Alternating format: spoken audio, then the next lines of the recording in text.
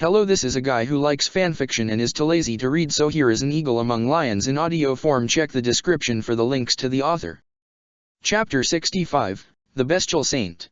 Over the next few days of travel to Fort Mercers, neither Hedwig nor Flayn spoke so much as a word, neither to each other nor to anybody else, and when the towering walls of Fort Mercers rose up to meet them, there was a palpable collective feeling not of relief but of dread that needed no words to be communicated and shared throughout the group.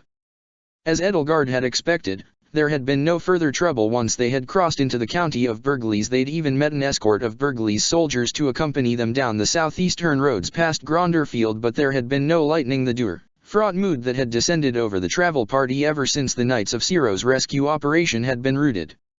In addition to Flayn and Hedwig's eerie silence, though Annette had been excited to visit Fort Mercers, this was the farthest south she'd ever been. Her usual cheeriness and exuberance had vanished in the wake of her confrontation with her father.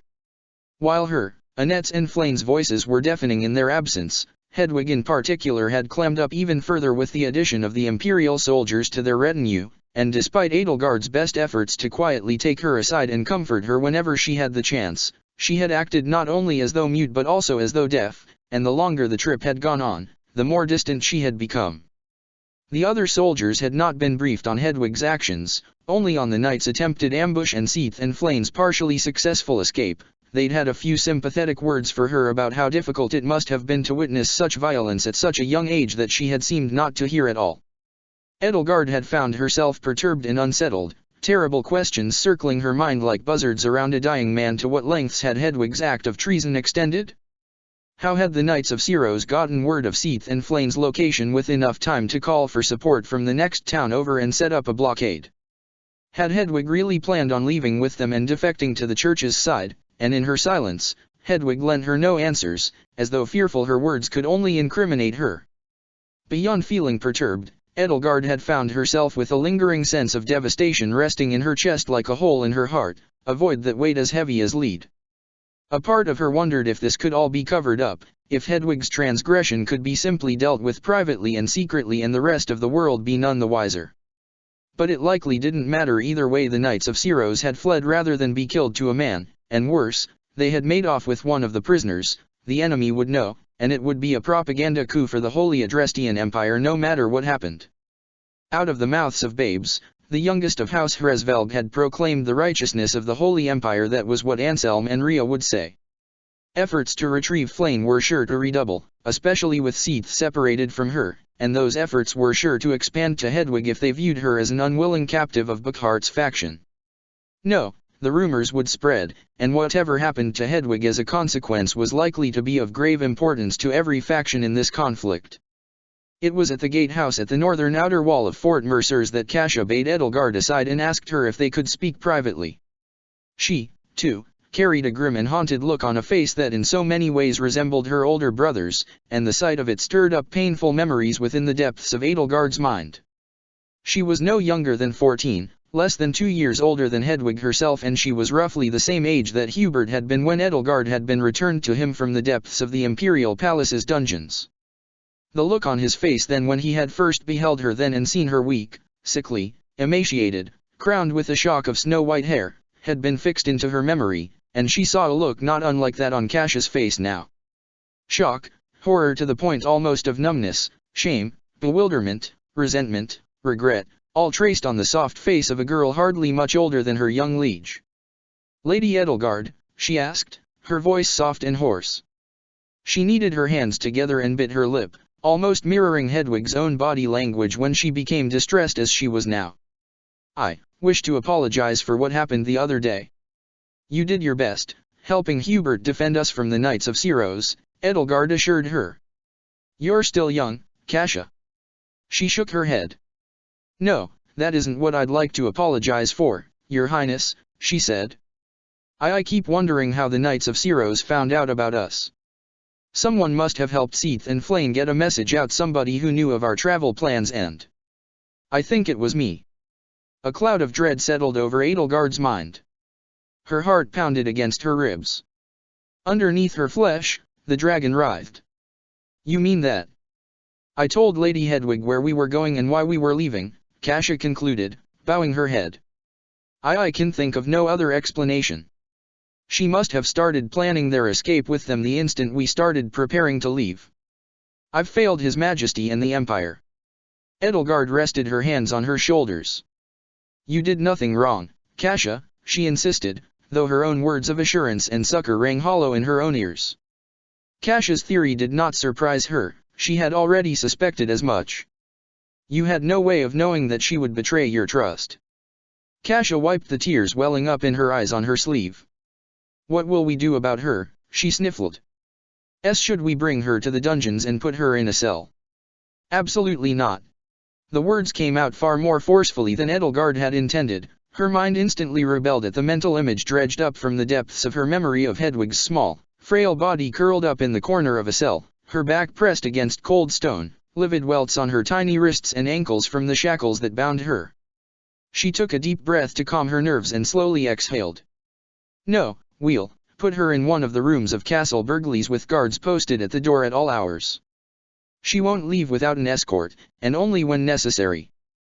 That will do, at least until Burkhard arrives and we can discuss the matter with him. Kasia's face only grew paler. And what then, Lady Edelgard, she asked, knowing full well how serious of a crime treason was. In all of Fodlan there were ostensibly no higher crimes, no more heinous offences unless, of course, one got away with it, in which case the rewards promised to be beyond the wildest dreams of avarice. Edelgard found her eyes drawn to Hedwig as she remained with the others in the gatehouse and waited as they were waiting to be allowed entry into the city. Though she looked nothing like a prisoner right now, she carried herself like a condemned man walking to the gallows. Flane, too, bore her own glum expression, her wrists bound in exactly the way Hedwig's were not, looking every bit the prisoner her friend did not. There will be consequences, she said, finding herself forcing the words past a lump in her throat. But I will do everything I can to see to it that they will be fair, just, and merciful. Kasia bowed her head. Thank you, Your Highness. As Flane passed them by, her eyes met Edelgard's, and within those emerald eyes Edelgard could see a depth of pain and loneliness that belied her young appearance. And in spite of that appearance and her childlike stature, in spite of every youthful affectation she'd habitually taken on as part of her and Sitha's mutual disguise, willingly and unwillingly, she looked exactly as old for a moment, and as weary, as she truly was. And mingled with that pain, that loneliness, was also the bitterness of betrayal. Edelgard could have sworn she'd seen that look in Flane's eyes once before, long ago, deep beneath Garreg Mach. A distant voice called out Edelgard's name, pulling her out of her brief reverie. She turned her head to face the greeting and found that it had come from a familiar face. Lady Edelgard, Your Highness, Randolph von Burgleys said, taking a bow before her. Corporal Randolph von Burgleys of Fort Mercers, at your service. My apologies, I nearly didn't recognize you in your clothes. Edelgard's hand flew self-consciously to the signet ring upon her finger, which given the rather humble cloak she'd had on over her armor was one of the few things on her person that identified her as a noble. Lord Burkhard sent an owl ahead to tell us you would be arriving, he continued, rising to his feet. If you and your party would come with me, ma'am, I'll gladly lead you the rest of the way to Castle Burgleys. He led them through the gatehouse, through the field between the city's outer and inner walls, and onward onto Fort Mercer's cobblestone streets. The city bustled and hummed, the sounds of its denizens going about their daily business burbling like a brook.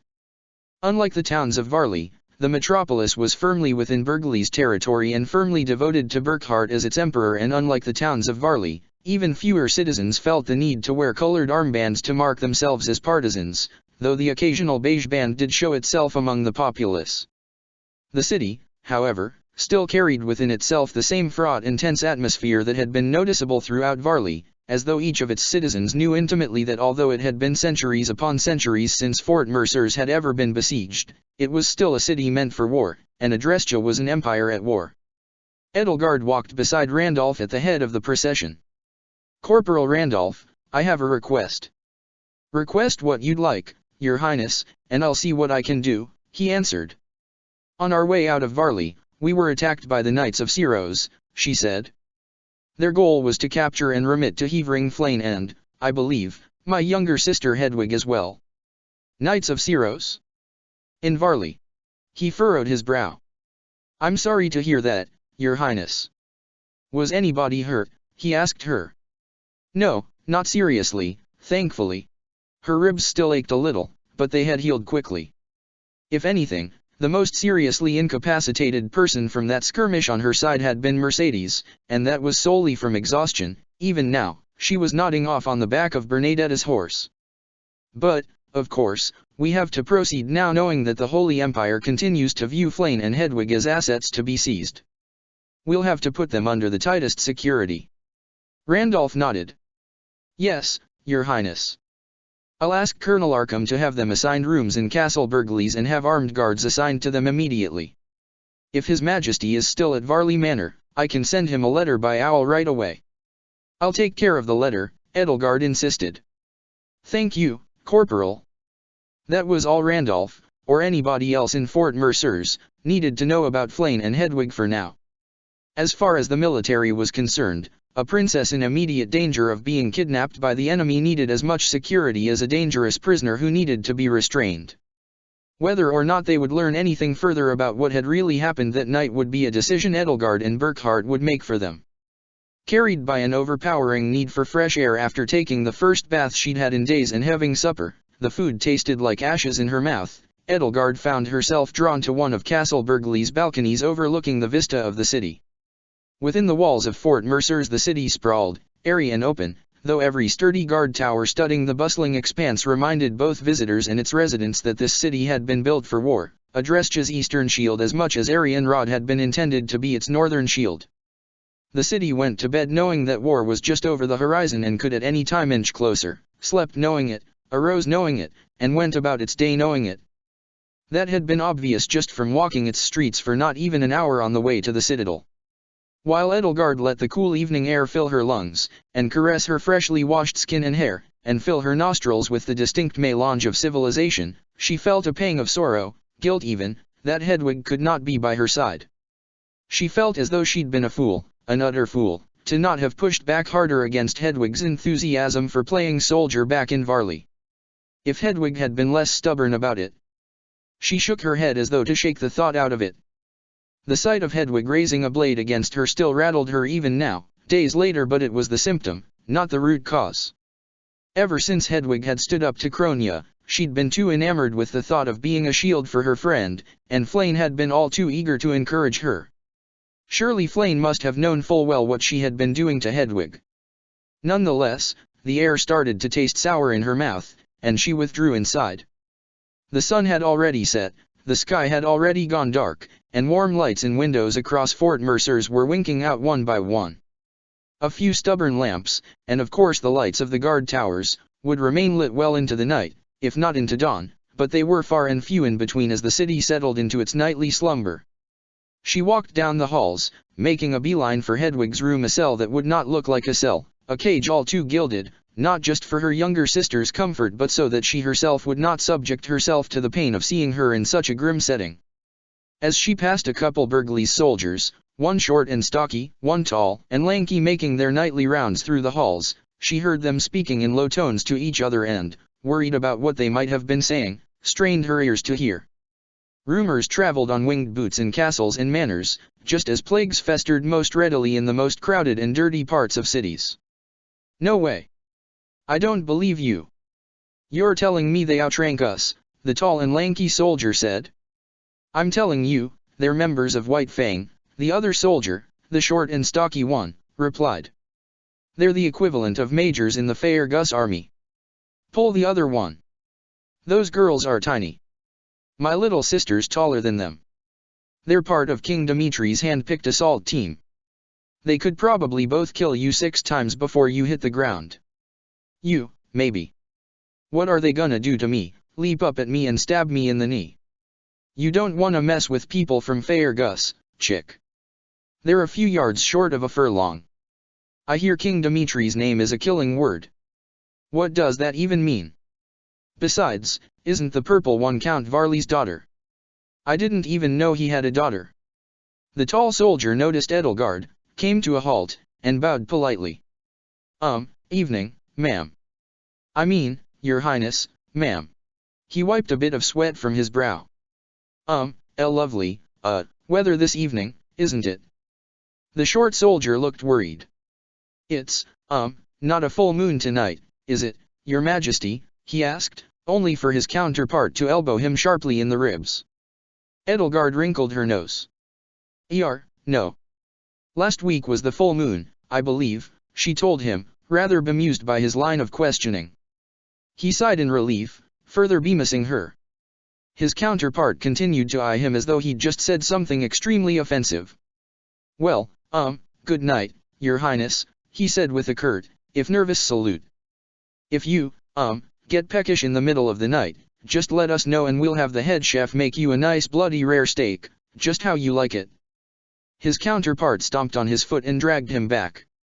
Good night, your highness, don't let us keep you, he grunted through gritted teeth, profusely bowing, as he dragged the short soldier away from her.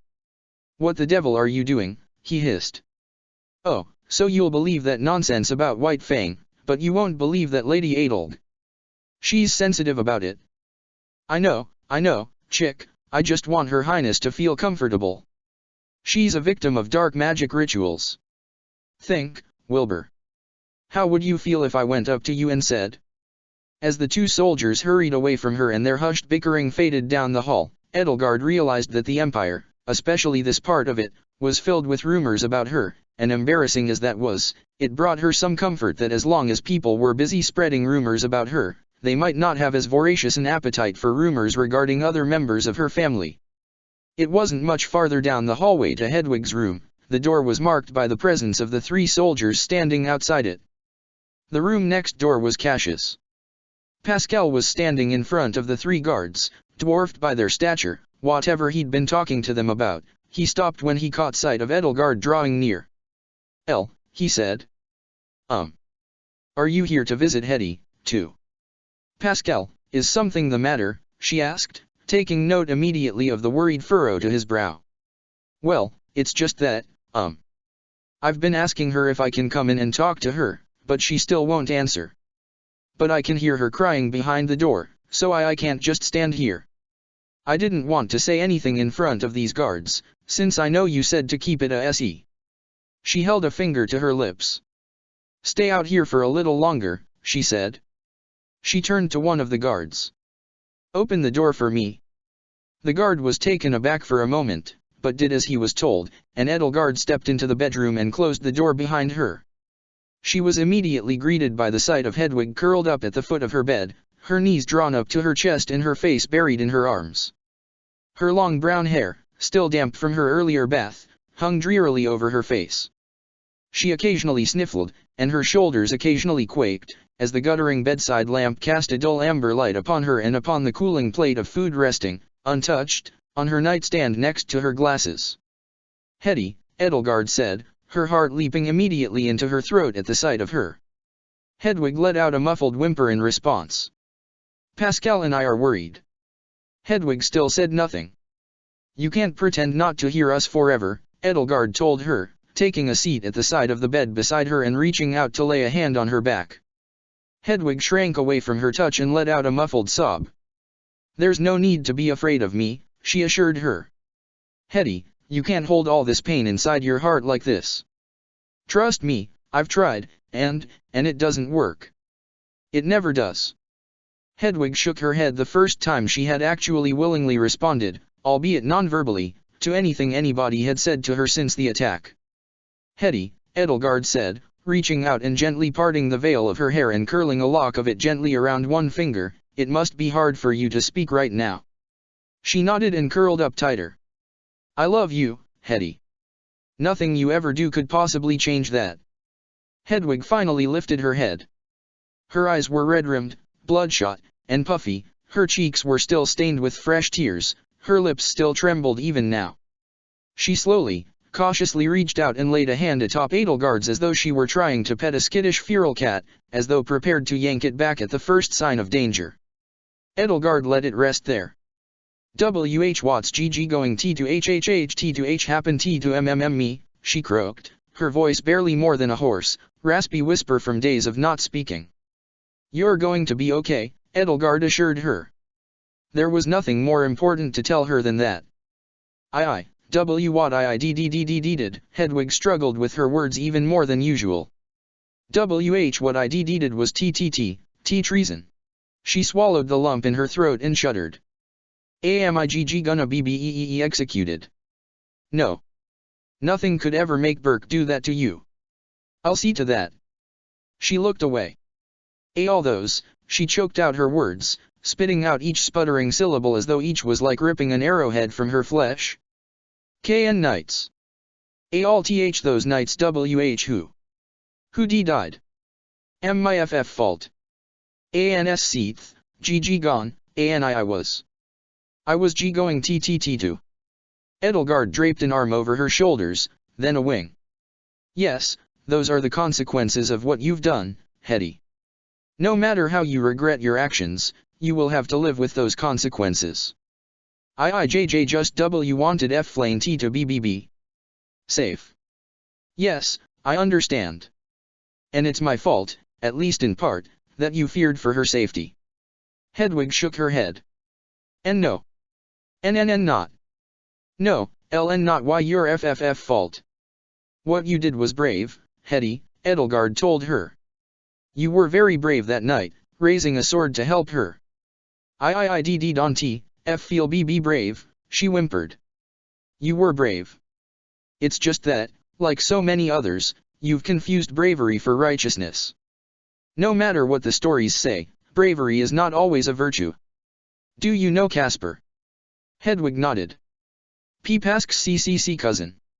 In my world, he's a commander in the Adrestian army directly under my authority, and without a doubt one of the bravest in the whole empire, Edelgard said. Throughout the war, there was no end to the times he would butt heads with Hubert and myself. He always had his own strong beliefs regarding what was right and what was wrong, and it wasn't uncommon for him to flagrantly disregard orders if he thought it was for the best.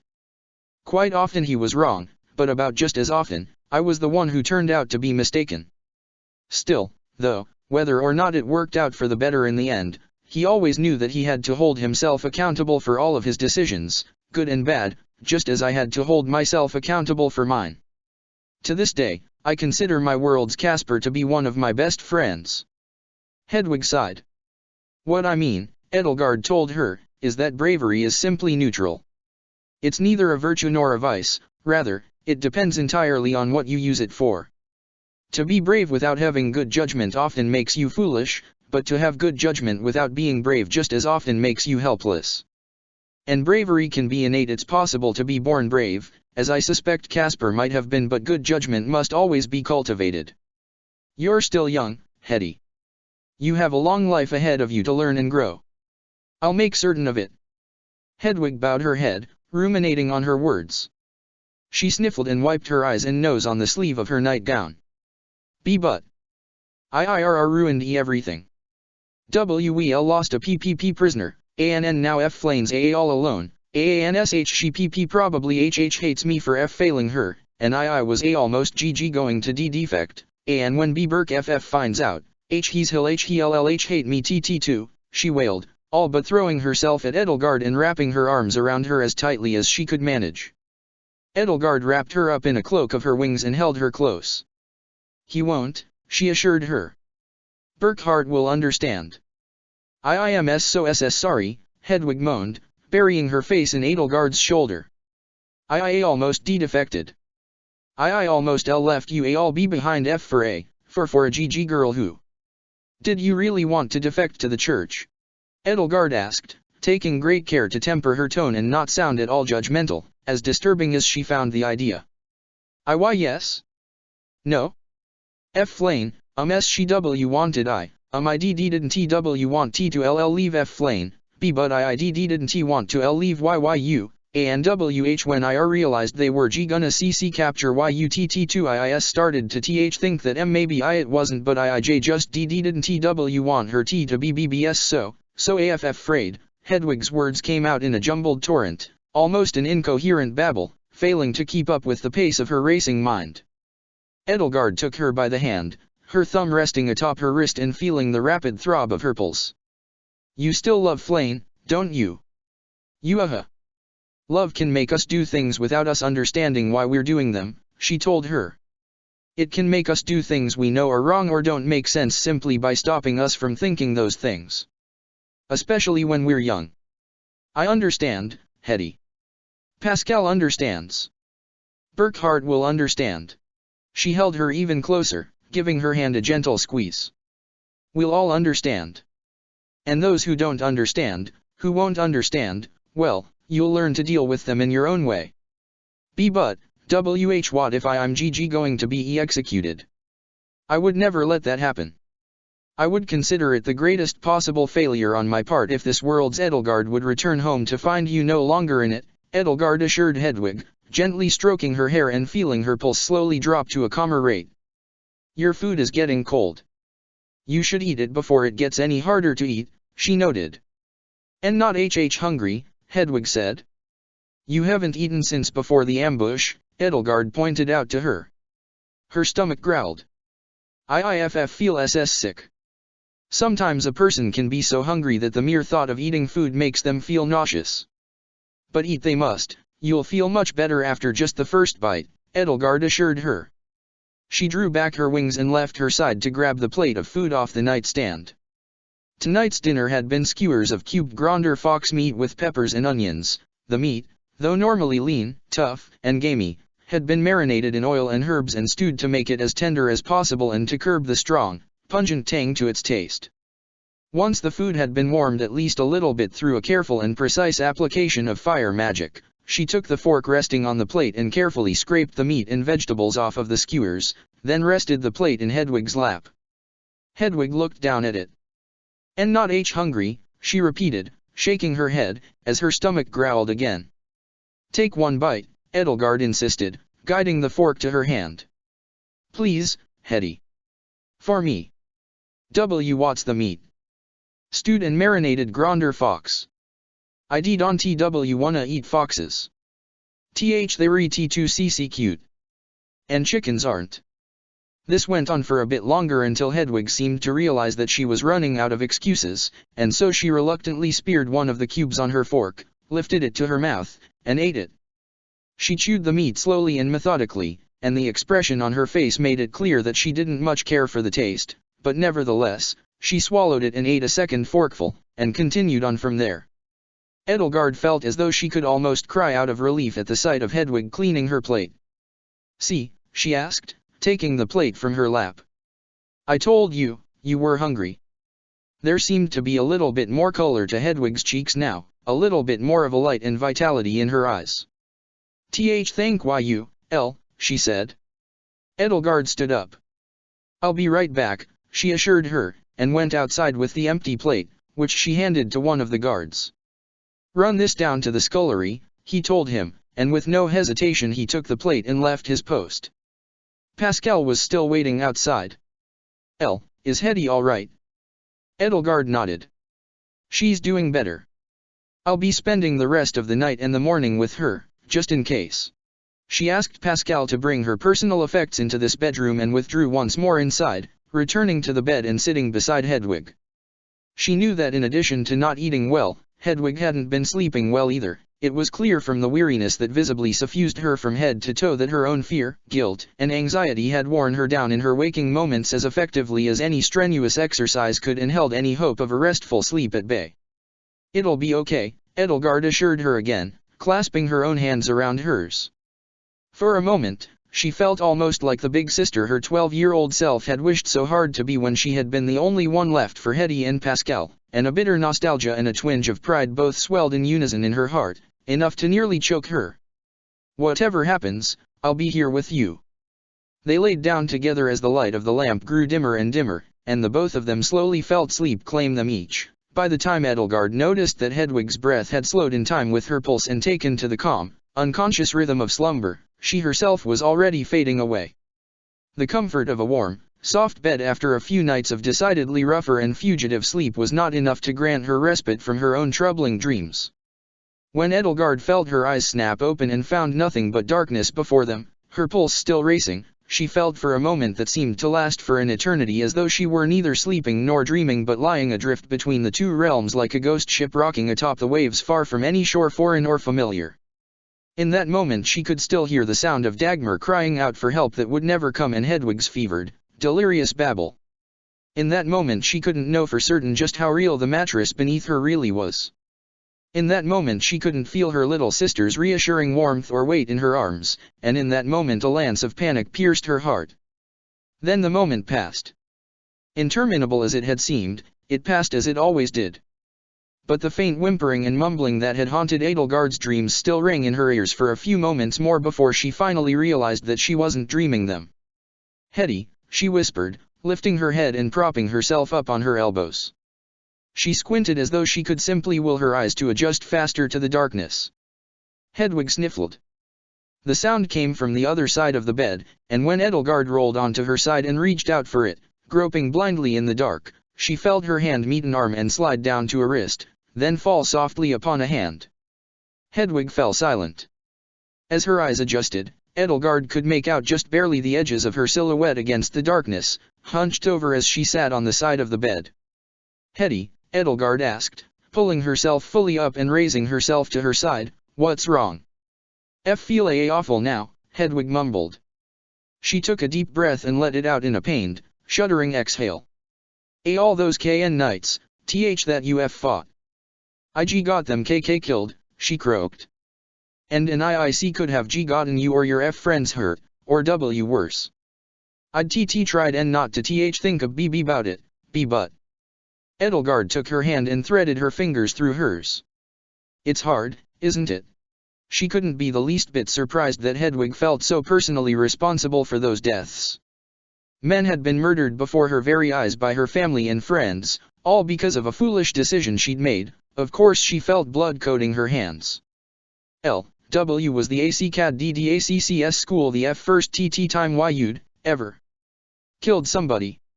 She could vaguely discern Hedwig nodding. "I can't speak for this world's Edelgard, if her experience was at all different from my own," she said. She let her mind wander to the end of the second month of her term at the Officers' Academy.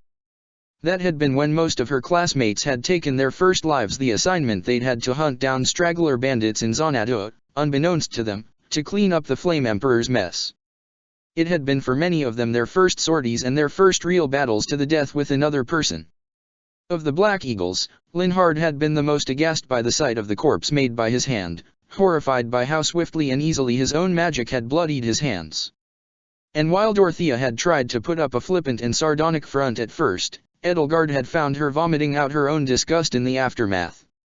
What had fixed itself the most into her mind, on that day when those of her class who'd still had innocence left to lose had lost theirs, had been what Petra had said.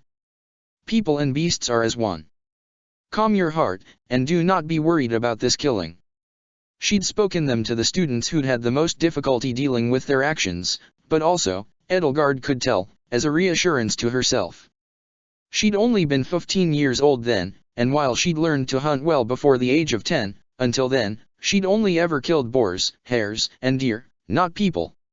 "In the second month of the term, we had our first mission, hunting down a band of brigands," she told Hedwig. "I and all of my friends shared the experience of our first kill. It was more difficult for some of us than others." "How'd you feel?" "I felt full of regret. I'd asked myself afterward, if only there could have been another way, I would have taken it. If our paths had not crossed in that way, if he hadn't been pressed into the life of a common thief, if there had been something I could have done besides cutting him down. It was a lie, albeit only a partial one." The sentiment was real, but her thoughts had turned elsewhere, to one of the deaths that had haunted her more than any other. Hedwig shuddered and curled up next to her, hooking an arm tightly around hers. Edelgard wondered what she was thinking. She'd never seen a life taken before her very eyes until that night, and certainly never seen her own older sister do so much of the taking. Even though she'd certainly known that Edelgard had killed before, she'd never had to confront that fact until now. What thoughts might have been running through her head right now, mingled with her guilty conscience and the sickening horror that still plagued her imagination? Whatever thoughts were there behind those blue eyes, at the very least, they didn't seem to be pushing her away from her. Hedwig should have had every right to be afraid of or disgusted by her, having seen her sister and her friends hew men in twain with the blade of an axe and sear their flesh with magical fire. "Actually," Edelgard said, her thoughts still lingering on one of the deaths that had hurt the most, "I once made the same mistake you did. I was foolish, short-sighted, overly lenient, distracted. I made a poor decision, and a good man paid for it with his life.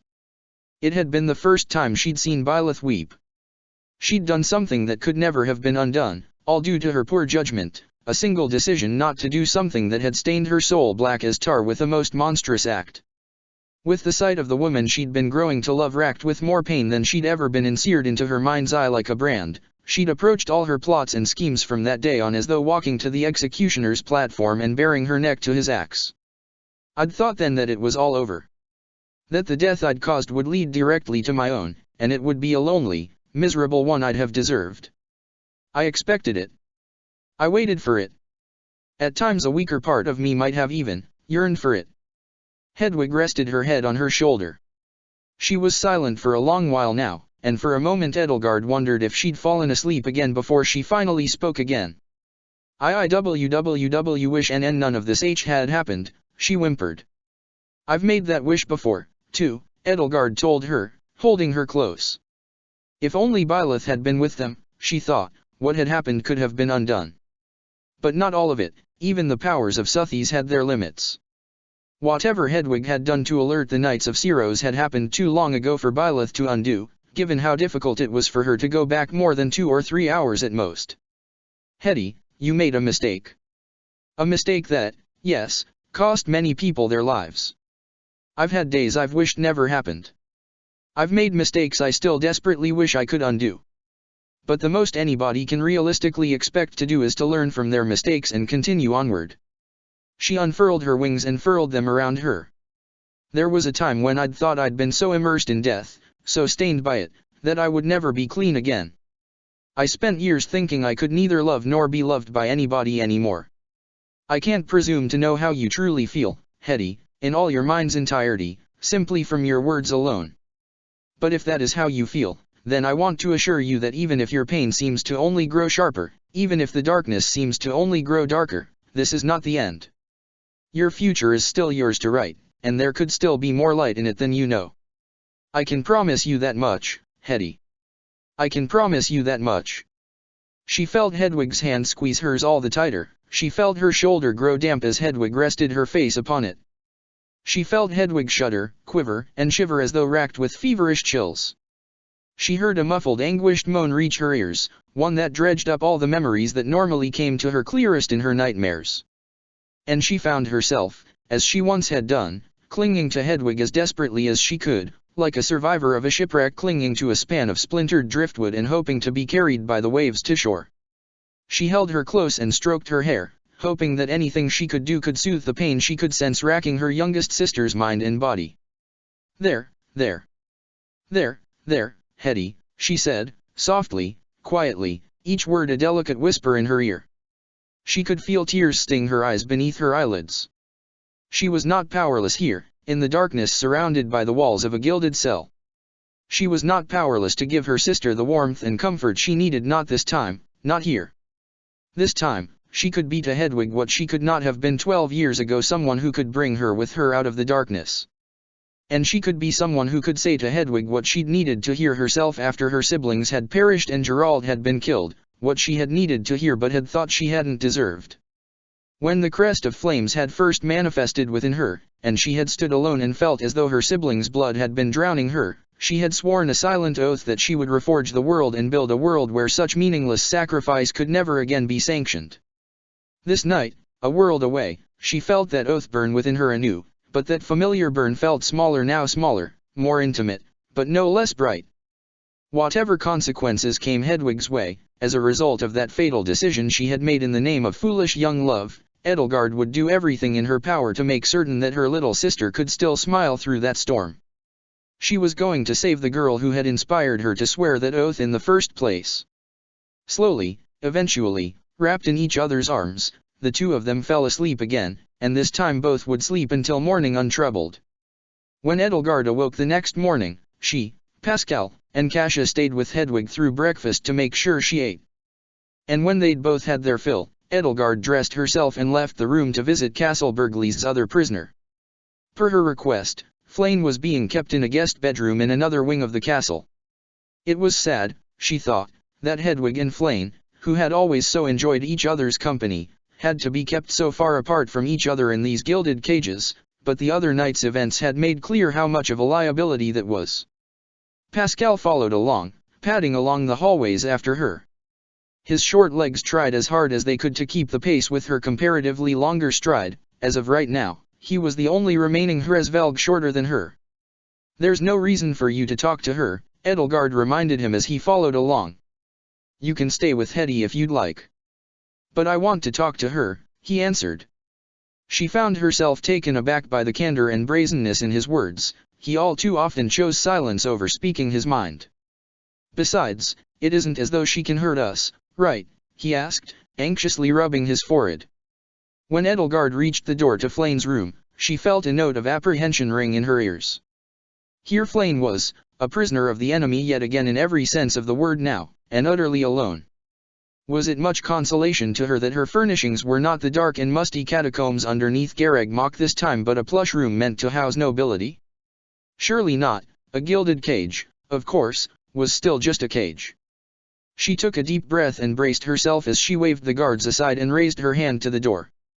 She knocked 3 times, rapping her knuckles against the oaken door, then placed her hand on the doorknob and opened it. When she stepped into the room, Flane was standing with her back to her. She was facing the window, staring out and down at the courtyard 3 stories below, and Edelgard supposed she was wishing she still had her wings. Flane glanced over her shoulder, tossing her emerald hair back over her nightgown. "Oh," she said frostily, immediately turning back around before the word had fully left her mouth. "You." Edelgard closed the door behind herself. She could feel a nebulous pressure in her body, the sign that wards had been put up around this room to prevent its occupants from using magic. It was the only difference between Hedwig's prison and Flane's, otherwise, their accommodations were identical. "Good morning, Flane." Her eyes spied the bowl full of this morning's breakfast on the nightstand. It seemed Flane wasn't hungry, either. Should we have waited until you'd eaten?" Pascal asked. "I suppose you should have," Flane replied. Her hands went to the sill of the window. "The window won't open," Edelgard told her. "I know." "Why are you here?" she asked, her tone curt as it was cold. "A guest of the Empire is a guest of the Empire, even one under duress," Edelgard answered. Flane crossed her arms over her chest and fixed her gaze back on the window. "It is some friend you turned out to be, Edelgard von Hresvelg." Edelgard would have been lying if she said she hadn't expected at least a little venom from Flane, to say the least, but it still stung nonetheless. "I knew not to expect any warmer of a welcome," she said. "To business, then. I want to know how the Knights of Syros were alerted to your presence in Varley," she said. "Oh. So you are here to interrogate me? I was worried you wanted my blood." Edelgard ignored the barbed comment. Flane was too lacking in guile for it to sound earnest. "I also wanted to make sure you were eating the food we gave you. Should I assume your dinner plate was also full when it was taken out of this room?" Flane glanced over to the bowl still resting on her nightstand. "Assume what you would like. I am not in the mood to stomach so much as a morsel of food. And I am certain you know exactly why. Anyway, as for how the knights came to our rescue, can't Hedwig tell you that?" "Hetty can barely speak, even on a good day," Pascal mumbled, shoving the words out as hastily as possible the way an unruly child might try to scrape the peas off of his plate without his parents noticing. "Flane, think," Edelgard said.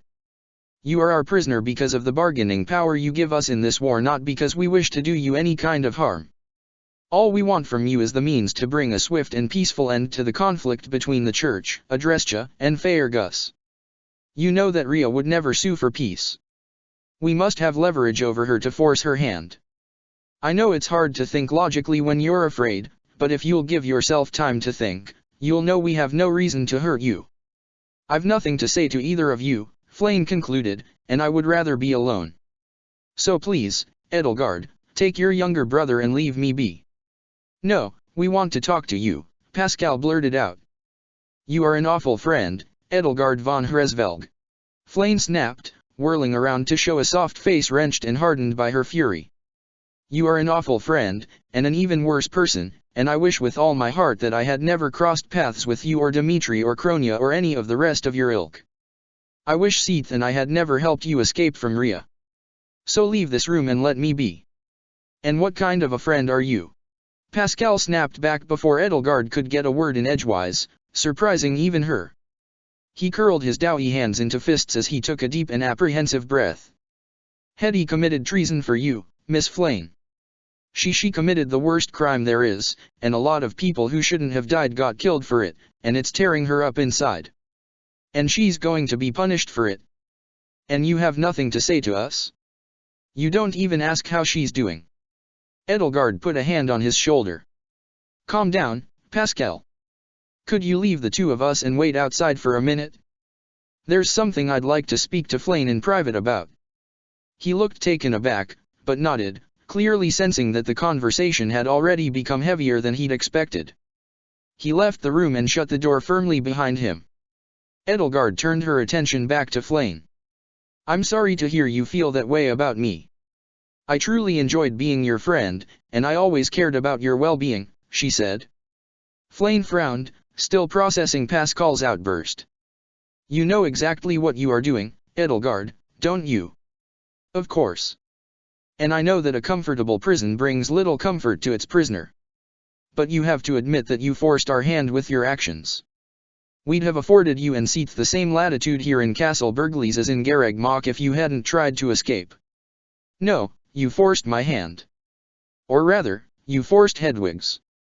The escape plan was all her idea, because she is a good friend, one who sees her friends struggling and helps them.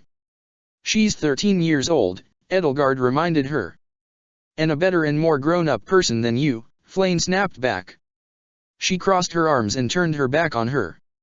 I hope you return to your own world soon, Edelgard. Your counterpart could only be an improvement over the likes of you. Edelgard had to admit that there was an ache deep in her chest that throbbed at the sound of those words. Flayn had been the first person she'd told about the other world and what had happened to her. The two of them had both shared with each other their dreams, both the bad and the good. But that had been based on a lie, too. How long, she wondered, had this anger and resentment been simmering under the surface? Her relationship between Seath and Flayn had always been cordial, or so it had seemed, even when they had been Dimitri's prisoners. But if that had been true, then had Kronya's harassment really been so severe, without Edelgard and everybody else fully noticing, that the two of them had felt they had no other option than to undertake such a desperate escape? Could it really have been all Hedwig's idea? Edelgard, I want to know, Flayn's voice cracked. Were we ever truly friends in your world? Or were you lying to me about that? Because I cannot imagine any variation of me who would be friends with you, knowing what you are. Edelgard sighed. The truth is, Flayn, you're right. We were never friends. You were never at my wedding, our paths had diverged long before then. I'd thought things could have been different this time. I suppose I'd thought wrong. I suppose you did, Flayn said coldly. She took a deep breath. Why, she asked. You of all people should know why one might conceal one's true self, Edelgard replied, Saint Cethlean. I am nothing like you. You know what happens in wars. People fight and die, prisoners are taken. Yes. I know. And, knowing full well its horrors, you dragged my youngest sister into its midst. Edelgard folded her arms. Seath enjoyed seeing you and Hetty together. It did his heart good to see you finally acting like the child he wished you could still be. Even I thought you two were cute together. And of course, Hedwig adores you. But you're not a child, are you? You're a young woman, even by Nabatean standards. Flayn's gaze fixed itself on the window. Hedwig doesn't know that. All this time, she's only seen you as a girl just a few years older than her, somebody around Pascal's age or Petra's, perhaps, close enough to her own that she doesn't find you intimidating.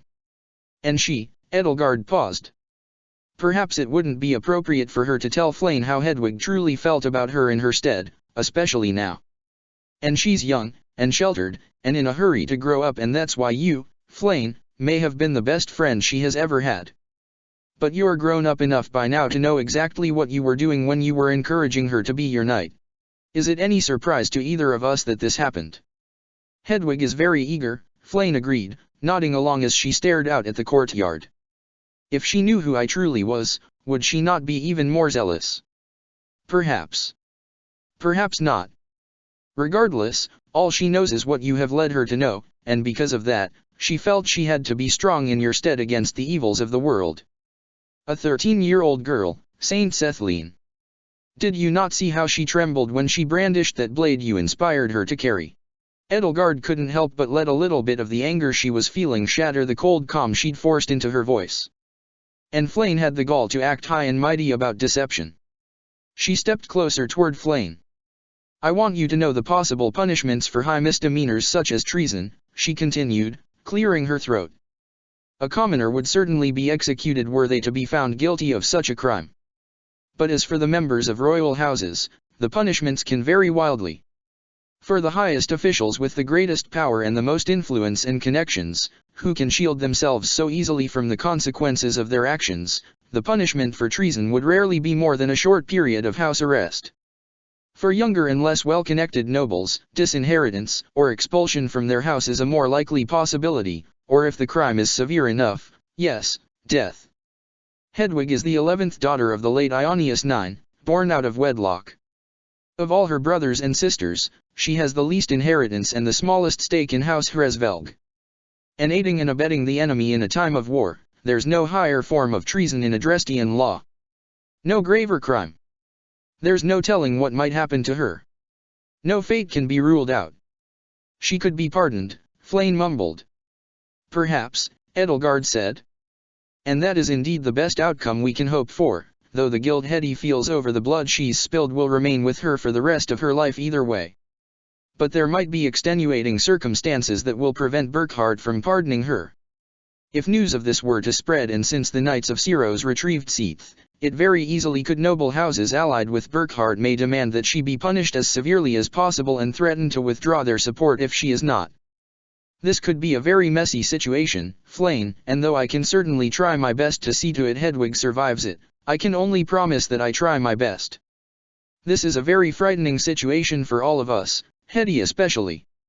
And do you understand that she did it all for you? Flayn was silent. Now she's facing all the possible consequences for the greatest possible crime in the Empire, Edelgard concluded, and she is terrified. And she did it all for a girl she didn't even truly know. If you'll say nothing else to me today, well, I just want you to know that. I'll be back. She stormed out of the room and closed the door behind herself, leaving Flayn once again alone in her plush prison. Pascal cried out at the sight of her. Are you okay? Edelgard realized how out of breath she suddenly felt, as though her mostly one-sided conversation with Flayn had been as strenuous and draining as a sprint around Garreg Mach's outer walls. Her head was spinning. There's no need to worry about me, she assured him with a dismissive shake of her head. She took a breath and clenched her fists. Not only were Flayn's angry outbursts still ringing in her ears, but now all of the terrifying images she had conjured up to frighten her were plaguing her own mind as well. Each breath felt like trying to swallow a stone.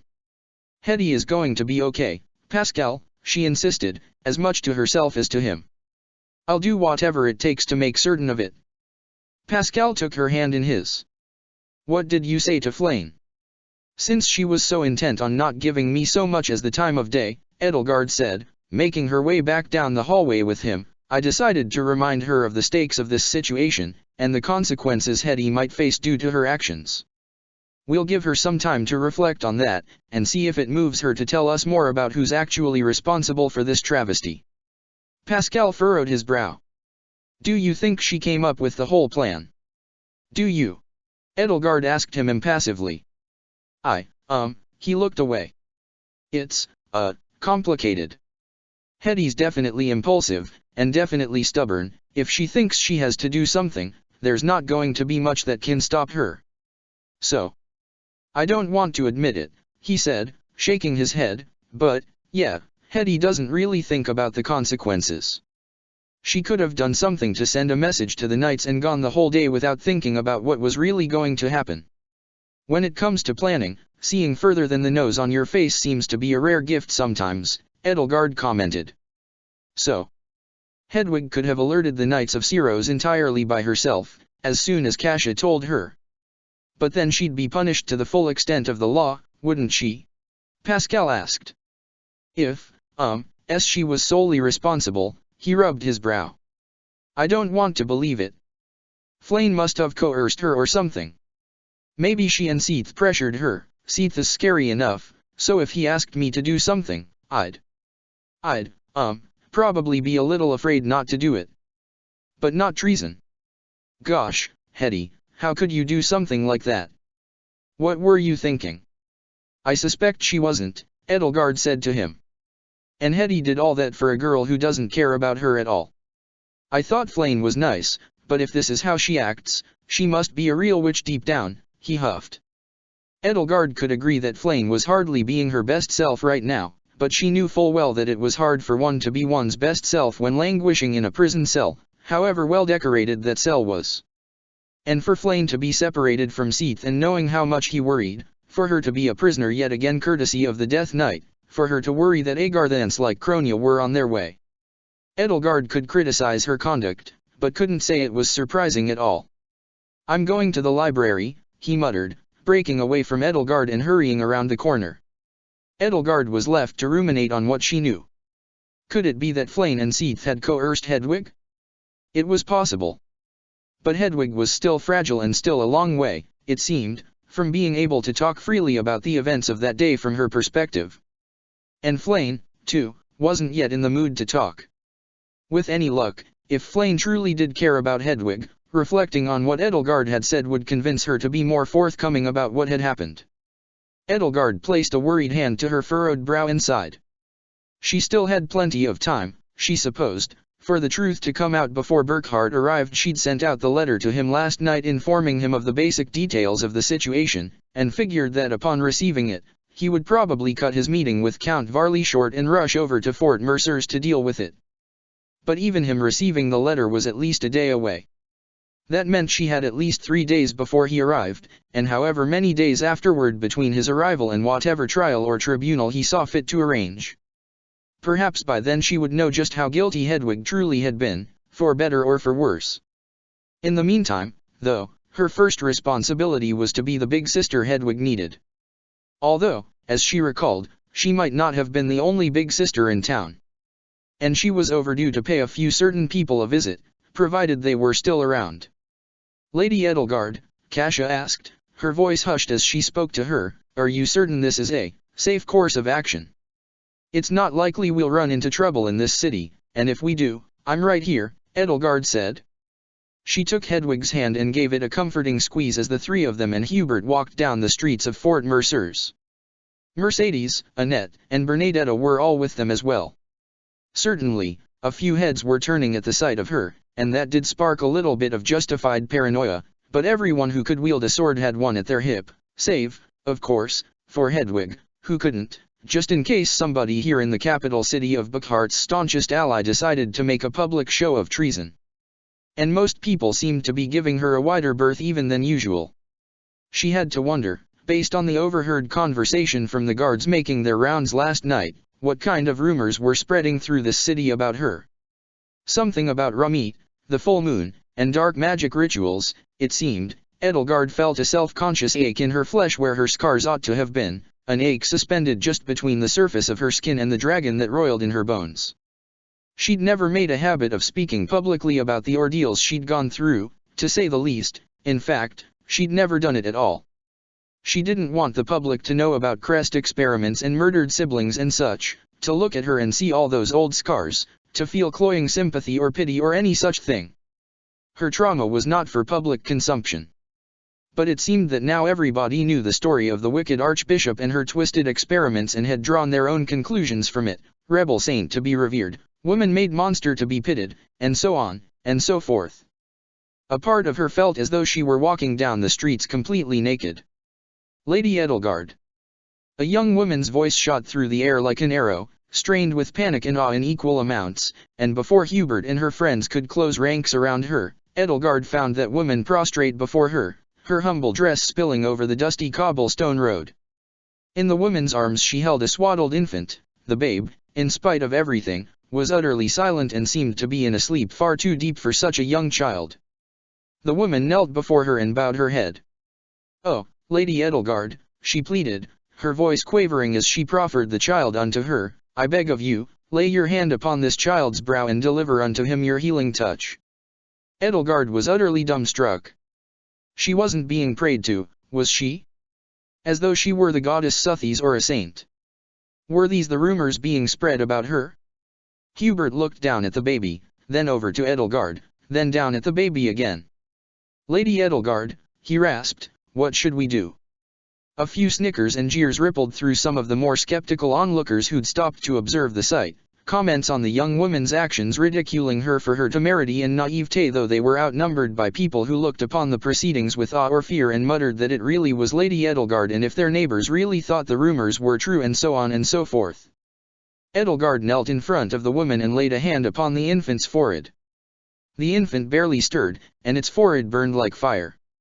She will not even cry anymore, Your Highness, the woman said, and with Edelgard's eyes level to hers, she could see how reddened they were, how wide they were with panic and desperation. Tears streaked her cheeks. Please. I know that Lady Rhea granted you such powers to serve her wicked ways, but as your humble subject, I ask you. Her voice grew hoarser and quieter until it trailed off altogether. Edelgard was, for a moment, utterly unsure of what to do or what this woman expected from her. She knew that Nabateans could save people from death with an offering of their blood, as Rhea had once done to Wilhelm and Geralt and the other four saints had no doubt done to others during the War of Heroes, but did she have such a capability? Surely her blood couldn't be so potent. And surely the woman didn't expect her to cut herself open and nurse the child with her blood, did she? In front of all these people? The very thought of forcing her blood down somebody's throat made her stomach churn. With the eyes of the crowd upon her, Edelgard helped the woman up to her feet and led her aside into the nearest alleyway, her entourage circling around her to give them all some privacy from the onlookers. I'm not the saint you took me for. I have no healing hands, she confessed to the woman, humbled by the sight of the woman's face falling. Will no physician see this child? The woman shook her head. I have no money, she confessed, and besides, she is. Edelgard reached into her purse and pulled out a bag of coins. Will this be enough for a physician to overlook their qualms about treating her? The woman stared down at the bag, eyes boggling, and then looked up at her as though trying to discern whether this was a trick of some sort. Edelgard reached out and slipped the bag into the woman's knapsack at her side. I'm sorry to say that not all the rumors about me are true, she told her. But I can do this much for now. Where do you live? What's your name? The woman stared at her, blinking bemusedly. I beg your pardon, Your Highness. So that I may check in on you and the child tomorrow and see to it my will is done. In fact, Edelgard turned to Hubert. Hubert, you wouldn't happen to have an inkpot, pen, and paper in your bag, would you? Of course I do, he said, but why? Give me a pen and paper, please. Bernadetta, Annette, and Kasia helped Hubert get to his bag, uncork his inkpot, and hand a freshly inked quill pen and scrap of parchment paper over to Edelgard, who took it and went to the wall to find a solid surface to write on. I, Princess Edelgard von Hresvelg, she recited, reading her words aloud as she wrote them, decree that this child is to be given the best medical treatment any given physician can provide. Ink from the pen's nib stained her finger and thumb. She rubbed the wet black ink onto the surface of her signet ring and pressed it into the page to make her seal. She handed it to the woman. Make certain the physician sees this, she said. The woman still gawked at her. Thank you. Now, Edelgard said with a smile. Your name, and where you live, please? So that I can ensure the physician heeds my instructions. Be Baraka, the woman stammered. Forgive me, Your Highness, I live just north of the Western Canal, a little past here. She fell once more to her knees, quivering with religious fervor. I thank you once more for your intercession. To all the spirits and the goddess, thank you. One must simply do what one can with the resources at one's disposal, Edelgard told her. I hope for the best for your child. Baraka reached into the knapsack at her side and withdrew a slab of raw meat wrapped in butcher's paper and tied with butcher's twine. I don't have much, but please take this, as an offering to Her Highness, the beastly saint, Lady Edelgard, she said, proffering it into Edelgard's hand. Edelgard stared down at the slab as a little bit of the meat's red juices trickled from a tiny gap in the paper wrapping and wondered how in blazes the woman had procured it. Oh, that isn't necessary, as I said, I am the furthest thing there is from a saint. Baraka had already shoved it into her hands and was already racing back down the alleyway to the next street over. Child and Edelgard's letter both in hand. Lady Edelgard, that was all the money you were carrying, Hubert whispered to her as she and her entourage left the alley and emerged once more onto the street. Well, at least we got a stake out of it, Annette said with an uneasy giggle as the rest of the crowd continued to stare and whisper among themselves.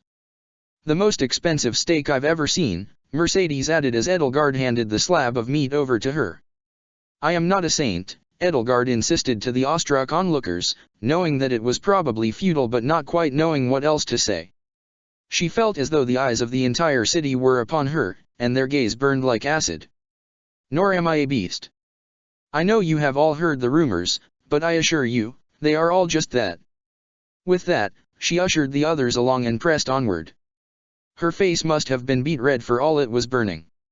She dreaded the thought that more of the city's denizens might throw themselves at her feet in their desire for a divine boon or blessing. As she'd feared, the crowd closed in around her, men and women of all shapes and sizes reaching out to her, demanding the favor of their own homegrown saint. The sounds of some of the more skeptical people scoffing at the sight could barely be heard over the crowd. Edelgard was quite fed up by this. Even if she were a divine being, she could bleed herself dry for this city alone, but it wouldn't do a thing in the long run. The structural problems that made these people so in need of salvation would still exist. Gods and saints couldn't save people, didn't save people. Only people could save people. There will be no blessings, she called out, calling upon her oratory skills to raise her voice to its highest volume. She could feel her wings stretching out behind her, unfurling to terrible lengths, seeing them erupt from the silhouette of the shadow stretching out before her. The people withdrew, cowed by the sudden display of power. Even if I was a saint, or was blessed with any sort of divine power, she said to them, which I am not, I would not bless any of you today. Why? Ask yourselves, when that woman's child was sick and no physician would see her, why could she not turn to any of you for help? Can you all honestly tell yourselves that there was nothing you could have done? You cannot simply abdicate the duties you have to your neighbors to a higher power and stand idly by. Help your fellow man and let him help you in return. When humanity stands together, there is no need for gods. As they witnessed her retract her wings, the people stared at her, dumbstruck, and sheepishly retreated. Edelgard wondered if she had ever felt so embarrassed in her entire life as she did at this exact moment. True, in her world, countless people from the church and kingdom had accused her of wanting to set herself up as a god, but such accusations had always been baseless projection. It had always been the furthest thing from what she wanted. She'd never thought she would live to see the day she became canonized against her will. She stormed off, and the others had to pick up their paces to match hers. Lady Edelgard, are you all right? Hubert asked her. I'm fine, she said, feeling foolish that she'd allowed her temper to get away from her. Deep down, she wanted to crawl under a rock and sleep there for perhaps 1,000 years or so. Just a little flustered, that's all. She continued down the streets of Fort Mercers, heading for where she recalled Emmanuel and Dagmar's little villa was, and much to her relief, she found her way there with little trouble. She knocked on the front door. Excuse me, Lady Edelgard, Kasia asked, but who is it we're here to see? The words had hardly left her mouth before the door swung open and Edelgard found herself dwarfed by the looming form of the tallest of her brothers, Emmanuel von Hresvelg. Emmanuel scratched his scraggly beard. Ellie. Good morning, Manny, Edelgard said. Hubert and Kasia stared, mouth agape, and Kasia dropped to her knees. Lord Emmanuel. Gee goddess forgive me, I didn't recognize you. Take it easy, Ka, Emmanuel said. Over the past few months he seemed to have become even more laid back, if such a thing were even possible. Hi, Hubert. Thought you were dead. Hi, other, slightly taller Ellie. He blinked, taking a moment to study Hedwig. Oh. Hey, Hetty. Hedwig just stared, petrified. Manny. Emmanuel scratched his beard again. Oh, right. I didn't have this before. Well, come inside. You're not strangers or anything. I'll let Dagmar know you're here, he said, and with no hesitation he led everybody into the foyer and then on into the parlor. Tea for everyone? Hubert, you still like coffee, right? Hubert was dumbfounded. Lord Emmanuel, I didn't know you were here, he said, giving Edelgard a stern sideways glance. Yeah, that's on purpose, Emmanuel said. I'm on vacation, you see. Vacation, Hubert repeated. Yeah. Wait a minute, Annette interjected. The Empire's at war with itself and you're on vacation. It's a working vacation, Emmanuel said with a shrug. Who are your tiny friends? My apologies for not introducing ourselves, Edelgard said to him. This is Annette Dominic, of Faergus, Bernadetta von Varley, and our niece Mercedes. Hello, Uncle Manny, Mercedes chirped, holding up the slab of paper-wrapped meat. Would you like some mystery meat as a housewarming gift? Emmanuel paused and turned around to peer skeptically at her. Huh. Okay, he said, taking the meat from her. You guys make yourselves comfortable, I'll go get Daggy. Everybody crammed into the parlor. Hedwig sat on Edelgard's lap to make room for the others. Hubert maintained a bewildered expression on his face. This isn't the Prince Emmanuel I remember, he commented, narrowing his eyes. Nor mine, Kasia said. Lady Edelgard, what are we doing here? I have some unfinished business with Manny and Dagmar, Edelgard explained, and, as they've cultivated such a relaxed nature, I figured that seeing them might do Hetty some good. Are you certain he is the real Emmanuel and not some impostor? Hubert asked. You seem unusually trusting. Hubert, before I went off to the academy, what were my pet rats' names? There was Lycian, and Wilhelm had passed just a month earlier, he said, immediately rattling off the name. Would anybody besides you and my family know that? No, he admitted. I thought not. I'd heard of Prince Emmanuel, Bernadetta piped up. He's supposed to be terrifying, isn't he? He used to yell a lot, Hedwig stammered. He once brandished a sword at one of Lord Pascal's older cousins, Hubert said, and told him he was entering a world of pain because he failed to call a penalty during a game of Pall Mall with Count Burgley's brother. He once smashed a noble's carriage, Kasia said, all the while screaming, this is what happens when you, she shook her head. Hubert told me never to repeat such language, she mumbled darkly. Edelgard sighed. She hadn't paid enough mind to how Emmanuel had once behaved in the past, or the reputation he might have among his family and their retainers because of it. She'd only thought that his new sense of leisure and nonchalance might have been soothing to Hedwig given her situation, and since she wanted to meet with him anyway, and she'd thought Hedwig could have done with some fresh air.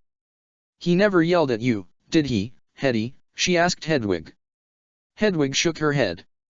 And no. No, he. Never at her, Lady Edelgard, Kasia said. He's always been quite protective of her, actually. It was me he'd yell at. I'd tell him to ss stop. He was quite a perfectionist, Hubert agreed. And very particular about how his younger siblings' retainers did their jobs. I received my fair share of tongue lashings from him. Well, Mercedes said, we do have a precedent for Hresvelgs swiftly changing their personalities. Perhaps he's a time traveler, too, Edelgard.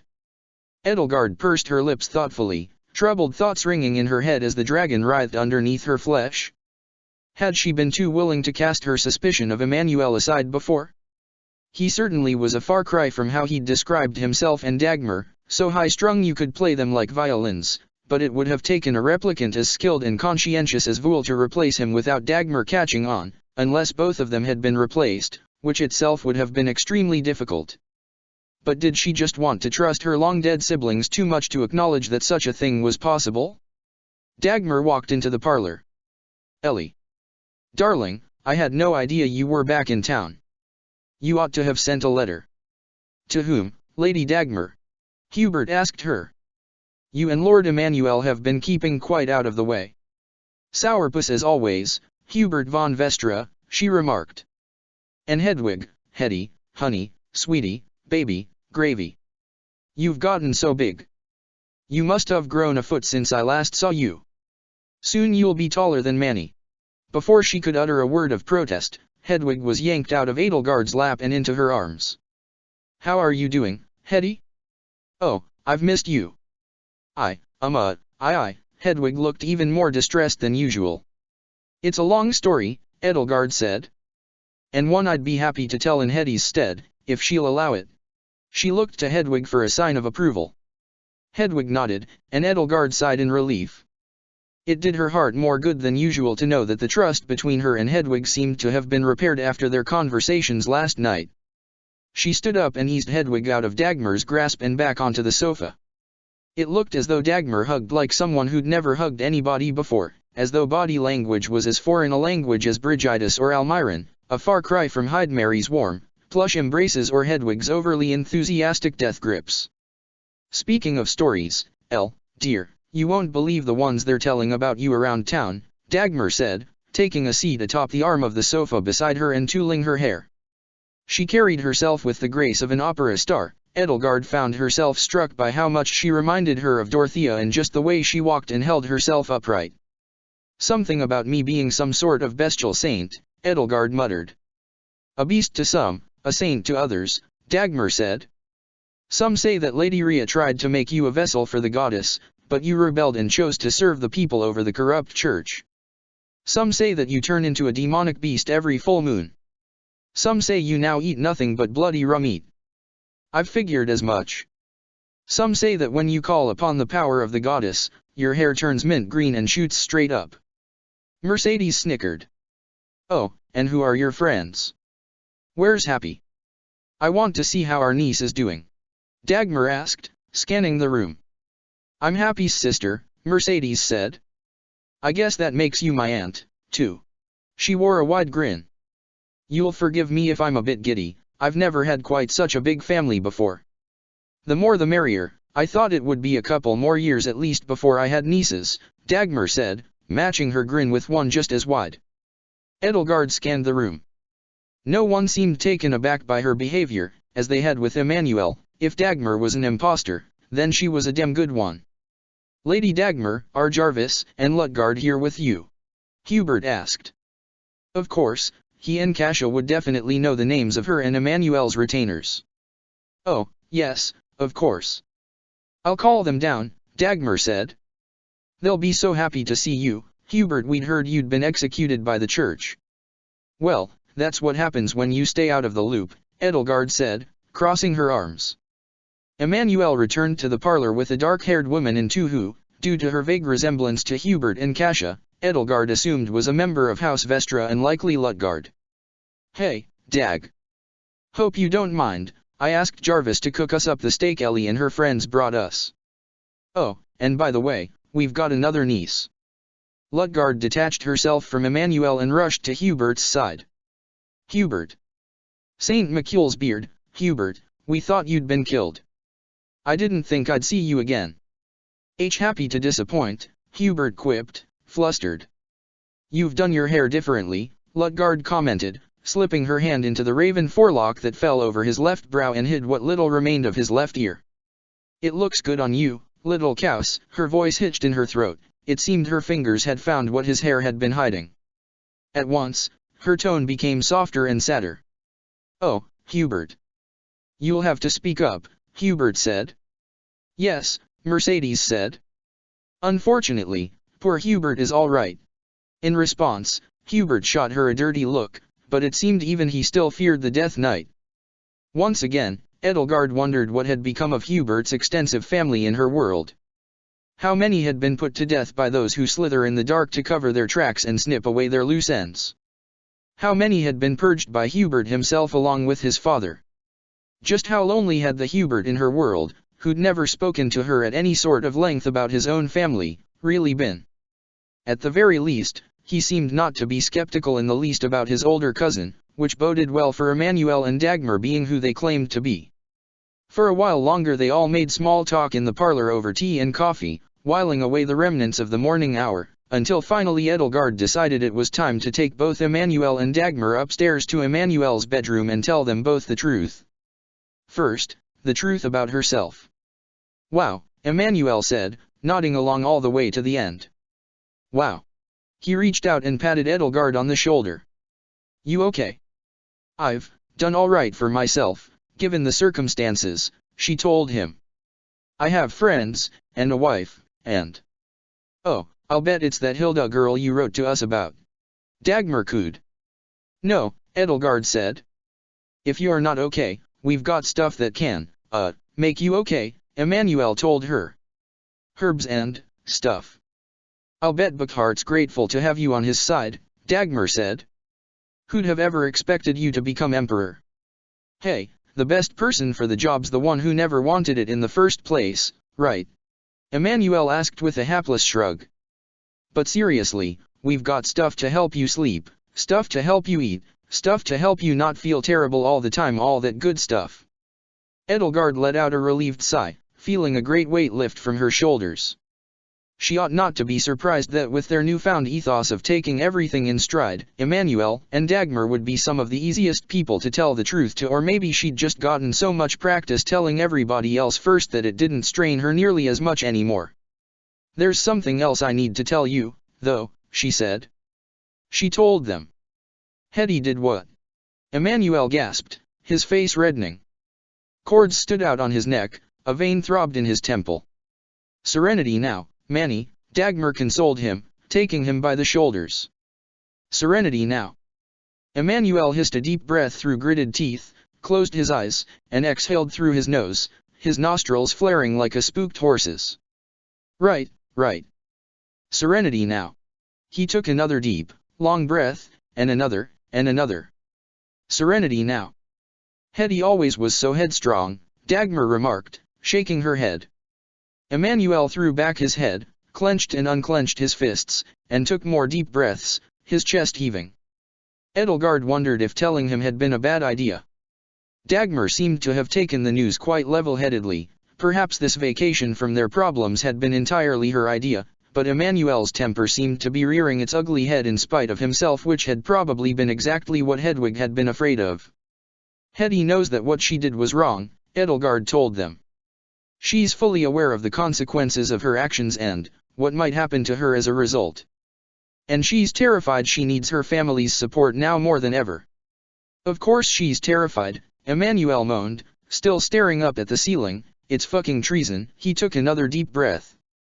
So, Buck's just gonna fucking pardon her, right? That's what he'd fucking do.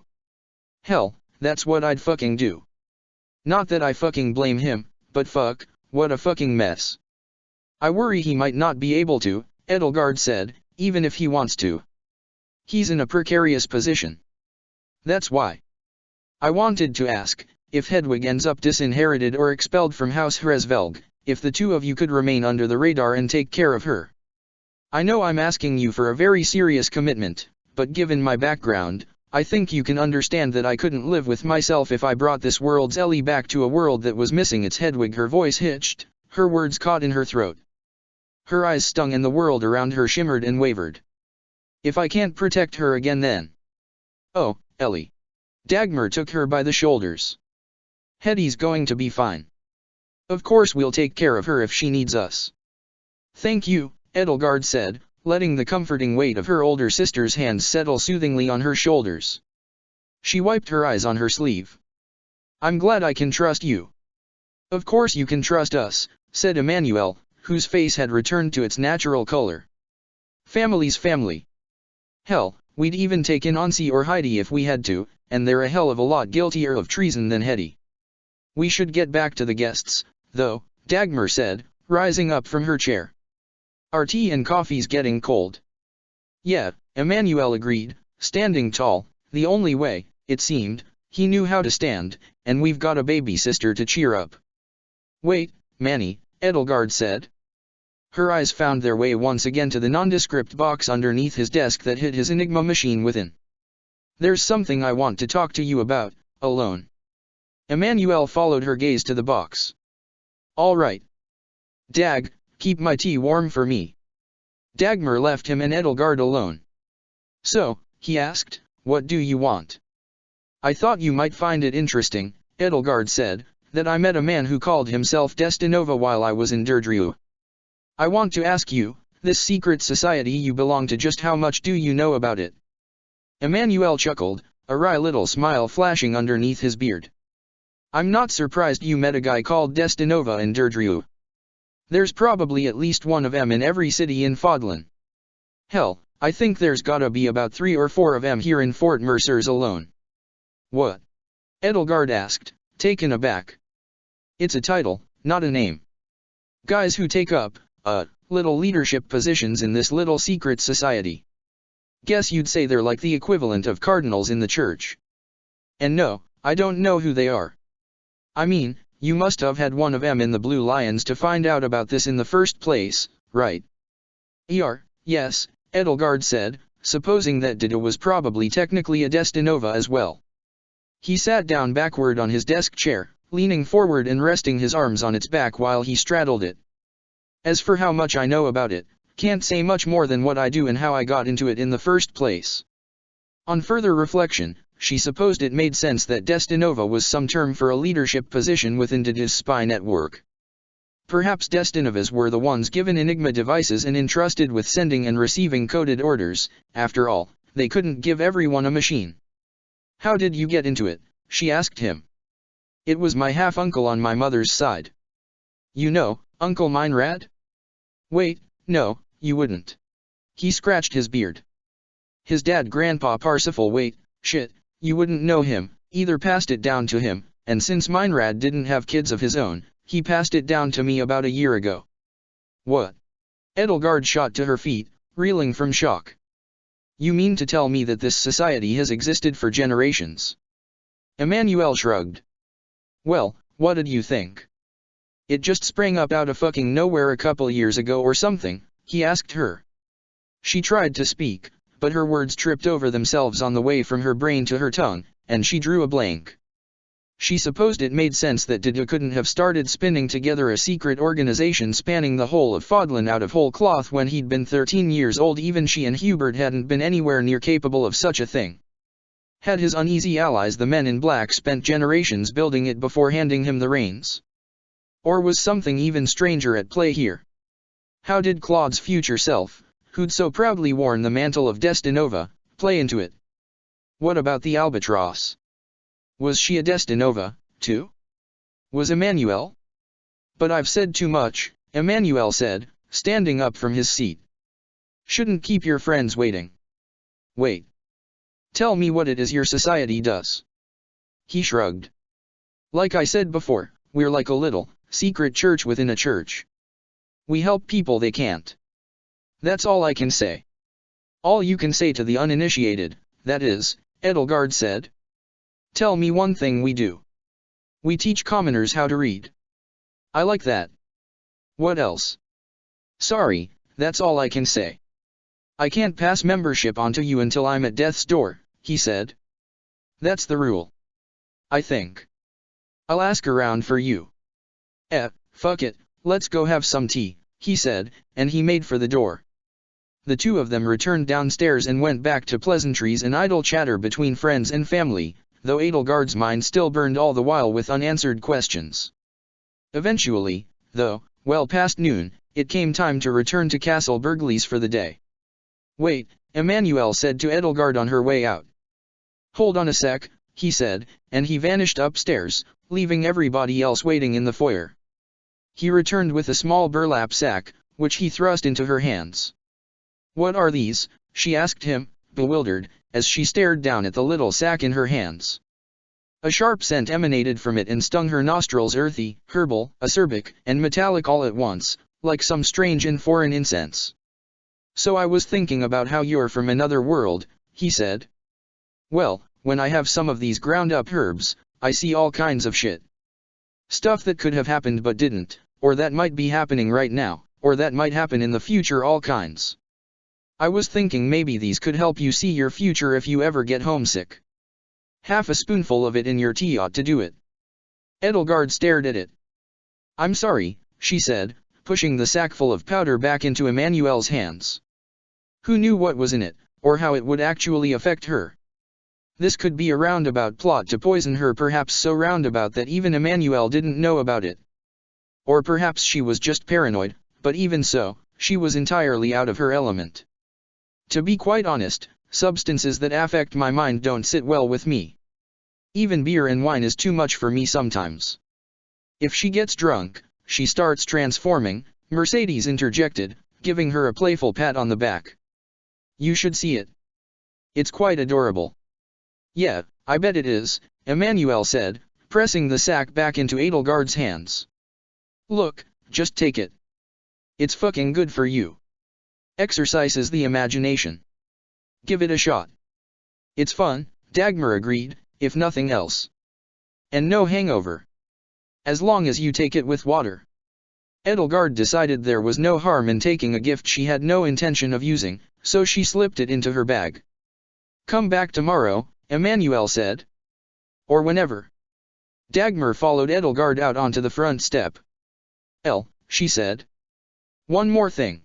She took her by the wrist and offered her a smile. However you came here, I think the goddess wanted you to be here in this world, at this time, and wanted you to do something for her. I know it must be hard being away from your wife in the other world. But if the goddess brought you here for a reason, then I'm sure she'll show you the way back when it's time. Until then just abide. She left Edelgard a kiss on the cheek and then withdrew into the villa. Wife. Bernadetta piped up. Surely, Lady Edelgard, you are not planning on eating whatever that thing is, Hubert said, pacing to and fro while Edelgard stared stubbornly at the sack of herbal powder resting on the desk of her bedroom. No matter how homesick you are. Edelgard wasn't so certain anymore. The thought of partaking in substances that might rob her of control over her own mind unnerved her. She wasn't even willing to drink more than a single glass of wine in one sitting unless she knew she was among people she could trust.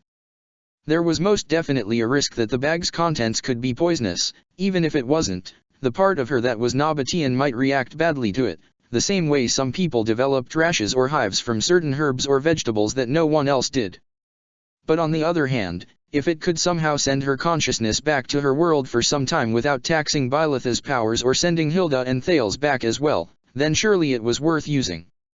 This back and forth in her mind had been going on since the early afternoon when she'd left the villa, and now, with the sky nearly pitch black outside her bedroom window, it was still raging. She hadn't realized just how homesick she was until she'd thought about it, thought hard, and now it felt as though her brain were at war with itself. You sound just like Ferdinand, she told Hubert. Thank you, he said, which brought a smile to her lips. Even now, she doubted her Hubert would ever thank her for saying he sounded like Ferdinand. It can't be a risk worth taking, she agreed. But if it works, then the benefits, as long as she was separated from this world's Byleth, she had no way to return home on her terms only if some accident or serious situation arose that forced Byleth to use her powers. Hubert sighed. If it means so much to you, Your Highness, perhaps I should take it first. If I perish, you would certainly know not to waste your time with it. I can't use you as a guinea pig, Edelgard said, nor anyone else. Perhaps when Cronia returns with Vul and Hephaestus, we can make her volunteer, he mused. It would be a fitting punishment for how she treated Seath and Flayn. Had she been more well-behaved, Lady Hedwig might not have. Edelgard nodded. She might not have. Well, she sighed, we can wait for Cronia to return to us. I am sure it will be no more than 3 days from tonight. But perhaps until then, she said, carefully pulling open the drawstring that held the bag firmly closed, I'll just give it a little sniff and make sure it doesn't disagree with me right off the bat. What? When the bag opened, the pungent melange of its scent only became stronger. It brought tears to her eyes almost immediately that she had to blink away, as though she'd been chopping up an onion. She took a deep breath. It made her head throb. Then the world around her exploded. For a moment, Edelgard feared that just the smell alone might have been enough to trigger the powder's strange properties, but no, the way the world wavered and flickered around her, trading Castle Burgleys for the Imperial Palace, and the splitting white-hot pain in her head, the feeling of being split between two worlds was the sign of a tidal surge. Somewhere in Fodlan, likely in Galatea County, Operation Antediluvia's tests were proceeding again. As the throbbing subsided, she reached for her desk to steady herself and get her bearings. The room swirled and whirled around her, fading in and out. She had to grit her teeth against the pain. And then there was another axe-like blow to her head, another fissure opened up in her skull, her knees buckled underneath her weight, and before her head slammed into the desktop she felt the pungent scent of the strange powder become omnipresent. She found herself standing in the moorland of Garreg Mach's outskirts. Trees rose all around her, and heather at her feet. In the distance, the rushing current of a river could be heard. Not far from here, up the gentle slopes, stood the weathered and war-torn facade of Garreg Mach. Wyverns circled the towers of Garreg Mach in lazy, languid flight patterns, gold and green banners trailing behind them. Throughout the forest, the occasional bird chirped. The whole area looked painfully familiar, but something about it was wrong. She couldn't put her finger on it, but there was a subtle difference to everything, even though she knew this area like the back of her hand. As she felt herself begin to walk, her body completely out of her control, the subtle wrongness became even more pronounced, although she couldn't quite put her finger on what exactly it was that made all of this so unfamiliar. After all, she'd searched these woods and tramped up and down the moors countless times over the course of her 5-year war looking for wherever Byleth's body might have ended up. She felt her neck bend. Once more, not of her own free will, she was completely powerless here, it seemed, exactly as she'd been the first few times she'd been sent to her world, and as she looked down at her boots she saw adorning her body clothes she never would have imagined wearing: a wyvern rider's garb, made from thick and heavy cloth, to keep out the bitterest chills of high-altitude wind, and over it a sash and cape in gold, green, and black. No. Not her body. She realized at once what the subtle wrongness was, and mentally chastised herself for not picking it out before. She'd worn special boots to make herself taller in her Flame Emperor disguise all those years ago, but the body she was inhabiting now was taller than even that, taller than she'd ever been. And she had a good idea, even though every inch of skin on this body from the neck down was covered, who its owner was. "There you are, little Dukeling." An unfamiliar voice rang through the forest. The underbrush rustled, hooves clopped on the hard-packed dirt, and out from between two trees rode a man on horseback, though Edelgard had to admit that she'd only assumed it was a man from the voice. From the shape of the rider's face and the makeup adorning it and the long lilac-violet hair that framed it, the rider was just as likely to be a woman as a man, or perhaps neither or both. The rider rode closer. "You'll cover more ground on a horse," they said, bringing the horse's trot to a stop in front of her. They looked around. "I could have sworn you've already searched this place." Edelgard finally heard the body she was inhabiting speak. "I have on horseback," said Claude. "And by wyvern. I'm making one last pass on foot." "That's it." Claude struck off in his own direction, drawing closer to the river. Edelgard, a passenger in his body, could do little else but follow him and try to enjoy the unique sensation of being over half a foot taller without transforming into a dragon first. The rider followed. "It's been 4.5 years, the rider told him. "We've searched the area too many times before. We've scoured the area. We've run a fine-tooth fucking comb. I know, Yuri. After this long, you've just got to accept it." He just vanished without a trace. Edelgard could feel Claude bristle. "Nothing vanishes without a trace." Ciro's body did, from her coffin. Didn't it? "Yes, because it was still alive." "Sounds like someone forgot to do his meditation this morning," Yuri said. "He's out there," Claude insisted to them. "And we're gonna find him before the Noais do." "If he survived, he's probably halfway across Fodlan by now," they retorted. "If he didn't, an animal's probably eaten his corpse down to the bones by now. And who knows, maybe the Noais got to him before you even started looking." "Claude, baby, I love you, but this is a snipe hunt if ever there was one." Claude pressed onward nonetheless, coming to the banks of the river. Edelgard felt a flash of nostalgia seize her. When Byleth had found her on the morning of the Millennium Festival, she'd looked like she'd been dragged out of the river, and according to her, that had been exactly what had happened. If he followed this river downstream enough, surely he'd eventually find Byleth's comatose body. But he wasn't looking for Byleth, was he? If not, then who? Yuri rolled their eyes and let out a heavy, put upon sign. "He's not here. Every time you come back here, you do this. You know what doing the same thing over and over and expecting different results each time is? Insanity, that's what it is." Claude did not respond, but only kept following the river. Yuri spurred their horse into a slightly faster trot, enough to easily outpace Claude's determined stride. "You got a letter from one Lady Heron this morning," they said. Well, Count Ordelia got a letter, but before he could mistake it for junk mail and toss it into his fireplace, an enterprising young spy took note of the seal and sent it over here, as usual. "She says she knows where Lady Edelgard's been taken." Edelgard wasn't certain if it was her ears or Claude's perking up at the sound of her own name, but for an instant she felt perfectly synchronized with the body she was following along.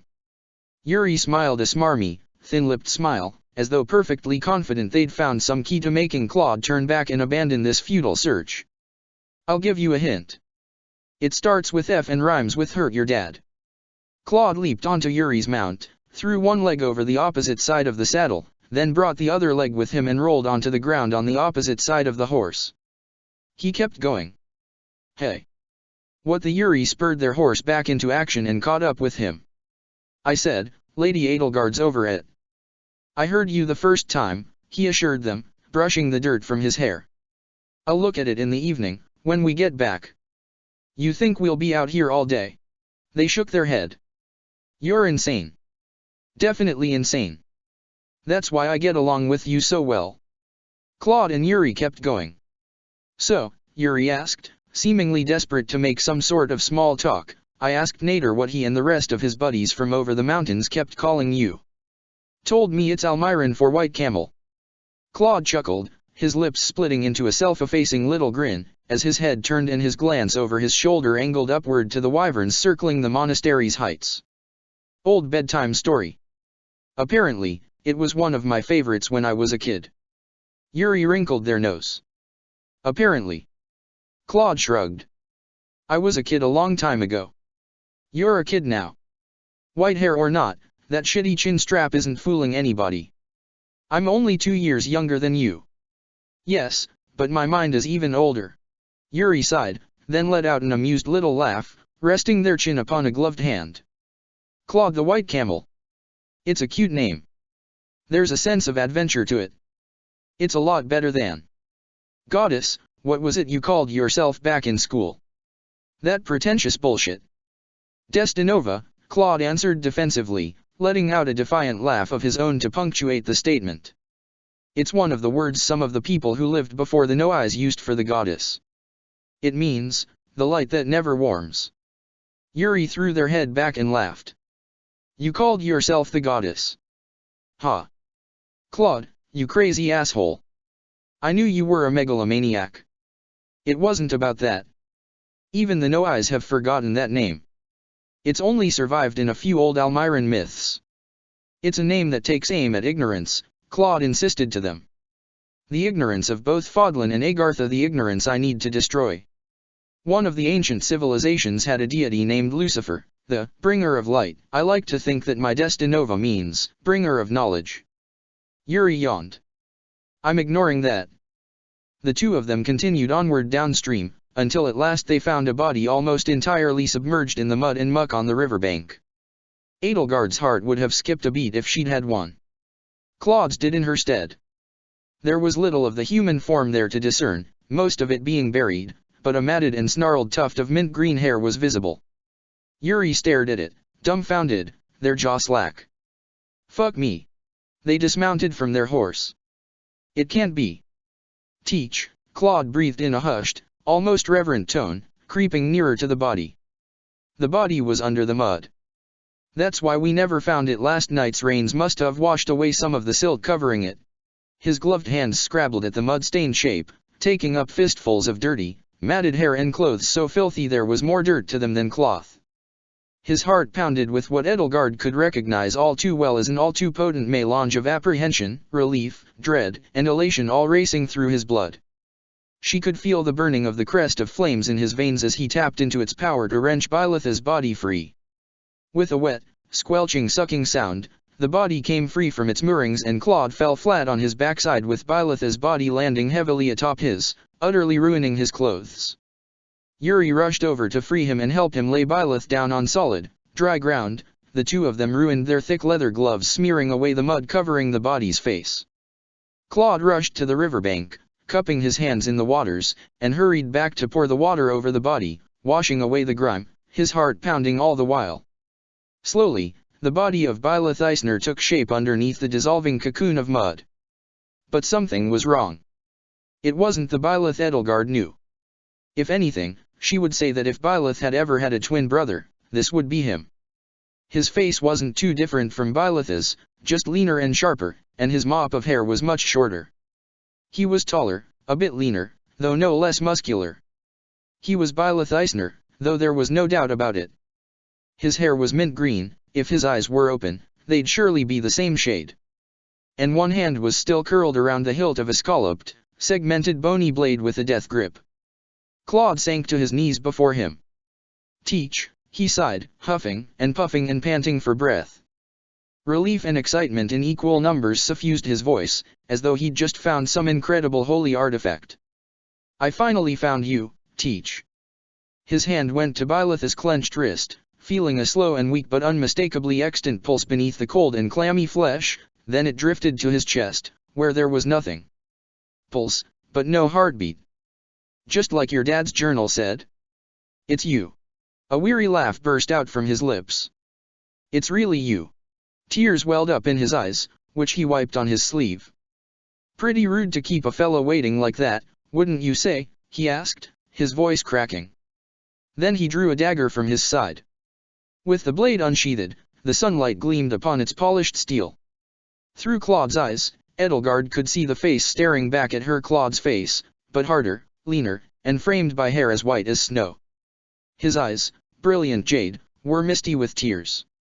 Edelgard had yet to see his face, Destinova's face, not the Claude she knew with such warm eyes. He set the dagger's razor edge to Byleth's sodden, flat chest. "Hey, what are you doing?" Yuri shouted out, alarmed. They grabbed him roughly by the shoulders and yanked him away. Edelgard felt a sense of dread rush through a body she no longer, for the moment, had. Cutting him out of his clothes, Claude insisted, pulling himself out of their grasp. "They're sopping wet and muddy." His blade returned to Byleth's chest, cutting the leather cords that bound his cuirass to his torso and throwing it away to reveal bare skin underneath. "You horny dastard," Yuri said, shaking their head and clucking their tongue. Claude continued his work. "Sorry to disturb your slumber, Teach," he told Byleth as he continued to cut away his armor, his eyes lingering on the almost imperceptible scar over his heart where, 25 years prior, Rhea had placed the creststone of the Crest of Flames. "But you have something I need."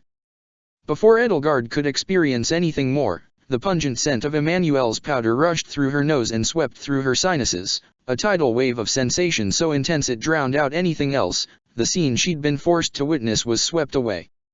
At the same time she swore she could have seen a million other vignettes dancing before her eyes, could have beens and never weres mingled with countless impossible futures. And then she was coughing, choking, sputtering. The lip of a vessel was pressed to her mouth and cool water was spilling down her throat. "Your Highness! Your Highness!" She gradually became aware of Hubert's voice ringing in her ears. She could feel his left forearm resting under her head as she laid on the floor and his knee resting firmly over her stomach.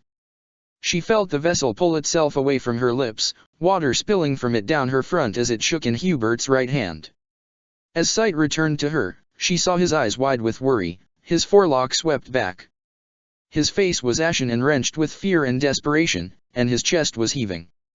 Edelgard coughed again and again, and each one made her feel as though her heart were about to rip itself from her chest and hurl itself against the wall. Slowly, though, the coughs subsided, though the pain lingered in her chest like fire. She could feel her wings flutter weakly, pinned between the floor and her back, and hear the swish of her tail sweeping its black plumage across the floor like a cat's tail. "Lady Edelgard," Hubert gasped, setting the jug of water he'd been holding aside on the floor and carefully setting his hand upon her throat. "Are you all right?" "What happened?" Edelgard croaked. Her head pounded and ached, and the faint scent of the powder still hung in the air. "You inhaled a mouthful of that blasted powder," he growled, "and the next thing I knew, you were having a seizure." He took a shuddering breath. Edelgard noticed gashes in his clothing and glistening red splotches covering his exposed skin underneath. "Hubert," she gasped, forcing herself upright despite the agonizing throbbing of her head. "You're injured." "It is nothing," he insisted with a shake of his head. "I had no thoughts in my head but to save you however I could." We were lucky your water was so close at hand. It was the only thing that could clear your throat. You need. I have a vulnerary in my bag. I will be fine.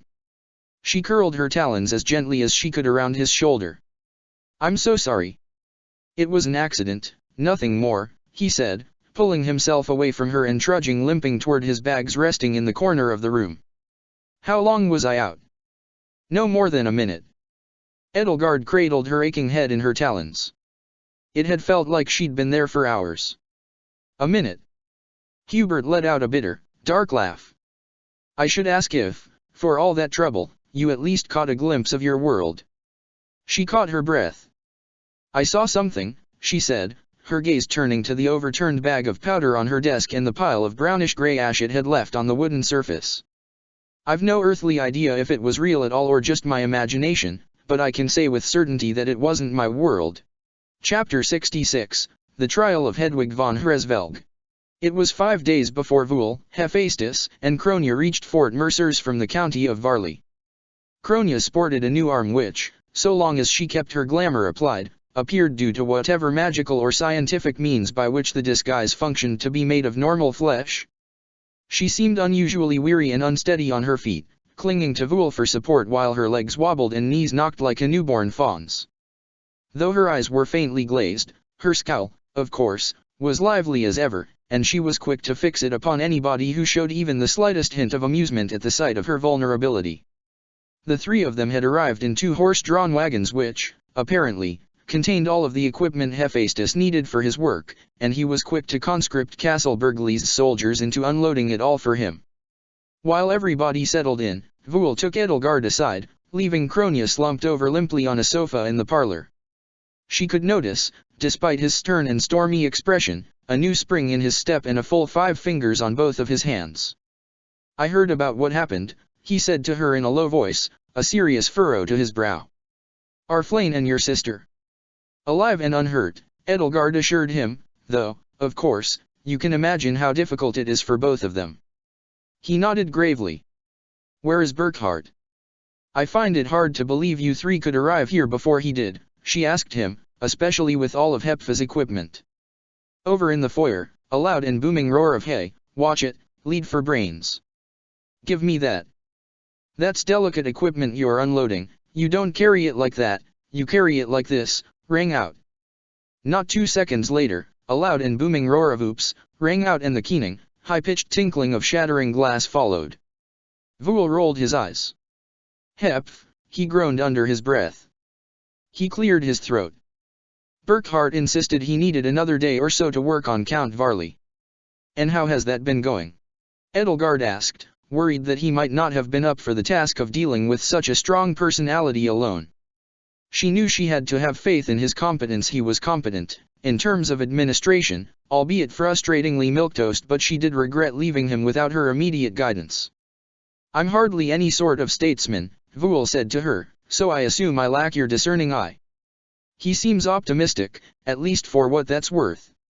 He isn't a man easily given to optimism, I don't think, she admitted, so he might be doing well.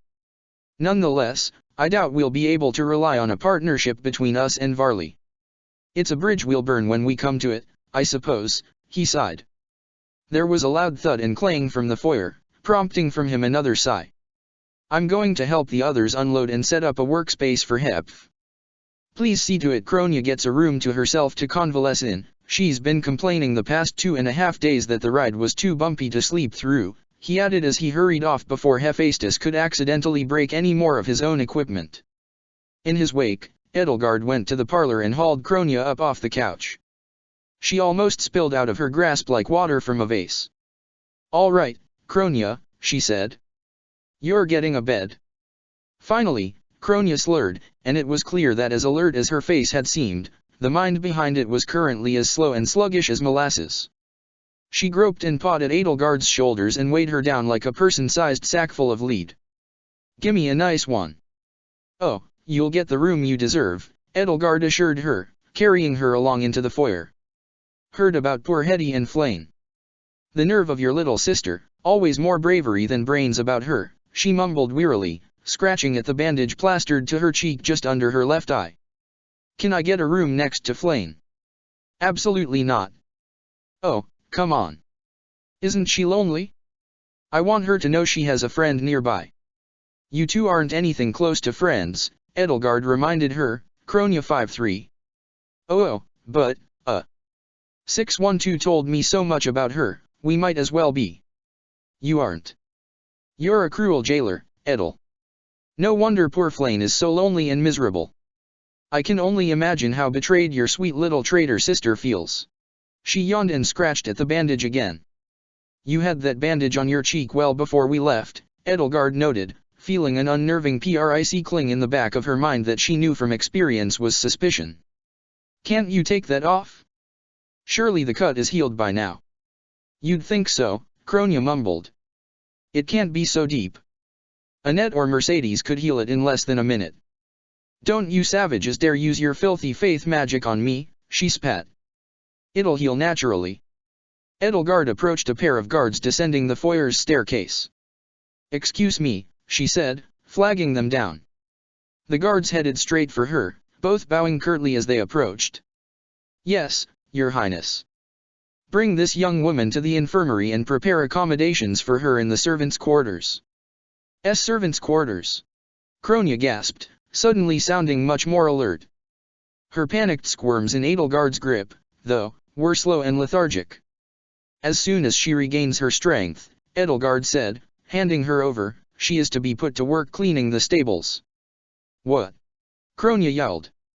Keep a pair or more of guards on her at all times, and put her under curfew from sunup to sundown, Edelgard continued while Kronia shot her a betrayed look. Why you can't do that, Kronia protested to her while she tried in vain to slither out of the guard's grasp. Thankfully the surgery, and the heavy sedation she seemed to have undergone as part of it, had left her as weak as a kitten. Her head lolled and swayed atop her neck. In both Count Bergliez's and Emperor Buckhart's current absence, Edelgard explained, I am the highest authority in this castle. You pompous, arrogant little I am an assassin, not a janitor. While the guards' faces paled, Edelgard reminded them, put plenty of guards on her at all hours, which didn't seem to reassure them much. She focused her attention back on Kronia. It's clear that even with 13 years of experience under your belt, you're no more mature or disciplined than your counterpart. You think I'm not disciplined? Kronia sneered at her. You don't know the meaning of the word. When Thales would discipline me, he would. I know what he would do, she said, crossing her arms and feeling her little finger on one hand ache down to its bones. She'd been on the receiving end of his discipline far too many times. I do things differently. The guards took her away. Kronia struggled to lift her lolling head and glare over her shoulder at Edelgard. Do you have heady shoveling horseshit, too? Her punishment is none of your business, Edelgard told her. I'll see you tomorrow. As soon as you're well again, I want to see those stables so clean that you could serve a royal banquet in them. Or else, I can conceive of even dirtier jobs to occupy your time. She watched the guards drag Kronia away to her long overdue punishment. There was something off about her, though something disconcerting about her, far more so than usual. Something about her protectiveness of that bandage didn't make any sense. But what could she be hiding behind it? Wait, she said to the guards. Stop. The guards stopped and waited. Kronia stopped and waited with them. I'll lighten your punishment to some degree at least minus the curfew, perhaps if I can call in a favor from you, Edelgard said. Kronia grinned. Now you're speaking my language, Edel. At long last. What kind of a favor? I'll get to it as soon as I can stand up without feeling like I'm gonna vomit again. That is yet to be determined, Edelgard told her. She didn't know what the future held right now, but with so many known and unknown dangers lurking on the horizon, a favor from Kronia was bound to come in handy sooner or later. But you'll know when I need it. After all. She drew herself closer to Kronia, placed one hand at the base of her neck, and took the edge of the bandage on her cheek with the other. Kronia's eyes widened. Hey what are you? Her disguise vanished, her olive skin turning corpse gray, and the removed bandage revealed a familiar teardrop-shaped tattoo. Edelgard couldn't have said she was all that surprised, though she was more than a little shocked. We've known each other a while, haven't we? Her gaze drifted to the now visible metal arm that connected to Kronya's shoulder, gleaming steel plates over intricate machinery. Kronya 612. Did you have your own arm removed to pass for 5-3? The other guards stared, mouths agape, shocked beyond speechlessness. I can explain, Kronya said, mustering a nervous grin. Just, not to you. And not right now. Actually, you'd best ask Dida when we get back to Gareg Mach. Yeah, he'll explain everything. It's all totally above board. Edelgard stepped back. I'll keep your secret, she said, allowing Kronya to conjure up her glamour once more and cover the identifying mark that had given her away with a patina of human skin, and swear these guards to secrecy as well, but you'll have to be exemplary when I call in my favor. Okay, Kronya sighed. You win again, Edel. Now get some rest, and let's both hope you're fit as a fiddle tomorrow, Edelgard said, leaving the guards to take her away. Now a new sense of suspicion swirled around in her mind, but she pushed it aside. There were situations ahead that called for her undivided focus now. The rest of the day was hectic and lent little time for idle thought. She did her part to help Hephaestus convert one room in the castle's infirmary into his workshop, a job that lasted well into the afternoon as he played with machines and arcane devices the likes of which Edelgard had not seen in over 12 years. As much as she felt ill at the sight of them, she forced herself to power through those queasy feelings and soldier on. A part of her wondered, though, if perhaps a Hephaestus model of replicant had been one of the bird-faced men who'd attended to those wicked experiments. A part of her was certain she would have remembered such a voice and demeanor even if the face was hidden, but she had been certain she would have remembered a great many things that she'd long since forgotten. At last, when the sun was climbing low, the work was done, and Hephaestus started excitedly guiding Hubert through a collection of hands he'd brought with him to see which one he preferred. While he put on his little trade show, Vul took Edelgard aside again. I'm not sure how to ask this question, he admitted as he walked with her into the hallway, his boot pawing at the floor like a nervous colt's hoof. But, do you think Flane might like to see me? She hasn't been receptive to visitors, Edelgard told him, least of all me. Over the past few days, she'd continued to maintain her cold silence toward everybody, most of all Edelgard herself. Even when Edelgard had brought Hedwig with her and convinced them to have lunch together, Flane had remained quiet, though the silence that had overtaken her had felt less born of anger and more born of shame. Neither of the girls could even look each other in the eyes. I can imagine, Vul said, no doubt recalling how cold Flane had been to him when she'd learned the truth about his deception. I am sorry, though, Edelgard. I know how it feels. I'm certain you do, Edelgard answered. Despite everything you've done for her, at the end of the day, you're as much her jailer as I am. Vul scratched his chin and pursed his lips. I could. No, he muttered to himself, shaking his head. That is a terrible idea. You were thinking of putting on Sitha's face, I presume. Yes. But if I did that, surely she would kill me, he said. Edelgard nodded. If he were to do that, he'd find out how possible it would be for her to murder somebody with her bare hands alone. I wish I could do something for her, though, he continued. The more comfortable I felt in my disguise all those months ago, the more I felt. I studied Sith and Flane from afar for so long, for so many years, before the plan was enacted to have them replaced. Over time, I ceased to see them as beasts in human form, and began to feel envious, I suppose. Putting a hand wearily to his brow and mussing his cropped straw-gold hair, he sighed. Replicants cannot reproduce, as I'm certain you have realized by now. Fathers, daughters, and the like are all foreign ideas to us. But to a curious mind, the foreign ideas are the most captivating, wouldn't you agree? I can bring you to see her, Edelgard told him, but I can't make any guarantees that she'll want to see you. I just need to see an unharmed face, he assured her, holding up his hands. I don't need to say a word. A self-effacing smile curled his lips. What a sight I am, aren't I, he asked, sheepishly lowering his hands and letting them hang at his sides. An Agarthan who learned to care for a Nabatean. If Thales were here, he'd have me recycled on the spot, and I'm sure even the liberationists would agree with him on that. Edelgard led him along down the hallway. Has Kronya told you as much? As much and more, he said. As they walked, one of the castle's servants caught up with them, carrying a platter covered by a cloche. "Oh, Lady Edelgard," she said, halting and bowing to her. "If you would excuse me." Edelgard came to a halt. "Supper time already? That's for Flame, I presume." "Yes, ma'am." "Oh, but we assumed you were dining with Lady Hedwig again. Should your plate be brought elsewhere?" "No," she said, "I'll be along shortly. I'm just escorting Albus here to visit Flame first." The three of them made their way to Flame's room, where the guards permitted all three of them to pass through the door. Flame was sitting upon her bed, hands folded in her lap, head bowed, as though in prayer. The sunbeams that fell upon the window and left stretching shadows before them seemed to light a faint halo around her head, making her look every bit the saint she had once claimed to be.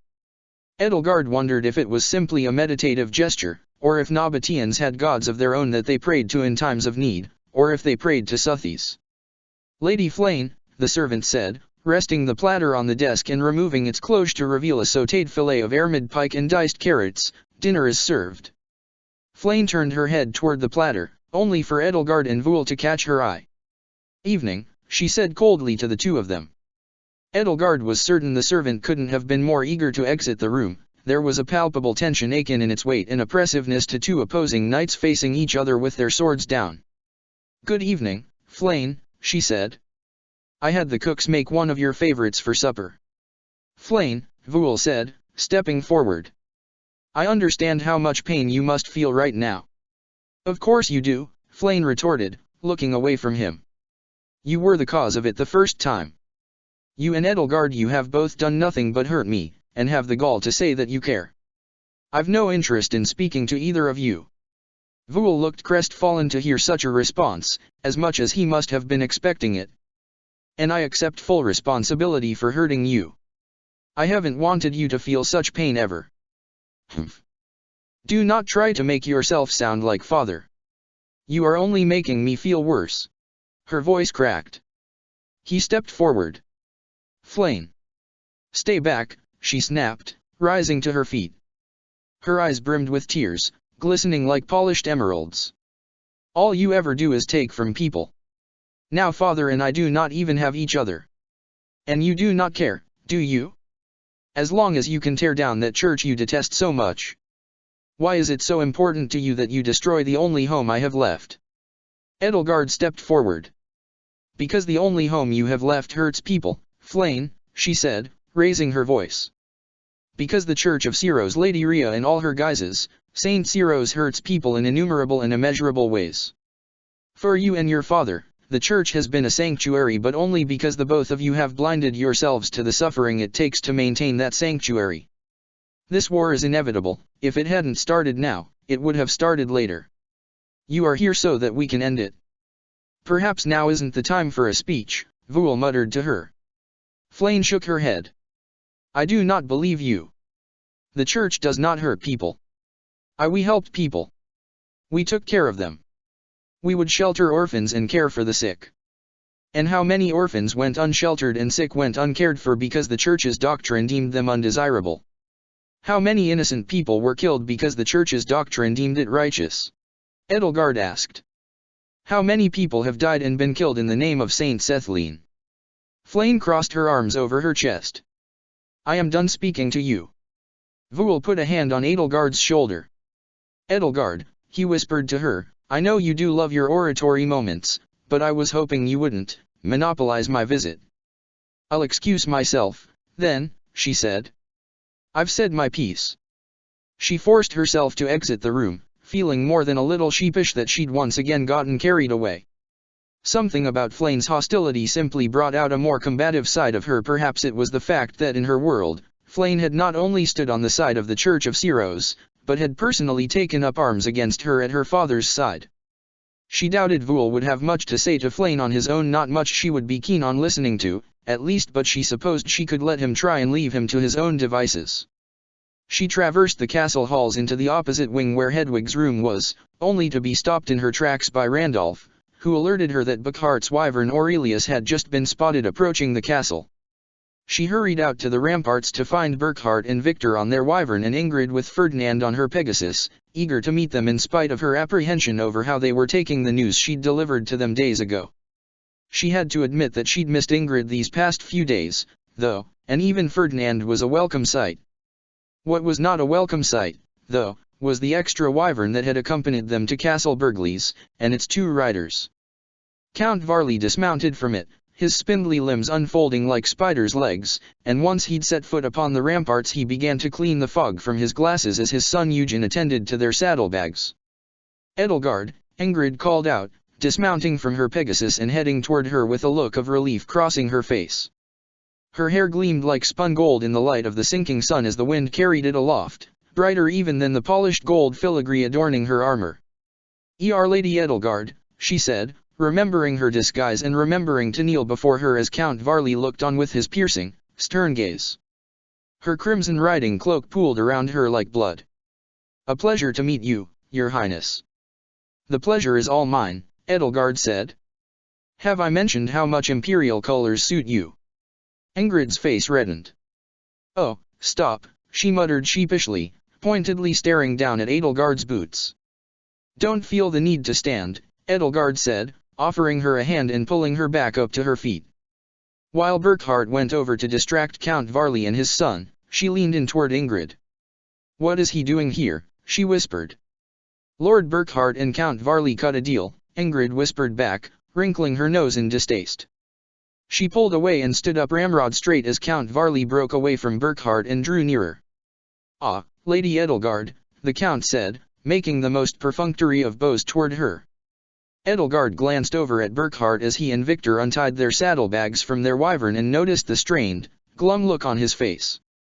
Whatever the deal was, she was certain she would hate it. "What brings you to Fort Mercers, Count Varley?" she asked.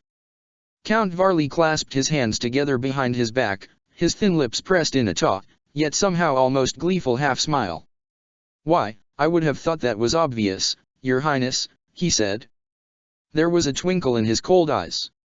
"As the Empire's Minister for Religion, it is my responsibility that the goddess will be done, and the goddess will includes the goddess Justice." Edelgard realized what he was going to say long before he could say it. So, too, had Eugen, who sidled up to his father with a sneer that expressed all of the disdain that Count Varley made such an effort to restrain. "Father and I shall be acting as the prosecution in your little sister's tribunal," he crowed. "Yes," Count Varley said, glaring his son into submission and forcing him to shuffle away using nothing but the coldness of his eyes alone, "and as it seems a rather open and shut case, I see no reason to delay it. His Majesty and I have agreed that her tribunal shall begin tomorrow, bright and early in the morning, and should the proceedings be fair, he shall have my full-throated support of his claim to the crown and the empire."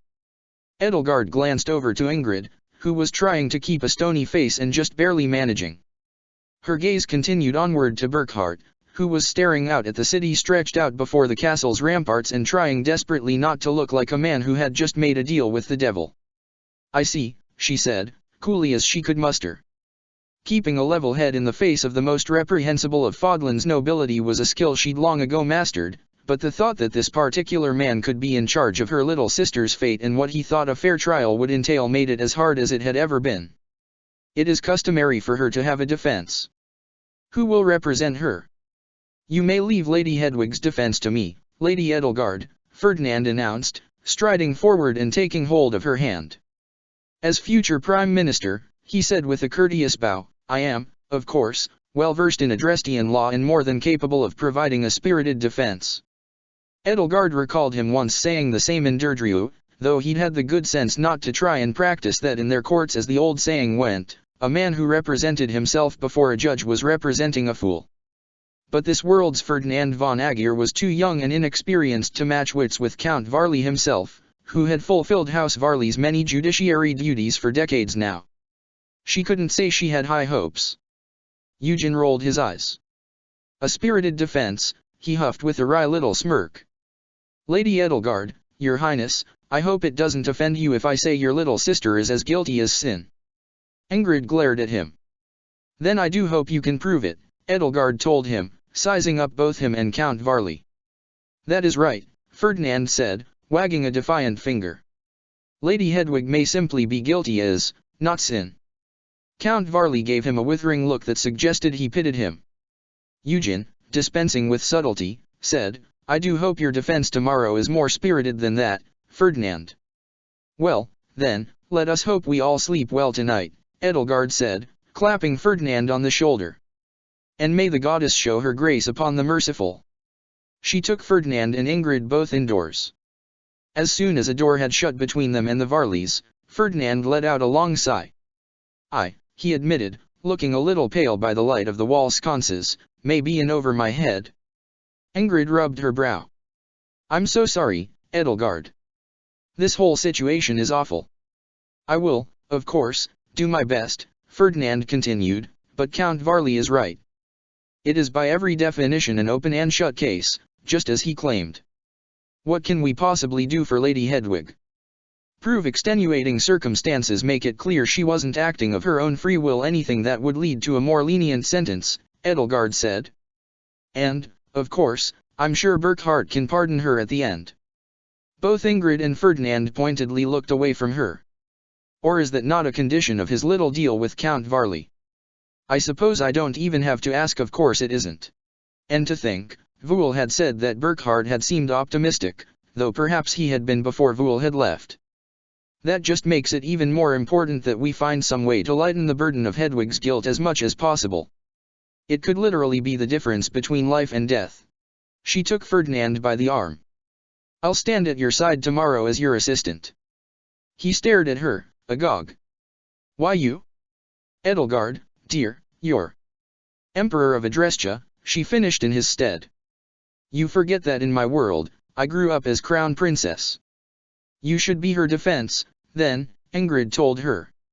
A deal is a deal, even if it keeps getting less and less fair by the hour, Edelgard said, never mind that Count Varley most certainly wouldn't take me seriously if I stood in court alone. We have the terms we've agreed to. We shouldn't break them until we have enough of an upper hand to dictate new terms. How can we have that? Ferdinand asked. She sighed. The Ferdinand she knew had spent long enough with Hubert that he didn't need to ask that question before launching into a vigorous rebuttal of whatever plot had been concocted without his input. That's a bridge we'll burn when we come to it. The expression is, a bridge we will cross, Edelgard. I don't misspeak, she said. She led them both down the castle corridors. This way to Hetty's room. She needs to know what's coming. For her, and for Ferdinand, it would be a busy night. The two of them had their work cut out for them for tomorrow's trial. And as for Edelgard especially, she might have had to call in her favor from Cronia sooner than even she'd expected. The sound of a gavel striking its sounding block rang through the spacious audience chamber of Castle Burgleys, reverberating like the tolling of a bell underneath the hall's high and arched ceiling. Burkhard stood at the head of the room at his lectern, draped in his crimson and white finery, his expression burdened and grave. Court is now in session, he said, for the tribunal of Princess Hedwig von Hresvelg, 11th heiress of the late Ionius IX. The charge is treason, by way of aiding and abetting the enemy. Edelgard could sense a faint quaver in his voice.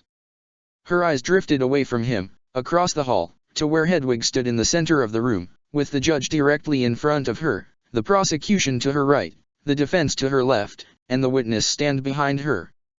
As tall as she was for her age, she'd never looked smaller against the backdrop of the cavernous chamber, and her gaze nervously flitted between her older sister and her eldest brother as though begging each of them to save her in turn.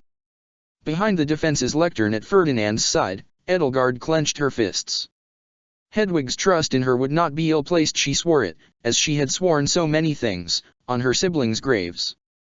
Ferdinand stood ramrod straight at her side, taking deep breaths in and out through his nose to calm himself, as he often did when preparing for a daunting undertaking. In whatever world he was in, Ferdinand von Aegir was always ready to rise to a challenge, and this one was no exception, though it was the greatest challenge so far of his young life. On the opposite side of the audience chamber stood the prosecution's lectern, and behind it stood Count Varley, tall, lean, looming, the sunlight flashing on the glasses perched upon his nose and silvering his heavily grayed violet hair. With his cloak wreathed around him he struck an almost Hubert-esque figure, albeit entirely lacking in his characteristic warmth. Eugen von Varley stood at his side, his father in miniature in so many ways save for his confident swagger, which was all him. No one else was in the room save for the guards standing at the doors, the bishop standing at Burkhart's side to oversee the proceedings, and a court reporter to commit every word spoken in the proceedings to text. This tribunal would be a private affair, not one where the defendant would be pilloried for all to see, which Edelgard thought rather darkly to herself was probably the one thing Count Varley had tried and failed to bargain for, and not even one with a grand jury to decide guilt. Burkhart alone would bear the weight of his verdict. The proceedings shall begin, as is customary, with the traditional prayer, the bishop announced. If the prosecution, the esteemed minister of religion Count Gregoire von Varley, would like to lead. Count Varley cleared his throat. It would be an honor and a pleasure, he said. O Goddess, heaven above and land below, we ask that hear our prayer. Let justice be done, so that your grace may fall upon the wronged and the heavens may fall upon the guilty. As you once granted Syros and the saints your holy word, grant us the wisdom to bring earthly justice to those who would harm their fellow man, O Goddess who cleanses all souls of their sins. May the prosecution be granted Indeka's wisdom. May the defense be granted Sikal's clarity. May the judge be granted Makul's wit and Sethlene's mercy. May all be granted Syros' courage. We ask this in your sacred name, O infinite progenitor, eternity incarnate, mother of all. May the blessings of the goddess follow you always, the bishop concluded, and every other voice repeated his words in unison. Now, we shall hear the opening statements from the prosecution and the defense, Burkhart said. Beginning with. There was the sound of an open palm slamming against wood. Objection. Eugen interrupted. Burkhart was stopped in his tracks. Might I ask what, precisely, the prosecution is objecting to? Eugen pointed squarely at Edelgard. That, Your Majesty. We object to that. Edelgard laid a hand upon her chest. Me, she asked. Yes. We object to the inclusion of Princess Edelgard as the defense's counsel, he said. As the accused is her own sister, she is undoubtedly biased in favor of the defense. Well, I should hope so. Ferdinand spoke up. She is the defense. And as she is a close friend to the witnesses we plan on bringing forward, we believe that she will unduly, Eugen began. Count Varley put a hand on his shoulder, instantly chilling him. It was as though the power of speech had immediately left him. There is no problem here, Your Majesty, he assured Burkhart. Whatever undue influence Lady Edelgard could possibly have over the trial hardly makes a difference. The prosecution is ready to make its opening statement. Ferdinand let out a little sigh of relief. I was worried they would get rid of you, he said under his breath to Edelgard. Wild horses couldn't drag me away, she insisted to him, offering him a confident smile. Eugen cleared his throat, rattled by his father's dismissal of his concerns. Very well. Yes. We are simply that confident in the accused's overwhelming guilt in the matter that we can allow a witness to assist the defense. The prosecution's opening statement is as follows: we aim to prove over the course of this trial that Lady Hedwig, having admitted her own guilt to the most heinous crime of treason, should be punished to the full extent of the law for organizing the escape of a prisoner of the Empire. Burkhart looked shaken. And by full extent of the law, you mean? Having committed a felony most felonious, Lady Hedwig should be subjected to capital punishment, Count Varley said. Though this may be a closed trial, its consequences will reverberate through the Empire just as the consequences of the accused's actions will, and the accused must face the severest consequences so as to serve as an example to all who would defy the will of Emperor Burkhart von Hersfeld. In the interest of magnanimity, though, we wish to offer the accused the choice of exile or death upon her guilty verdict. Count Varley said. Or death by exile, Eugen added. Very well, Burkhart said. The defense may now make its opening statement. Ferdinand bowed his head. Thank you, Your Majesty. He cleared his throat. The defense accepts that Lady Hedwig has admitted guilt in this matter. However, we also argue that there are extenuating circumstances which will become evident through the trial, and that Lady Hedwig cannot be held accountable for the escape of Flayn and Seath from imperial custody in the same manner an adult of sound mind would be, i.e. that this most heinous crime of treason was not feloniously committed. Therefore, we argue for a lighter sentence to be determined at His Majesty's discretion, as a show of His Majesty's mercy. Or His Majesty's favoritism, Eugen muttered, disguising his outburst poorly as a cough. Edelgard shared a glance with Hedwig as she stood in the center of the room. She was grasping the hem of Mercedes' favorite shawl so tightly that her knuckles had turned white, and nevertheless, she still trembled. "Very well," Burkhardt said. "The prosecution may call its first witness." "Of course, Your Majesty," Eugen said. He wasted no time in moving forward. He and his father had already decided, perhaps even days ago, who their first witness would be. "The prosecution calls Lady Bernadetta von Varley to the witness stand." "Objection," Ferdinand called out. "The prosecution is clearly planning on intimidating the witness." "Overruled," Count Varley said with a snap of his fingers. For a moment, Ferdinand was dumbstruck. Count Varley, sir, did you just overrule my objection?" "My apologies, young Ferdinand," he said, offering a curt bow that did not offset the predatory gleam in his eyes. "Force of habit. My position within the judiciary has me acting as judge far more often than prosecutor." "He knows exactly what he's doing," Edelgard huffed under her breath.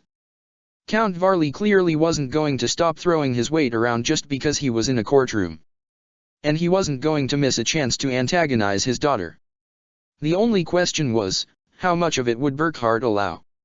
"Well, please don't let it happen again, Count Varley," Burkhardt said.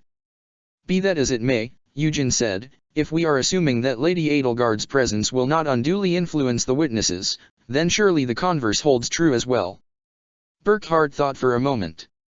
"The prosecution's argument is sound," he decided. "The defense's objection is overruled." He punctuated his statement with a strike of the gavel.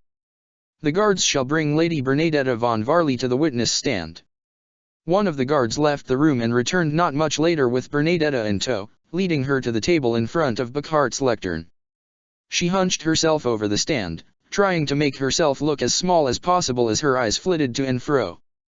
The bishop left Burkhardt's side and made his way to the witness stand. "Witness," he asked, "do you swear upon the goddess, whose eyes see all, whose ears hear all, whose hands receive all, to tell the truth, the whole truth, and nothing but the truth, so help you Ceros?" Why yes," Bernadetta answered. "Do you swear by Ceros and the four saints, Indec the wise, Macule the clever, Sikal the just, and Sethline the merciful, and by the covenant between the red blood and the white sword, that you shall to the best of your ability assist in delivering the goddess divine justice upon her people?" The bishop rested his hand upon her forehead. "Then may the goddess wings clear your path, and may the blessings of the goddess follow you always." He retreated, leaving a befuddled Bernadetta remaining at the witness stand. "The witness shall introduce herself to the court," Burkhardt said.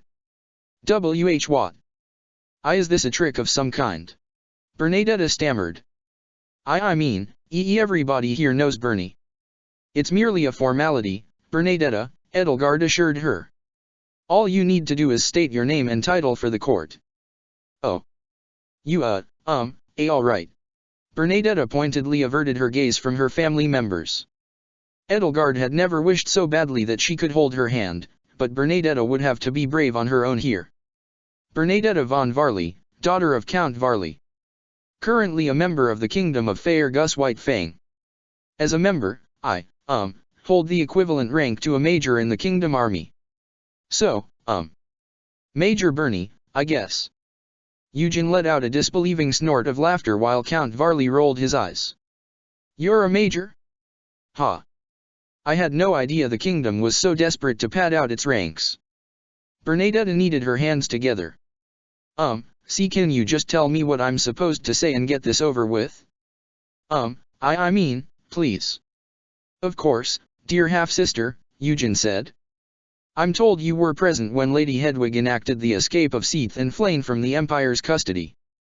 As witness, you will recount the events to the best of your recollection." Well, I was too busy shooting people to really pay that much attention," Bernadetta said. "Can't Edelgard tell you? She was paying closer attention than I was." "Yes, but she's undoubtedly biased and has rightly chosen to recuse herself from acting as a witness," Count Varley said. "Enough wasting time. Make yourself useful, Bernadetta." Bernadetta shrank even smaller. "Yes, of course," at once, she mumbled meekly. "I wish to do things unbecoming of myself to this man, Ferdinand muttered to Edelgard out of the side of his mouth. I wholeheartedly agree, Edelgard muttered back to him. The opportunity to do so might present itself sooner than we think. And if we are truly lucky, perhaps we can bring Count Varley low while Bernadetta is here to watch. You have a shocking sadistic streak, he noted. Is it sadistic to humiliate men like him where the people who've suffered beneath their boot can bear witness to it? She retorted. The strike of the gavel against Burkhart's lectern cut their hushed conversation short. Witness, Burkhart said, you are to testify as to the immediate circumstances of Seath and Flane's escape, and Lady Hedwig's actions at that time. Yes, Your Highness. Bernadetta took a deep breath. Calm down, Bernie, just pretend they're not in the room. Okay. Here goes. She looked expectantly over to Edelgard. Just tell the truth, Edelgard said to her, offering an encouraging nod, and Ferdinand and I will do the rest. Such confidence for two who have never set foot in a courtroom, Count Varley sneered. All right. So, here's how the night went, Bernadetta said. We were taking our carriage with Seath, Flane, Pascal, and Hedwig in it down the main road through Varley toward Burgleys. Edelgard, Mercedes, Annette, and I were on horseback accompanying the carriage. Hubert and his siblings were driving. And where were you in this formation? Count Varley asked. I was bringing up the rear. On the left, or maybe the right. It's all a blur, anyway. But I was traveling behind the carriage. We stopped to change out a few positions. And why was this stop necessary? Ferdinand asked. I wasn't in charge of it. Bernadetta answered, looking away from him. Edelgard was in charge. Bernie didn't do anything wrong. Mercedes has very little stamina owing to her chronic illness, and the decision was made to have her sit up front in the carriage and for Hubert to take her place. Edelgard explained. We needed to give the horses some time to rest, anyway. They, didn't get much time, though, Bernadetta continued. Because I was feeding my horse when I caught sight of a bunch of knights on horseback coming up from behind. So I warned everyone and we got moving again right away, without changing our positions. That was when we noticed they had a blockade further up the road. Did you know at the time that the knights were there to rescue Seath and Flane? Eugen asked her. I thought they were coming after me, she answered. They've already tried to kidnap me once. Understandable, Ferdinand said. After all, during White Fang's operations in Arundel and Heavering, did Lady Rhea's forces not try to capture you? Bernadetta nodded. Edelgard looked to Burkhart. Your Majesty, she said, this is a very important statement from the witness, the defense asks for it to be added to the record. Objection, Eugen objected. The statement has no relevance. In fact, most of this testimony is irrelevant. Skip ahead to the moment Hedwig aided Seath and Flane. Objection overruled, Burkhart said. It could very well be relevant that the Knights of Syros potentially knew of other targets. The statement shall be admitted as evidence. Witness, please do continue with your testimony. Oh okay. Bernadetta nodded. So, we really had no choice but to fight the Knights off. I started knocking arrows to my bow and firing them at whoever came close. Friends excluded, of course. I was so focused on keeping my distance from the Knights and taking them down that I didn't notice the carriage door opening until it was too late and Seath and Flane were already running. And what was your reaction then? Eugen asked. Did you see the accused leading them? Well, actually, I saw Hedwig running after them, Bernadetta said, so I didn't think much of it, except that I guess I thought she was trying to stop them. A perfectly reasonable conclusion to draw at the time, Ferdinand said. Then the Knights got a hold of Seath, but Hubert used ice magic to keep Flane from following. And what were you doing at the time? Count Varley asked. Bernie wasn't doing anything wrong. Bernadetta protested. I started aiming for Knights who were getting close to Flane, to keep them from getting at her. So you let them carry Seath off, he added sternly. She began to gnaw nervously on her thumbnail. Get your fingers out of your mouth, that's disgusting, he snarled at her, his fist striking his lectern. Bernie's not the one on trial here.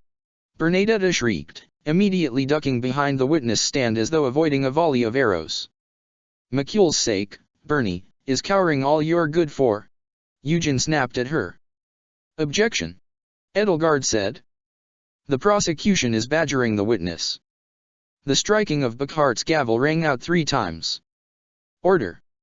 Order! When the din had come to an abrupt stop, he continued, the defense's objection is sustained. The prosecution will refrain from unduly pressing the witness, or else the witness will immediately be given a reprieve from offering further testimony. Bernadetta cautiously raised her head above the stand while Count Varley and his heir silently seethed. Why, you really mean it, Your Majesty, she squeaked. He nodded. Please do continue, Lady Bernadetta. I must commend you for your quick thinking, Bernadetta, Edelgard spoke up. Even without any explicit orders, you immediately determined where your priorities lay. Please continue your testimony. After Flane and Seath escaped the carriage, what happened? Edelgard went after them, but Sir Gilbert got in front of her. That's when everything got a bit chaotic, Bernadetta said. Bernadetta, Eugen said, softening his voice at the behest of a few rough jabs to his ribs by his father's elbow, would you say that at that point, the knights realized that they had yet another person of interest to capture? Well, Bernadetta replied, clearly put off by the gentle tone her half-brother was using on her. I am not sure I would say that. Seath and Flane were their top priorities. Actually, it looked like Gilbert wanted to kill Edelgard. He was clearly willing to bring a corpse back with him to Lady Rhea, Edelgard confirmed. Anyway, Edelgard and Annette were trying to get past Gilbert, Bernadetta continued, so I went off to help Annette. That way, Edelgard could run off after Flane and stop her. And what happened then? Ferdinand asked. Well, I was pretty focused on helping Annette fight off Gilbert, Bernadetta said. But I swear I saw Hedwig throw herself between Flane and Edelgard and brandish a sword at her. Edelgard could see the hungry look in Count Varley's eyes all the way across the room. She braced herself. That, Count Varley said smoothly, stroking his beard, is very useful testimony, Bernadetta. Useful indeed. And, tell me, is brandishing all the accused did? Bernadetta took a deep breath. Well, Bernie was under a lot of pressure, okay, she said, her eyes darting from the prosecution to the defense and back. Who knows what I saw out of the corner of my eye while I was trying to keep Annette from being murdered by her own dad. Bernie had other priorities. I have a bad feeling about this, Ferdinand muttered, gritting his teeth. Relax, Ferdinand, Edelgard assured him. The truth will come out. Might have seen Hedwig swing the sword at Edelgard, Bernadetta admitted. What? Ferdinand gasped. For the first time in the trial, Hedwig spoke up. That's not true, she gasped. The accused will remain silent, Count Varley snapped at her.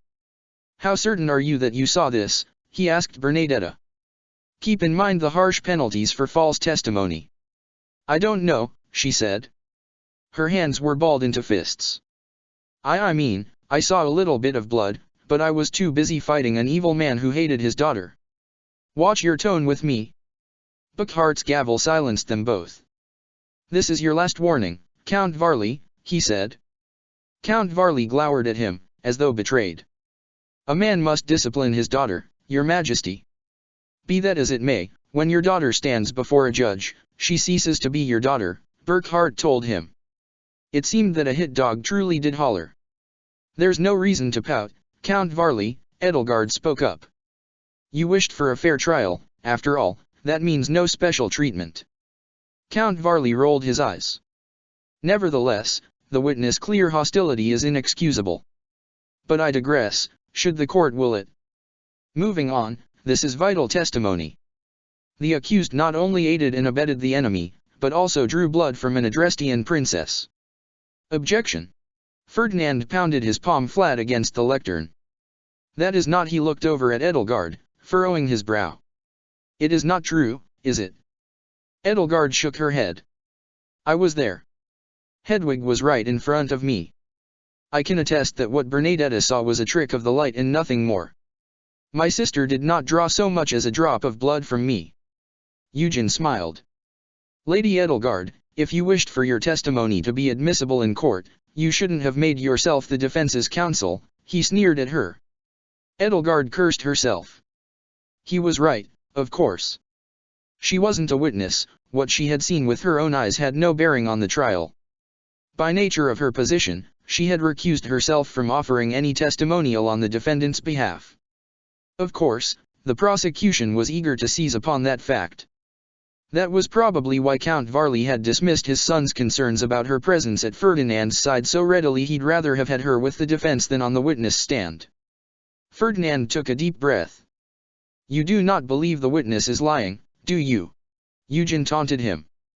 The penalty for false testimony in a court of law is severe. I believe the witness is mistaken, not lying, Ferdinand said. Is the sword the accused turned against her own sister in our possession today? It was among our possessions when we arrived at Fort Mercers, Edelgard said. What will the sword prove? Eugen asked with a smug shake of his head. It has obviously been cleaned since its last use, hasn't it? It hasn't, Edelgard said, watching the smirk vanish from his face. The sword has remained in its sheath, among the rest of Hedwig's seized belongings, since that night. I can have a guard fetch it if we wish to examine it. It will clearly show that Bernadetta did not see what she thought she saw. Burckhardt turned his attention to one of his guards and told him to retrieve the sword in question from Hedwig's belongings.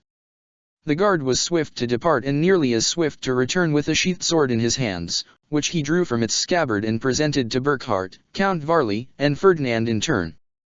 Hedwig had turned even paler, her eyes squeezed shut, as though terrified of the thought that somehow Bernadetta's testimony was wholly accurate and the blade was stained with her sister's blood. See? Not a drop of blood to be found, Ferdinand said once the sword had been examined by all parties. Clearly, Bernadetta saw only a flitting phantom in the corner of her eye. A phantom. Bernadetta stammered. One's eyes can easily play tricks on them, Edelgard explained, in the heat of battle and the dark of the night. Wait just a minute. Eugen protested. That sword has obviously been cleaned and polished since the accused used it. When, might I ask, was the last time you cleaned and polished a sword? Ferdinand asked, the good cheer having returned to his face. I take great pride in taking care of weapons. Swords, shields, armor, and the like, there is a certain art to maintaining them which too many fail to give its due. First and foremost, the oil we use to polish swords has a distinctive odor I do not detect. Eugen hissed through gritted teeth. Well, perhaps it wasn't polished, he backtracked, looking as though grievously wounded. But it was cleaned. I can be certain of it. Ferdinand shook his head. I can say with even more certainty that it hasn't, he said with a smile. A bloodied sword can be wiped with a cloth or wiped on grass to clean it on the battlefield, or dipped into a river, but that would leave unsightly streaks on the blade.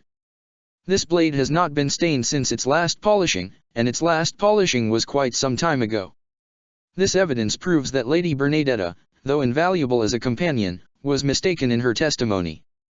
Before Eugen could protest, Count Varley placed a menacing hand on his shoulder, his reddening face affixed into a scowl.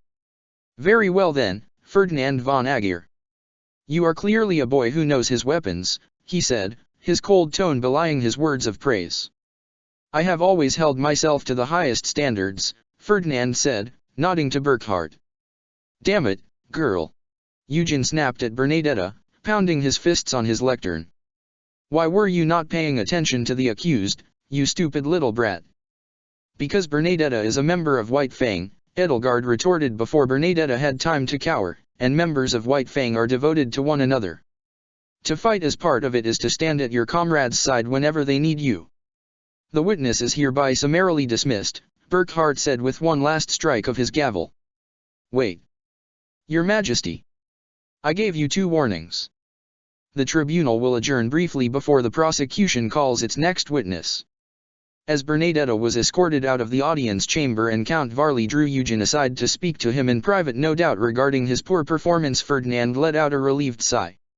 Thank goodness, he said to Edelgard, that you were here by my side. I ought to have known that Count Varley would try to pressure Bernadetta into further incriminating Lady Hedwig. If not for you, that trick may very well have worked on me. No need to sell yourself short, Ferdinand, Edelgard said. It was your keen eye for detail and weapons maintenance that kept his trick from swaying Buckhart's judgment. You may be younger and less experienced, but your mind is every bit as sharp as your counterparts. But now is no time to rest easy. I am sure the next witness testimony will give the Varleys even more chances to impugn our defendant's character. She left his side and headed to where Hedwig still stood and rested her hand on her shoulder. She was still shivering, her steely grey eyes wide and fixed forward with a vacant stare as she continued to nibble on her own lips. "Hetty," Edelgard said, prompting her to shudder and let out a shocked gasp. "You can take a seat until the trial recommences, if you'd like." It seemed to take Hedwig a few seconds to realize that she had spoken. Oh okay," she said, reaching out and curling her fingers firmly around Edelgard's hand. "You're doing well," Edelgard assured her, bringing her over to one of the chairs on the defense's side of the audience chamber. Have you ever been on trial before?" Hedwig asked her as she took her seat. "I've presided over many trials for high misdemeanors, but I've never been a defendant. I can tell you that I've seen grown men struggle more with keeping themselves together than you have," Edelgard told her. Hedwig sniffled and wiped her nose on her sleeve. "I feel like a mess.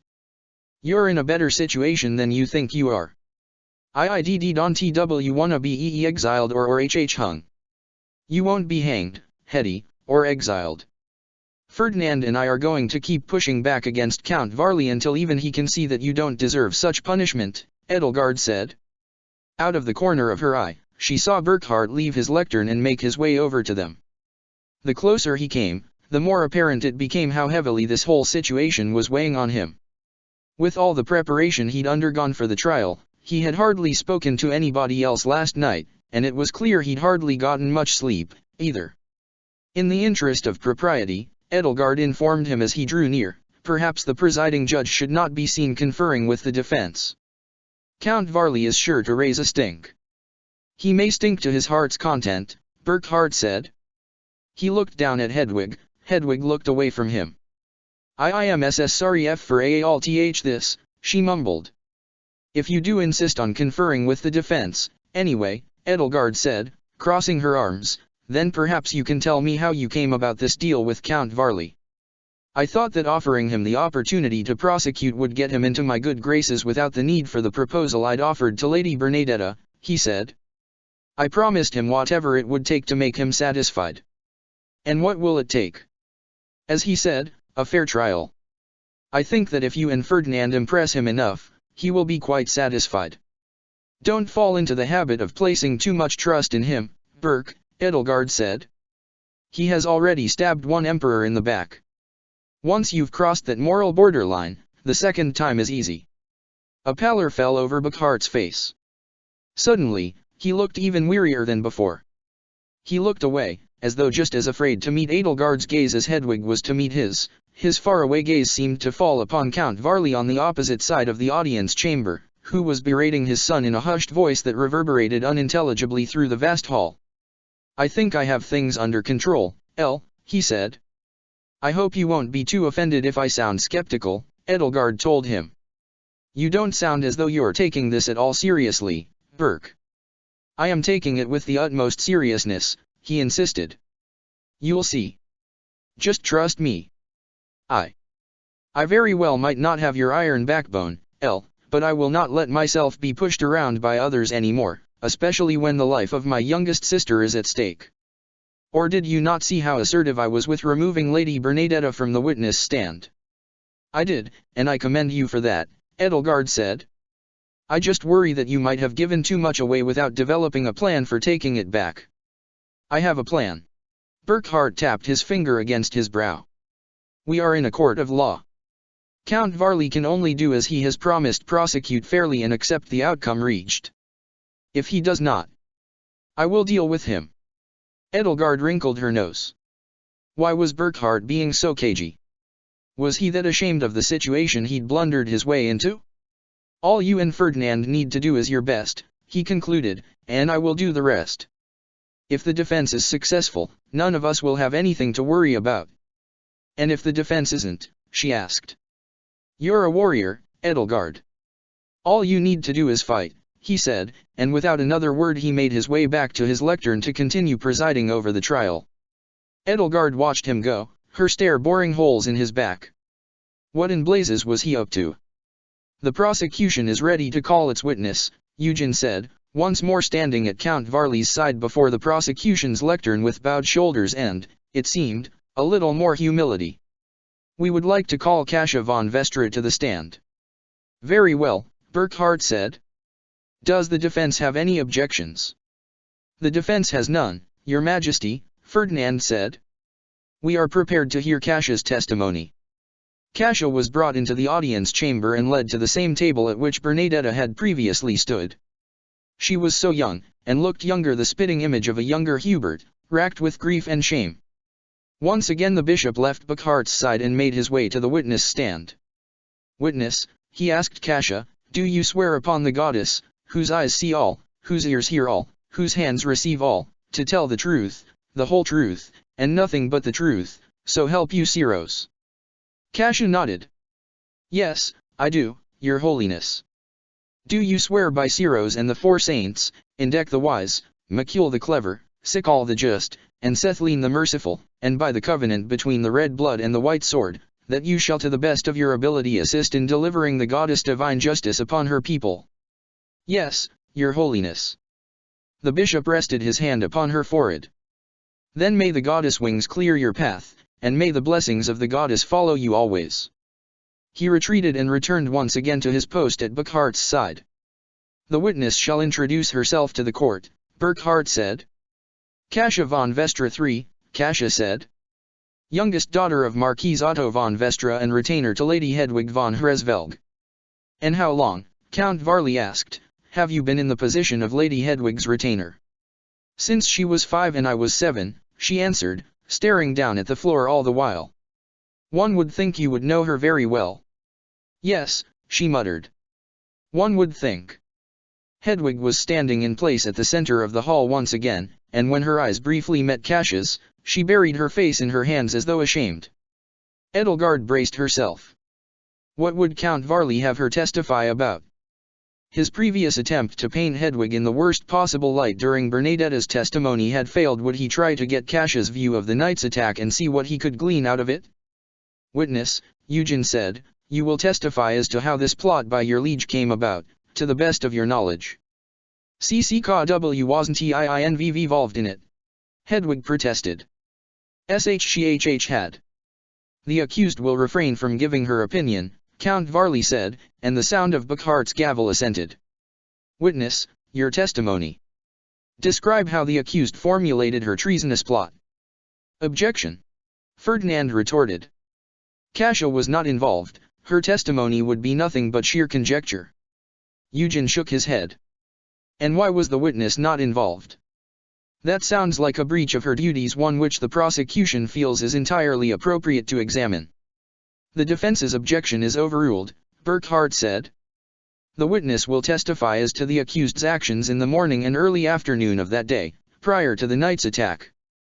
Kasia nodded. Yes, Your Majesty. That morning, I accompanied Lady Hedwig along with my older brother Hubert and Lady Edelgard, my cousin Armin and Lord Pascal, Annette, Bernadetta, Mercedes, Ferdinand, Seath, and Flane on a walk about town. And was that not unwise? Eugen asked. The prisoners, as well as Lady Hedwig and Lady Edelgard, were disguised so as not to be recognized and were closely monitored. We only wished to give them some fresh air, she said. Around lunchtime, all of us save for Lady Edelgard, Ferdinand, Annette, and Mercedes returned to the inn we were staying at. And at this point, were any of you aware of the Knights of Syros' presence in town? Ferdinand asked her. No, sir, she said with a shake of her head. It was not until you and Lady Edelgard returned with the others later that we found that out. I had assumed then the knights had just arrived in town, which was why I hadn't seen any sign of them. And what did you do next? Eugen asked. Once Lady Edelgard had informed Armin, Hubert, and myself, we went to prepare everybody for immediate departure, Kasia said. We were all under strict orders not to divulge any information about Sir Gilbert and his knights to Seath and Flane. I see, Eugen said, stroking his hairless chin in the same manner as his father. So, you informed Lady Hedwig that the knights were in the area, I assume, and instructed her of the same. Kasia nodded. I did, she said. So, when did the opportunity present itself for the accused to disobey those strict orders without your awareness? Count Varley asked. Armin, Pascal, and I left the inn to load our personal effects into the carriage, Kasia said. And why was the accused not present? She remained in Seath and Flayn's room, she explained. And what reason did she give you for that? She simply likes spending time with them. I didn't ask for a reason. It didn't seem out of the ordinary at all. Her voice quavered. Besides, they had to pack up their belongings as well. I could easily believe that my liege simply wished to assist them. So this was the point at which the accused could have told Seath and Flayn that the knights were in town to rescue them. Aside from that time, Lady Hedwig was always by my side, Kasia admitted. There was no other time when the three of them were alone. And was that time sufficient for a message to be sent out to the Knights of Syros? Ferdinand asked her. Admittedly, she replied, I find myself at a loss as to how Seath and Flayn could have sent such a message from their room. There was no way for them to leave without anybody noticing, let alone for them to deliver a message to the knights and come back. But to have had that blockade set up, the knights must have had ample time to prepare, Ferdinand said. Is it possible that Seath and Flayn might not have gotten a message out at all? Not having been there, you cannot say for certain either way, can you? Edelgard could tell from the twinkle in Ferdinand's eyes that he thought he had something there, but she wasn't so certain his argument would hold water as well as he thought it would. Now that you mention it, Kasia said, I suppose I cannot say for certain that a letter was sent at that time. Recall that during Lady Bernadetta's testimony, Ferdinand said to the rest of the court, that she believed the Knights of Syros were after her. What if they had never initially planned on seizing Seath and Flayn at all, but had simply seized the opportunity? In other words, that Lady Hedwig had nothing to do with orchestrating the rescue, but rather merely assisted Flayn in the heat of the moment? That would change this from a premeditated act of treason to one committed as an act of passion, precisely the kind of passion you would expect from a young girl not in possession of a fully matured mind. Yes. Kasia said. I suppose that is entirely possible, sir. Excuse me, Eugen interjected. Before the defense leads us down this rabbit hole, I would like to bring the court's attention to the witness' earlier statement, she simply likes spending time with them, referring to the accused's relationship to Seath and Flayn. Witness, please elaborate. Objection, Ferdinand objected. Sweat beaded his brow. Your Majesty, that statement is objectionable. Burkhard shook his head. I see nothing objectionable about it. The witness will answer the question.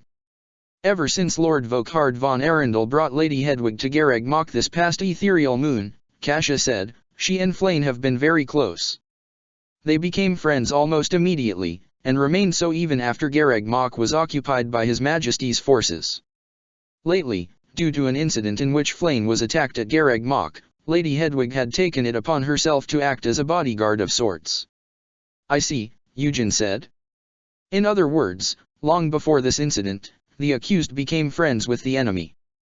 It should come as no surprise that such friendship led to treason. Is it possible that the accused had planned this escape for much longer than we had initially thought? That, perhaps, the accused had clandestinely sent word to the Knights of Syros beforehand that Seath and Flayn would be in Varley territory. Lady Hedwig couldn't have done that. Kasia protested. How would you know that? Eugen sneered. You have already established that you have done an exceedingly poor job of looking after your liege. Why, might I ask, was Lady Hedwig even permitted to fraternize with the enemy to begin with? Flayn wasn't the enemy to begin with. Kasia protested. And, when Lady Hedwig and I returned to Garreg Mach, I couldn't bring myself to keep the two of them apart. Lady Hedwig has always struggled with making friends. Her difficulty speaking pushes her away from others, she sniffled. But Flayn never cared. She was the only friend Her Highness has had for quite some time. I couldn't hurt Her Highness like that. Burkhard struck his gavel against his lectern. Mr. Eugen, Count Varley, I must remind you that your witnesses are not the ones on trial. Kasia tore herself from the witness stand and threw herself to her knees beside Hedwig, tears spilling down her cheeks. Your Majesty, Emperor Burkhard. I know in my heart that Lady Hedwig is guilty, but I beseech you, if the punishment for her acts must fall upon anybody, let it fall upon me.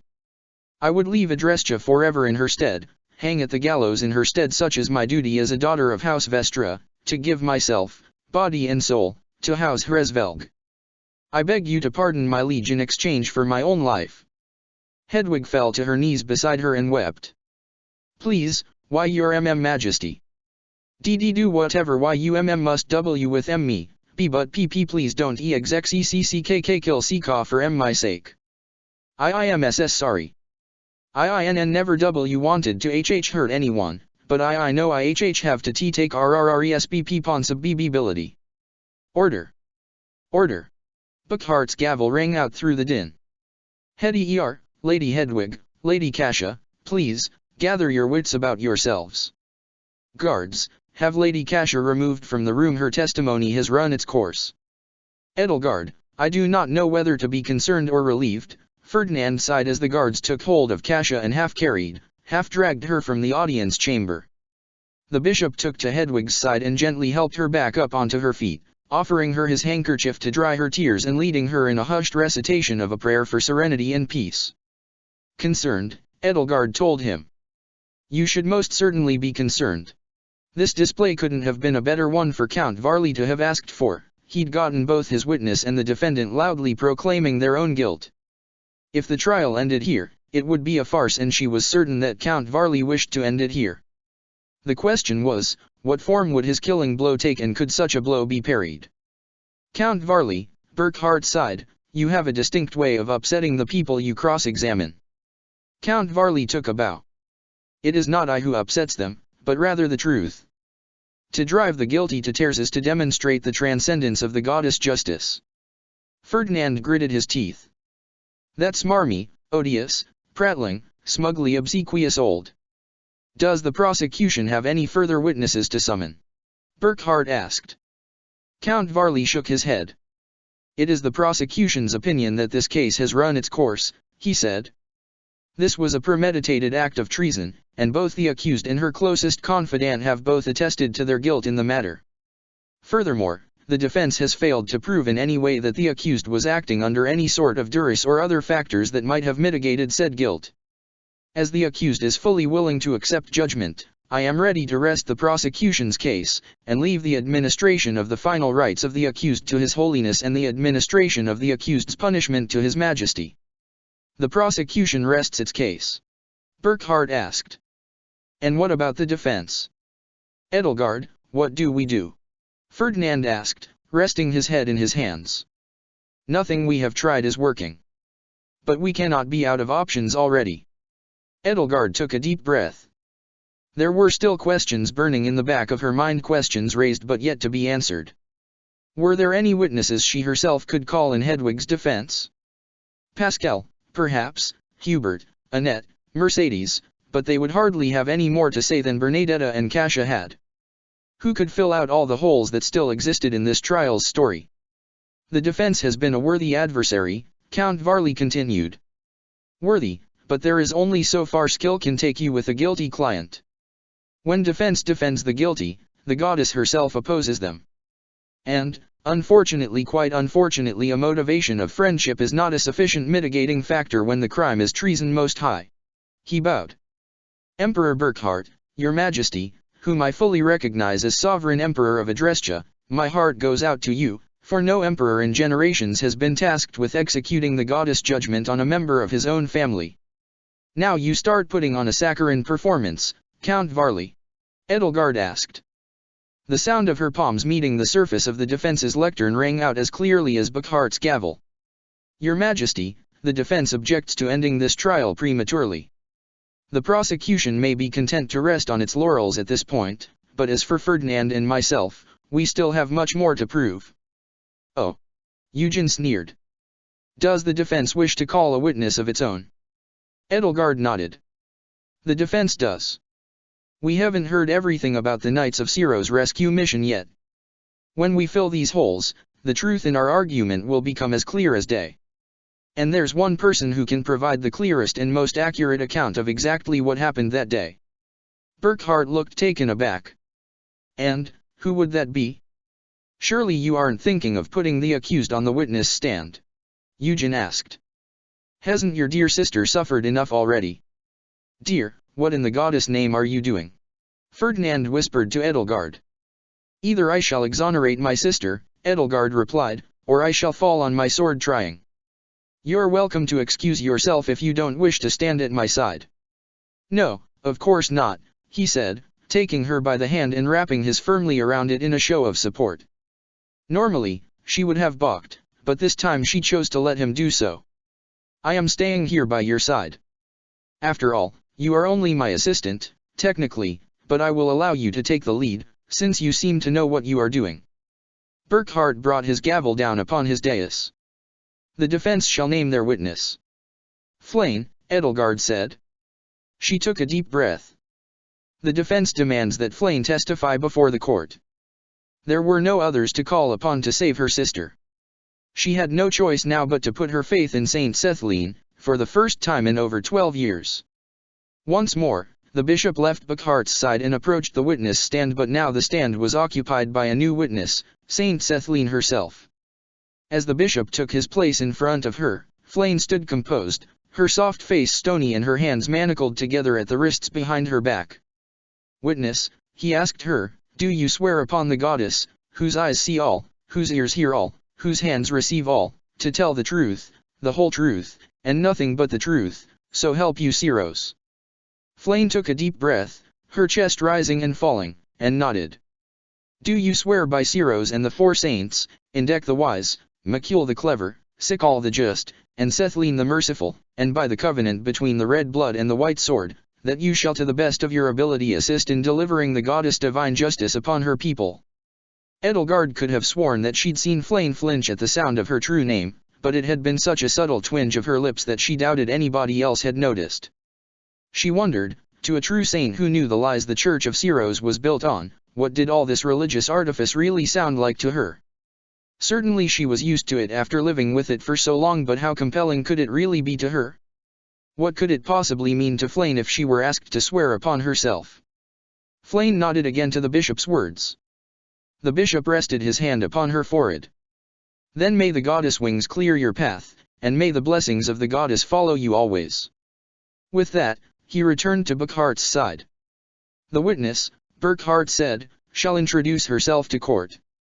Flane looked over to Edelgard and Ferdinand and then to Count Varley and Eugen, with hard eyes and a furrowed brow that furrowed deeper when it reached the prosecution's lectern, and then settled upon the defendant. When her gaze fell upon Hedwig, her lips parted just barely, as though she wished to say something but couldn't quite bring herself to do so. The witness shall state her name, Burckhardt repeated. Edelgard waited with bated breath. Of all the times for Flane to give her the silent treatment. Would she really refuse to cooperate here of all places, now of all times? Her last, best hope would blow up in her face like so many miscast spells if Flane simply stood there like a statue until Burckhardt dismissed her. Eugen smirked. I think we can hardly expect the enemy to willingly provide testimony. Flane glanced over at Eugen, then fixed her eyes forward upon Hedwig. Flane, she answered. I am, the younger sister to Seath, advisor to Archbishop Rhea.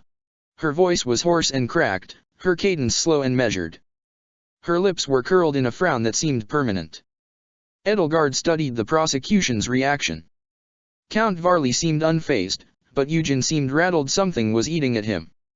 As far as the elder Varley was concerned, he'd seen so many trials that a surprise witness from the defense was hardly anything to be concerned of. His son, though, had far less experience in a courtroom, even though he'd been groomed for the role in his half-sister's stead for years. But was that alone enough to explain Eugen's demeanor? Or, as Edelgard had begun to suspect, did he have some reason to be terrified of the thought that Flane might shed some light on something he'd wanted to keep the court's attention away from? All Edelgard had to go on was a hunch. But she had to trust that her instincts weren't leading her astray. Thank you, Flane. The defense would like you to testify as to how the Knights of Syros were made aware of your and Seath's presence in the county of Varley. Flane nodded. When Lady Hedwig came into our room and began helping us pack our belongings, my brother and I knew that something was wrong. I coerced her into telling us that Sir Gilbert was in town with several other knights. Edelgard felt her spirits lighten. This was the answer she'd been looking for. This testimony could very well prove that Hedwig had acted under duress. You coerced her? Ferdinand asked. And can you tell us how you coerced her? Flame didn't answer. She pressed her lips tightly together and bowed her head. Flame, Edelgard said. You have an obligation to answer the questions posed to you. Objection. Eugen protested. Your Majesty, the defense's question is irrelevant. How the accused could have been coerced should be obvious from the previous witness testimony. And besides, it's irrelevant to how the message was sent out. Count Varley wrinkled his nose as though he'd just caught a vile scent, then shot a sharp glance over to Burckhardt, as though wishing to pierce him with a volley of mental arrows. Objection sustained, Burckhardt said. Move on with your testimony and disregard the defense's question, witness. So, Hedwig told you and your brother that the Knights of Syros were in town. What happened then? I asked her to avail us of a pen and paper, Flame said, so that we could write a message. Now hold it right there. Eugen interjected, planting his palms firmly on the prosecution's lectern and leaning forward.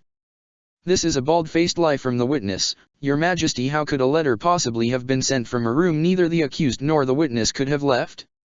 Should we believe as well that the accused had a messenger owl or a carrier pigeon among her belongings? The prosecution has already established how little sense this purported chain of events makes. Burckhardt studied Flame carefully. Are you accusing the sister of the advisor to Archbishop Rea of breaking an oath sworn on the names of all of the saints? He asked Eugen. Eugen opened his mouth, but before he could speak another word, Count Varley clamped a hand on his shoulder to silence him. Of course not, he was merely expressing what an odd course of action the witness had undertaken. I must admit that even I am curious, he said. Do go on, witness. Explain how your letter could possibly have reached the hands of the Knights of Syros in a timely manner. Flame nodded. There was only one way to get the letter out of the room. I slipped it out of the window and let it drop to the street below. You what? Burckhardt gasped. You simply tossed it into the street. Eugen gasped. I see. Like a shipwrecked sailor tossing a message in a bottle into the sea and hoping it will reach another shore, Ferdinand mused. Flame put her faith in the goddess that her message would be delivered. But that is a ridiculous course of action, Count Varley said. For once, you and I are in perfect agreement, Count Varley, Edelgard said.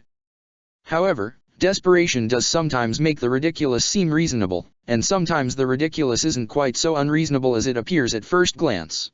Could it be that Flame had been more than simply wishing that some passerby might find it and take it to Gilbert and the other knights? There is nothing reasonable about this, Eugen said, scratching irritably at his bristly violet hair.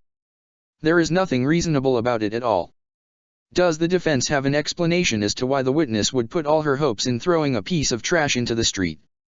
Edelgard shook her head. The defense doesn't, but thankfully, the witness is right here to tell us in her own words. Flame, if you would tell the court how certain you were that the message would be delivered. Flame looked to Eugen and then to Edelgard. I wasn't, she answered. This is an interesting diversion, Count Varley said, but fails to answer the question as to how the Knights of Syros were alerted in a timely fashion. The prosecution stands by its argument that the accused secretly contacted the knights before arriving in Varley. The defense does not, Ferdinand objected. Edelgard, the defense does not, does it? Flame, Edelgard asked, pressing further. Answer me this: could you see out the window when you slipped the letter through it? Flame glanced at Eugen again. It seems the prosecution has caught your eye, Edelgard noted. Almost as though. Flame found the sight of him oddly familiar. Could it be that the reason Eugen had been acting so cagey once Flame had begun her testimony was... Flame looked back toward her, as though she'd just snapped out of a daydream. I did look out the window. What did you see? There were a few people walking in the street, Flame admitted. And so, Ferdinand said, you were hopeful that somebody would see the paper as they walked, pick it up, and bring it to the Knights of Syros. But the paper could have just as easily been picked up by somebody who would not bring it to the knights, Eugen insisted. In fact, we have no way to know that didn't happen. Is that so? As I recall, Ferdinand said, some people in your county prefer to walk around with armbands identifying themselves by color as loyalists to either Burkhard or Anselm. One of these armbands would make it clear if somebody sympathetic to Flane's plight was approaching. Flane, Edelgard asked, did you see the moment the letter was picked up? Flane slowly nodded. Can you describe the person who picked the letter up? This entire testimony is irrelevant. Eugen cried out, slamming his fists against the lectern. I object. Your Majesty, I object. All the defense is doing is wasting our time.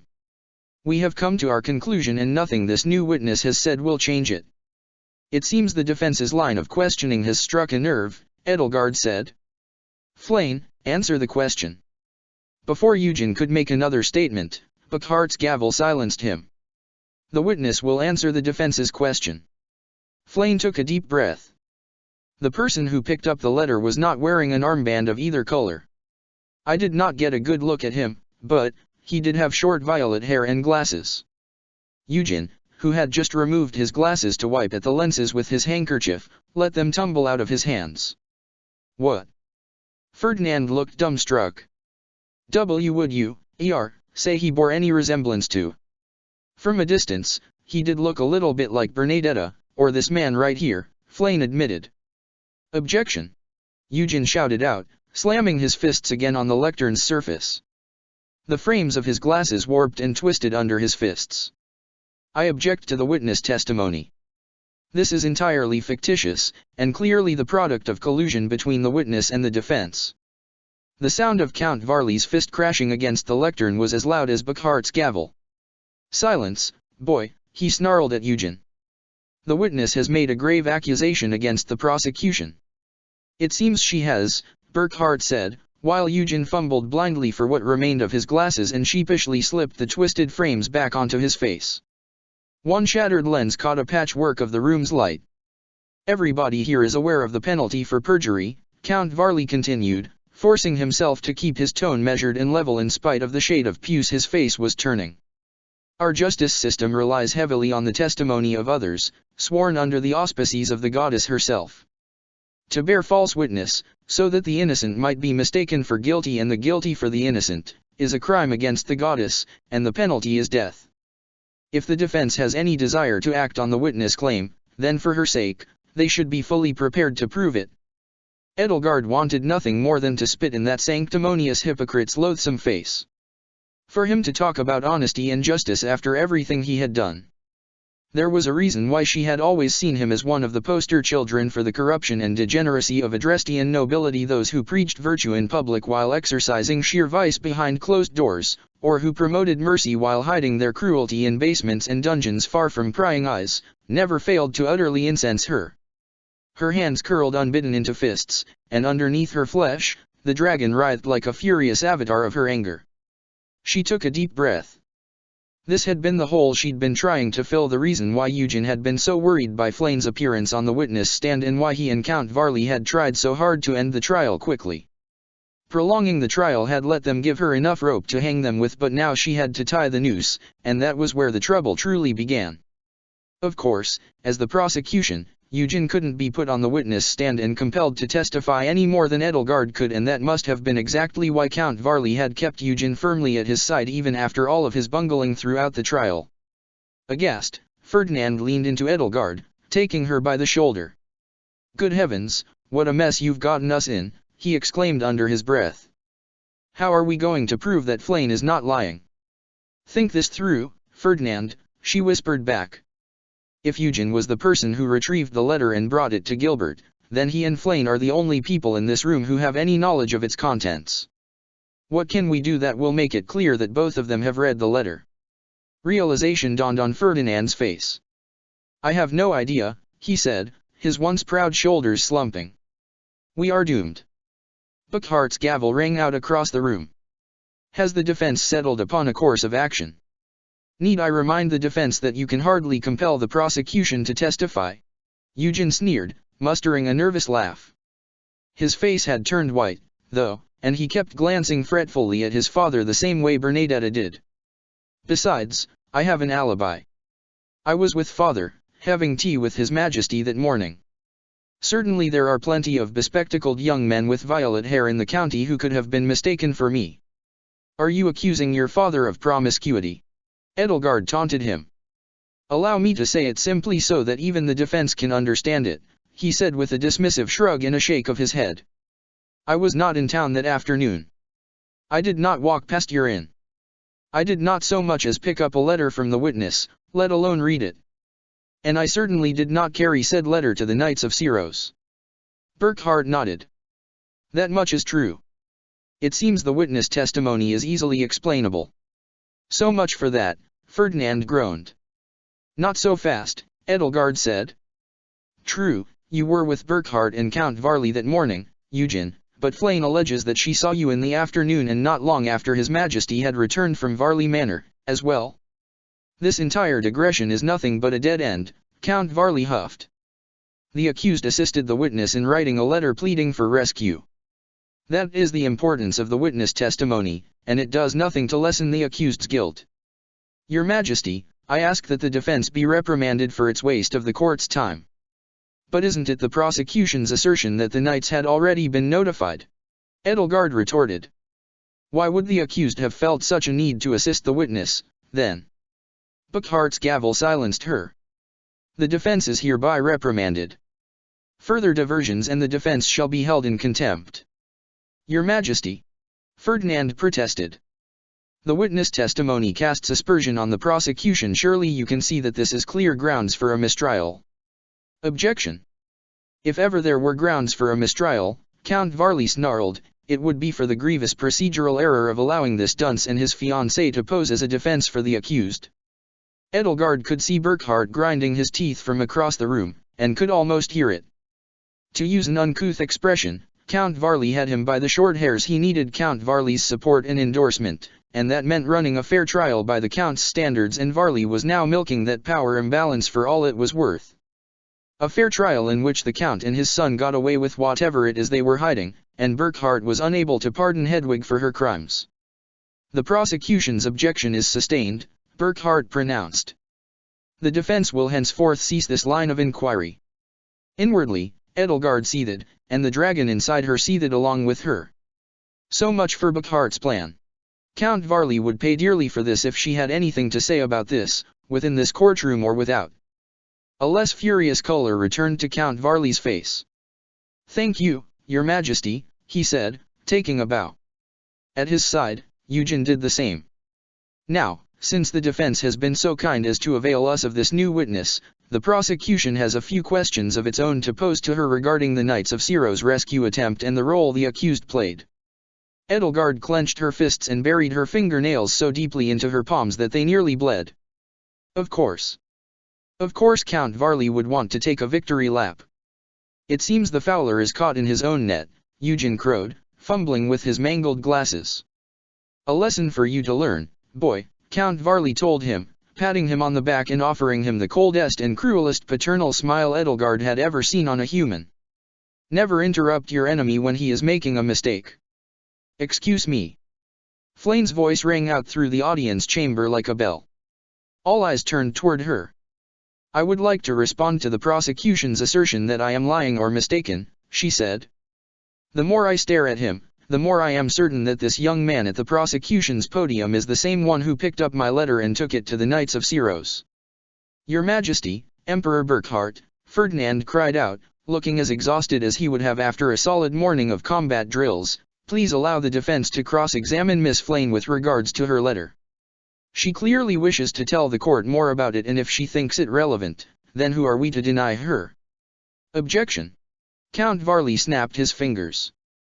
Young boy, surely someone as studious as yourself ought to know that the witness does not run the trial, the prosecution does.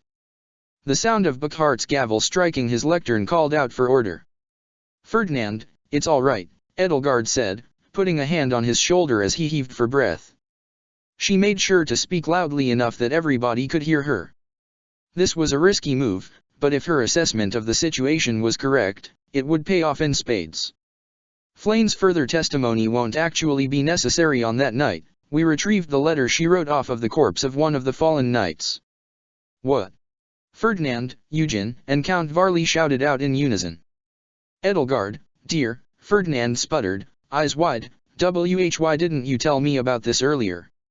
Edelgard smirked. The reason she hadn't told him, of course, was because she was lying through her teeth. But he didn't need to know that right now. The letter Flane wrote, curiously enough, was addressed to Count Varley. That's a rotten lie.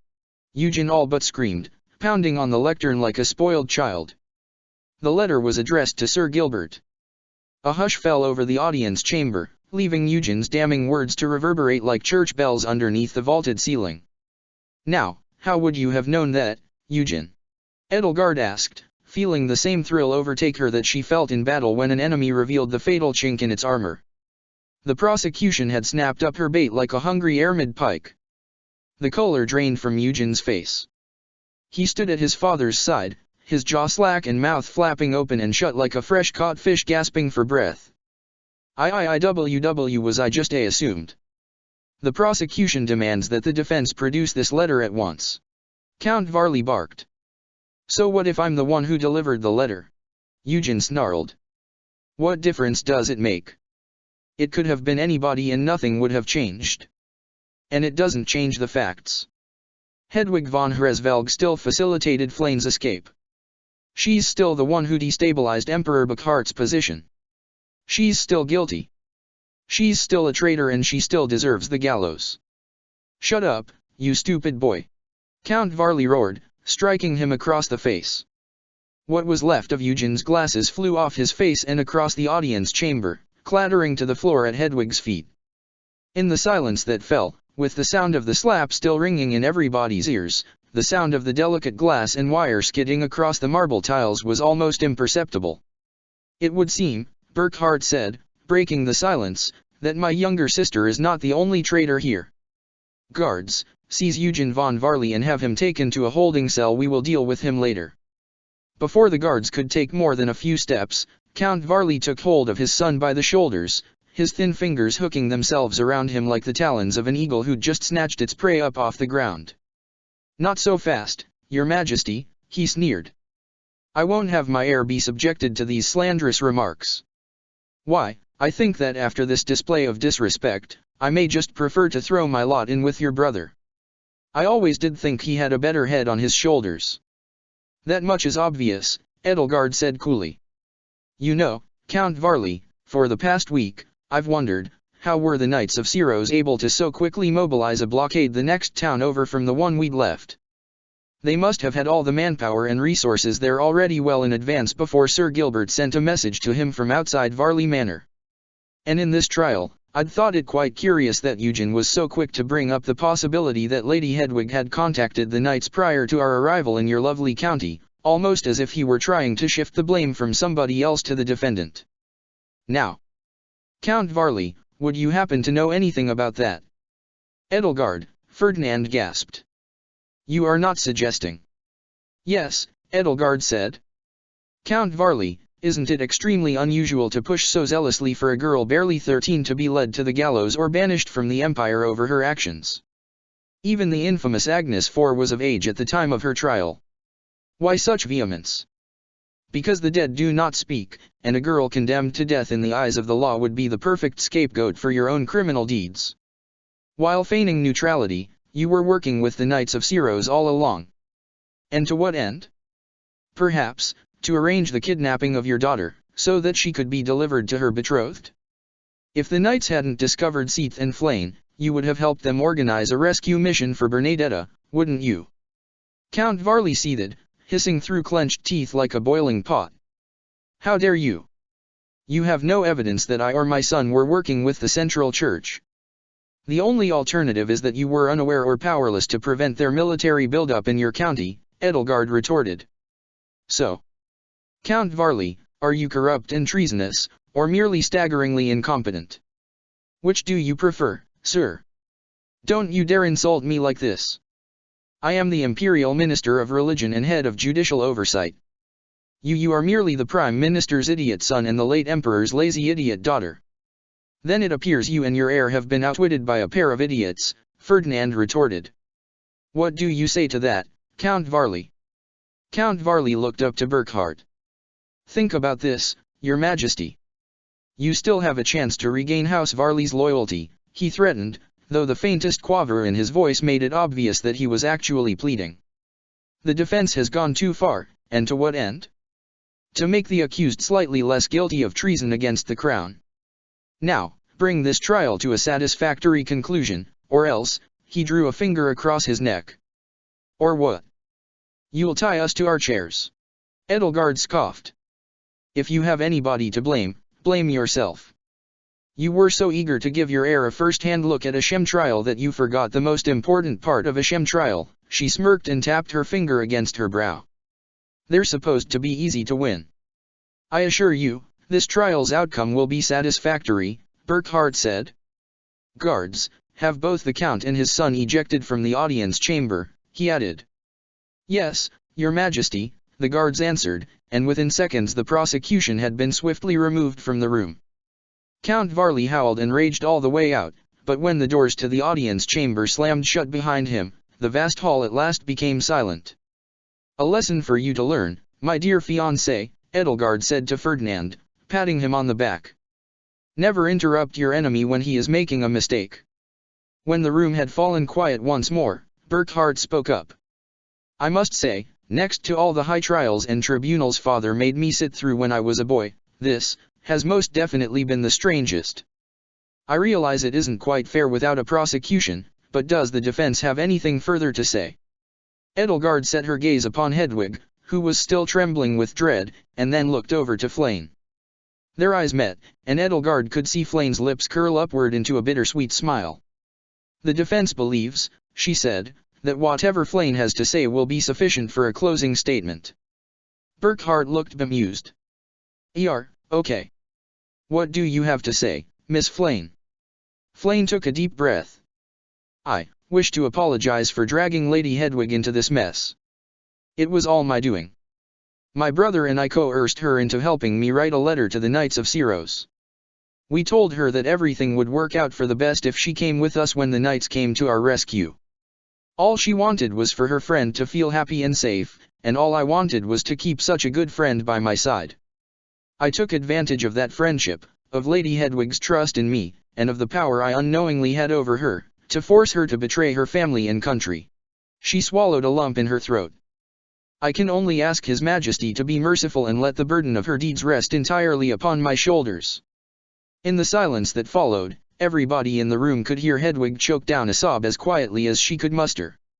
In my capacity as Emperor of Adrestia, sovereign over the imperial court, Burckhardt spoke up, raising his gavel, I hereby bring the trial of Princess Hedwig von Hresvelg to its conclusion.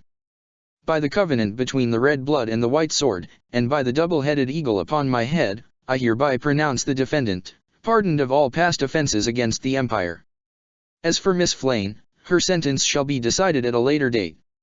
One final motion of his gavel and the clear, resonant tone it produced against the sounding block atop his lectern made his words law. Edelgard felt a relieved sigh push all of the residual stress and worry from her body. She rested her hands against the lectern and bowed her head, feeling a great weariness overtake her. The bishop, who had remained silent yet wide-eyed through the whole ordeal, made his way back over to Hedwig. Goddess, mother of all, through your holy word you sent Syros and her saints among us to bridge all lands above and below and bring tidings of peace to all.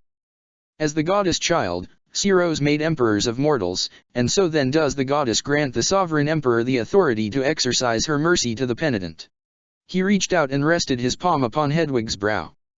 Lady Hedwig von Hresvelg, by the crown of His Majesty, may the goddess give you pardon and peace.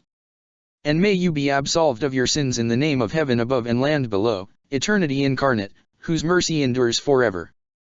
Your trial is concluded and your judgment is passed, go now in peace. The bishop left the room, and there was a palpable shift in the audience chamber's atmosphere.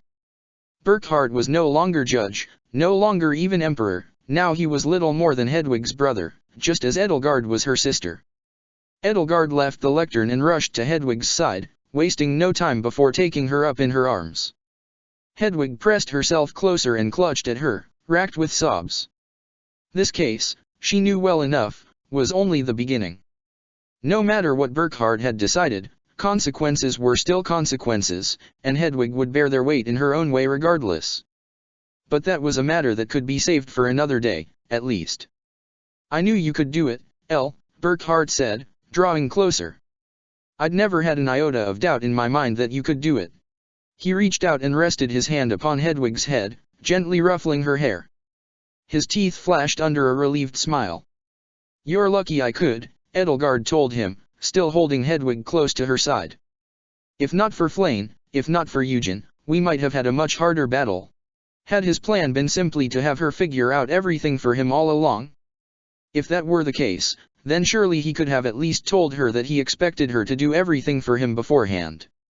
Goddess, Ellie was going to have her work cut out for her when she returned. But, it seems House Varley was a casualty of our little battle. It seems you've unequivocally lost the Count's endorsement. It's all right, he said, pointedly failing to meet her eyes. I'll deal with that. Excuse me, I should be going. I'll see you both at the victory feast, he added brusquely, and he fled the room without further ado as though he was ashamed to be in it any longer. Edelgard, Ferdinand said, taking a somber Flayn by the arm.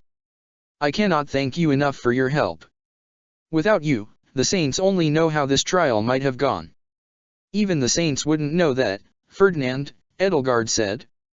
But I digress. You did well yourself, and it was my pleasure to help. If only Bernadetta could have seen what we did to her father and brother. I suppose she will have to settle for a second-hand retelling of their downfall. The four of them left the audience chamber together and stepped out into the hallway, only to be met by a veritable swarm just past the doors. What happened in there, Edelgard? What was the verdict? Ingrid asked. Is Lady Hedwig going to be all right? Kasia asked. What did father do? Why were the guards dragging him away? Bernadetta asked. Is Hetty okay? Pascal asked. Is she innocent? Annette asked. Is she guilty? Mercedes asked. Do not crowd her, Hubert scolded them, shoving them out of the way to make a path for her. Lady Edelgard, Ferdinand, you both seem to be in too high spirits to have lost the trial, he said, mustering a faint yet warm smile. Congratulations on your victory. Thank you, Hedwig sobbed, burying her face in her shoulder and nearly crushing Edelgard in her embrace. Thank you so much, Elle. It's all right, Hetty, Edelgard said, running her fingers gently through her hair, marveling at how it shone in the late morning sunlight streaming through the windows like polished bronze and flowed through her fingers like gleaming quicksilver. I told you I would fight for you. I told you there could still be light in your future. And here you stand. I'm so happy for you. She'd done it.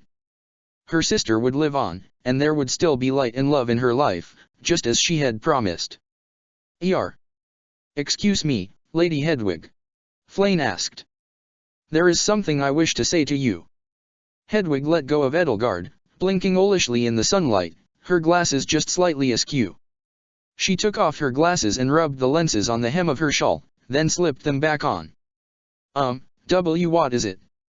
Flayn's gaze slid down to the ground, her expression somber and forlorn. Her arms were still tied behind her back. I truly did enjoy being your friend, Lady Hedwig. You were like the younger sisters I never had a chance to know. I did not mind feeling a little more like a child if it meant spending time with you. But I am not so young as you might have thought I was. I am old enough that I ought to have known better than to treat you as I did. I hope you can someday forgive me. Hedwig absorbed her words silently, her lip quivering as a wave of fresh and painful emotion rippled across her face. With one hand she reached over and took Edelgard's hand, threading their fingers together. Thank you. I owe you my thanks as well, Flayn, Edelgard said. I could tell that choosing to cooperate with the trial had been a difficult decision for you to make. But without your testimony, Hetty surely would have been found guilty. It seems that Saint Cethline truly can answer a person's prayer. Flayn's cheeks turned pinkish. Oh, how unexpected, Lady Edelgard, she mumbled, her eyes staring through the floor as best they could. It is often said that the best commander is a father to his men, Edelgard told her, and that like any good father, he must be at least as swift in praising his men's commendable actions as he is in scolding them for their misdeeds. As for me, whether one is an enemy or friend, it makes no difference. She bowed her head. You did the right thing today, Flayn, and that is all that matters. Thank you. Though the mood among all gathered in the hallway had swiftly turned celebratory, Edelgard noticed Ferdinand slipping away from the others and heading over to one of the windows overlooking the courtyard outside. She followed him, taking note of the glum expression on his face. You don't seem happy for a man who just humiliated the Minister of Religion in front of the Emperor. Is something the matter? Ferdinand sighed and raked his fingers through his coppery carrot-red hair.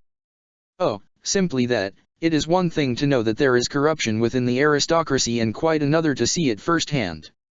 If you are correct, Edelgard, then Count Varley planned to have a child murdered or banished from her home forever simply to cover up his own duplicity. He shook his head. I had never thought that such underhandedness in a court of law was so easy. Now I can only wonder how many trials throughout the Empire's history have been like that. Mere tools for unscrupulous men to seize power and cover their tracks. It sounds like the legal system is in dire need of reform, Edelgard said. Ferdinand mustered a laugh that did not carry much mirth within it.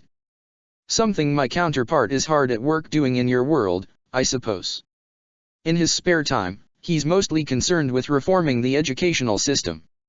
As well as taking care of that long hair you claimed he had.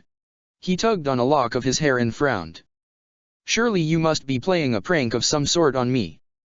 I cannot fathom ever allowing my hair to grow down to my shoulders. And surely this world's Edelgard would not prefer me like that. I swear upon the saints that I am telling the truth, the whole truth, and nothing but the truth. He sighed. I think she might be happy to see you again, Edelgard told him. Whenever we find the way back to our worlds, I think her opinion of you might have changed. Do you really? How? Well, you've changed, she said. You've grown a lot since I first arrived in this world. Who knows where you'll be in 5 years? Thank you, Edelgard. That does my heart good. I was unfair to your counterpart. When she returns here, I will support her in every way I can, or my name isn't. He trailed off as his gaze drifted to the courtyard, and Edelgard followed it. Both of them spied Count Varley heading for the rookery near the castle walls where the wyvern he'd flown in on was being kept, his black cloak flapping in the gentle morning breeze. His son was conspicuously absent at his side. What? Count Varley's leaving, he gasped, his shock at the sight mirroring her own. Can Lord Burkhart do nothing to stop him? As soon as he returns to Varley Manor, the Count will pledge his territory over to Anselm and Rhea. The war will shift in their favor. Edelgard took a deep breath and steeled herself. Useless Burkhart. As much as it pained her to think, he truly had blundered his way into an unequivocal loss. She would have to take matters into her own hands. Ferdinand, she said, go out and stall Count Varley for as long as you can. I'm going to find Burkhart.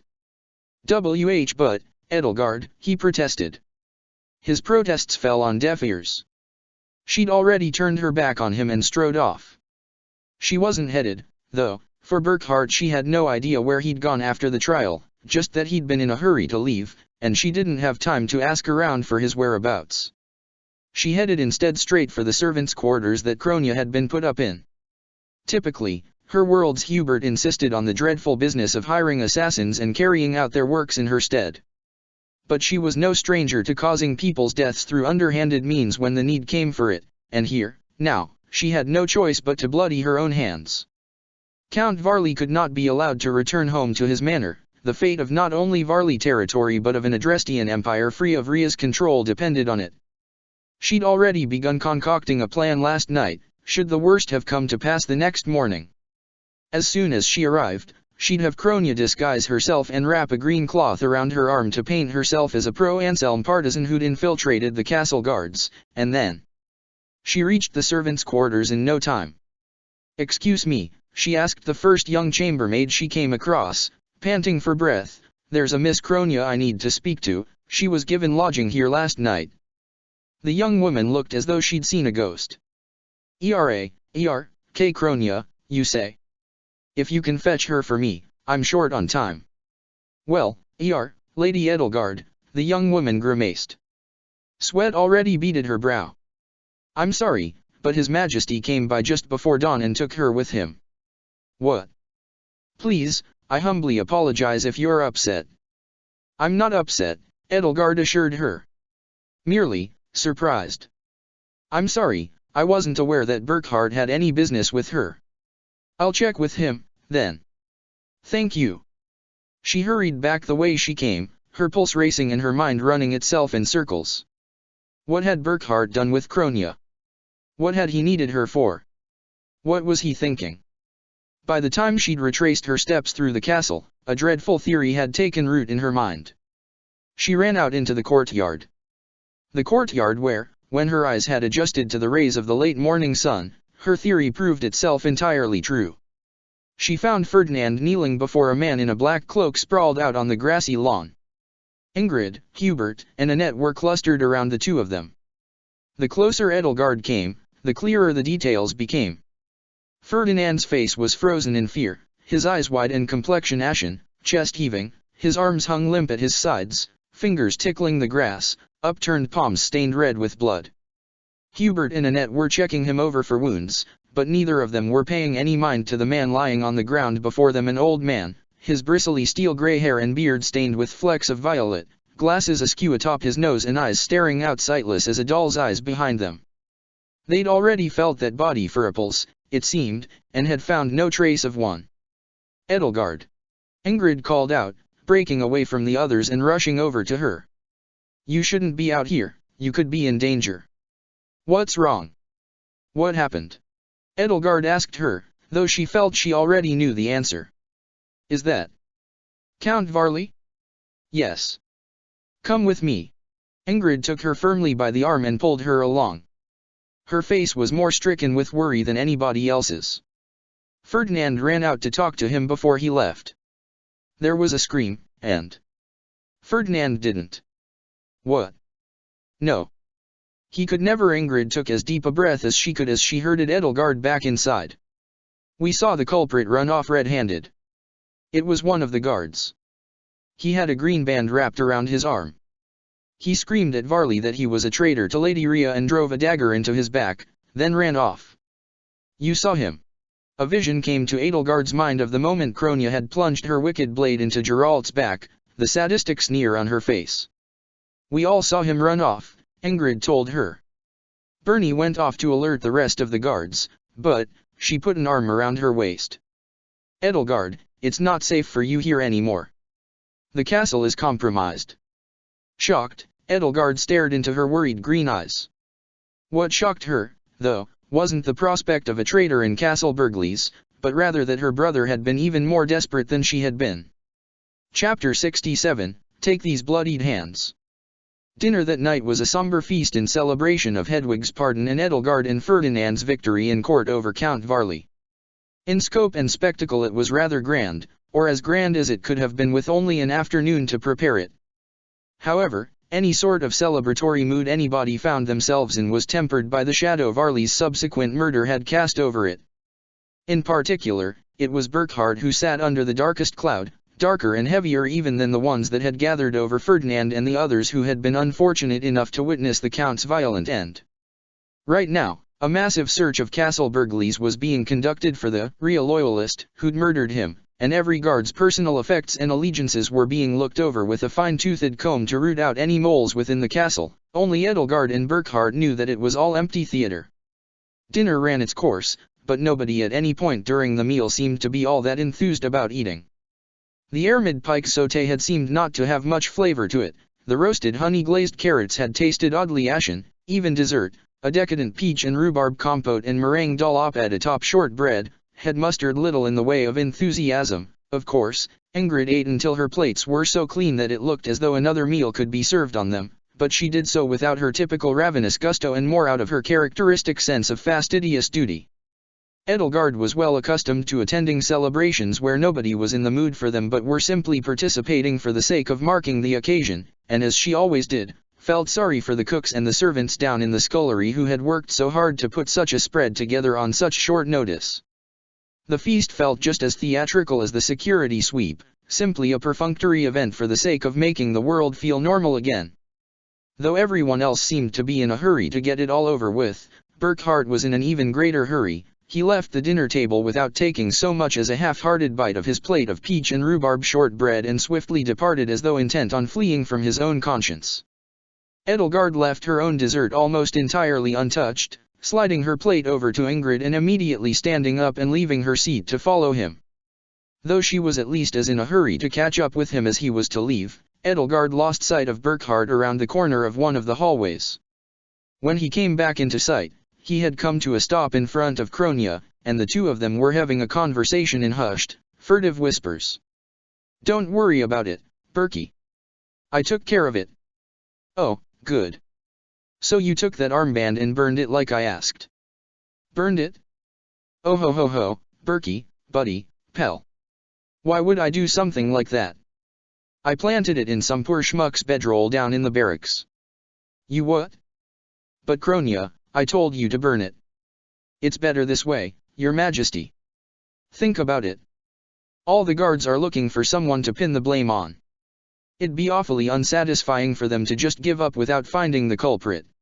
Kronia lifted herself up on her tiptoes and peered over Burckhardt's shoulder. "Oh, well, if it isn't Edel. Let's have her settle this little dispute."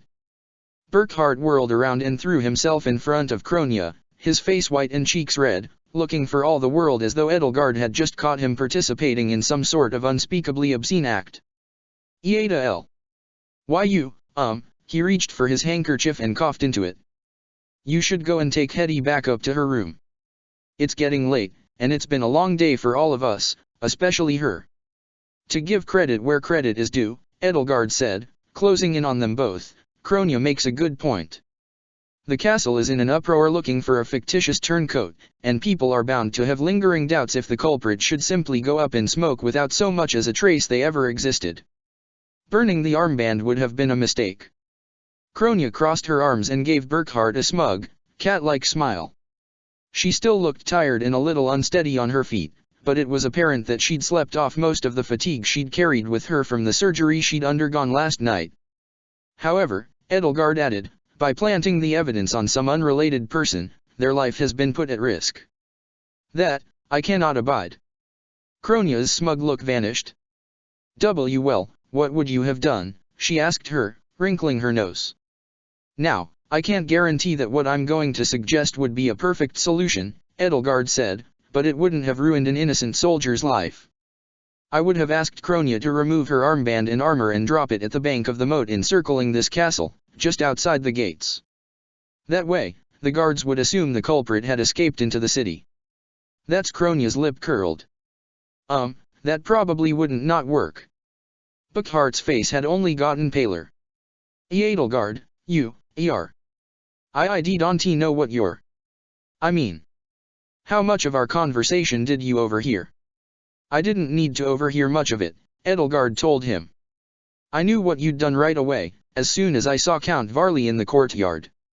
"Burke, can I speak to you in private?" "Oh, you're in for it now, Your Majesty," Kronia sneered, patting him roughly on the back and then clapping her hands together. And then, reveling in the sound of two hands clapping, clapped them again, with a look of childlike wonder dawning upon her face. "Well, I'm off to avail myself of some of your glorious human dessert." "Not so fast, Kronia," Edelgard said before she could saunter off, taking her by the arm. "You need to go back to the barracks and retrieve the armband, then leave it on the bank of the moat, if it's still there. If it's not, then Burckhardt and I are going to have to deal with the poor soldier you've framed and do our best to mitigate the circumstances you've placed him in. Work quickly and there should be plenty of dessert left over for you. It's a delicious peach and rhubarb compote over meringue and shortbread, and I think you'll love it. Oh, ALRI.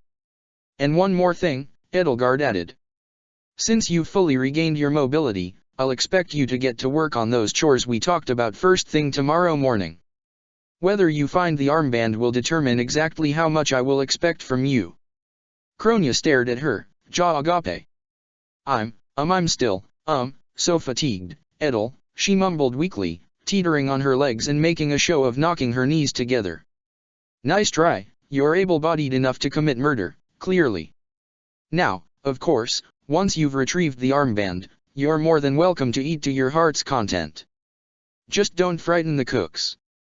If you do, Burke and I will know. Edelgard let go of Kronia. Burke, let's go to your room. She and Burkhard left Kronia behind and went off to his bedchambers. Burkhard walked beside her like a man being walked to the gallows. They reached his room, where Victor was already conducting a thorough search. Burkhard excused him from the room and led Edelgard inside. Neither of them spoke again until Victor had left and there was a door between them and the hallway. I was going to do the same thing, she told him. When I saw Count Varley outside, I knew we couldn't allow him to leave. I went out to find Kronia, and when I couldn't find her, I figured it out immediately. You were planning to have him killed, he asked. He couldn't meet her eyes, instead focusing on the window. Edelgard could only see his eyes through the reflection of his face in the mirror on the wall. They darted furtively, guiltily, like the eyes of a cornered animal. It was a contingency plan I'd discussed with Kronia the night before, she said. One of several, just in case the trial didn't go as planned.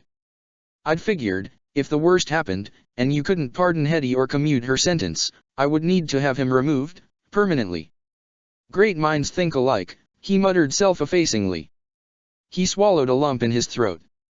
You don't approve, do you, Elle? Count Varley was a treasonous monster today just as much as he was 7 years ago. I certainly won't mourn his passing. And with Eugen under arrest for treason, House Varley passes into Bernadetta's hands provided her mother doesn't have anything to say about it, and I can't think of a better pair of hands than hers. Edelgard approached him and reached out, taking him by the wrist. It's a shame you had to stain your hands with his blood, though. He wrenched his wrist free of her gentle grasp and pointedly faced away from her, his gaze now fixing itself on some other item on the opposite side of the room. Even you could only put him under house arrest, he muttered. But I murdered him. I had him stabbed in the back like a coward. Killing a man in battle is one thing, it's just to be expected. But, he took a deep breath. Are you proud of me now, Elle?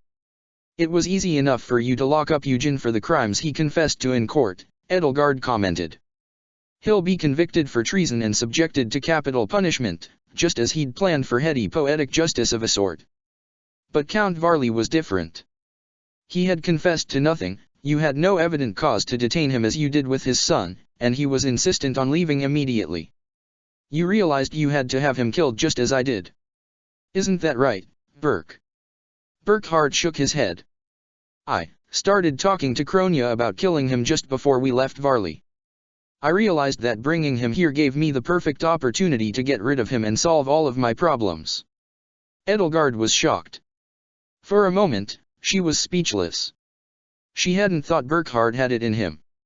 But if he'd been planning to kill Count Varley as soon as the trial had run its course all along, then his strange attitude during the trial, at once cagey and flippant, finally made sense. It wouldn't have mattered to him who won the trial as long as he could simply execute the prosecution and then pardon Hedwig after the fact. If she and Ferdinand had failed, Hedwig's life would have been spared regardless. Are you ashamed of me? He asked, mustering a mirthless chuckle that fell from his lips as bitter as wormwood. I couldn't bear to stand up to that man to his face, so I had him stabbed in the back, and I didn't even have the courtesy to do it myself. I didn't even tell Victor about it, even though he would have gladly done it for me if I'd asked.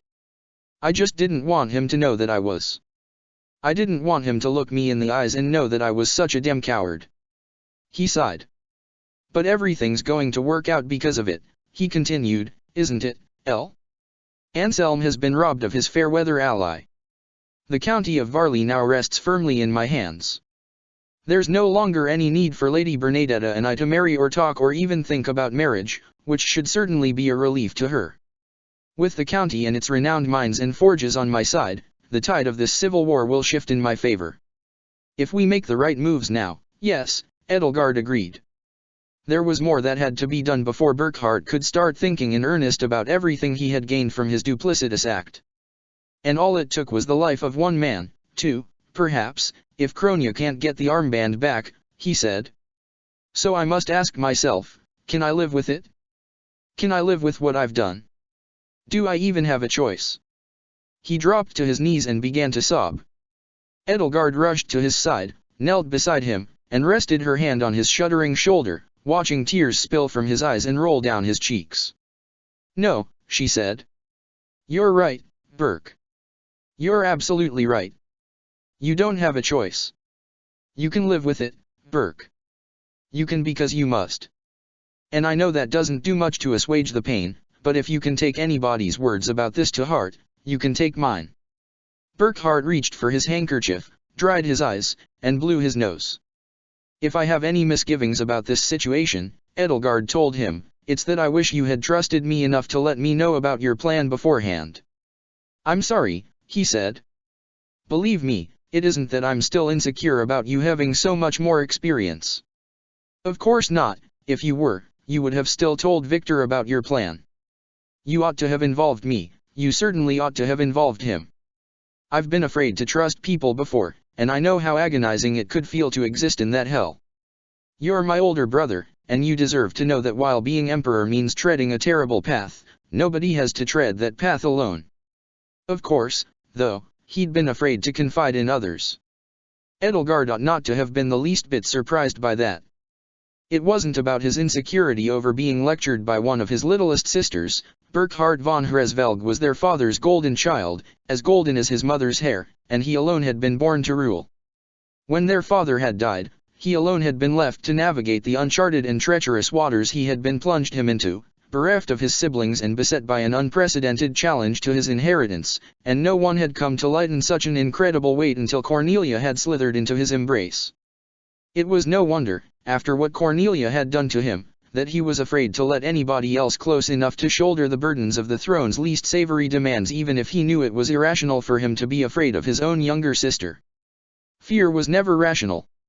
Fear, pain, guilt, shame all clouded the mind, all blinded one's sense of reason, all led one deeper and deeper into the darkness if they lacked the willpower to reach out for the light. "Here's what we'll do next," Edelgard said, cupping both of her hands firmly around one of Burkhart's gloved hands. His own sweat had left the white silk dampened by an invisible stain. "You're going to write a letter reporting on Count Varley's unfortunate and shocking passing and distribute it to all of your allied lords and all who are on the fence about siding with you or with Anselm, especially those in Leicester who have yet to commit to a side. You're going to tell them all that Count Varley was murdered by an agent of Rhea even though he favored her faction, and that the same such fate could await anybody who would consider taking her side. You'll paint her as a betrayer and a false friend. I'll help you draft the letters." Burkhart closed his eyes and took a deep breath. "I know, but if you need time, then take it," she told him. "But there's precious little of it for you to take. If word of Count Varley's death reaches Anselm and Rhea before we can assert our control over the narrative, they'll have the advantage in turning him into a martyr for their cause." "What about the truth?" he asked. "In times of war, the truth is often whichever story is spoken first," Edelgard said. "Stories and propaganda are just as much a weapon as axes and lances, and need to be deployed just as seriously and prudently. Anselm and Rhea need allies. We need to tell stories that show the dreadful costs of being their allies. That is what Count Varley must be, a cautionary tale." She pulled herself up to her feet and lifted Burkhart's hand along with her, gently yet firmly easing him off of his knees. "Right now, as we speak, Burkhart, we've found ourselves engaged on another battlefield. I'll walk with you if you need me, but you must move, or else suffer defeat." He nodded. "I suppose, it's like when Anselm and I said all those awful things about each other to anybody who would listen." "Yes, but that was the equivalent of a street brawl. We need to be focused and organized this time." "I'll help you as long as I can stand by your side," she said. He nodded again. "Thank you, El. I know this must weigh on your conscience, Burke," she told him. "But war is more than what historians write about, more than the parts its heroes want the world to remember. Its course is charted as much by so-called cowardly actions committed in the dark as it is by bravery in broad daylight. If it helps, think of Count Varley as a man who met you on the field of battle. In a metaphorical sense, he was no different from anybody who fell to your blade at Garreg Mach. I know it's a harsh message, but it's the only way to win." Burkhart took a deep breath. "We'll write those letters, El," he decided, grasping her hand firmly in his eyes gazed forward with new resolve, though they gazed straight ahead as though he still couldn't bring himself to look upon her. Nevertheless, Edelgard put her arms around his waist and held him close. Though hesitant, he returned the embrace and held her to his chest. The next morning, after spending the rest of the evening helping Burkhardt with their plot, Edelgard found herself with no choice to her annoyance but to admit to Ingrid that her feathers were very much in need of a good preening. And so after a hearty breakfast she found herself lying down atop her bed, wings unfurled, feathered tail sweeping lazily to and fro behind her. Ingrid was hard at work running the same preening comb she used on her Pegasi through the sable feathers of Edelgard's left wing. Hedwig was doing the same to her right wing, carefully mimicking Ingrid's practiced technique and following along with her instructions and guidance. "You'll need to keep that tail still before you hit one of us with it," Ingrid commented as she worked her way through Edelgard's feathers with her brush and preening oil. "I swear, the thing has a mind of its own sometimes," Edelgard muttered. "I can try to control it, but I'm not sure if I can promise anything." She stifled a yawn. She had always considered herself far from the type of person who would start nodding off after breakfast when the day was just getting started, but there was something oddly soporific about the experience of being groomed, or perhaps she had just slept poorly the previous night. "There's no need to do this right now, Ingrid." "No, you need to be taken care of," Ingrid insisted. "Isn't that right, Hedwig?" Hedwig nodded. "All right. You spend so much time taking care of everyone else anyway, it's only fair you get your turn," Ingrid continued. "What if you need to use your wings today?" "If I need to use them, I'll use them. But you won't use them well if they're like this. Feathers need to be taken care of. You just don't understand proper Pegasus husbandry, Edelgard." "I'm not a Pegasus, Ingrid," Edelgard said. "Wings, scales, or no, I'm still a human being, just the same as you." Ingrid shook her head. "You're just like a Pegasus, Edelgard," she told her. "That's why I get along so well with you. Now be quiet and don't fuss, and I'll give you a sugar cube when we're done." "Oh, for Macule's sake. You're enjoying this, aren't you?" Edelgard asked, noting the smile on her face. Would you like a CC carrot, L?" Hedwig asked, clearly trying not to laugh. For once this morning, she seemed mirthful. "Please, Hetty, don't encourage her." "You can complain all you want," Ingrid said, "but you wouldn't be letting me do this if you didn't want it." She was right. Edelgard knew she was right, and she knew that Edelgard knew that.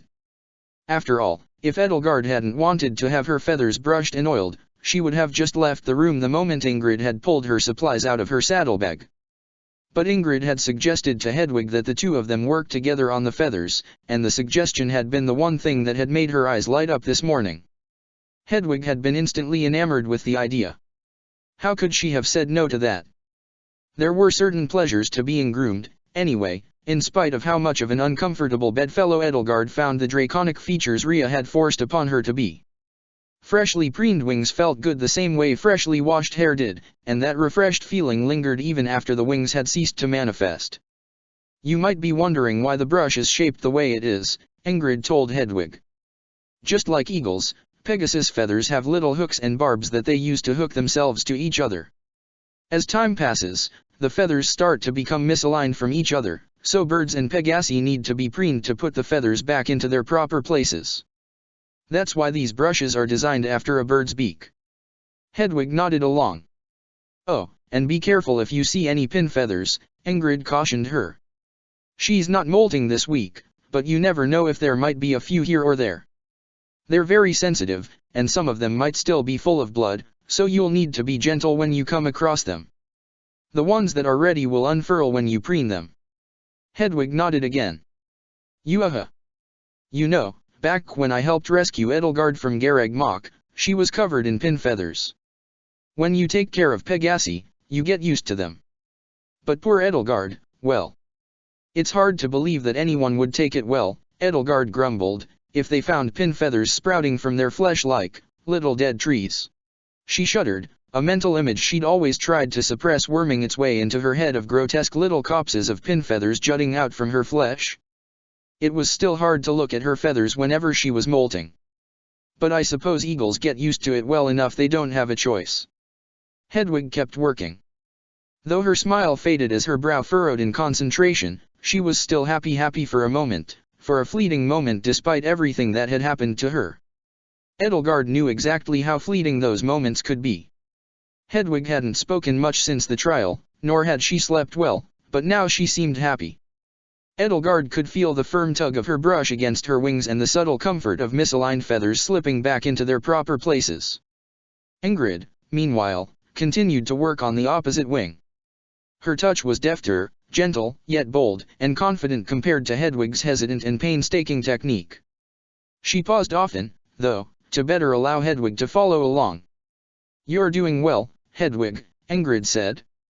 "I find that once you get a feel for the brush, there's something relaxing about working through the feathers. It's like flying, you start to get caught up in your work, and you find your thoughts starting to melt away. Sooner than you realize, you're done.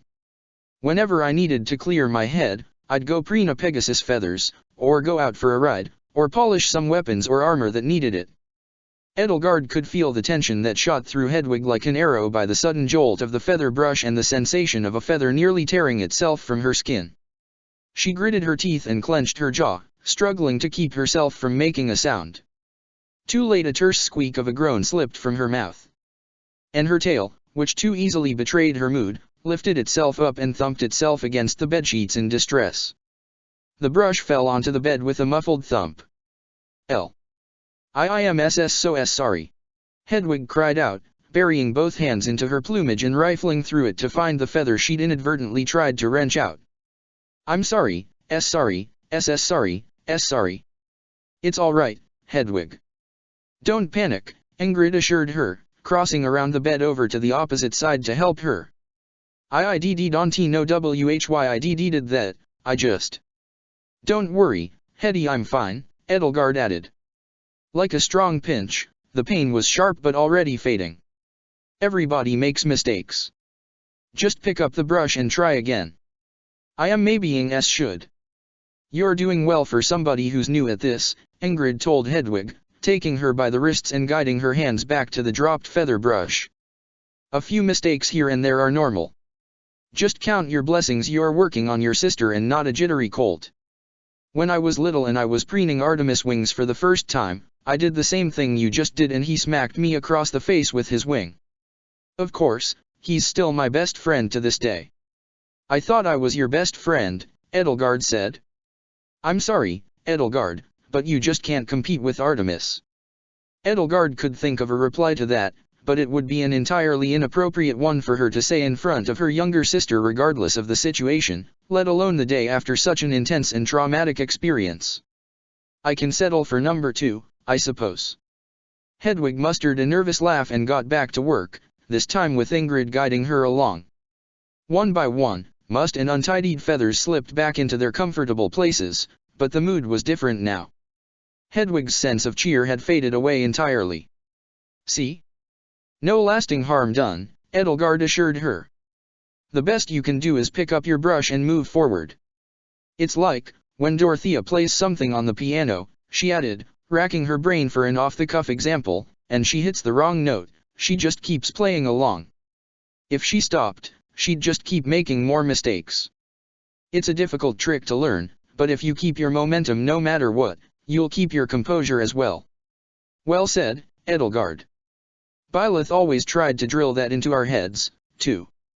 The worst thing that can happen to you isn't making a mistake or getting hit, it's letting that throw you off your rhythm," Ingrid said. "You have to keep moving forward. Isn't that what Raphael said, Edelgard?" Once Hedwig had settled back into a comfortable rhythm, Ingrid circled the bed again and made her way to the opposite side, returning to work on Edelgard's other wing. "Speaking of Pegasi, Edelgard, I stopped by the stables early this morning, before breakfast, and saw Kronia up to her elbows in, well, Pegasus blessings." Hedwig stiffened again, but this time she barely faltered and pressed onward without skipping more than a beat or two. "Yes, she's being punished," Edelgard said. "Punished? She's done good work for Burkhardt recently, and for that I commended her. But her attitude has been a constant problem. She's been long overdue for some discipline, and not the kind Thales was so fond of." I think a little bit of drudgery is just what she needs. Ingrid nodded. I think so, too. Hopefully, it'll do her some good. Eventually, she and Hedwig finished with Edelgard's wings and moved on to the lateral feathers that ran down the length of her tail. Edelgard furled her wings and let them rest against her back, then forced herself to keep her tail as still as possible while it was worked on. We should see Bernadetta after this, Ingrid added while she and Hedwig continued their work. It's still a shock that her father, well, she hissed a pained sigh through a clenched jaw. It couldn't have happened to a more deserving man, of course, but a father is still a father. I'm certain there's something we can do for her, Edelgard agreed, though Pascal may already have beaten us to it. Right. He's been stuck to her like glue all the way from Garreg Mach.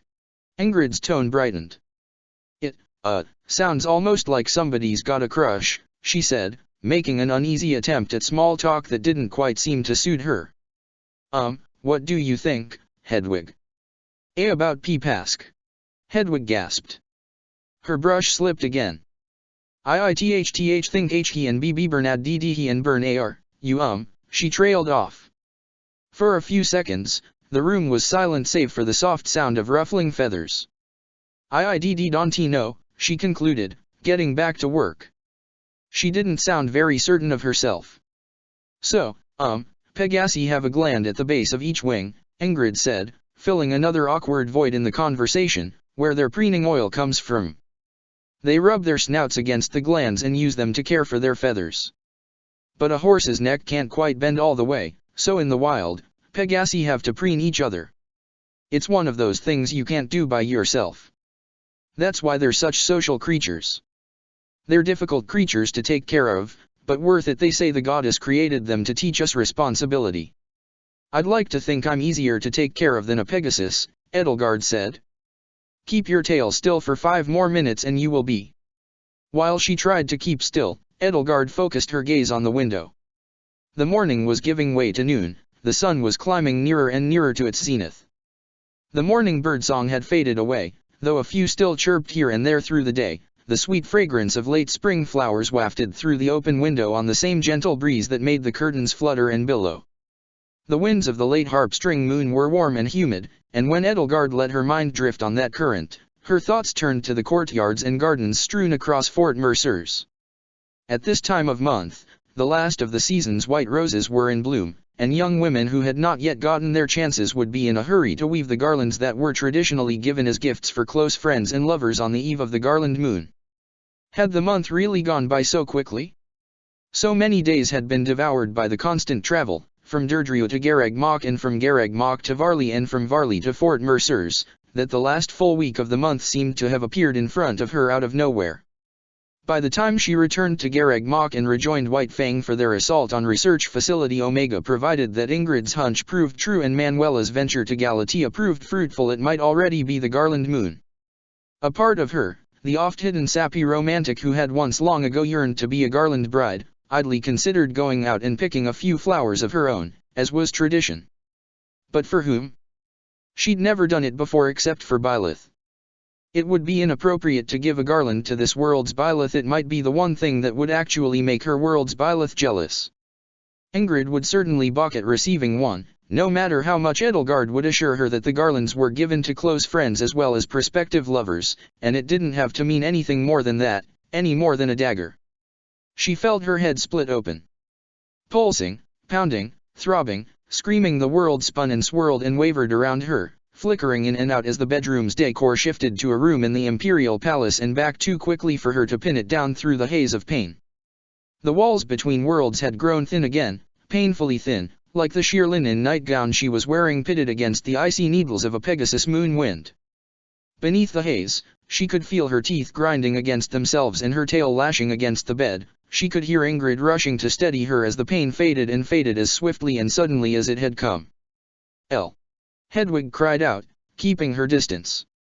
Aryu. I'm all right, Edelgard assured her, taking a deep breath and composing herself. The pain faded to a dull throb, moving to a slowing pulse.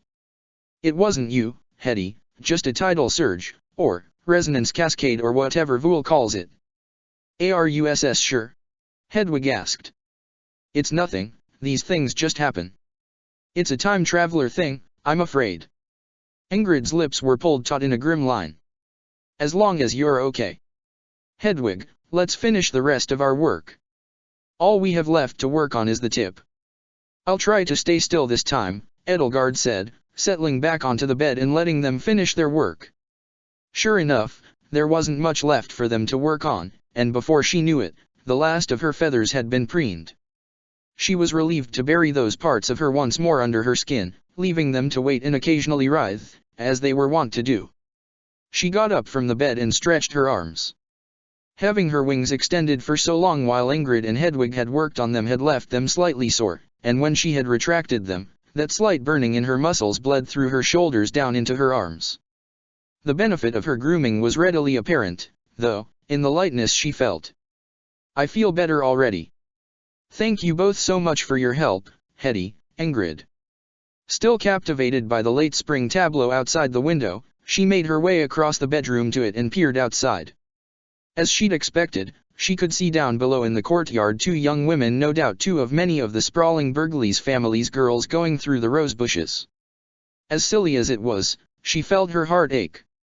She and Byleth had been garland brides, wed under the garland moon. It had been all Byleth's idea, since by then Edelgard had long since consigned to impossibility and subsequently forgotten the childlike dreams she'd once had of marrying some handsome man or woman under the summer moon with white roses in their hair. When Byleth had presented her with the garland, Dorothea, of course, had explained the tradition to her. Edelgard had been taken aback, almost bewildered. Even then, after she'd grown so far beyond her pain and old wounds, after she'd fallen in love with Byleth and felt the same love from her, the thought that she was lovable enough to be somebody's garland bride had still felt foreign to her. Hedwig drifted to her side, and Ingrid followed. The two of them followed Edelgard's gaze out the window and down into the courtyard. It's beautiful outside today, Ingrid commented.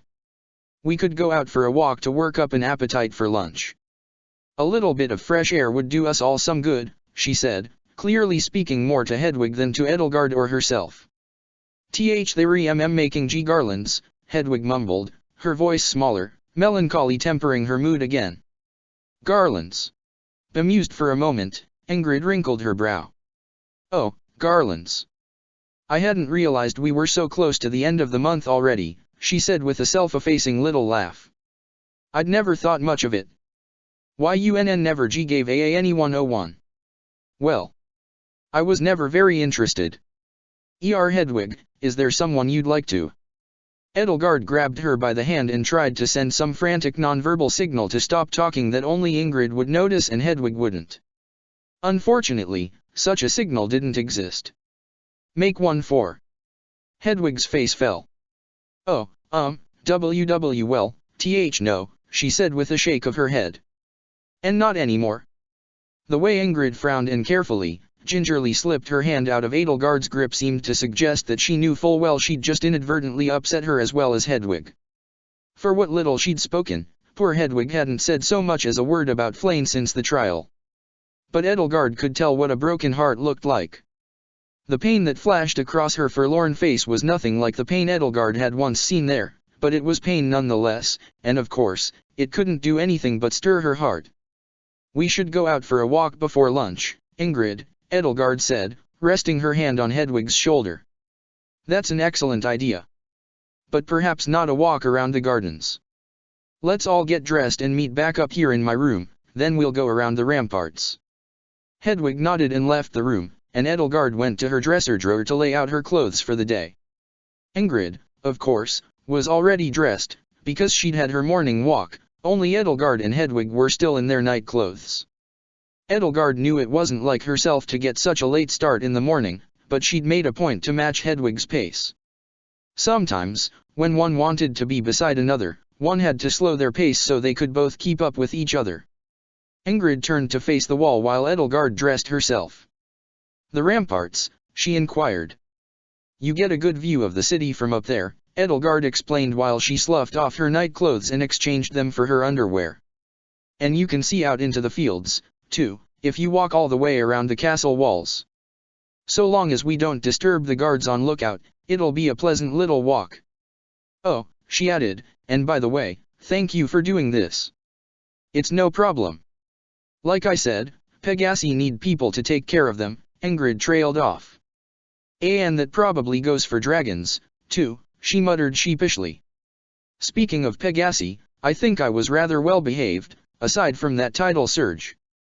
So, when should I expect my sugar cube? Edelgard! Ingrid exclaimed, her flustered tone painting her voice as red as her cheeks must have been. That wasn't I mean. I'd settle for a raw carrot, I suppose, Edelgard teased her, continuing to dress herself all the while. I'm so sorry I didn't mean I mean, as if I'd eye in front of your sister, Ingrid took a deep breath. I'm sorry, I'm only just realizing how that came across, she said with a nervous, self-effacing little laugh. It wasn't like that at all, I was just lost in the Pegasus grooming mood and I forgot myself. I'm sorry. Apology accepted, Edelgard said as she finished buttoning her blouse and made sure the slits in the back for her wings were unobstructed. Of course, you didn't mean anything by it. But anyway, thank you for encouraging Hetty. I think you were just what she needed this morning. Well, I couldn't expect you to take care of her all by yourself. For the youngest of House Galatea, you do make quite a good big sister. Where did you learn such skills? Oh, please, Ingrid said. I've spent my whole childhood having to clean up after Sylvain and Felix. They might as well have been my little brothers for all the work I had to do on their behalf. Really? Even Felix? Well, not quite so much Felix. But Sylvain required so much work that he was practically two people. When we were 15, I once had to travel all the way to Arianrod from Galatea Manor so I could apologize to Lord Gwendel on his behalf and prevent a diplomatic incident from breaking out. She sighed. Sylvain's gotten a lot better now, thankfully. Breaking Bernadetta's heart must have finally gotten it through to him how much growing up he had to do. And of course, you probably had something to do with it, too. You had to travel halfway across Faerghus to clean up one of his messes? I understand why, but you ought to have let him stew in it himself. Surely if the situation was that dire, Margrave Gautier would have forced him to take responsibility. Maybe. Perhaps I was just so used to babysitting him that I didn't think about that. But I digress. I'm glad I could help you help her. I know what it's like to make a mistake you feel you can't move past. I think we all do. At least until I brought up the garland thing, I was doing pretty well, Ingrid sighed. I'm sorry about that, by the way. It's nothing. You didn't mean anything by it, Edelgard said. Honestly, I've never thought much of that tradition, either. I might have made the same mistake, so, thank you, I suppose, for putting your own foot in your mouth before I could. Ingrid laughed. You don't sound sincere, Edelgard. I feel like I upset you, too, with that comment, not just your sister. No, you didn't, Edelgard assured her. Like I said, I'd never cared much for it. But you're such a hopeless romantic, Edelgard, I can't imagine you not giving them away to people. Romance and I have had a complicated history. Edelgard finished lacing up her boots and turned around to see Ingrid not only not facing her, but with a hand in front of her eyes. When I was younger, I hadn't thought there was much point to it. Oh. I'm finished dressing by the way. You can look now. Ingrid pulled her hand from her eyes. Good, she said. I'm glad I can help you help your sister, by the way. If there's one thing I've learned from you and Dimitri, it's that anyone can have a second chance if they're willing to work for it, even if they don't believe they deserve one. And I can tell that Hedwig believes in working hard. She ambled over to Edelgard's desk. Hey, what's this? She asked, picking up a pouch full of powder. Be careful with that, Edelgard said, crossing the room. Ingrid set it down immediately, a look of terror crossing her face as though she feared she'd just touched something poisonous. Sorry about that, I don't mean to frighten you. It's some sort of hallucinogenic substance Emmanuel gifted me. Hallucinogenic. Ingrid's brow furrowed with distaste and displeasure. Last week, I told him about my situation. He gave that to me and said that when he puts a spoonful of it into his tea, he can see things. Other worlds. He thought it might be a way for me to visit home if I ever felt homesick. Ingrid peered down at the little burlap sack with a brow furrowed now in equal parts disbelief and curiosity. Does it work? I haven't tried it since the night he gave it to me, and I can't be sure that what I saw was real at all, Edelgard said, reflecting for a moment on the vision she'd had of Claude the Claude who now called himself Destinova. It wasn't home, though. And, considering I had a seizure when I tried it, I'm not much inclined to try it again. That's a shame, Ingrid said. If you could really see your home with it, she sighed, well, there must be so many people you miss there. Don't worry about me. The loneliness won't kill me. Edelgard put a reassuring hand to her shoulder. It hasn't killed me yet. No, and, you'll be going home soon, I suppose, Ingrid said. With trembling, nervous fingers, she laid her hand atop Edelgard's, though her eyes remained downcast. That tidal surge, or whatever Vool calls it, just reminded me that you're probably fairly close to going home. I'm sure that when we stop Operation Antediluvian, we'll learn more about time travel and find a way to put things right. It probably won't be long now. Goddess willing. I'm sure that by the time we get back to Gareg Mach, Manuela and her survey team will be back from Galatea with some answers. If that really is the site of Thales's new base, then we'll be off to seize it soon. Ingrid tried, clearly, to sound happy about it. She didn't do a very good job, but she still tried to smile, and her fingers curled around Edelgard's hand. What was it you said? If there was only the narrowest path to victory, we'd take it. There was a knock on the door. Oh, okay. Are you ready? Hedwig called out from outside. Ingrid and Edelgard removed their hands from each other. Just a moment, Hetty. Edelgard called back. Though Edelgard and Ingrid's first thought after going on their walk and having lunch with Hedwig had been to see to Bernadetta, they found that she had been called into a meeting with Burkhardt to discuss what would have to be done about the Varley estate now that the head of the house was dead and his heir was in prison awaiting trial for treason. It was easy to assume that authority over the house would pass to her, but given her current obligations to the White Fang assault team and her lack of administrative experience, she was ill-suited to manage its affairs as Countess at the time. The two options Burkhardt was likely considering were to either take up the county's affairs in the interim himself or send for Bernadetta's mother, who currently lived and worked in Inver as a civil servant in the city's court system, to return to Varley Manor and act as regent over the county. Edelgard supposed that Burkhardt didn't need her help there. He was a well-organized man who was good at managing administrative affairs, even if he struggled to deal with unexpected complications such as carrying out assassinations and waging war. Figuring out how Varley was to be managed in this interim period was more to his strength than getting rid of the head of its house. He was in his element. Having Edelgard leaning over his shoulder and offering advice would have probably done the opposite of assuage the insecurity he felt over his aptitude for leadership. As she and Ingrid made their way down one of the castle's hallways, Edelgard found Ferdinand, one of Happy's kittens who'd been left behind when she'd visited, not her fiancé, crossing the hall in front of her. He loped over into the shaft of sunlight from one of the hall's windows that stretched across the floor in front of Edelgard, stretched, arched his back, and flopped over onto his side at her feet. He looked up expectantly at her and let out a long, loud meow. Edelgard crouched down in front of him and ruffled the Regan tabby's orange fur, scratching behind his ears. Ferdinand began to purr. "Hello there, Ferdinand," she said. "You've grown since I saw you last, and most of it sideways, I see. Obviously you're being fed well here. Should I be thanking you for ensuring my time spent here is free of rats and mice?" Ferdinand meowed. "Thank you, then. I've slept quite easily because of you." Ingrid snickered. After Edelgard had petted him for a while, Ferdinand, though still purring, let out a trilling little chirrup that almost sounded disgruntled and gently rested his sharp teeth on her hand, telling her that he'd had enough pets and was content to simply bask in his sunbeam now. Receiving his message loud and clear, Edelgard rose up to her feet and gingerly sidestepped the cat. "Thank you for your time, Ferdinand. We won't trouble you again." This time, Ingrid let out a laugh. "I've never heard someone talk to cats the way you do," she said. "Most people talk to them like they're talking to babies or children, not little adults." Then again, she added, scratching her chin, "you tend to talk to children like you're talking to little adults, too. And I shouldn't." "Well, if I were a child, I wouldn't mind being talked to like that," she said, but her thoughts seemed suddenly elsewhere. "Edelgard, there you are.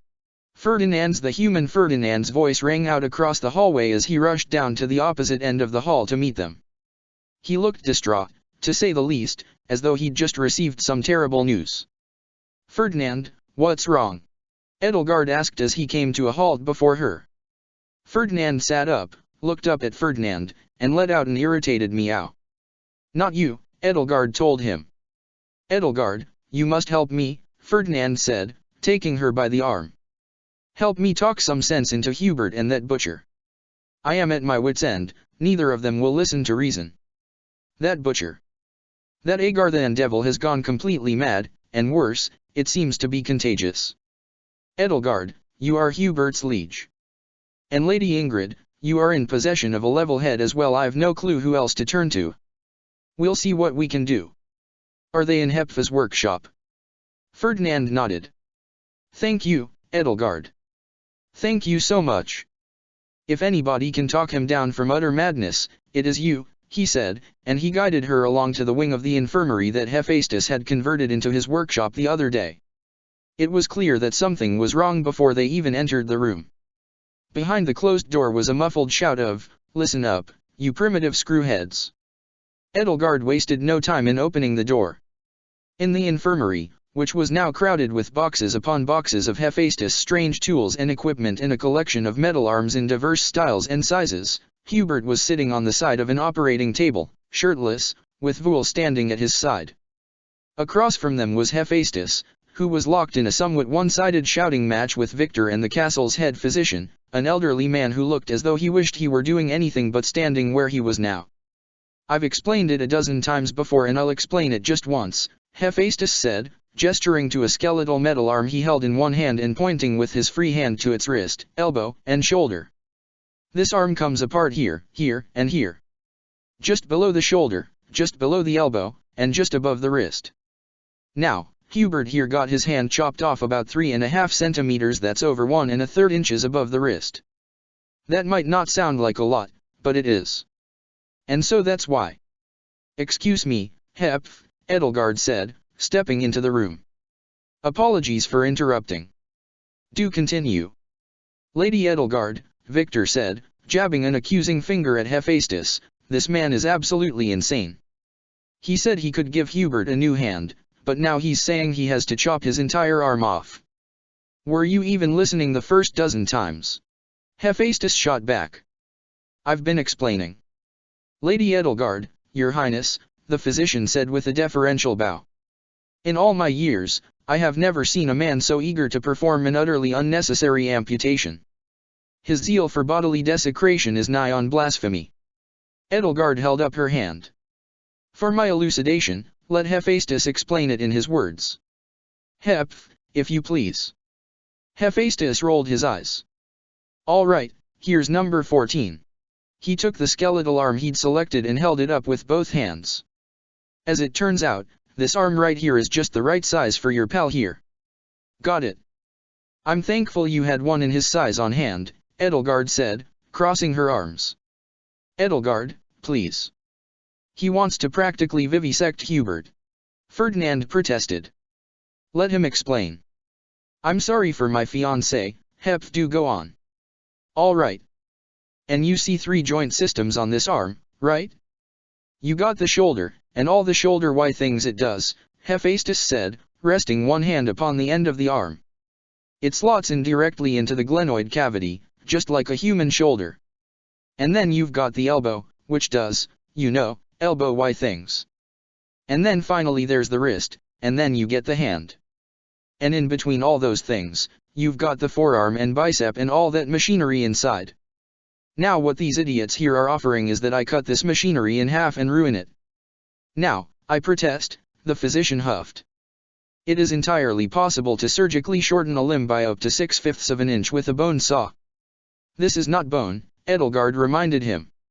"For example, Heph, you can separate the shoulder or elbow or wrist, but nowhere else."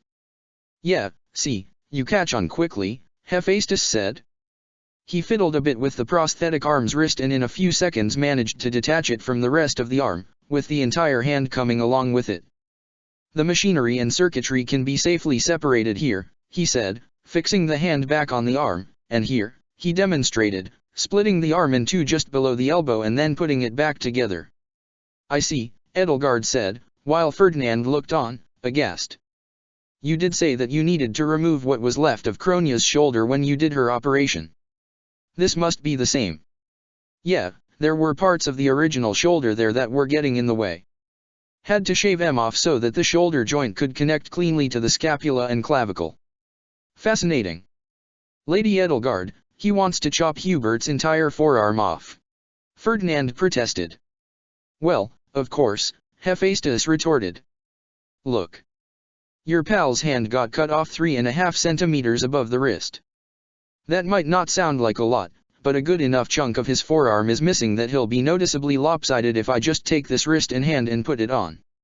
It's his left hand, Victor protested. So? How would you feel if your legs were lopsided? Maybe Grandpa over here should do a little bone shortening on you and see how well you run when one leg is 3 centimeters shorter. Do you want me to fix him up right, or just half-ass it? I assume you had to do the same when you made Vul his prostheses, Edelgard said. Vul nodded. That's right. It's the best way to do things. This is butchery, Edelgard, Ferdinand insisted. Let's see what Hubert thinks, Edelgard said, turning to Hubert. It's your hand, after all. This is entirely your decision to make. Hubert was pale, his complexion sickly with worry and brow glistening with nervous sweat. He looked terrified in a way Edelgard hadn't seen since they had been children.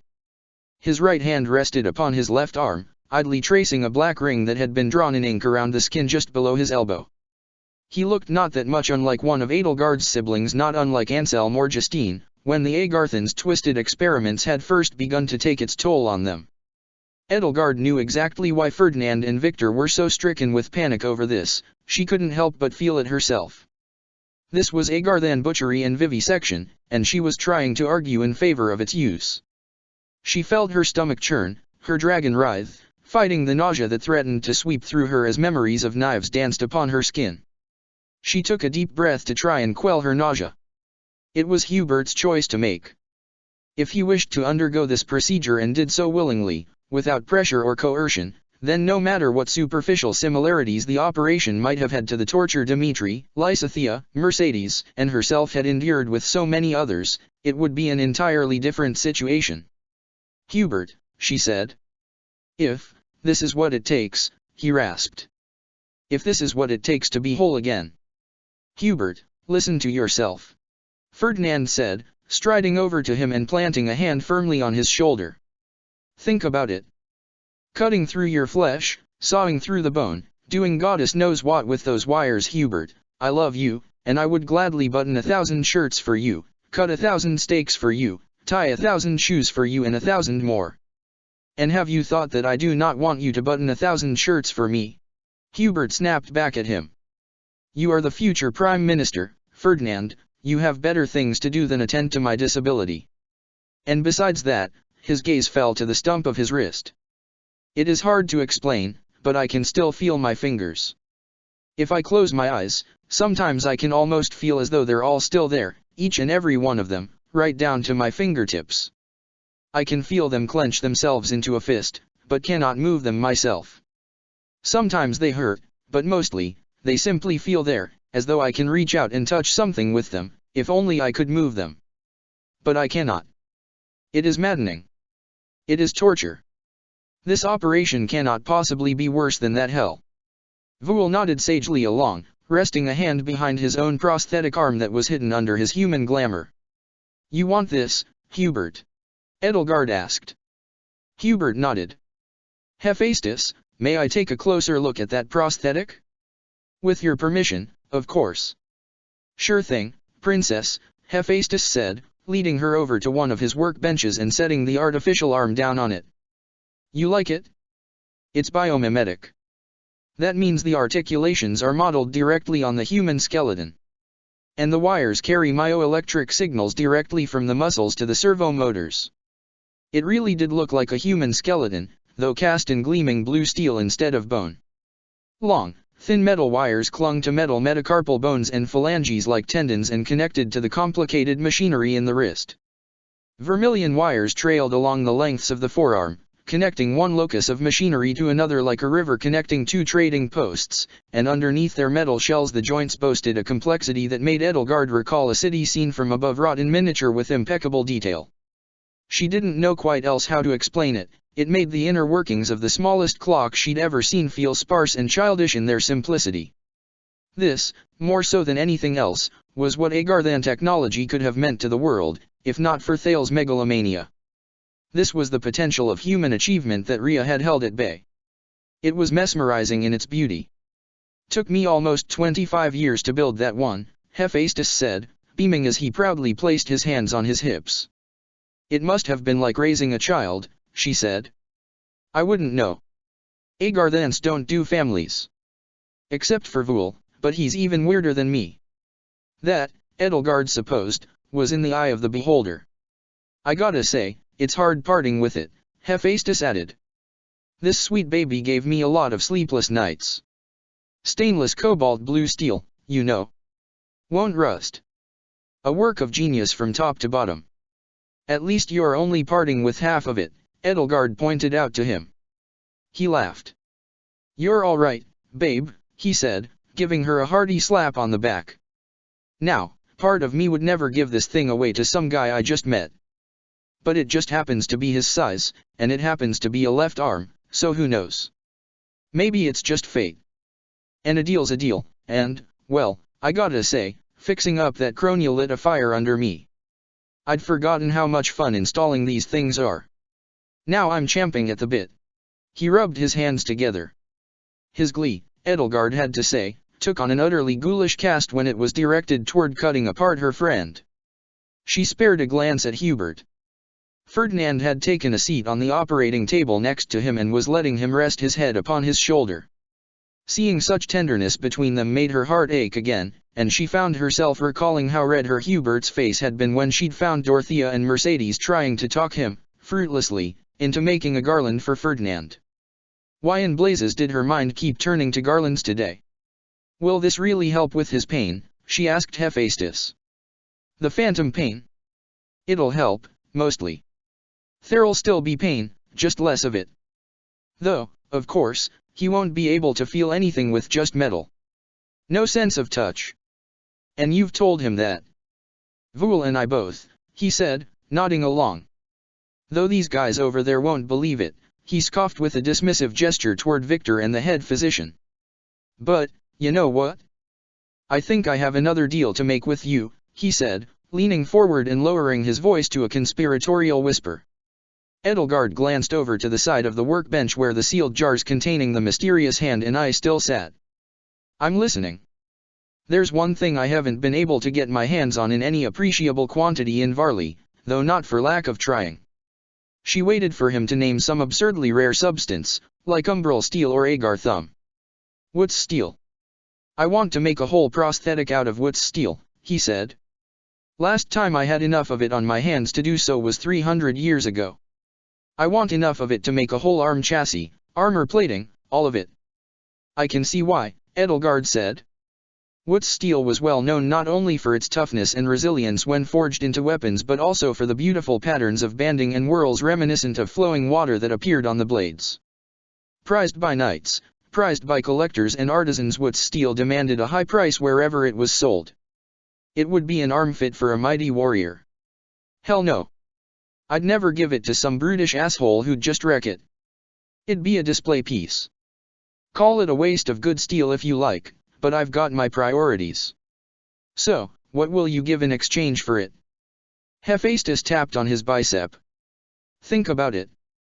Your pal's gonna look weird walking around with a robot arm, and he can't cover it up like Vul and Cronia do. People are going to mistake him for a demon or something. They'll scream and say, "Oh my fell star, why is your hand a skeleton and also made of metal?" Your buddy Ash had the same concern when I replaced his thumb. All I need to do is put a mesh tissue engineering scaffold over the prosthetic, coat it with I'll say a teaspoon of replicant blood, and within a few days he'll have living skin over it. It'll look almost normal. The blood is easily attainable, at least. And you have this scaffold? Or do you need to make it? Edelgard asked him, intrigued. Well, see, that's the tricky part.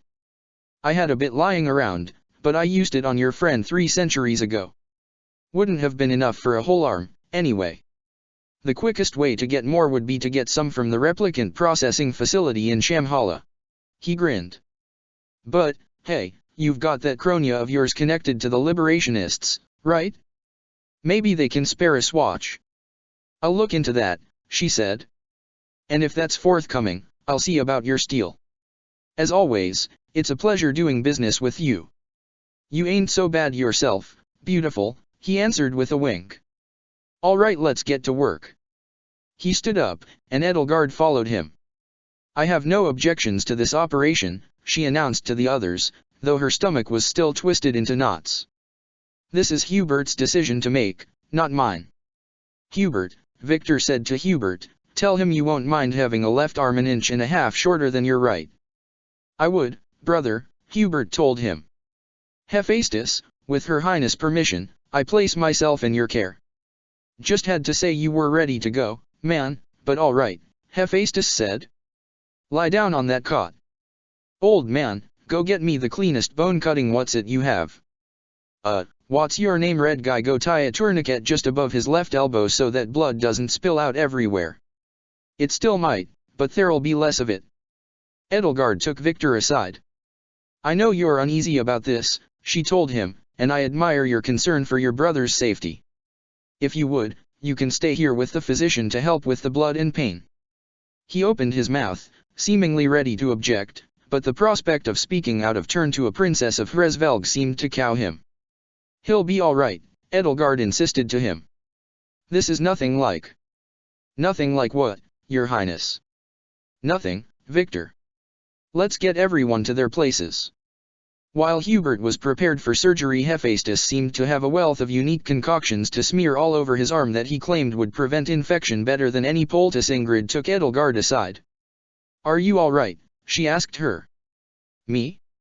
It's not me you have to worry about, Edelgard assured her. Not that you have to worry about Hubert, either, of course. I'm not worried about Hubert. If this man worked on Vul and Ash, then I trust him to do well. You're not planning on staying and watching, are you? Of course I am. I owe it to him. His devotion to me is what cost him his hand. I'd do the same for you if it were you in his shoes. Ingrid couldn't help but smile, breaking the stern face she'd put on. And if you were mutilated like that because of me, I don't think I could stay away. It's simply that, she lowered her voice. I understand that you've gone through what Dimitri and Mercedes did, and I don't think either of them could be blamed for not wanting to be here to watch another friend go under an Agarthan knife. Her eyes wandered to the little table Hephaestus was pulling up that had all his arcane tools, and Edelgard's gaze followed them. The revulsion curdling within her grew stronger, and she knew that Ingrid knew it. That's true, she whispered back. But this is different. Look out the window. The sun is shining. There's a physician here who can use white magic. Hubert has his friends by his side to comfort him. I never had those things. She watched Victor and Ferdinand comfort Hubert as Vul helped Hephaestus with his equipment. Ingrid placed a hand on her back. Of course, she could tell that no matter how Edelgard convinced herself otherwise, she was still ill at ease. Fear and worry didn't care about rationalizations, they could be beaten back by them, but hardly ever truly vanquished. Edelgard approached Hubert.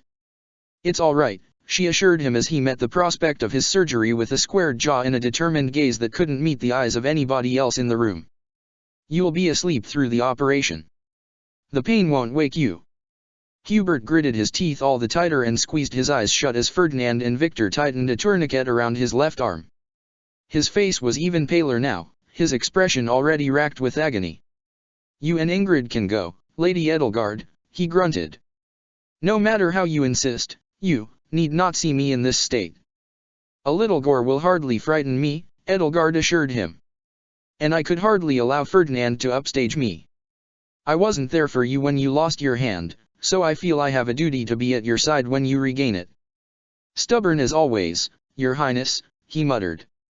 Of course, nothing I say can dissuade you. The physician set a few sheets on the floor to catch any spilled blood and brought Hephaestus a wire saw to cut the bone.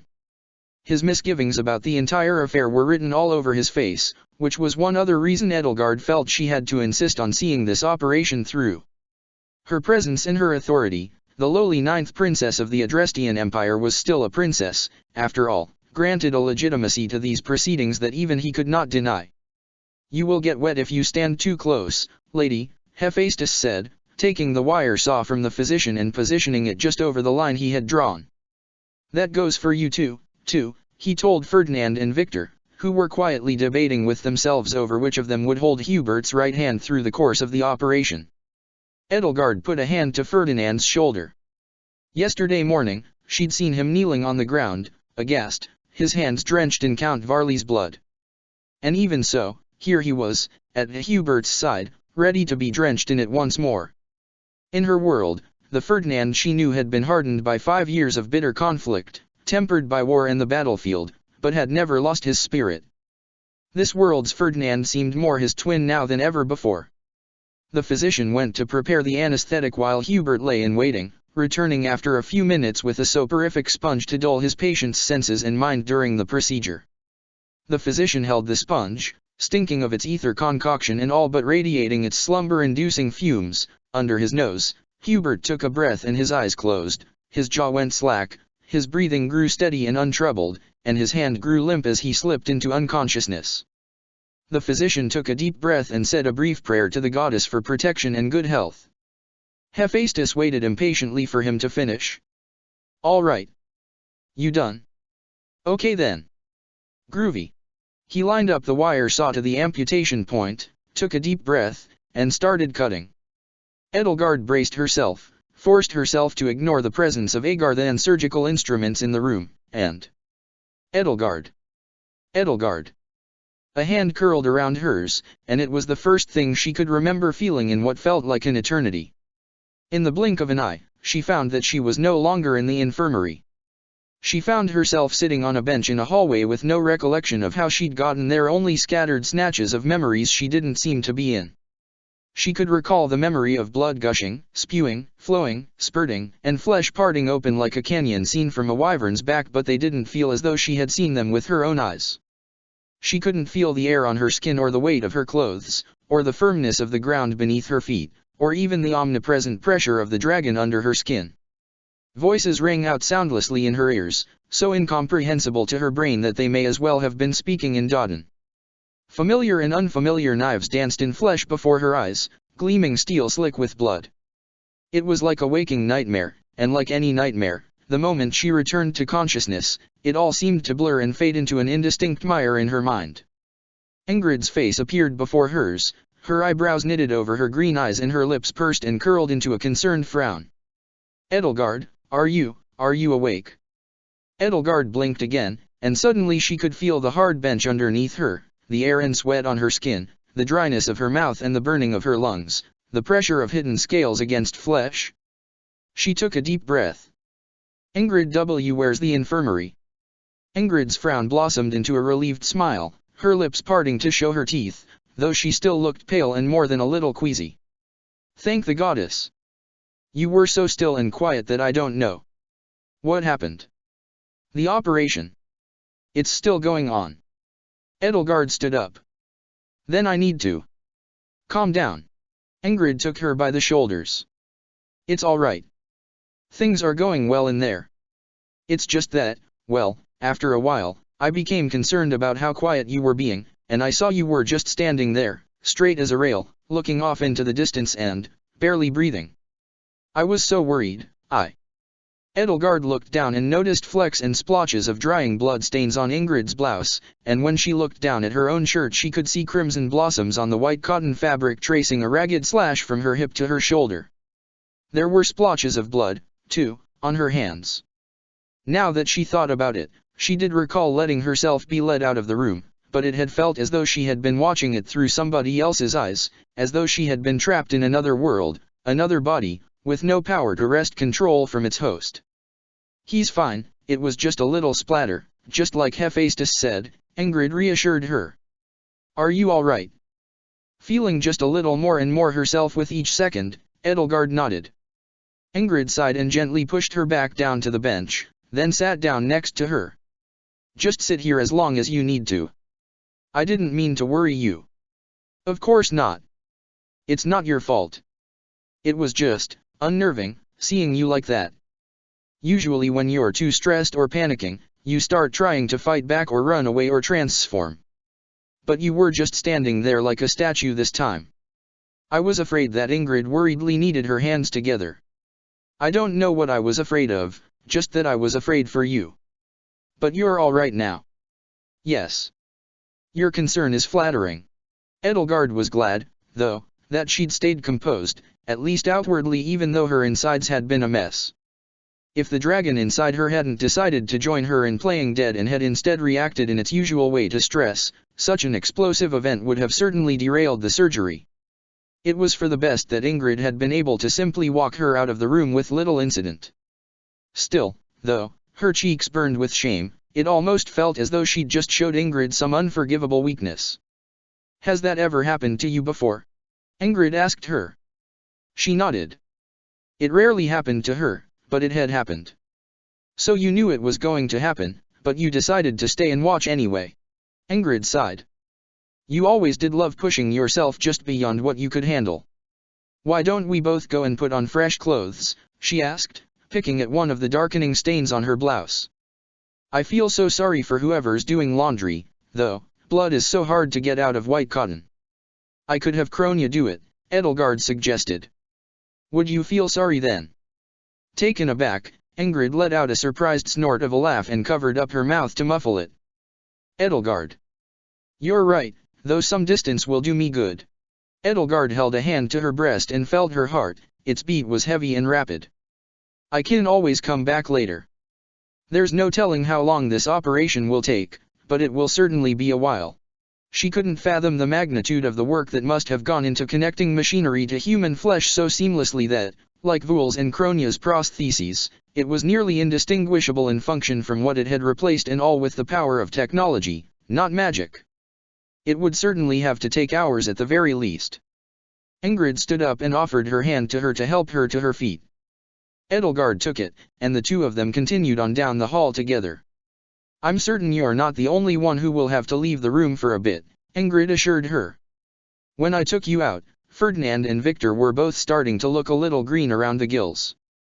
And me, I'm not sure if my appetite will have returned in time for dinner. They hadn't gotten far when they ran into Annette and Mercedes in the hallway. Edelgard. Ingrid. Annette called out, spotting them and closing the distance between them as quickly as her short legs, not that Edelgard was one to talk, could carry her, while Mercedes, towering beside her, strode along and caught up. What's that blood from? Are you two all right?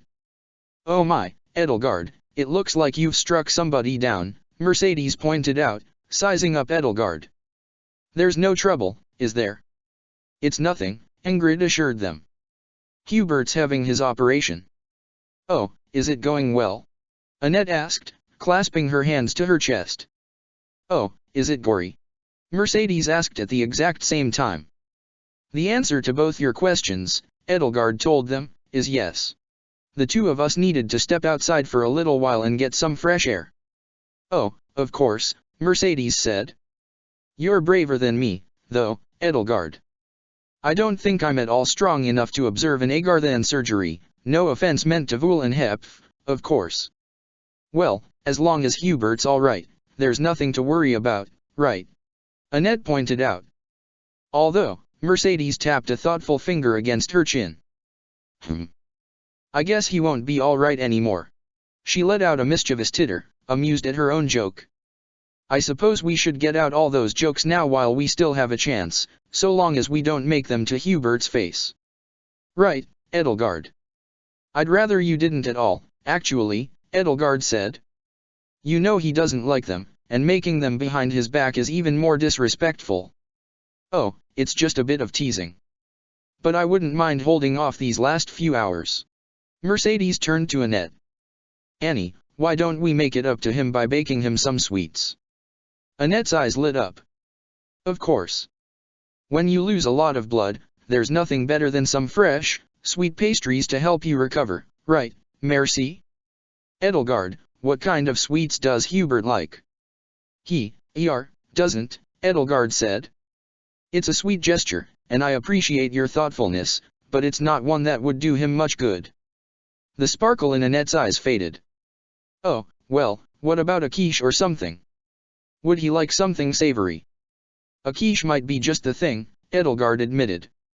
The words had hardly left her mouth before Annette had grabbed her by the arm. Well, let's go down to the kitchen and make one. All of us, together, and you can help, too, Ingrid. Ingrid looked taken aback. Well, if you need my help, I'd be more than happy to offer it. Great. Annette started to tug Edelgard along. And we can go get Bernie, too, and Pascal if he wants to help, or maybe Hedwig, too. It'll be just like old times, all of us on kitchen duty together at Garreg Mach. 5 months ago was old times. Ingrid mumbled. Remember what they say about too many cooks, Annie, Mercedes reminded her as they all rushed together to the kitchen to keep apace with Annette's boundless enthusiasm. What kind of quiche should we make? I suppose it's a matter of what they have in the kitchen. We could make a spinach and tomato quiche, or bacon and cheese, or asparagus, or broccoli and... It was later, nearly supper time. Getting together the ingredients and finding room to bake it had taken far longer than expected when Edelgard returned to the infirmary with a steaming, mouth-wateringly fragrant freshly baked quiche in her hands. She felt nervous as she approached the door. Would the operation still be ongoing? Would she be greeted once again with a sight that reminded her far too much of the suffering she and her siblings had once undergone? As if sensing that Edelgard was worried, Ingrid gently took the quiche from her so that, if something happened that compromised her again, she wouldn't drop it. As embarrassed as Edelgard felt, she was thankful that Ingrid was thinking about her. Well, let's see how he's doing, Annette said, her voice trembling just a little from trepidation, and with only a little hesitation she set her hand down on the doorknob, twisted it, and pushed the door open. The infirmary was quiet now, and the first thing Edelgard saw as she walked in was the operating table Hubert had been lying on. The sheets that had been laid on the floor had been removed, though there were a few flecks of blood here and there that still needed to be cleaned, and the tray of wicked Agarthan tools had been set aside. Hubert was still lying down on the operating table, with the physician, Hephaestus, and Voul close at hand to observe him, while Ferdinand and Victor both stood at his side. The operation was over, and it seemed it had been over for quite some time now. Edelgard made her way to Ferdinand's side and tried to peer over his shoulder to get a better look. Did it go well? She asked him, keeping her voice down. Oh, Edelgard. You're back, Ferdinand noted, stepping aside and letting her through. See for yourself, I think it went quite well. Hubert lay on the operating table, his face pale and tired and eyes closed. A blanket had been draped over him, but his arms rested above it. His left arm was wrapped heavily in gauze just below the elbow where flesh met steel and bore a deep purplish bruise above the elbow where the tourniquet had been tied. His new left forearm and hand laid at his side, the steel gleaming in the sunlight streaming through the windows. We, made him some food for when he wakes up, Ingrid said, sheepishly proffering the still warm quiche. Have you been here the whole time? Edelgard asked Ferdinand. Oh, I only wish, he answered. I am not proud to say Victor and I voided our stomachs several times out of distress. Victor gave him a wounded look. And yet you were out there, baking a quiche for him. Now I almost feel foolish for staying. He took the platter from Ingrid and sniffed the air. Do I detect spinach and tomato? Hubert's eyes cracked open, weary yellow-green deep set in his sickly pale face. Ferdinand, he rasped, Lady Edelgard, is it over? He weakly turned his head and caught sight of Voul and Hephaestus. Did it work? The words had hardly left his mouth before his eyes drifted to his left arm. A look of weak astonishment crossed his face, and slowly, haltingly, he lifted up the metal prosthetic. A flash of pain soured his expression, he gritted his teeth and wrinkled his nose. Careful, now, Voul said, reaching out and gently taking hold of his arm. You don't want to strain yourself. Your body still needs to adjust to the machinery, and you've lost at least a pint of blood. In defiance, Hubert flexed his newfound fingers, curling his left hand into a skeletal fist and then unclenching it. Steel phalanges gleamed in the bloody light of the setting sun. Despite the pain that etched itself into his expression, a satisfied grin split open his lips. It'll hurt less once your body adjusts to sending myoelectric signals to the motors, Vul told him. It's strange, he rasped. They actually move, just as I command them. How fascinating.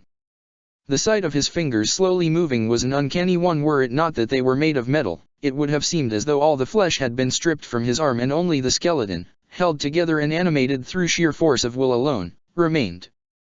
He looked over to Edelgard and smiled. Lady Edelgard, he said, setting his new hand down at his side. I can serve you with both hands once again. I'm glad to hear it, Hubert, Edelgard said, but take as much rest as you need first. If even Kronia was laid low for several days, you'll probably need a week or so to recuperate. I'll be up and about in 3 days, no sooner, Hubert insisted. He sniffed the air. Is that spinach and tomato? We thought you might be hungry, Edelgard said, taking the platter from Ingrid. To think you slaved in a kitchen for me, your highness. Think nothing of it. It was just like being on kitchen duty at Garreg Mach, she said, casting a warm glance over her shoulder to Annette and Mercedes. I think I could eat, he said, if somebody could help me up. You might still be quite lightheaded, the physician cautioned him as Ferdinand threw caution to the wind and helped him rise to a sitting position and Victor braced a hand against his back to steady him. Edelgard set the platter down in his lap and he picked up the fork, resting his left hand upon the platter to keep it steady. Hephaestus put his hands on his hips. Well, he said, beaming with pride, I didn't think I could do it, but here we are. Everybody looked sharply at him. You didn't think you could do it? Hubert slowly growled at him, teasing out each syllable with agonizing slowness as his metal fingers curled once more into a fist. He crossed his arms. Well, everyone has a little bit of self-doubt every once in a hey, Vul, buddy, let's get some grub and leave our man here to his quiche, he said, grabbing Vul by the arm and hauling him out of the room as fast as he could. The physician watched him leave. If that odd man is the future of medicine, he grumbled, shaking his head, then I am an Almiran Cossack. Later that night, after an evening spent helping Ferdinand and Victor tend to Hubert's convalescence, Edelgard found herself sitting at her desk in her own world. The sky outside the windows of her study was reddening from the setting sun, and the amber sunbeams pouring into the room left stretching, skewed shafts of light on the floor. Her heart pounded as she wondered what could possibly have happened to force the other world's Byleth to turn back time all the way back in Garreg Mach. A spy? An assassin? A training accident? Terrible visions of possible peril all formed in rapid succession in her mind's eye. She forced herself to become calmer. Whatever the situation was, it was out of her hands anyway, an utterly moot point if ever there was one. She was all the way in Fort Mercers, days of travel out from Garreg Mach. Whatever was happening, there was nothing she could do about it. There wasn't even any way for her to know for sure. Hilda. Of course, Hilda was here as well. Edelgard had to find her immediately and figure out what had happened to Byleth, if only so that her mind wouldn't keep inventing progressively nightmarish fantasies to torment her in her powerlessness. She lifted herself up to her feet, or at least tried to. Her legs were still weak, still wobbled like a newborn fawn's, barely even began to support the weight of everything above them. She stumbled, and stumbled again as she steadied herself against the surface of her desk and fumbled for her cane. At least she'd gotten strong enough since the operation to need a cane rather than crutches, though perhaps right now crutches would have been preferable. It seemed to take forever for her to get a good grip on her cane, prop herself up against it, and raise herself away from the desk. She was already panting with exertion. Ellie was not keeping this body in shape, though given how long the convalescent period was for crest removal surgery, Edelgard would have been a fool to blame her for lack of exercise. What's wrong? What happened? Ellie asked. I don't know. Where's Hilda? She shrugged. Holst came by last night to talk to you, me about the Shamhala problem.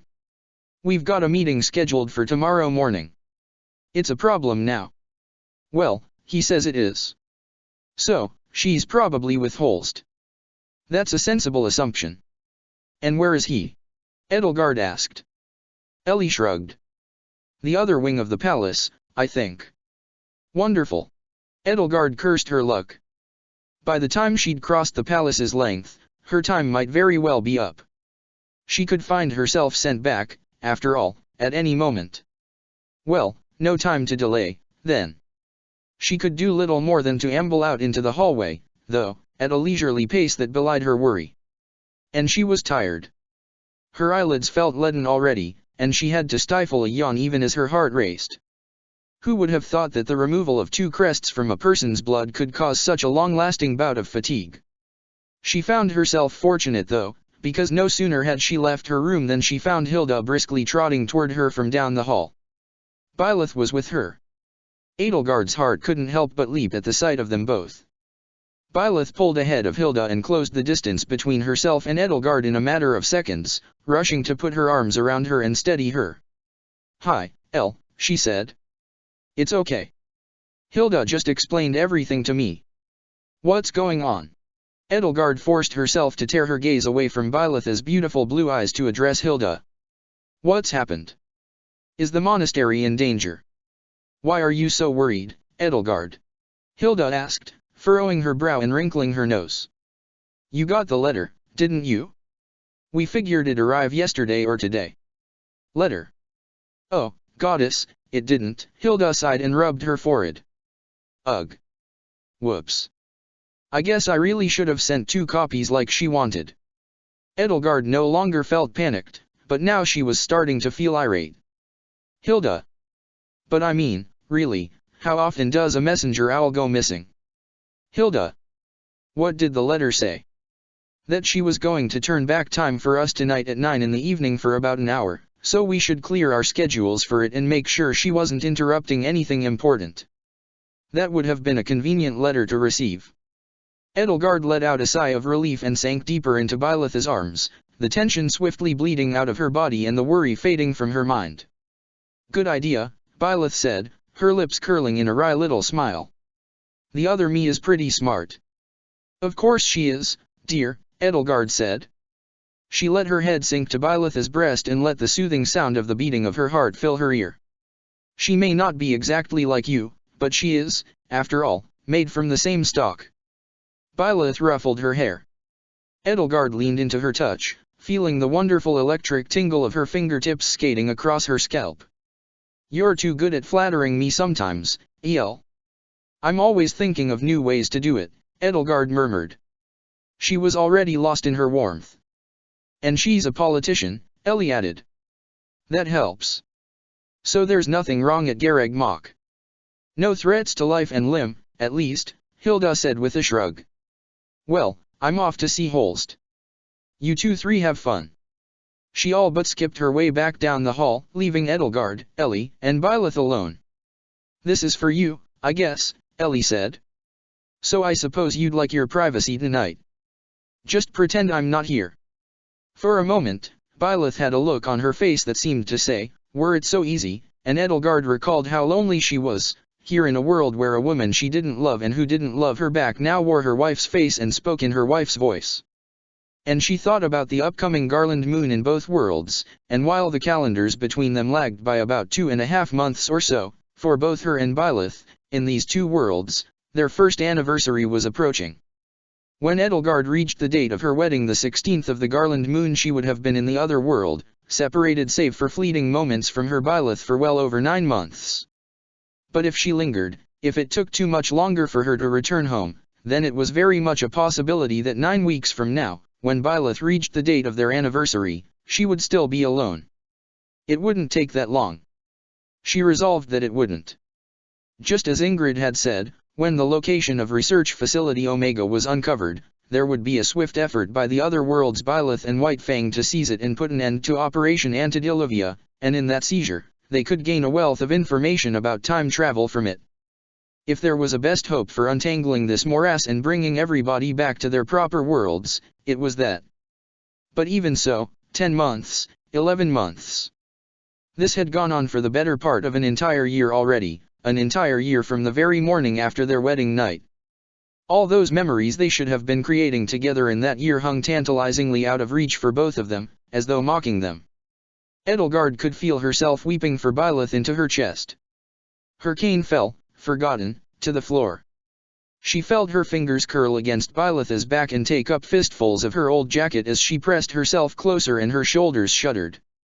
There, Byleth said, laying her hand gently on her back and rubbing her palm against it in smooth, slow concentric circles. I'm here, El. She carefully picked up her cane, still holding firmly onto her, and walked her back to her room. All the way, her steps were as measured and graceful as the leading partner in a waltz as she guided her to her bed and set her down upon it. Edelgard looked up at her through a shimmering veil of tears.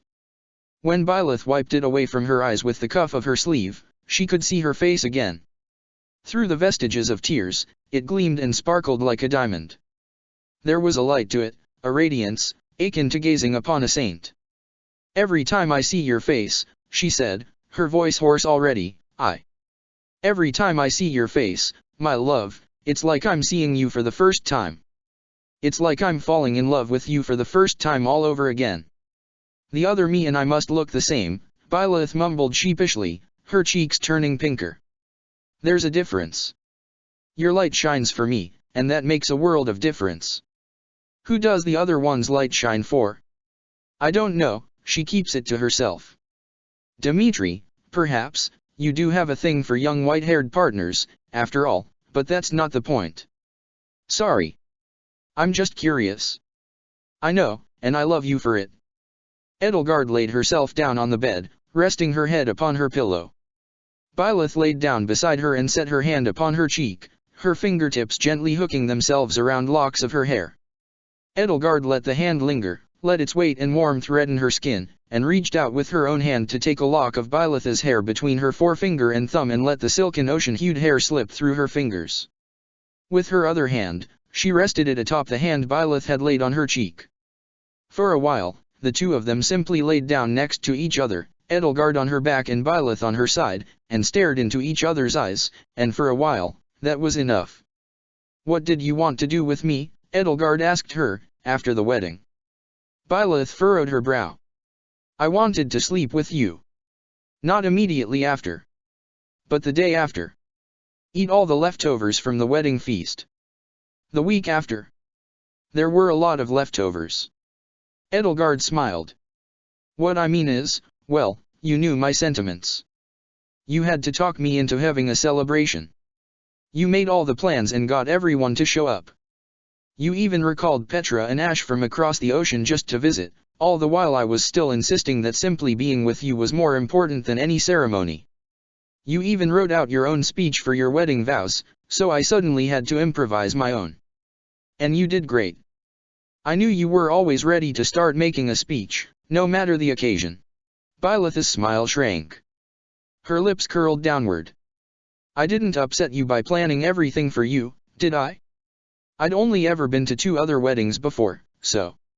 No, of course not, Edelgard insisted. She clasped the hand upon her cheek more firmly to reassure her. That isn't what I mean. I was so wrapped up in my work that celebrations and speeches and groomsmen and toasts were the furthest thing from my mind. That night, you gave me everything I thought I didn't have time for, and I'd never had so much fun. I just want to know if there were any other plans you had. For the day after, the week after, the year. She felt fresh tears spring to her eyes. The year, all this madness took from us. Were there places you wanted to go to? Things you wanted to do? Byleth's face was fraught, her eyes somber. Oh, she said, crestfallen. I'm sorry for bringing it up. It's just that, in the other world, the Garland moon is nearly upon us. I'd never cared much for the month of my birthday, let alone the day, until you made it special again. I know that day will be coming for you as well, and I'm afraid I can't fathom the depths of your loneliness, or disappointment. Byleth slid her hand out from under Edelgard's and removed it from her cheek, then rested it upon her stomach. She let her fingertip track a slow circle around her navel, her touch through Edelgard's nightshirt feather light. We can do those things when you come back. And if I don't? If I can't find a way back? You will. All these months of this, Edelgard asked, and after all of it, you still trust me? You've never given me any reason not to. But what if I never stop breaking your heart? It's because of you that I have a heart to break, Byleth said. She pulled herself in closer, put her arms around her, and nuzzled her cheek. I can wait for you as long as you waited for me. You know I will. I'm not the one I'm worried about. Edelgard mustered a smile. You never did worry about yourself, my love. Well, I used to be able to take as many risks as I wanted. Byleth's lips met hers, and Edelgard found her thoughts and worries dispelled the way springtime sunlight banished the morning fog. For a moment, there was nothing but the warmth, the electricity, the texture of her lips and the scent of her breath. For a moment, Edelgard was thrust deep into the throes of love all over again. They kissed, and in that moment, they were whole again, fractured once, fractured still, but whole. I wanted to take you to the Middle Frank Opera House, Byleth told her, and go see that one opera you said your uncle took you to before he took you to Faerghus. I wanted to turn that into a good memory again. She kissed her again. And I would have talked you into sailing to Brigid with me, Dorothea, Petra, and Ash for a vacation, just for a few months. She kissed her again. And I wanted to hike the Morgaine Ravine with you. And go fishing at Lake Totates. Edelgard kissed her back. Byleth, my love, she said, breaking away from her. Now you're spoiling the surprise. Does it need to be a surprise? I suppose not. Now I know exactly what I can look forward to when I return. When? Not if she returned. And she made sure that she meant it, she insisted to herself that she meant it. Even if the sky should fall, she would return. Even if, in a future ruled by destiny, there was only a narrow path she could walk, she would follow it home. No matter what. As Byleth had told her, even Suthies had never said she didn't have a choice. There is no fate, she told herself and Byleth, but what we make. And my fate is to be in your arms, to rule at your side, to share all of our triumphs and defeats and all of our burdens, to go fishing with you, to see vast vistas with you, to let you hold me while I vomit off the side of a ship on our way to distant lands, and to rest my head upon your shoulder when I doze off in the middle of the opera. She took a deep breath. I will come home. And we'll have our first year of marriage all over again, and do it properly this time. Byleth began to laugh. See? You always have a speech ready to be said. Edelgard closed her eyes and let Byleth's body sink into hers, let her warmth cover her like a blanket, let herself be enveloped. She closed her eyes and let her other senses fill themselves with Byleth, her softness, her scent, the sound of her breath and her heartbeat. She let herself be overwhelmed and let it satisfy her. She would not leave Byleth to spend their anniversary alone. She would not allow Byleth to live the rest of her life without her. She would not fail to return. But still, when the walls of fatigue closed in on her, a part of her couldn't help but wonder just how narrow that path was, or if it even existed at all. Chapter 68, Revolution by Night. For the next few days after his operation, Hubert did not want for company. Victor, Kasia, and Martel were hardly able to leave his side, as much as he might have wanted them to. Whenever he was able to shoo them away, Ferdinand usually took their place, playing the part of a devoted nurse to him as best his commitment to Aegir excellence could possibly allow. At first he spent much of his time asleep, and the few times he was awake, his weariness was self-evident. Within a day, though, most of his fatigue had passed him by, and he had begun the hard work of gaining mastery over his new hand. While he convalesced, Edelgard usually sat in a chair at the side of his bed and passed the time writing in her journal and reading through its contents a record of the 10 months and counting she'd spent in this world, though when other visitors came by she was more than willing to relinquish her place and go out to stretch her legs a bit. It was during such an outing that afternoon when Edelgard decided to pass the time by paying Bernadetta a long overdue visit. To nobody's surprise, Bernadetta had holed herself up in the guest bedroom she had been given, as she was wont to do. When Edelgard knocked on the door, it opened just a sliver, and she could see a sliver of violet hair and a grey eye. Edelgard? If His Majesty needs me for any more inheritance things, Why, you'd tell him I'm asleep, wouldn't you? If you'd like, I'd gladly tell him that, she said. But as far as I know, Burkhart doesn't need anything from you right now. Oh, Bernadetta sighed. Phew. Actually, Edelgard said, I just wanted to see how you were doing. Is it okay for me to come in? She could just about hear Bernadetta go rigid behind the door. How I'm doing? Well, Lady Edelgard, Your Highness, the answer is I am doing just fine. You don't need to come in. I understand. If you'd like to talk, though, I'm right here. We could meet here in the hallway, or you could come to my room. I just know you're going through a difficult time, and I want you to know that you don't need to go through it alone. After a few moments' hesitation, Bernadetta opened the door a little more and slipped through into the hallway, taking great pains to make sure Edelgard couldn't see past her into the room. If you're offering, I guess. You must be working on something there, Edelgard commented. What? No. Bernadetta's cheeks turned pink. Oh, of course, and why would Bernie be? She glanced up and down the hall, as though fearing she and Edelgard might be under somebody's watchful eye. How did you know? Bernadetta, I've known you for over 6 years. Oh, right. Bernadetta made a self-effacing little grin and kneaded her hands together. Remember when I thought you had the power to read minds, because you seemed to always know what to say to me? Boy, how wrong Bernie was, huh. Sometimes I wish I could read minds, Edelgard admitted. It would have saved me a lot of trouble. And you wouldn't have to ask me how I'm feeling, Bernadetta said. You'd just know. Which, honestly, would be a lot more terrifying.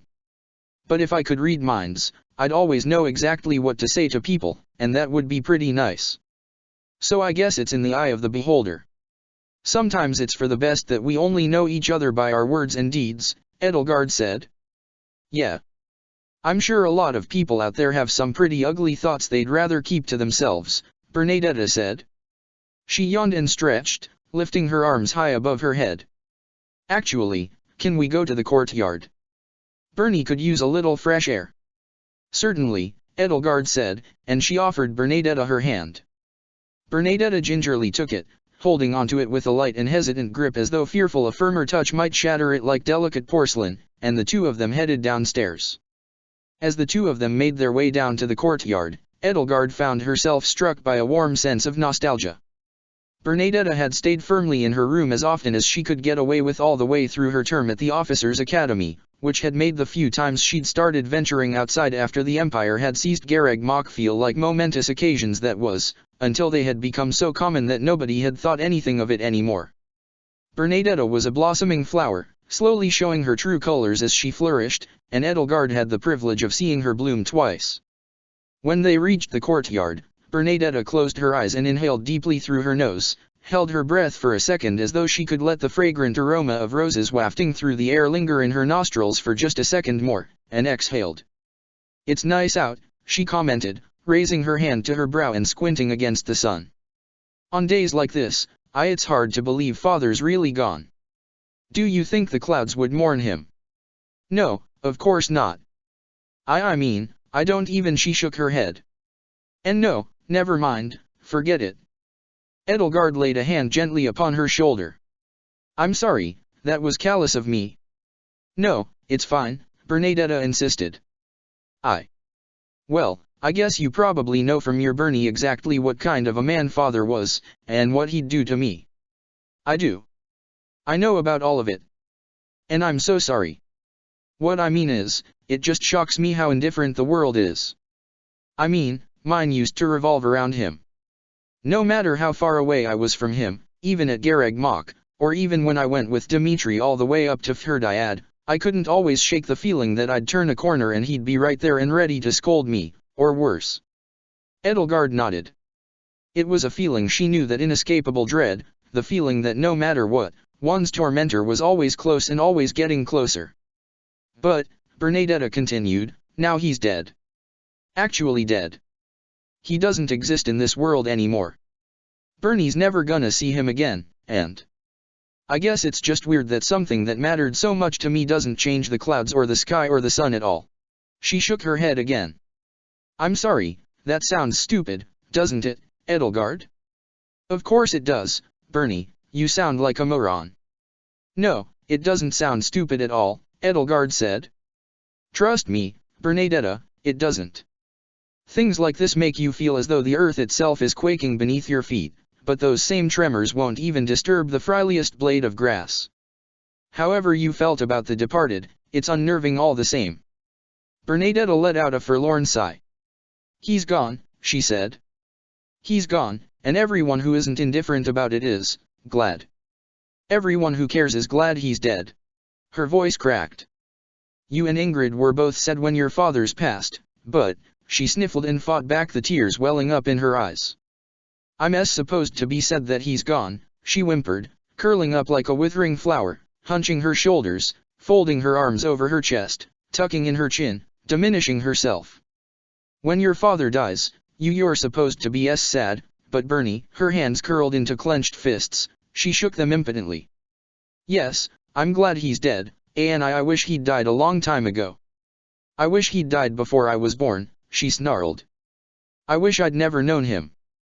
Then she began to weep, and sank to her knees, bowing her head as though praying while her shoulders quaked and she fought back her sobs. Edelgard knelt down beside her and patted her on the back, rubbing her hand gently between her shoulder blades. Let it out, Bernadetta. There's nobody here to stop you. Just let it out. Bernadetta cried for a little while longer, then sniffled and wiped away her tears. I wish my Uncle Albert could have raised me instead, she moaned.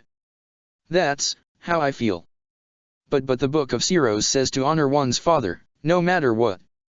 The teachings of the Church have always claimed that a great many perfectly natural thoughts are sinful and wrong, Edelgard said. The thought of resenting or hating, or worse, disobeying one's father is chief among them. Think about why that is. Why the Church's proscriptions make no distinction between a petulant child who refuses to obey their parents and a victim of abuse at their parents' hands. Why does the Book of Siros fail to make that distinction? Bernadetta wiped her reddened eyes against her sleeve. Don't you think it's curious that all of the thoughts the Church of Siros labels as sinful are the ones that encourage the oppressed to rise against their oppressors? Edelgard asked. Bernadetta stared at her, dumbfounded, for a moment, her jaw hanging slack and her mouth agape. She blinked. I guess I never thought of it like that. She thought for a moment, putting a finger to her lips. If you ask Bernie, the Book of Siros needs a rewrite, she added, forcing a strained and uncomfortable giggle. Edelgard laughed along with her, and when she laughed, she heard Bernadetta's laughter turn more earnest and genuine as well. I can think of one writer who could do an excellent job. Be Bernie, write a holy book. Bernadetta laughed. No way. I'd never be cut out for that. I like adventure stories about brave people going to faraway places, and exotic plants, and maybe a little romance. And who's to say a holy book can't have those things? I think they'd be much more fun that way, Edelgard said. I've read a lot of the stories the other you wrote, you know. Bernadetta gasped. With her permission, of course, Edelgard added.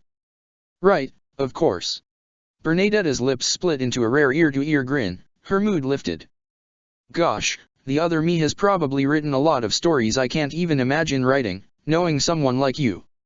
And knowing people like Dimitri and Didu, Edelgard told her, I think you'll write a lot of stories she can't imagine writing.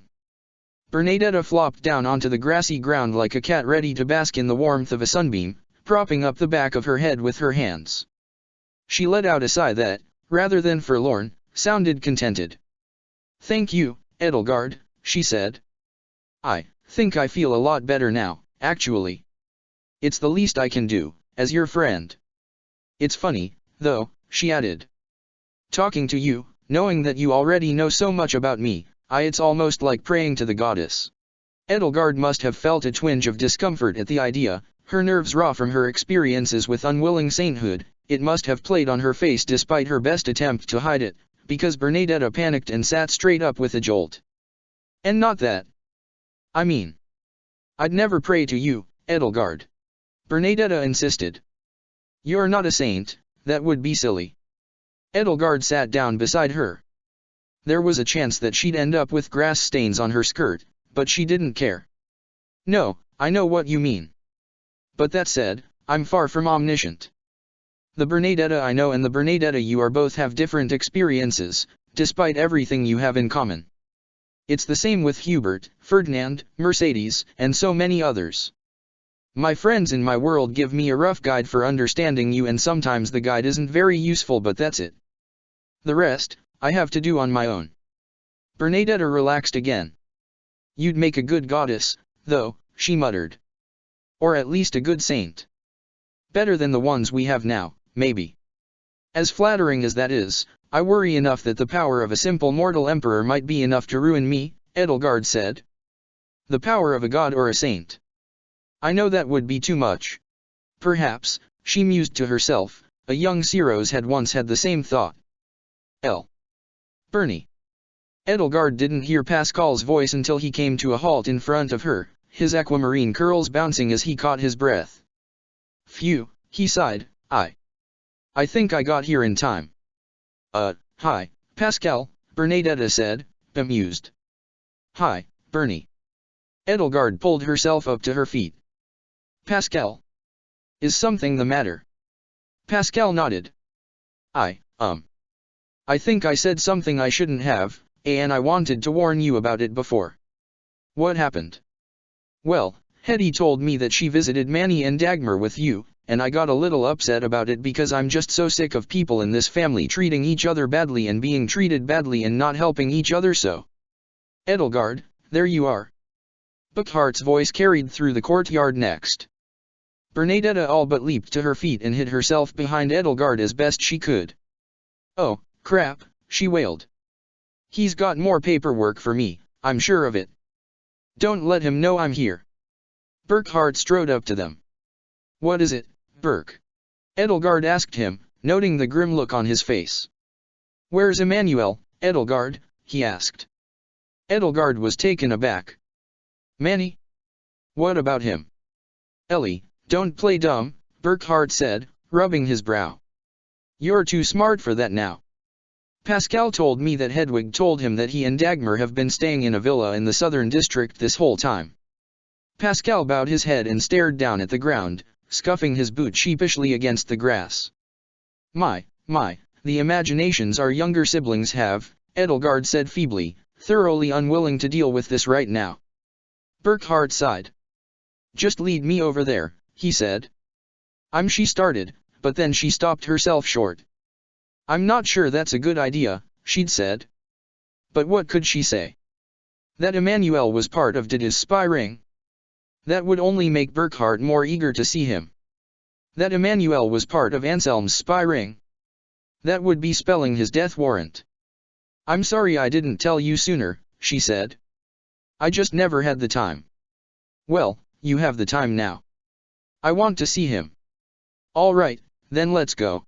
It wasn't as though she had approved of her second eldest brother's vacation to begin with. Perhaps, she thought, this was just what he and Dagmar needed. The trip down to the southern part of Fort Mercers, fortunately, was uneventful. Edelgard had made excursions outside Castle Burgleys on occasion over the past week, mainly to check up on the woman and child she'd helped, and each one had been nerve-wracking whether or not she had been spotted.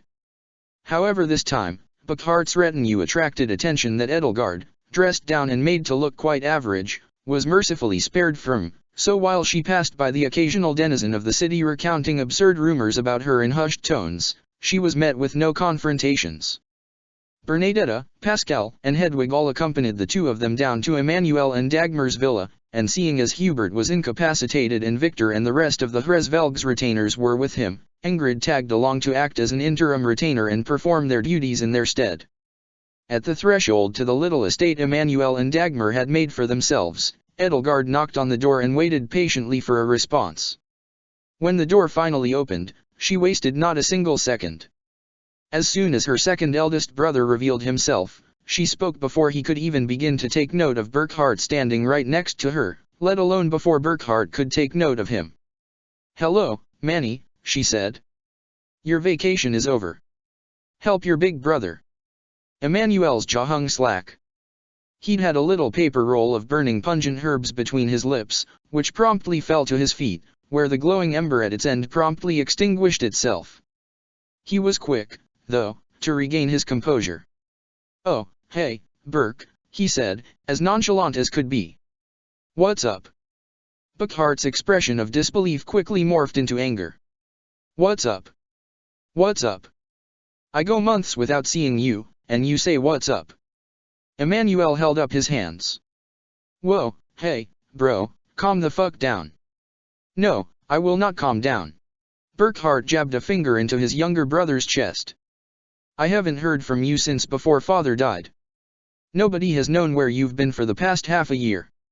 None of us knew whether something terrible had happened to you, or you joined Anselm's faction, or he punctuated each charge by digging his finger deeper into Emmanuel's chest. Hey, watch where you point that fucking thing, Emmanuel said, swiping his hand aside.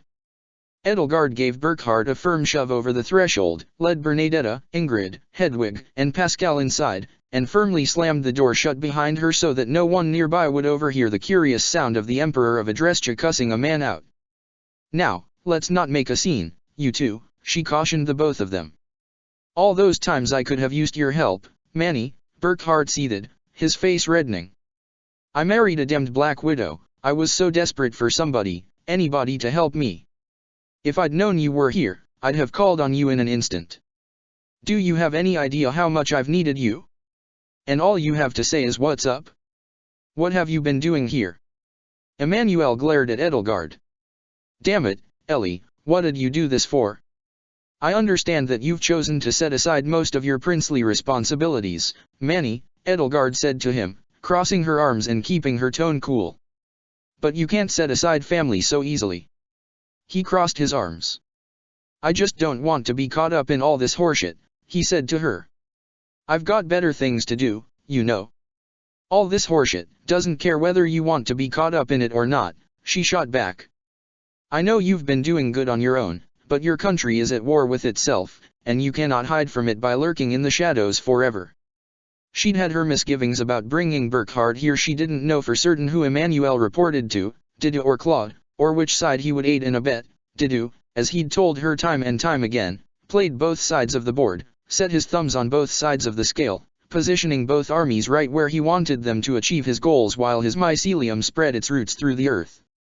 But Edelgard had trusted him, and had been right to do so, to keep her whereabouts a secret before. It seemed his familial bonds were still sacrosanct, though how far those bonds could be pushed, she wasn't sure. Pascal all but squirmed as he stood in place. From the discomfort on his round face, it was plainly obvious that he regretted now more than ever acting on his righteous indignation over Emmanuel's choice to withdraw from the drama that had seized the Hresvelg family. Edelgard found herself struck by how young he looked, especially now. Even though he was about 2 years Hedwig's senior, his diminutive stature in comparison to her and his soft, round face made it look as though he could have easily been the youngest of the Hresvelgs. Edelgard patted him on the shoulder. There, she said to him. To be quite honest, I think Manny and Burke both need this. Ingrid nodded in agreement. She, too, had never approved of Emmanuel's living arrangement. After all, she was like an old bad coin. Whatever she fled from, it seemed she always came back to it in the end. I know, Pascal whispered back while Burkhard and Emmanuel continued their bickering. I wanted to do something for once, and say something, instead of just keeping my head down. And that's an admirable desire, Edelgard assured him. Don't worry. Taking action is a skill like any other. When you aren't used to exercising that skill, you'll make mistakes. Just work through them and do better next time. I can't believe it, Burkhard moaned, rubbing his brow. I can't. Manny, you were always the hardest working, most dedicated, strictest. Yeah, and it damn near fucking killed me, man, Emmanuel said testily. Look, Burke. The goddess her damn self came down from heaven and told me and Daggy to take it easy for a change before our hearts exploded. That good enough for you? You listen when the goddess talks, Berkey. Burkhard shook his head. Take it easy, he muttered. Now, of all times. I heard shouting, Dagmar called out from beyond the foyer. Manny, is everything oh? She stepped into the room and her words came to a halt. Oh, she said, missing only a few beats. Berkey, darling, dear. So good to see you again. Have the pressures of the throne been getting to you? We have things to help with that, you know. Did Ellie tell you about them? Burkhard barely got a word in edgewise before she pounced upon him, wrapping her arms around him firmly, tightly, and if the grimace on his face was any indication, painfully. Oh, and Hetty. Pascal, she gasped, taking notice of her youngest sister and brother and immediately releasing Burkhardt from her iron grip. Hetty, dear, how are you? Did Berkey end up pardoning you? You Hedwig stammered, clutching Edelgard's hand. LH helped. Why don't I, get out some nice wine for all of us? Dagmar asked. How about a dry red wine? I'll have Lutgard bring us some wine. Hetty and I are too young, Pascal piped up. At 15, of course, he had to have had wine before. On occasion it was difficult to be a noble and not by that point, but evidently he had yet to develop a taste for it. For him as well as Hedwig, it was still that drink everybody has on feast days that tastes awful. Oh, no you're not. Just half a glass at most. Some wine would do us good, Edelgard said. After all, nothing brought out Burkhardt's inner sap quite like it, and for his sake and Emmanuel's, that inner sap needed to become an outer sap. Only a little for me, though. She led Burkhardt and Emmanuel to the parlor with everyone else while Dagmar fetched the retainers to fetch the wine. So, Ellie, Emmanuel said to her, his voice measured, evidently not quite over her dastardly act of betrayal, how'd those herbs do for you? They send you home. Burkhardt gave him a sharp, quizzical, utterly bemused look, one that very clearly said, what the fuck are you talking about? Edelgard glanced from Hedwig to Pascal, not sure she wished to speak about her experiences with mind-altering substances in front of them. Do we really have to talk about this? Yeah, of course we do. Right now. Yeah, right now. If you need to talk to her about that, Ingrid said, you can do so in private. What are you, her mother? He scoffed. For the time being, I'm her interim retainer. Manny, stop harassing my knight, Burkhardt said, all but hissing through gritted teeth. Emmanuel looked shocked.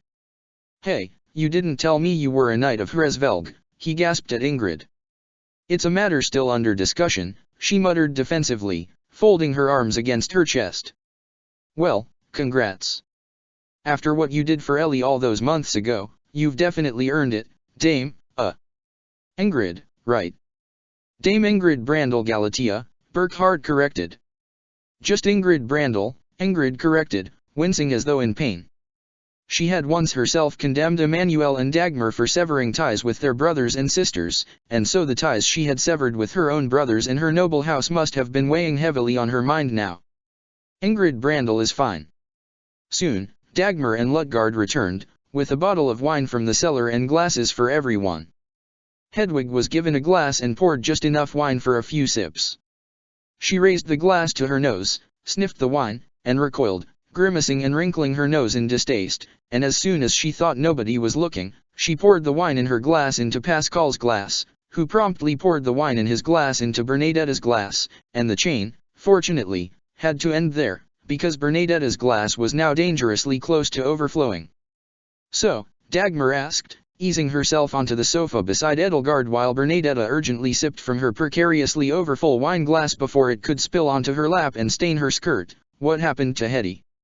Reluctantly, Burkhardt began to tell him about the trial and what had happened to Count Varley immediately afterward, though he omitted the fact of who was ultimately responsible for the knife in his back, which he clearly had misgivings about, but knew from Edelgard's coaching that it was simply good operational security to not be so forthcoming about ordering the assassination of political enemies. At the end of it, Emmanuel finished the last dregs of his wine. Whoa, he said. Well, O.L. Varley got what he fucking deserved, huh? Burkhardt frowned, his own conscience clearly still weighing as much upon his soul as his crown would upon his head. Bernadetta took a deep, apprehensive breath. Oh, sorry for speaking ill of your old man, Emmanuel said to her. She shook her head. No, you can speak as much ill of him as you want, she told him. Bernie doesn't mind. Oh, okay. Thanks, he said. He turned back to Burkhardt. I'm shocked you ever thought he'd be serious about siding with you, man. You know, he always hated your guts, right, Berkey? Burkhardt furrowed his brow. What? I mean, Manny, Dagmar said, I don't think he ever said any of those awful things to Berkey's face. Oh, right. Yeah, the dastard was too smart for that. But Dad never told you, Burckhardt only looked more confused. What? He repeated. Emmanuel let out a bitter chuckle. That son of a bitch would cuss him out about you and Lindy like there was no tomorrow. He'd let him have it. He would? Edelgard asked. She hadn't thought Varley had possessed such personal and deep-seated animosity toward Burckhardt. I think he was jealous, Dagmar said, running a fingertip absent-mindedly along the rim of her wine glass and producing a pure ringing tone. Father only had 2 children with Berkey's mother before he started collecting his consorts, and neither of them were crest-bearing, she explained to anybody in attendance who might not have known that, i.e. to Bernadetta. Yeah, he was bitter, Emmanuel agreed. Bitter as hell that Dad just didn't keep breeding her till he got a crested son in wedlock, like a noble should. And you know why, right, Daggy? Oh, of course, Dagmar said airily. It's because he hadn't had any nethers. Burckhardt and Pascal both reflexively crossed their legs. Burckhardt gasped, grimacing. What? Father didn't have what? Bernadetta gasped. He had 1 nether, Emmanuel corrected. And it didn't work. That's why he was such an asshole to everyone. What? Edelgard interjected. If that were even remotely true, even with Hubert's spy ring, she'd never heard so much as rumors of such a thing, though maybe it was yet another difference between this world's history and her own. Yeah, Count Varley's balls didn't work, Emmanuel told her. Stopped working a little bit after he had his youngest daughter. That's, you there, Bernadetta. He got kicked in the crotch by a mule and one of 'em just went pop like a boiled cranberry. So he made up for it by being as big of a dick as possible to everyone else he met. By this point, Pascal had long since made the noble gesture of clapping his hands over Hedwig's ears to save Burckhardt the trouble of doing so. Like the saying goes, Emmanuel added, when you're a man, you can either have a prick or be a prick. Plenty of men manage both, Ingrid muttered. Bernadetta, like so many others in the room, looked mortified. Her face had turned ashen. Father was impotent. Dagmar took a swig of her wine. As barren as the fields of Alel, or so the rumors went.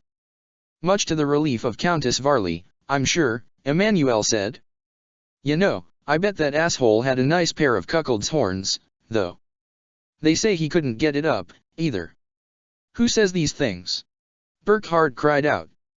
How in the goddess' name do you know these things, Manny? Why you know, this is all really inappropriate for Hetty. Pascal interjected, his voice turning shrill with panic as his and Hedwig's faces reddened all the way to the tips of their ears. Yes, perhaps we've discussed enough, Edelgard said, on the matter of the late Count Varley's useless manhood. She struggled to hold back the laughter bubbling up in her chest. As awful as it was, it certainly cast Varley in a much more pathetic light, and if there was anybody who deserved being rendered posthumously pathetic, it was him. Even Bernadetta was beginning to laugh. In the span of a single conversation, her late tormentor had been torn from the pedestal he had placed himself upon, dethroned as the reigning patriarchal terror of his daughter's life, a wicked king stripped of his crown, painted in the colors of a jester, and pilloried for all who once feared him to see. Even if Burckhardt had never killed him, the power he'd had over Bernadetta's life would still have been stripped from him, just as it had been when Edelgard had placed him under house arrest. There was little more cathartic than to know that the people who caused so much pain were not worth being feared, but rather being laughed at. It was the worst thing that could happen to a tyrant, and the pettier the tyranny, the more satisfying it was to bruise their egos. Count Varley was an awful man, Pascal said, relieved to be able to uncover Hedwig's ears, but it feels rude to insult him now that he's dead. Like Joachim says, if you don't go to other people's funerals, they won't go to yours. Well, of course they won't, Emmanuel said. They can't come to your funeral anyway, man, they're dead. I don't think that's what he meant. The afternoon wore on and the evening beckoned, conversation turned to more pleasant affairs, and as the flowing of wine watered his heart like the summer rains that were to come in the coming months, Burckhardt's sense of maudlin sentimentality blossomed. By the time evening drew near, Burckhardt was all but ready to throw his arms around Emmanuel, and so Edelgard considered her work for the day done. On the way out, though, Emmanuel stopped her and took her aside. I'm sorry for springing Burckhardt on you so suddenly, Edelgard said to him. It was out of my hands. Yeah, I'm sure it was, he said. Anyway, tell me about the herbs. What did you see? I appreciated the gift, Edelgard said, realizing that Emmanuel was never going to let up, but when I tried the herbs, what I saw certainly wasn't home. I had some adverse effects from inhaling them, too, so. Inhaling them? Saint fucking Macule, L. Of course you're gonna have adverse fucking effects if you just snort half your body weight in powdered Morpheus caterpillar cocoon melange. Emmanuel threw his head back and buried his hands in his face. A fucking half spoonful in your tea. Half as much sugar as you put in it. That's all you needed, he moaned. That's beside the point, Edelgard said. What I saw had no connection to either this world or my own. I really do appreciate what you gave me, and the sentiment behind it, but I'd rather return to my own reality than lose myself in a fantasy. That said, she still had no idea if what she saw of Claude of Destinova had actually been his past or simply a story concocted by her own lively imagination. There was some appeal in trying it again and seeing what she saw. Perhaps there would be something that would confirm whether or not what she witnessed was real, but after her past experience, she couldn't say she was eager to try again. Try it again the right way, Emmanuel told her, and see how it works. It'll be fun. Oh, all right, she sighed, if only to stop him from bugging her about it. What do you usually see? She asked, realizing suddenly there was a slim chance that he could confirm whether or not it actually worked. Oh, all sorts of things, he said. And you know, it's pretty fucking neat to get to see the world through a different set of eyes every once in a while. Give me one example, she said, crossing her arms. He ruffled her hair. You sound exactly how you used to back when you were 8. All right. Last time I decided to go on a little journey, I was an Imperial soldier for a few minutes. I was right in the middle of a city that was on fire, and oh, I think you were there. I was. Edelgard asked, taken aback. Was he talking about Ferdiad?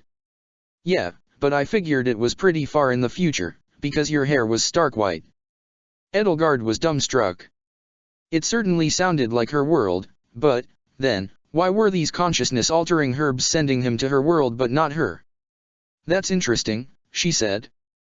But I hope I don't find myself leading an army when I'm old enough to have gone completely gray. If it happens, it happens. He shrugged. So it goes. But it's pretty cool, huh? You must have seen some messed up shit, though, taking that much at once. They say people fucking die doing that, you know. Or lose their minds. How very hardening, Edelgard thought. Still, if these herbs truly did connect people to other worlds, then she could see a much clearer benefit to using them, properly, of course. I suppose I'm lucky, she said.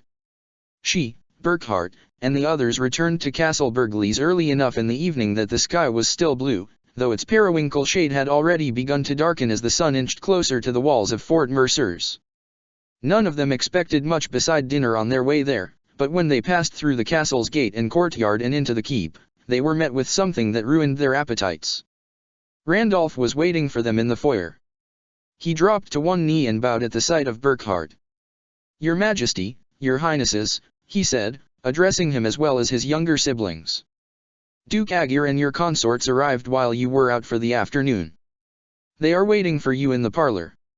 Instantly Edelgard felt her stomach churn, and she could tell that Burkhardt, though lacking her unique personal experience with Ludwig von Aegir, was nearly as uneasy.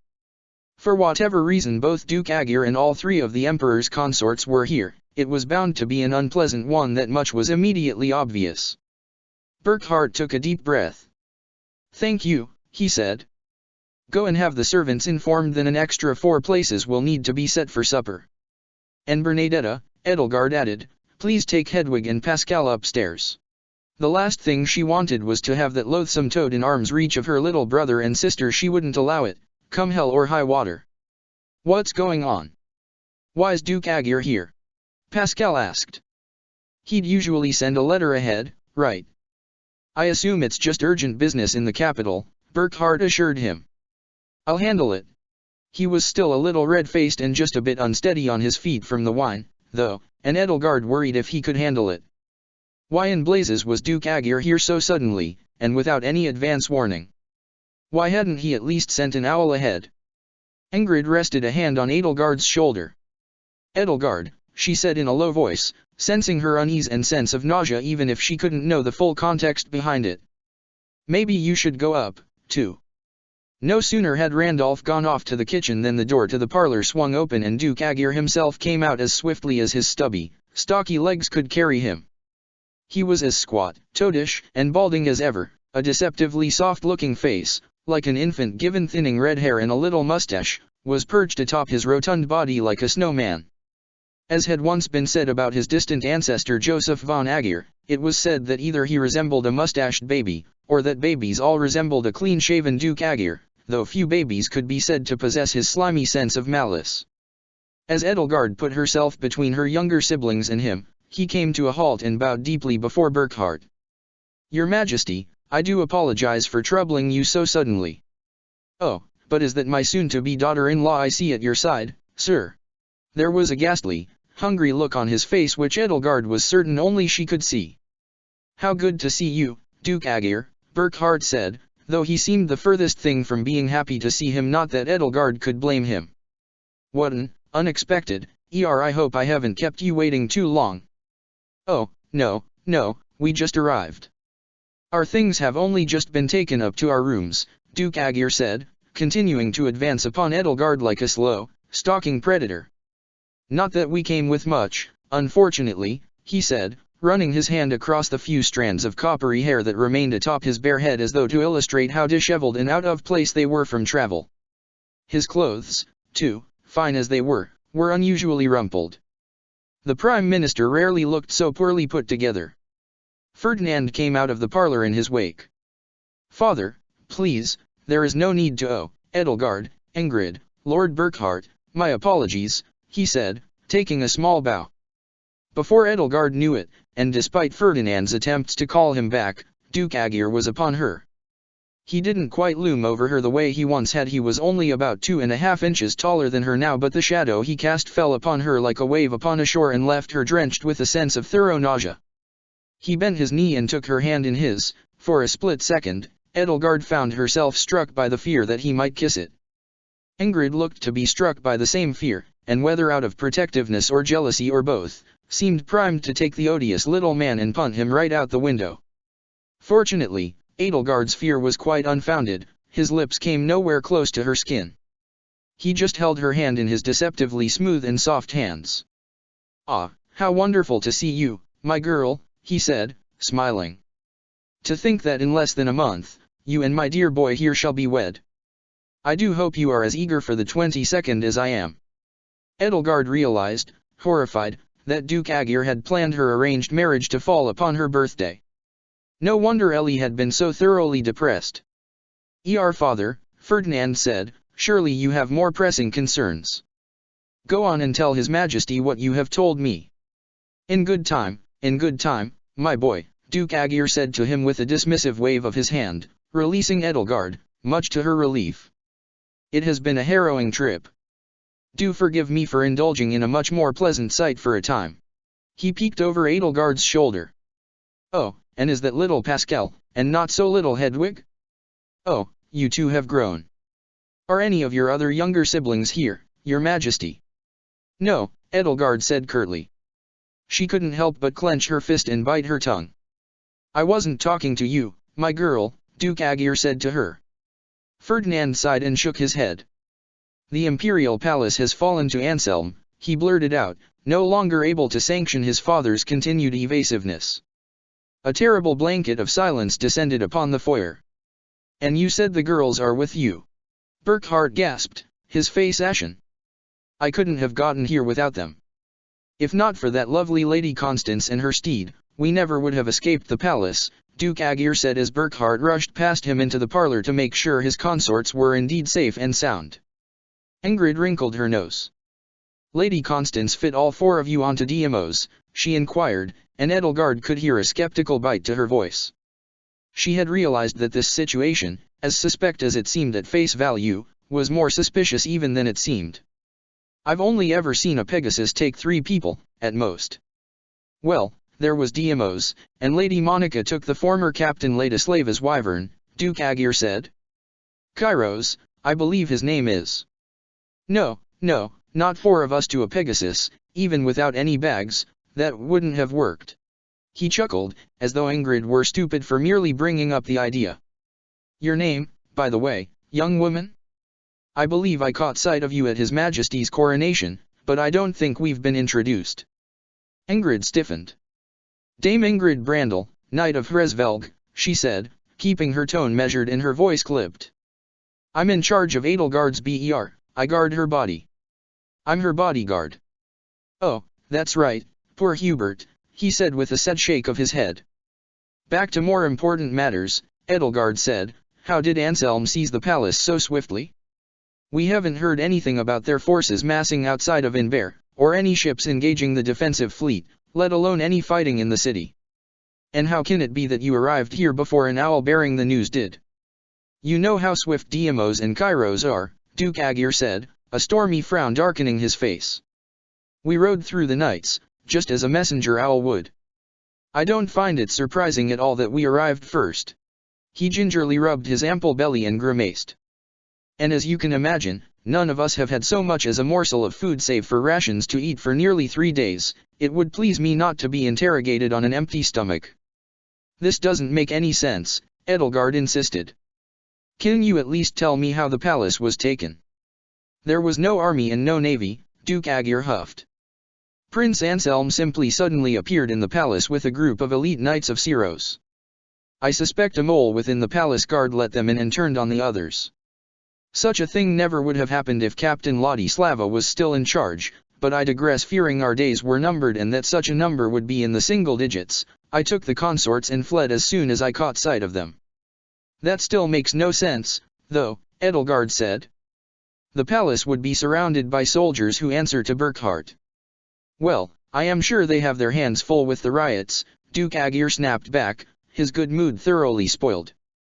I am going up to my prepared guest bedroom, where I shall await tonight's supper, he said, and without further ado he stomped up the stairs, leaving Edelgard and Ferdinand standing in the foyer with Ingrid, Bernadetta, Pascal, and Hedwig. Our riots. Pascal repeated after Duke Aegir, his voice barely more than a whisper. He looked as concerned as everybody else. There are riots in Inver. Constance told me before you arrived that they could see them breaking out all across the city as they fled, Ferdinand answered with a forlorn shake of his head.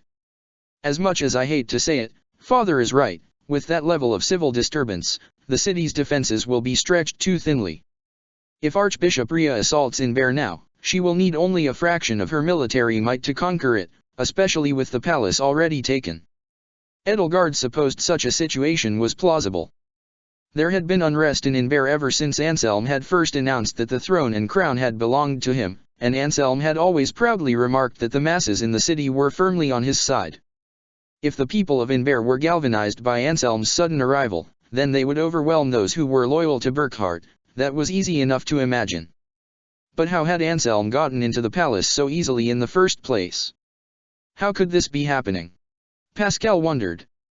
What's Burke going to do now that Anselm's taken Inver from him? It's too late to be fatalistic, Edelgard assured him. No matter what advantage Anselm has, even he and Rhea together wouldn't be able to take full control of Inver and all its forces in an instant. There's plenty of time to take it back before he becomes entrenched. Even with the power of the Immaculate One on their side? Bernadetta asked. She was trembling, her thoughts no doubt turning toward Gareg Mach and the raw power Rhea had displayed in her true form. It doesn't seem that Rhea has gone to Inver along with Anselm, Edelgard noted. Or at least, if she is, she's keeping a low profile. She knew that Rhea had kept herself mainly sequestered to Gareg Mach due to the strange manner in which it was shielded from the Agarthans' most fearsome weapons. Remaining in an undisclosed location was her best defense against the Agarthans dropping a javelin or 2 or 50 down upon her head. She'd done the same in Edelgard's world during the war. Besides, even if she were there with him and reigning at his side, it was common knowledge that Gareg Mach was unconquerable and that the Immaculate One was unassailable. And yet we did both conquered the unconquerable monastery and drove the Immaculate One herself away from it. Rhea knows she isn't invincible, and she knows that no stronghold she builds for herself will be impregnable. If she takes Inver as her shield. She felt the words mute themselves on her tongue. For a moment, she found that the ability to speak had left her. The flames of her dyad still danced before her mind's eye, the screams and wails of innocent civilians turned to kindling by the woman they had worshipped as a saint and the last subjects of the king they had praised as their hero and defender. Ferdinand and Ingrid were both at her side in a flash. "Lady Edelgard," Ferdinand asked, taking hold of her arm while Ingrid took her by the hand. "Are you all right?" "I'm fine," Edelgard said, struggling to push the vision out of her head. "I know it's a worrying situation, but this is war. When you and your enemy are well matched enough, there will be losses and setbacks on both sides. If we allow ourselves to be disheartened here, then we've already lost. It's something we all must learn to accept and understand." The image could not leave her, though the image of Inber in flames around the bulk of Ria's monstrous corpse, just as her dyad once had been, the image of the oldest city in Fodlan reduced to a blackened husk. It took her breath away, quickened her pulse. Perhaps this was simply the way to do, and Destinova had to arrange the chessboard of Fodlan for the endgame they had planned to play out, but it was a perilous endgame, one that could cost Edelgard her very home and the lives of all souls who dwelt within it. Siros and her 4 saints had once lived in Inber, at the dawn of the Adrestian Empire itself. Edelgard could only imagine what thoughts might have been running through Ria's head as she walked the halls of the Imperial Palace and looked from its balconies across the expanse of the embattled city. The Archbishop rarely left the safe confines of Garreg Mach, and came to Inber only to attend and grant her blessing to the coronation ceremony of a new emperor. How did it make her feel to gaze upon the city and see how it had changed since she and Wilhelm had once called it home? How did it make her feel to see distant fires burning within the city walls, curls of smoke rising into the darkening sky, blazes lit by zealots in her name like a portent of things that once were and may yet still come to pass? That evening after dinner, when the sky darkened and the sun fell under the walls of Fort Mercers, Edelgard could look out over the city and muse upon such things, but found it difficult for her to turn her thoughts away from them once she began to dwell upon them, like weeds whose roots ran deep into the soil to keep themselves from being plucked from the garden. There was nothing to be gained from wondering what thoughts were running through Ria's head, though, or how nostalgic she might have felt. Worrying about exactly what was happening on the other side of Adrestia, when she had no power to affect it, was a waste of time. And yet it was all her idle thoughts could turn to. The only solution, of course, was to spend as little time idle as possible, and so that evening, Edelgard found herself turning to the one person in Castle Burgleys who she was absolutely certain did not give even the slightest bit of a damn about Inber or the war. Hephaestus still had his little workshop set up in the infirmary, much to the head physician's displeasure. It seemed that he was happy to have set up shop there, or at least as happy as he could be while surrounded by primitive screwheads. Edelgard found him hunched over amid his tools, lit by the incandescent glow of one of his glass bulbs. Strangely, a smell similar to incense or burning rosin hung in the air. "I hope I'm not interrupting anything," she said to him, squinting through the blazing light from that glass bulb that hung over his head. He whirled around and nearly dropped the strange smoking needle he'd been holding in his hand. "Oh, you," he said. "Hey, lady. How's your pal doing?" "Hubert's fine. He's less fatigued now, and he's starting to get the hang of holding things without accidentally breaking or dropping them.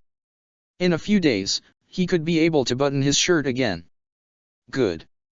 I've never done a whole forearm for a human before. Not sure how long it'll take for him to get used to it." "How's the pain?" Edelgard sighed. Hubert was not one to speak roughly or uncouthly, so when he had described how his arm and most of him, but especially his arm felt as though he had been forcefully kicked in the groin very slowly over a period of several days, she had been inclined to believe him. "It's fading," she said. "Good." Hephaestus turned himself around again and went back to work.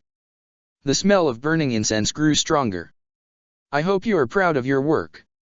"I can't thank you enough for what you've done," Edelgard said, carefully approaching him. As she approached, she could more clearly see the 2 jars containing the severed hand and eye from Deirdre on his desk amid his other scraps of machinery. Yeah, he said. "You scratched my back, I scratched yours. Nothing more to it, babe. It was an interesting challenge. And now I've got these babies to work on, so I'm totally satisfied." "The body parts, I take it? Are you working on them right now?" she asked him. "Yes. Well, sort of. There's a device on the lids of those jars that keeps the preservative fluid energized, and one of them's broken, so I'm fixing the short right now. The short what? The short circuit. A circuit. Edelgard knew the word, but the way he was using it was foreign. She wasn't sure why it mattered that it was short. Like the outer path around a magic seal. Hephaestus chuckled. It's a bit over your head, princess. Circuits, as in electronics. Technology. Like radio, she said. She could see in the shrug of his shoulders that he was rolling his eyes. Yeah. Like radio. I can see why you and Vul are friends, you both take pleasure in being the smartest men in the room. This device you're repairing, one could say it's like something that would keep the water in a vase fresh, so that a bouquet of cut flowers would last longer in it. Is that correct? Close enough. So, if you don't mind me asking now, do you have anything interesting to tell me about those body parts? She asked him. It was a condition of our deal that you would tell me whatever you found out. Yeah, I haven't forgotten, Miss Bossy Britches, he sighed. The serial numbers from them were easy enough to pull out. They're from a Thales model replicant, 3rd generation, Unit 42. I thought Thales models were unique. They are. You know how combat replicants get tested, right? We make a surplus and pit them against each other until we've whittled their numbers down to an acceptable amount. So the Thales we know killed at least 42 other possible Thales models to earn his right to exist, Edelgard mused. She recalled Kronia 612 recounting a similar past. Out of the over 600 models that had been her sisters, how many had she killed? Dozens? Were you and Vul put through that same initiation? What, us eggheads? Hephaestus laughed. Our jobs are engineering and theoretical shit. We don't fight. And you don't prove you're the smartest by stabbing someone in the throat. There are more, intellectual ways to kill people. What a sickening, senseless waste. He shrugged. It is what it is. So the hand and the eye do belong to Thales, just as we thought, Edelgard said. While it was useful to have her suspicions confirmed, she couldn't help but feel that if this was all she could get from it, everybody would be very disappointed. It's definitely his body parts. But I think I can learn more from these jars than from the parts themselves. Is that so? Think about it. We Agarthans hate bringing technology outside Shamhala. Anything too advanced, if it gets found by the wrong person and those beasts in the church sniff us out, we're shit out of luck. Circuitry and synthetic fluids? Give me a break. Thales would never let that out unless he was desperate. Edelgard wasn't so sure she agreed. The deployment of the Enigma machines, let alone everything going on with the research facilities, certainly felt like a level of desperation Thales had never reached in her world. Desperation, or overconfidence. All this technology surfacing in these research facilities or being distributed through Dida's spy network was either a last-ditch effort, or the actions of a gambler who was so sure of victory that he would bet everything he had on his last hand of cards simply for the sake of a bigger windfall. It was his killing stroke, and as the javelins of light so ably demonstrated, there was no kill to him quite like overkill. Knowing Thales, I would be inclined to say it was overconfidence, not desperation, she said. After all, he claimed to know the future, and the direction his path was heading toward, with perfect clarity, a slave to fate, assured that his master would bestow upon him for his obedience everything he desired. Humph. Yeah, sure, like you know him. More than you think. Anyway, the point is, I can probably tell you more interesting things just by figuring out where these jars came from and when they were built. That might give you some idea how they ended up hidden away in some tavern and guarded by some weird time travel puzzle. Edelgard nodded. That does make sense. Well, I'll leave you to your work, then. Thank you for humoring me, Heph. No problem, he said, and with a wave of his hand he shooed her away. All right, good talk, have a nice sleep or whatever it is you humans do. She obliged to give him back his privacy while he worked and took her leave of the infirmary, stepping out into the hall. The distraction he had provided, though fleeting, had been a relief. Certainly she could find something else to occupy her idle mind for the rest of the evening. She'd only taken a few paces before a tidal surge struck her like a blow to the head. The pain was so sharp, so intense, that it forced her to her knees, even if it had only lasted a few seconds. The world around her flickered and wavered. When it all passed, she found herself panting for breath, her heart pounding. There had been at least one tidal surge every day these past few days. The tests of the time travel device being built at Research Facility Omega were becoming increasingly frequent. That could only mean that Thales was making significant progress on Operation Antediluvian.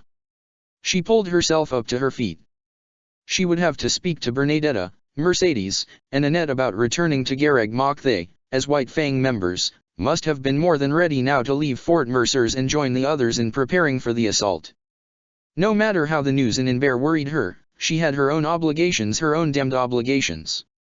Her own accursed obligations, forcing her to turn her back on the suffering of her people. Ferdinand, look out. Edelgard felt something crash into her and fall on top of her, pinning her to the ground. No, not something, someone. And that someone, in fact, was Ferdinand von Aegir. Edelgard. Ah, goodness, dear, I wasn't watching I'm so dearly sorry, Edelgard. He picked himself up and helped her to her feet, babbling his apologies all the while. He looked as though he'd just accidentally stepped on a cat's tail. I'm all right, Edelgard assured him. I've had far worse falls. But you do need to pay more attention to what's in front of you. Constance, who'd been the one who'd shouted out at Ferdinand, rushed to his side, followed by Mercedes and Annette. Ferdinand, she said, helping him adjust his coat and carefully unmussing his copper hair, you must watch where you're going. What if Lady Edelgard had been carrying something fragile?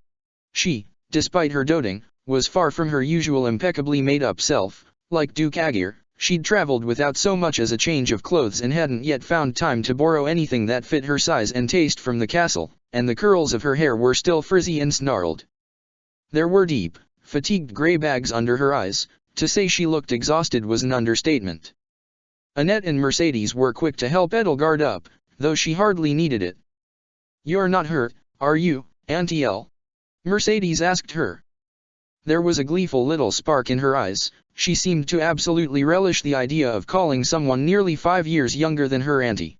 No bruises, no scrapes.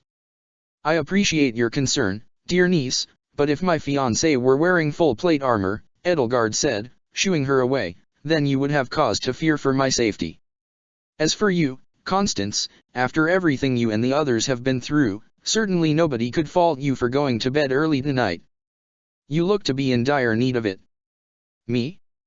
Retire early. Constance yawned. Yes, we have all been through quite a lot, but how often do I run into my old friends from Fhirdiad? Oh, we'll be here tomorrow morning, Constance. Annette assured her. Auntie Elle is right, Constance, Mercedes said, putting an arm around her waist. I'm sure Diamos is sleeping like a baby right now, and you deserve a good night's rest as much as him. Oh, but we have only just started catching up. Constance protested. I am not the least bit tired, actually, I have gotten my second no, third, no, fourth wind. She let out a boisterous laugh. She sounded exactly the way most people did when they'd gone 3 days or more without sleep, so weary that they had come round to the other side into full-blown mania. We must catch up. Merci, darling, dearie, I want to know all about that curious suit of armor you're wearing. Edelgard, dear, Ferdinand said, taking Edelgard by the arm, I would like to have a word with you in private. The door to the infirmary swung open with a loud bang, and a ghoulish figure with a gaunt, death's head face and milky white eyes stepped out with a blood-curdling roar. Annette screamed. Mercedes clapped her hands in delight. Constance swooned and fainted into Mercedes' arms. Enough with the fucking noise, assholes. Hephaestus bellowed at them. Trying to get some fucking work done, if you don't fucking mind. With everybody successfully cowed into silence, he slammed the door behind himself and retreated back into his workshop. Let's have that talk, Ferdinand, Edelgard said, leading him along down the hall while he gathered his wits about himself. She stopped at her bedroom and led him inside, then closed the door behind them. So, what is it? She supposed he wanted to talk about Inver. She couldn't avoid the matter forever. Ferdinand sighed and lowered himself onto a chair.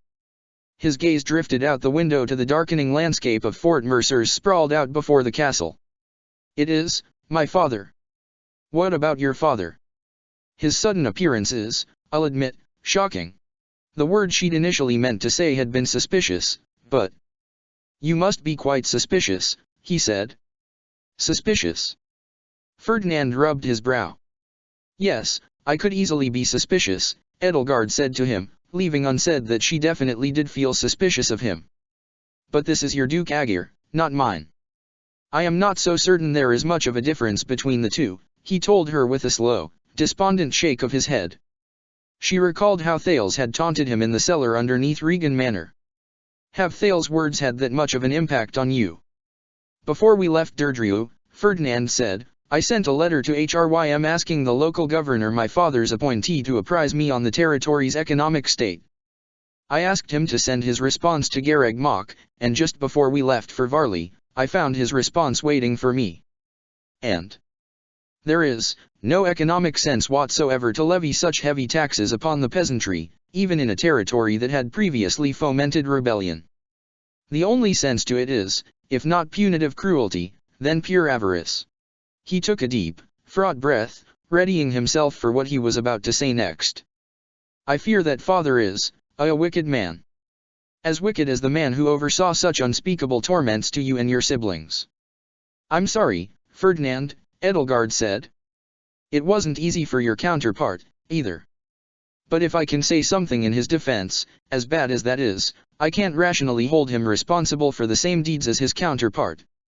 And as bad as he is, you shouldn't, either. My Duke Aegir reminds me what yours is capable of, but as far as either of us can tell, the depths of such evil exist within him only in potentia. House Aegir has always exemplified aristocratic excellence, Ferdinand said. His proud posture had left him, stooping his back and slumping his shoulders. There was no call we would not answer, no duty we would not take upon ourselves. We have always striven to be the best. It is simply in the nature of nobility, to climb to a singular summit. But to climb atop innocent bodies. I never thought my father capable of such things until I learned of your world. Perhaps I should have kept that to myself, then. No. Certainly not. I am grateful I can know who you truly are, instead of feeling so mystified by your actions and behavior all the time. He forced a little laugh from his mouth. So, do you think that your father might somehow bear some responsibility for what has happened in Inver? Edelgard asked him. He was silent for a while, his eyes downcast, his brow furrowed as though lost in thought, his gloved hands resting nervously in his lap like a pair of rabbits cowering in their hutch. I think he may, he said, barely managing to muster a croak. Due to my own biases, I'll admit that the prospect is appealing, Edelgard agreed. But try to think it through logically. If Duke Aegir were a double agent for Anselm, and conspired to hand the palace and the city over to him, why did he escape with all three of Burkhart's consorts? I don't know, Ferdinand admitted. After all, she continued, if he wished to strengthen Anselm and Ria's position, handing over 3 daughters of Oaks, Novelli, and Essa would pressure those lords into rescinding their fealty to Burkhart. Those 3 houses are all Anselm needs to take control of nearly the entire western half of the empire. Save for Arundel, everything to the west of Varley would be under the banner of the Holy Adrestian Empire, which, it should go without saying, is a name I utterly loathe having to say. But perhaps they were too good at escaping, and he had to play along. Perhaps. But they traveled on 2 mounts. He and Constance were on Deimos, and Monica and Althea were on Kairos. Even if he lacked any means to stop Kairos, he could have easily delayed Constance long enough for the 2 of them to be captured. I'm not saying it's impossible for him to be a double agent, but even I'm starting to admit that it's unlikely. You have a strange way of cheering a man up, Ferdinand said. But you do have a point. Perhaps I let my doubt get the better of me. The most suspicious thing, Edelgard said, is that he and the consorts arrived before any other news reached us, but then again, there are more sensible explanations for that. There are, Ferdinand said. A letter arrived for Burkhart while we were having dinner from Miss Ladislava confirming what father and Constance told us. They truly did outtrace the news. Edelgard felt her heart sink. With the injury she'd sustained from Cornelia, Ladislava must have struggled to get a message out of the palace safely. There was no telling what could have happened to her, especially given that she'd made fools of the Knights of Syros once already. "I commend your wariness," she told Ferdinand. "Something most definitely is rotten in Inver, and we'll have to keep an open eye and an open mind for all possibilities as to how this happened. But even I have to admit, in spite of all my emotional baggage, that your father's deeds in my world don't guarantee his wickedness in this one. There are many people in this world that I consider allies now despite knowing them as enemies in my own, and perhaps even Duke Aegir is among them.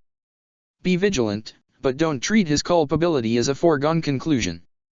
"Thank you, though, Edelgard," Ferdinand concluded with a heavy sigh.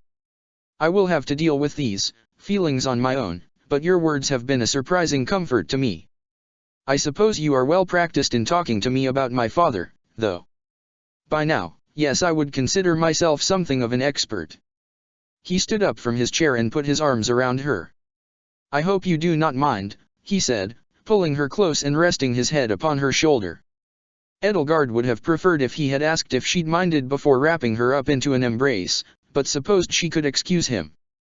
"No, Ferdinand," she said. "Not at all." Still, he let go of her.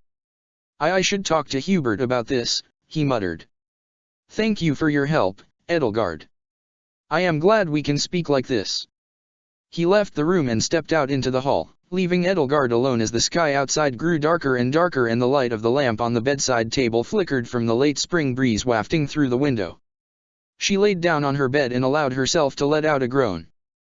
Perhaps she'd lessened Ferdinand's doubts, but she wasn't quite sure she'd managed to dispel her own. Across the Empire, Inver was burning, and she was here doing nothing.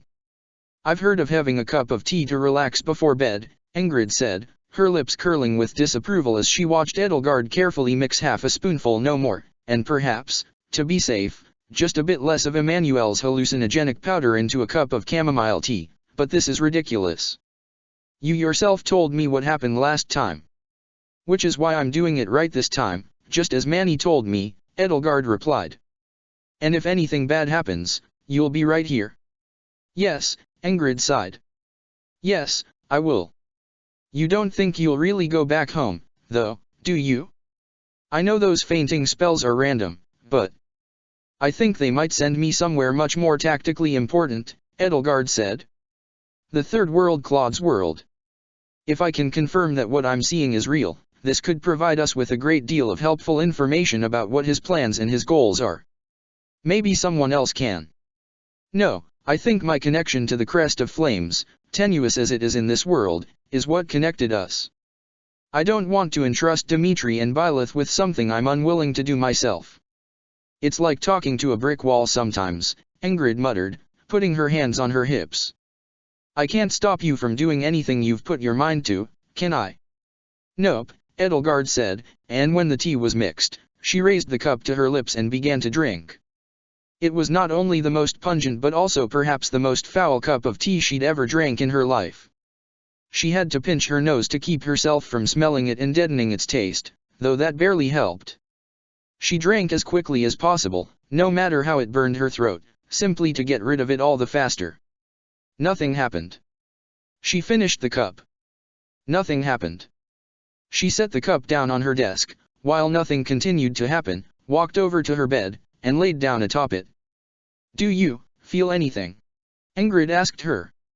"No, but I'm assuming there might be a delayed effect," Edelgard said as the room's walls began to melt. She tried to lift her head up but suddenly felt as heavy as a brick of lead. She caught sight of Ingrid standing beside her, but for a moment, it wasn't Ingrid. It was Hubert. "Hubert? How did you get here?" she asked. "What are you talking about, Edelgard?" asked Hubert, who was now Hilda. The bedroom swirled around them like oil mixed into water. "Is the tea working?" "It's working fine, Sylvain," she said to Hilda, who was now Sylvain. "I can see that," Sylvain said, striding over to the side of the bed. "You're definitely hallucinating." Edelgard tried to ground herself. She was seeing things. She had to focus on what was real, that no matter what she saw or what the background reshaped itself into the dining hall at Garreg Mach, the Imperial Palace's bathhouse, the muddy fields of Tailtea, and she was in a bedroom in Castle Burgleys with Ingrid. "Yes. Thanks," Ingrid. Ingrid? What are you talking about? Catherine asked her. Are you okay? Then she felt herself fall, and felt her insides become her outsides, and felt a paralyzing rush of energy knit her veins and unspool her muscles. She found herself in Claude's body once again, and she found herself running.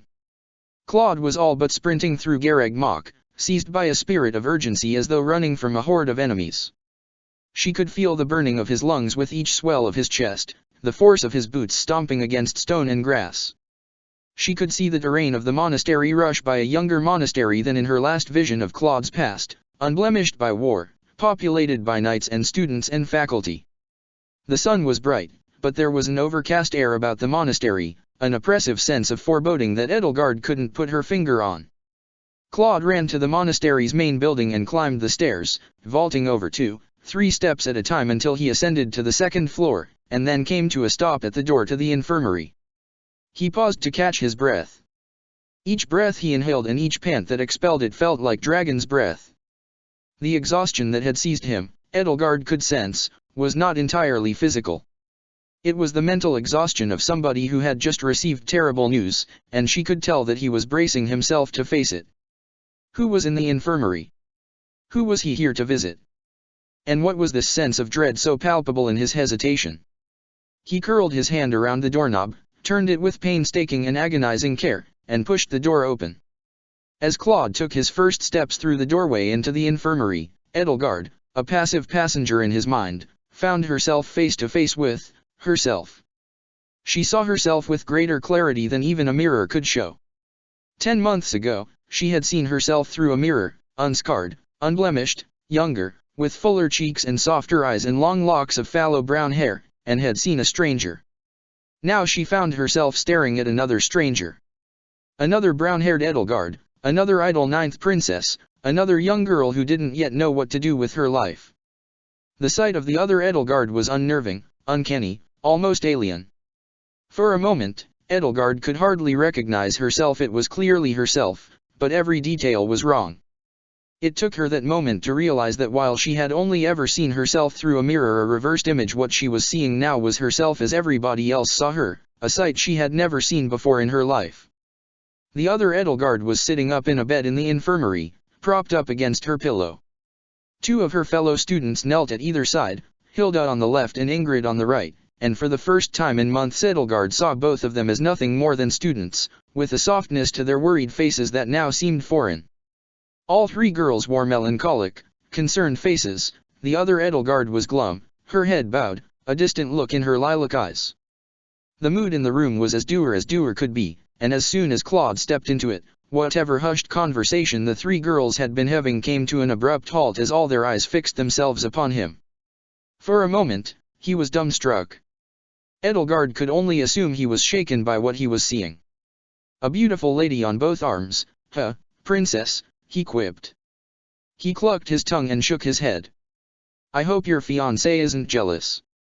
At once, Ingrid became furious and rose to her feet, shaking. As if now could ever be an appropriate time for one of your stupid quips. It's all right, Ingrid, the other Edelgard told her, reaching out and taking her by the arm. Her voice was hoarse. I can't blame you for trying to lighten the mood, she said to Claude. Edelgard had never heard what her voice sounded like through somebody else's ears. She'd never even thought that there would be a difference. It sounded so small compared to what she heard when she spoke. A bit tasteless, but I appreciate the effort.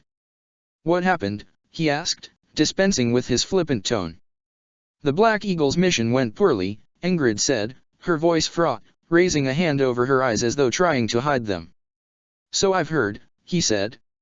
I was a little slow to avoid a brigand's axe, the other Edelgard explained. It was a more forceful strike than I'd thought. It cut right through my boot. Claude's eyes followed her gaze drift down to her lap, then down her legs to her feet, one bare, one swaddled in thick layers of faintly blood-stained gauze. Edelgard was powerless to do anything but follow along, though she felt her own dread building up in tandem with his. I've lost a sizable chunk of my left foot, the other Edelgard said. Her voice was even and level now, a tone Edelgard understood perfectly.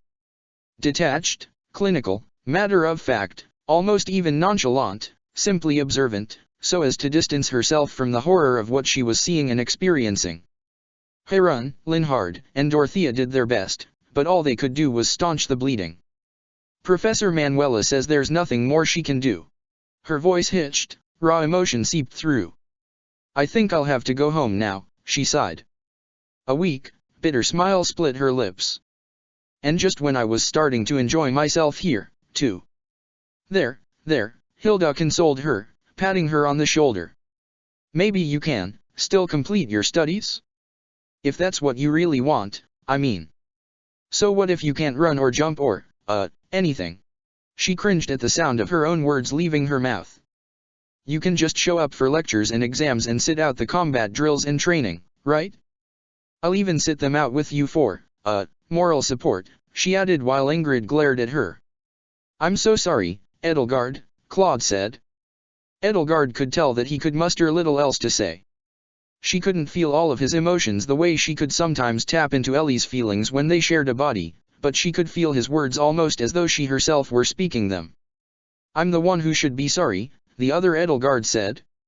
You and Dee have been trying to get me to join your houses for months now. If I'd made my mind up sooner, instead of deciding to wait until after the Battle of the Eagle and Lion, I'd have never gone on this mission. Don't talk like that. There's no point in wondering about what-ifs. There's nothing we can do about the past or the present. All we can shape is the future. Edelgard watched her doppelganger's face fall and her mouth curl bitterly and could almost hear the unspoken words that didn't drop from her lips. What future do I have left to shape now? The door to the infirmary swung open again, and this time it was Dmitri who stormed inside, a blue and gold whirlwind of fury and fear. He cried out, the color draining from his face. Ferdinand and Harun told me everything, but to actually see it. Goddess, there are no words. I'm so sorry.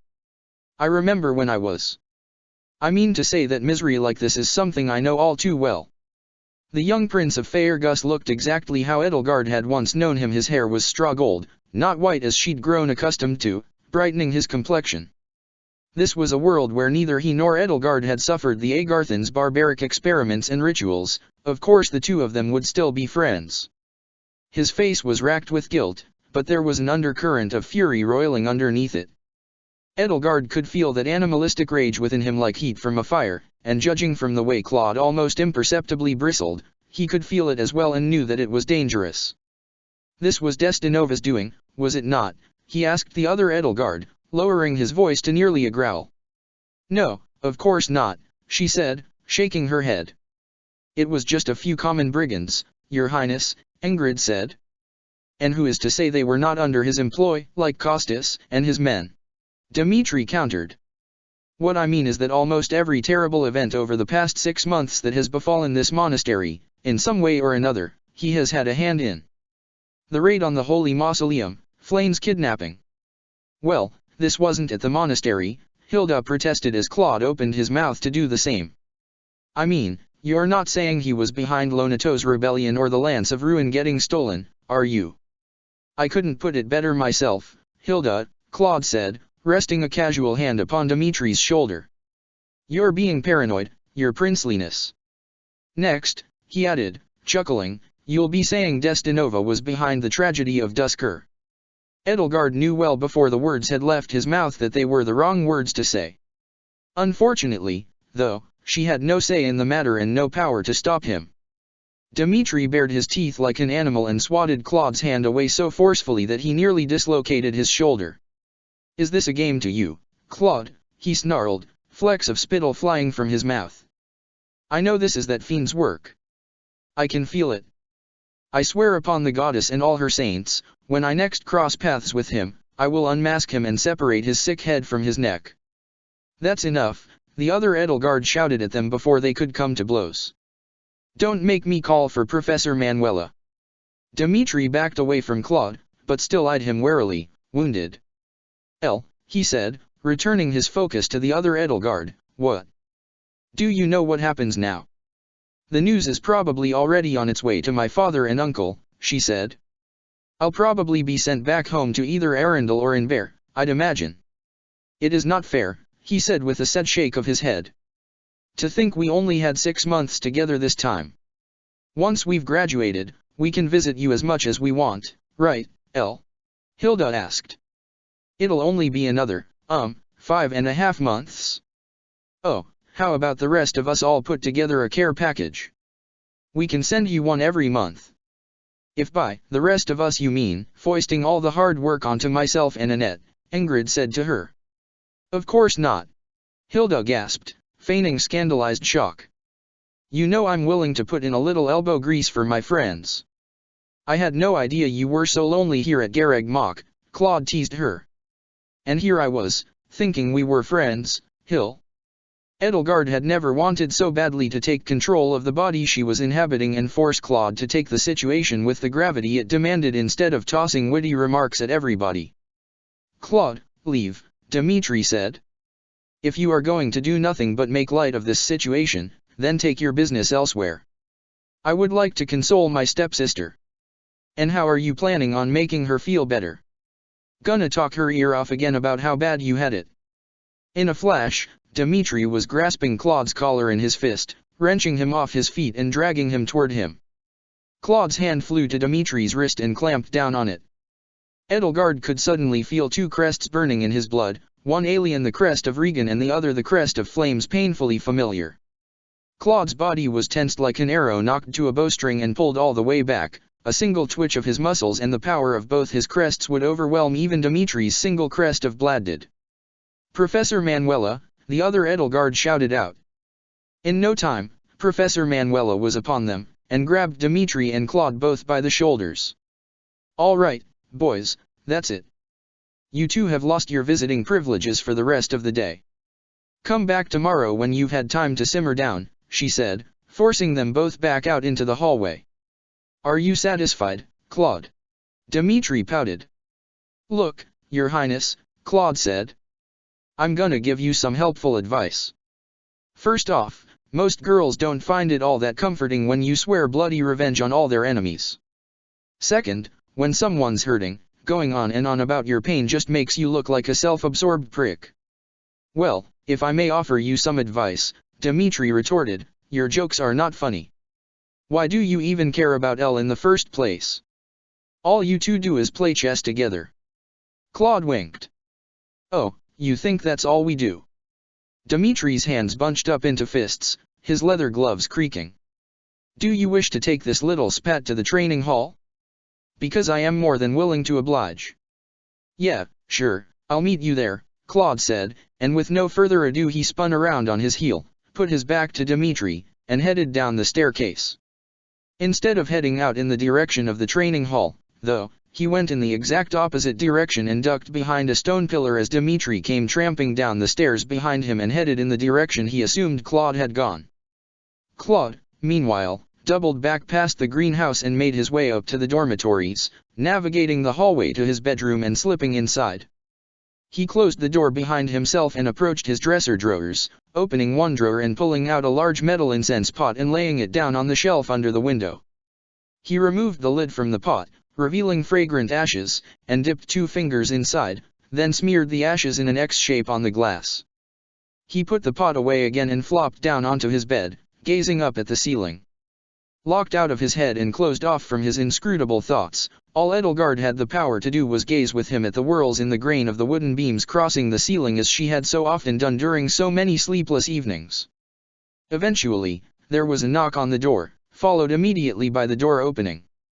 The person who stepped through was the same lavender-haired one Edelgard had seen in the last vision accompanying Claude, though they were about 5 years younger here, not that it showed much on their made-up face or their cold, sharp eyes, and dressed in a red and white tunic and light leather armor.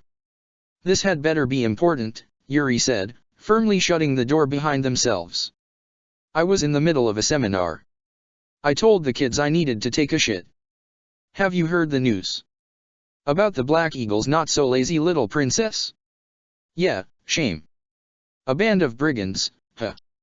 Claude shook his head and pulled himself up into a sitting position. Thales was behind it, he retorted.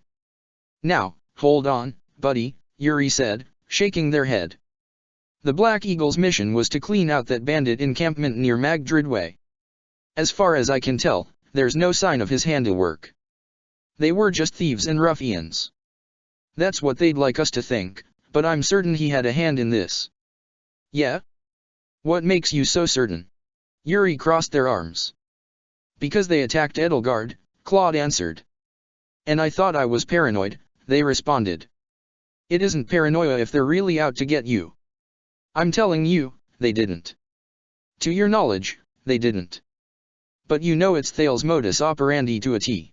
Claude sloughed himself off the bed and onto his feet, then walked over to his desk.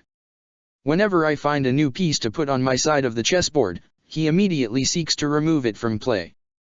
You remember how soon after we started working together he started making attempts on your life, right, Yuri? Yuri rolled their eyes. Yes. Almost instantly. See? That's my point.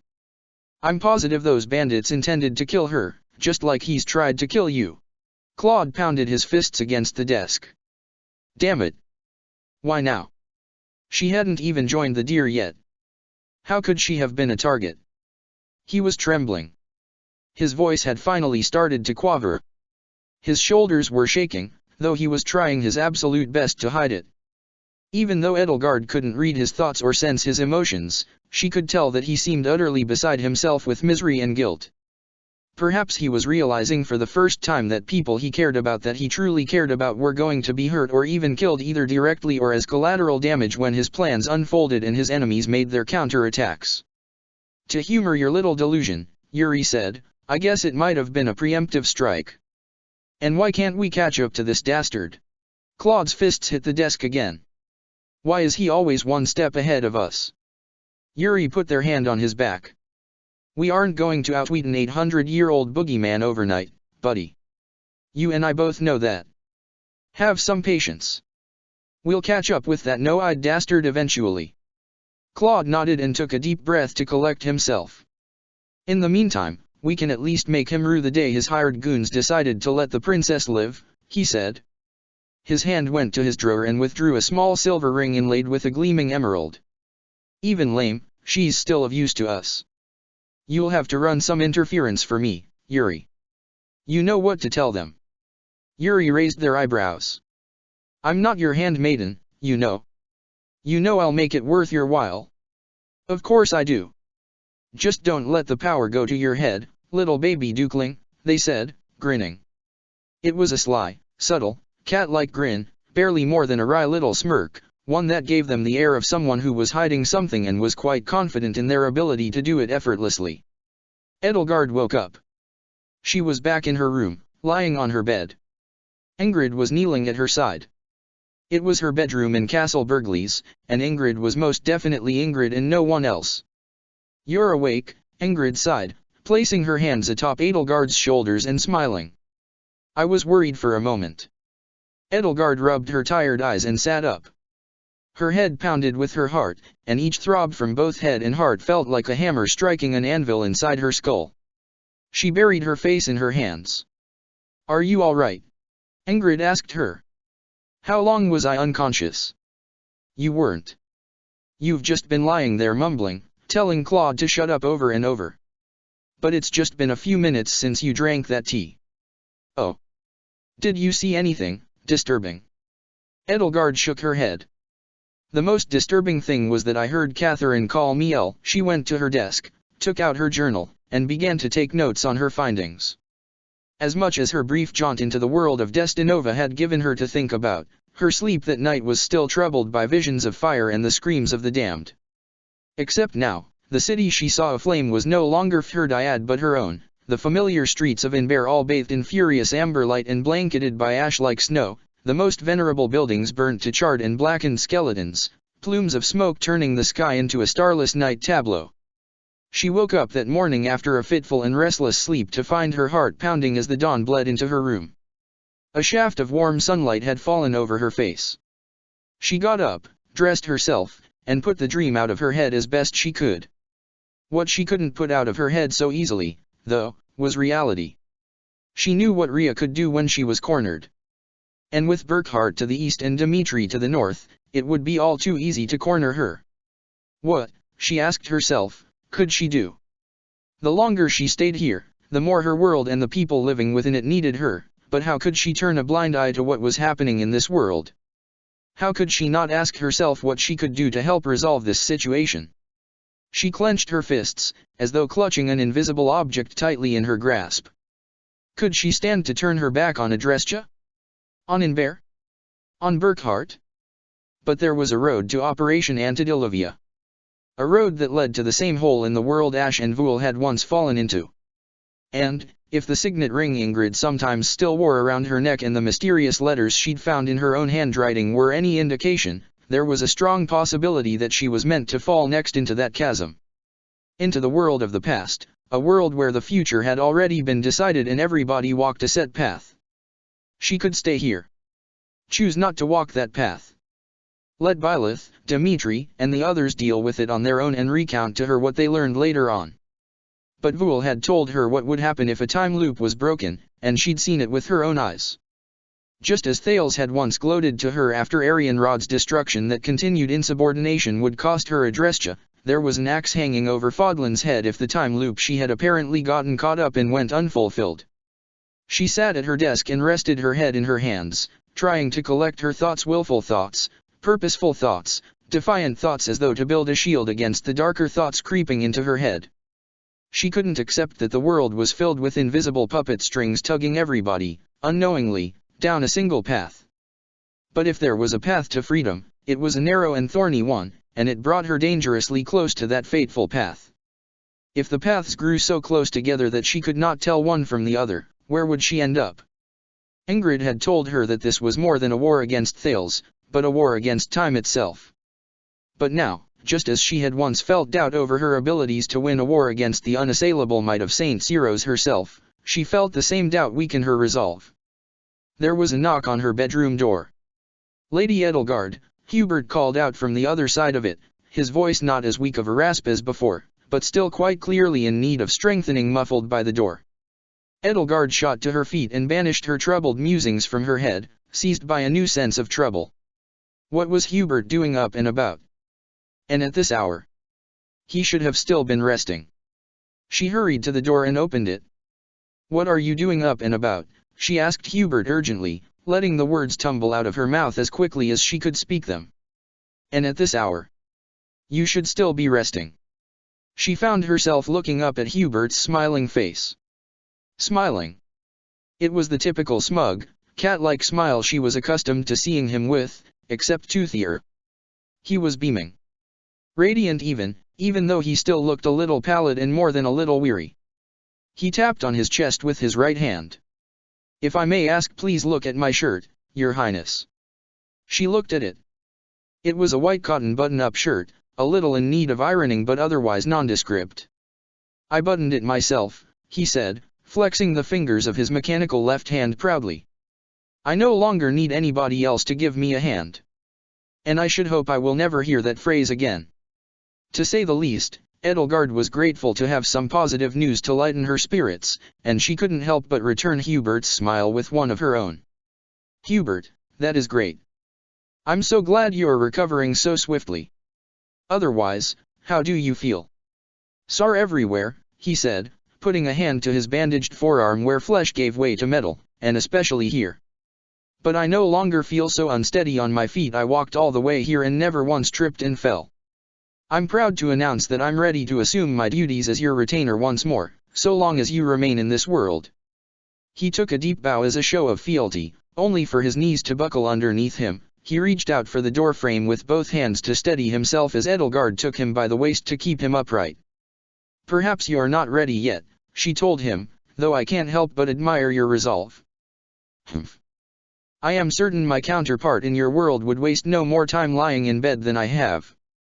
No, and much to his detriment, Edelgard said, leading Hubert into her room while still holding firmly onto him and setting him down on her desk chair. I'd like to hope you could teach him a lesson about not overexerting himself. Well, with you to look after, Your Highness, I am hardly surprised, he said with a smile. That's another thing he can stand to learn from you. He doesn't talk back to me as often as I'd like him to. My Edelgard must find him a welcome change of pace.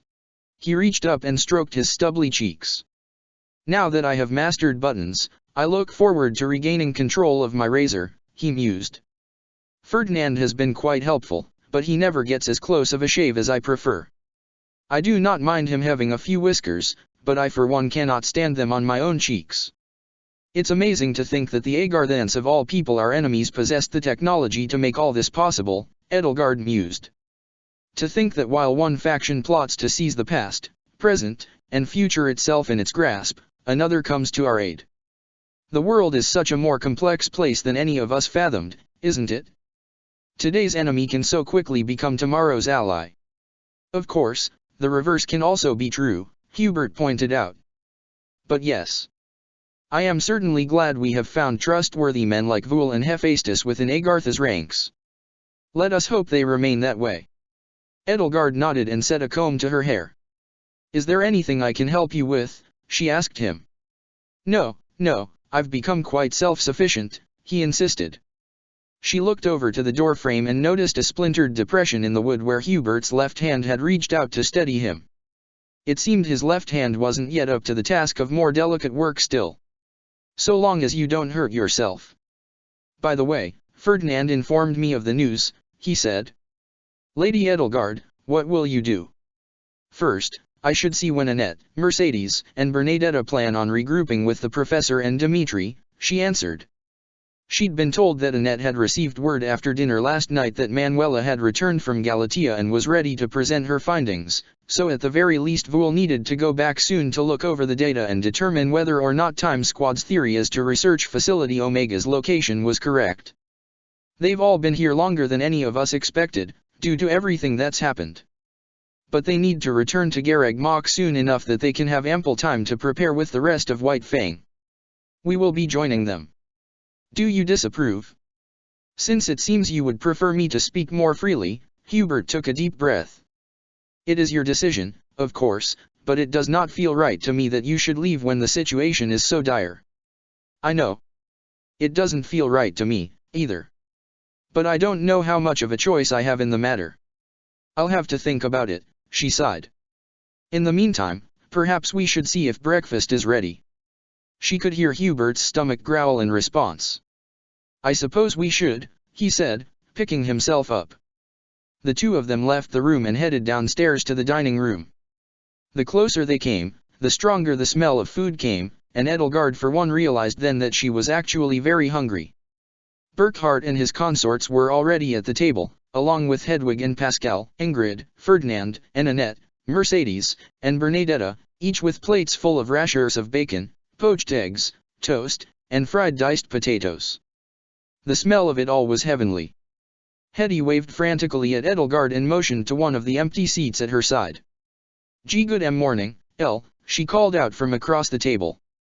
I hope you don't mind that we let you sleep in, Burkhard said, rising to his feet. Goddess knows that if one has the opportunity to sleep in these times, one should. Take a seat. He motioned to the nearest servant to bring 2 more plates of food. Edelgard sat beside Hedwig while Hubert took the empty seat in between Ferdinand and Constance, both of whom looked utterly exhausted. We're missing Duke Aegir, she noted. After everything he's gone through, do you wish to be the one to wake him? Burkhard asked. I wouldn't, Pascal said. His Majesty is right, Monica said. Althea and I could hardly sleep last night. If Duke Aegir can get some rest, then he certainly should. Let's not bother him. She stifled a yawn. Duke Aegir, Edelgard noted, is hardly the only one in need of rest, Monica. Perhaps you need a late morning as well. Me, Lady Edelgard? Monica asked, incredulous. Her cheeks were pink. Of course not, I've plenty to get done today though, of course, I appreciate your concern. It took a few minutes before Edelgard and Hubert both received their plates, and both found themselves eager to start eating. It was not long after that when a third new guest emerged into the dining room. Good morning, everybody, Duke Aegir said, strolling to the table. Your Majesty, a pleasure to see you yet again. I do hope you'll pardon my tardiness. He tugged on the lapels of his coat, which, Edelgard noticed, was quite clean and pristine. I had to find something else to wear, and it just so happened that young Oliver von Berglis is just my size. The future Count Berglis has my good sartorial taste as well, I will say. Edelgard watched his eyes rove across the table, scouting out the empty seats left over. If she had been a praying woman, she would have prayed that his gaze would pass over the empty seat right between her and Ferdinand. It didn't. She was cursed to have Duke Aegir sit beside her at breakfast. To say the least, she was not in the mood at all to have his company. Perhaps she ought to have given prayer a shot, though she was certain it wouldn't have done anything. She did her best to ignore him while he made small talk with everybody else to pass the time until he was given his own plate of food, but much to her displeasure, he began speaking directly to her. "So, my girl," he said, leaning close to her while she ate and dropping his voice to a conspiratorial whisper, "I have heard the rumors. Rumors that you have attained a major crest of Ceros." Of course. Of course crests were his only concern. "And the other rumors?" she asked, trying not to lose her appetite. "Oh, those are obvious claptrap," he said. "On a completely unrelated note, given the date of the wedding, do you expect my first grandchild will be a lone moon baby?" he asked, and it was obvious that he really wanted to speculate about any hypothetical grandchildren's crests. Edelgard tried very hard not to cringe. The poached eggs she'd been enjoying or trying to enjoy, anyway, turned to tasteless ash in her mouth. She forced them down anyway. While his words rang in her ears, though, an idea came to her. An idea she thought Ellie would very much approve of. She sighed. "Duke Aegir. Oh, please, call me father. It's only a month away." "Father," Ferdinand interjected. "Please, must you talk about this at the table?" "Dear boy, I haven't seen my future daughter-in-law in months," Duke Aegir snippily reminded him. "There is no need to be rude to your own father, remember what the goddess says. Anyway, Edelgard, dear, or may I call you El?" He most certainly may not have. Edelgard would have rather plucked out her own eyeballs and eaten them like grapes than endure any more of this. "I'm afraid. I don't know, honestly, if I'll ever have children," she said, trying to make him uncomfortable enough to break off the conversation. She tried to sound sad about that. Duke Aegir patted her on the shoulder. "Oh, don't be so pessimistic," he said. "Well, perhaps you two will not have much luck on your wedding night," he continued, undaunted unfortunately, "but I am confident that, in the coming years—" "No, you don't understand," she said, grabbing his flabby wrist. She could crush the bones right here and now if she wanted to, but she had a better idea. She looked him dead in the eyes, put her other hand on his knee, and slowly willed the dragon under her flesh to manifest. She felt scales creep along her skin, feathers sprout like blades of grass, bones quite subtly reshape themselves, while Duke Aegir watched on in horror. She watched his doughy face turn ashen and his eyes boggle. His mouth hung open like a chasm. "To start with," she said, running her teeth along her fangs, easing the dragon out bit by bit, letting it shape her slowly and subtly into something terrifying and inhuman, "I'm not exactly what you would call human anymore." He let out a pathetic little moan, his eyes traveling to the thick, sharp talons currently gripping his wrist and his knee. He began to quiver in fright. Ferdinand kept eating. Perhaps he thought his father deserved the scare for his boorish behavior. "Ellie," Burkhard called out from the head of the table, "please, no transforming during breakfast." Sighing, she made a great show over how difficult it was to force it all back and return to her human form. "Burk, you know it's hard for me to control it." "Why Yuri having tea trouble?" Hedwig gasped. Burkhard furrowed his brow. "El, what are you talking about? You have impeccable." Mercedes caught on immediately. "Yes, shame on you, father, for not understanding Auntie El's terrible plight," she chastised him, glaring at everybody else at the table as though to silently threaten them all into silence. "After everything I and my sister have gone through, I can certainly empathize with her struggles to retain some semblance of the human form. It ought not to be taken lightly." Burkhard was tongue-tied. "IER. You know what I am, brother," Edelgard said, shaking her head and staring at her hands as though she were afraid of them. "That this human shape is but a thin shell, a disguise over the monstrous creature I have become." She abruptly stood up from her chair, rising above everybody else seated at the table. I am sorry, I must go," she blurted out, feigning great pain and distress, and without so much as another word she fled from the dining hall. Before the door slammed shut behind her, she could hear Ferdinand taking up his role in the charade and loudly castigating his father. "How could you, father? Have you no tact? Have you no idea how sensitive a maiden such as herself?" Once she'd put enough distance between herself and Duke Aegir, she allowed herself to laugh. Surely he would break off her engagement with Ferdinand if he thought he was no longer getting a litter of perfect crest babies out of the arrangement, or if he thought his son and heir ran the risk of being mauled to death when he tried to consummate the marriage. At the very least, he might postpone the wedding out of caution. She heard the sound of heels clacking against stone and turned around to find Constance hurrying after her. "Edelgard! Oh, Edelgard," she called out, holding up the front of her ruffled and voluminous dress as she covered the distance between the two of them. "Edelgard, my dear semi-sister-in-law, I had no idea you were so tormented." "Oh, it's nothing," Edelgard said as Constance all but skidded to a halt in front of her. No, it is most definitely something. I knew full well what you had become, of course, but nowhere had I heard that you struggled so much to look like a normal human. Even Burkhart never let anything slip." Constance circled around her. "Ah, your outfit, these button-up slits sewn into the back of your blouse, simply ingenious. You have clearly put great effort into hiding your deformity. I can see how necessary it would be, if you can transform at any time without warning." "You misunderstand," Edelgard said. "Don't tell anybody else this, but I was exaggerating as part of a prank Mercedes and I were playing on Duke Aegir."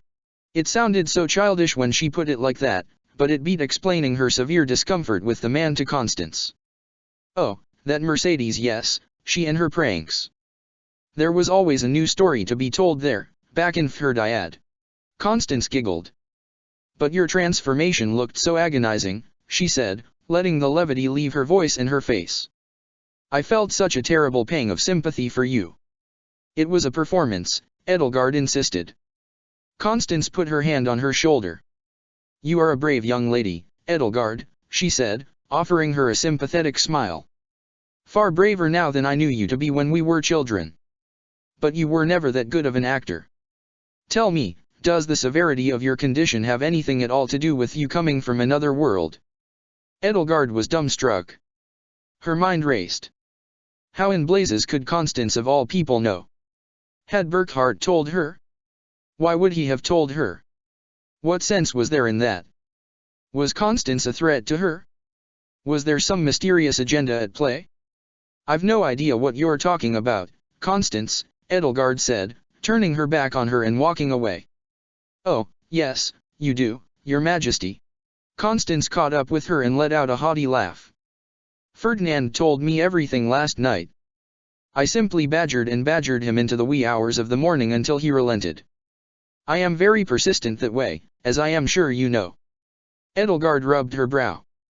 "Oh, Ferdinand," she muttered with a resigned shake of her head. No wonder he and Constance looked so tired. "Now, out of curiosity," Constance said, circling around in front of her to force her to come to a stop, "I want to know everything about your world. Everything. And most especially what role I play in it."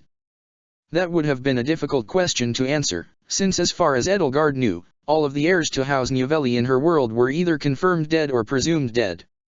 This was not a situation she relished, to say the least, especially if Constance was half as pushy and nosy as she claimed, and given what had happened to Ferdinand, she was at least half as pushy.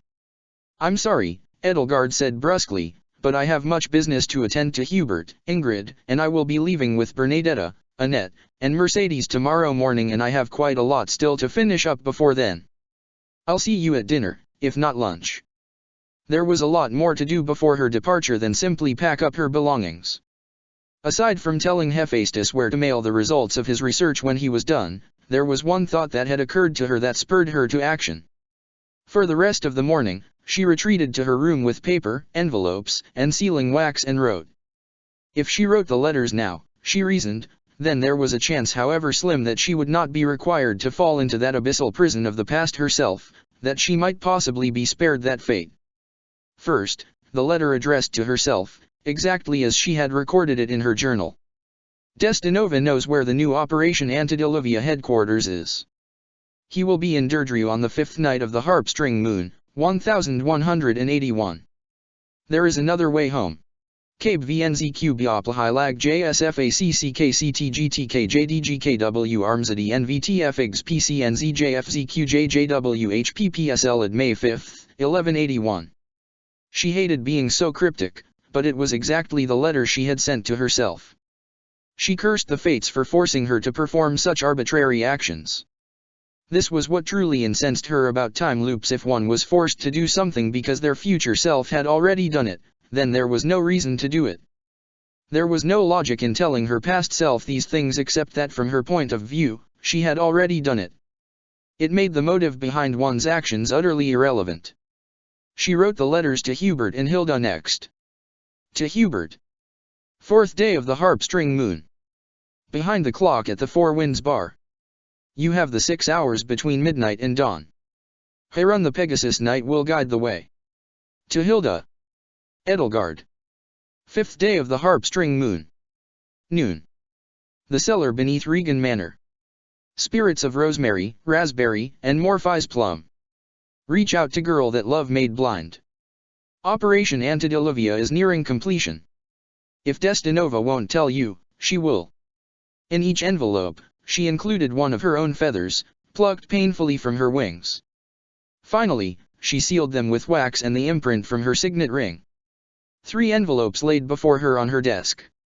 3, but there were meant to be 4. The 4th letter. She plucked one last short feather from her wing, took a fresh leaf of paper, set a pen to it, and felt her mind go blank.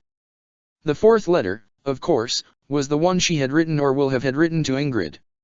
A letter that had come to her in a time of pain and uncertainty and had galvanized her into returning to Edelgard's side despite everything that had happened to drive them apart from each other. A letter that had rekindled the flame that had burnt out between them. A letter Ingrid had persistently refused to show her. If the other letters made her a prisoner of fate, arbitrarily binding her to decisions she never would have made of her own free will, then Ingrid's letter was the glimmer of moonlight through the bars of her cell. She was free to write this letter exactly how she wished, yet she found herself unable to imagine any shape those words might take. Any phrase that came to her withered and died just before she could put pen to paper. She refocused herself. She paced around her room for a few minutes to collect her thoughts and returned to her desk. Writing down one part of the letter was easy enough. The instructions. When to arrive in Deirdre, when to deliver the other letters and to where, when to venture into Regan Manor's cellars, those were easy. But the rest of it still eluded her. The idea of what she might have said to Ingrid to make her travel from Gaspard to Regan and save her still remained well out of her grasp. A part of her, she supposed, still couldn't believe that Ingrid had done that any appeal would have swayed her into action. She considered asking Ingrid, but her pride wouldn't allow her. No, not quite pride, it was her shame that wouldn't allow her. Ingrid had granted her this freedom to write what her heart wished to say, not just follow blindly in her own footsteps. If she threw aside that freedom, it would be like throwing away a gift. This was her letter to write and hers alone. But whatever her heart wished to say, it had suddenly become mute. Edelgard must have sat at her desk, hunched over a blank sheet of paper with her quill pen hovering pendulously over her inkwell, for 10 minutes. Perhaps, she thought at last, she needed a change of pace. As if in response, there was a knock at her door. "Who is it?" she called out. "It's Pascal." Edelgard set her pen aside and made for the door. Sure enough, when she opened it, she found her little brother standing on the other side.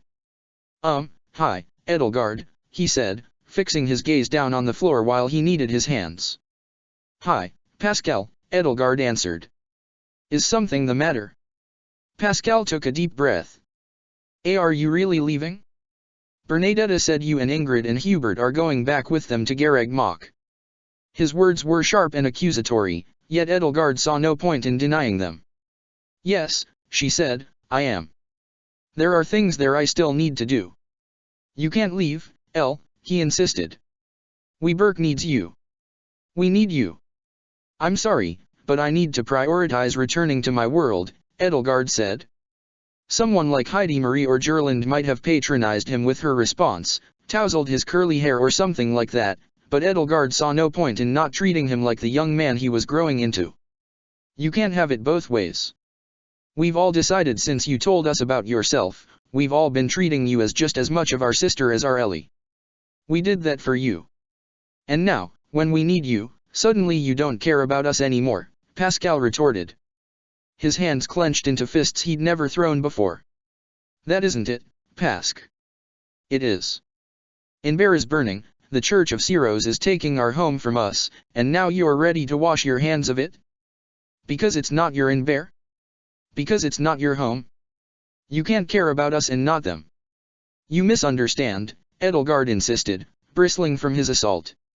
Throwing her home and her family in her face like that, how could her own little brother be so cruel? She already felt yesterday's news like a dagger in her side, and now he was twisting the blade. It's not that I don't care. Tears were welling up in Pascal's eyes. Well, you've got a funny way of showing it. His voice cracked.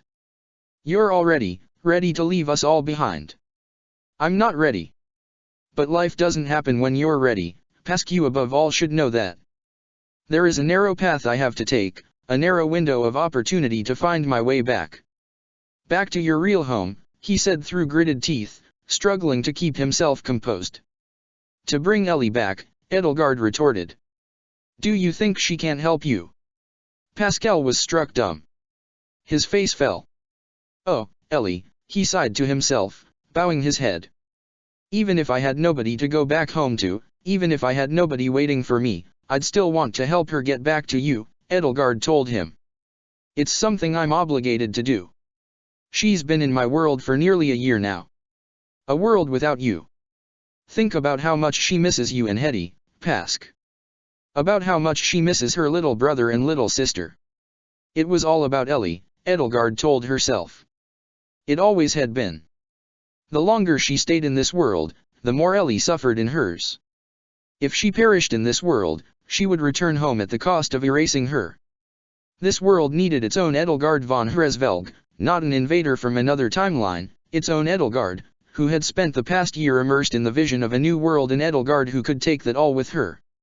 You're right, Pascal, Edelgard said, bending her knees and lowering herself to his eye level and resting her hands on his shoulders while he turned his head to better spare himself the pain of her gaze. There are people who love me and miss me in my world that I desperately want to be with again, even if it means I can't ever see you or any of my other siblings again. But leaving this world isn't something I can do callously.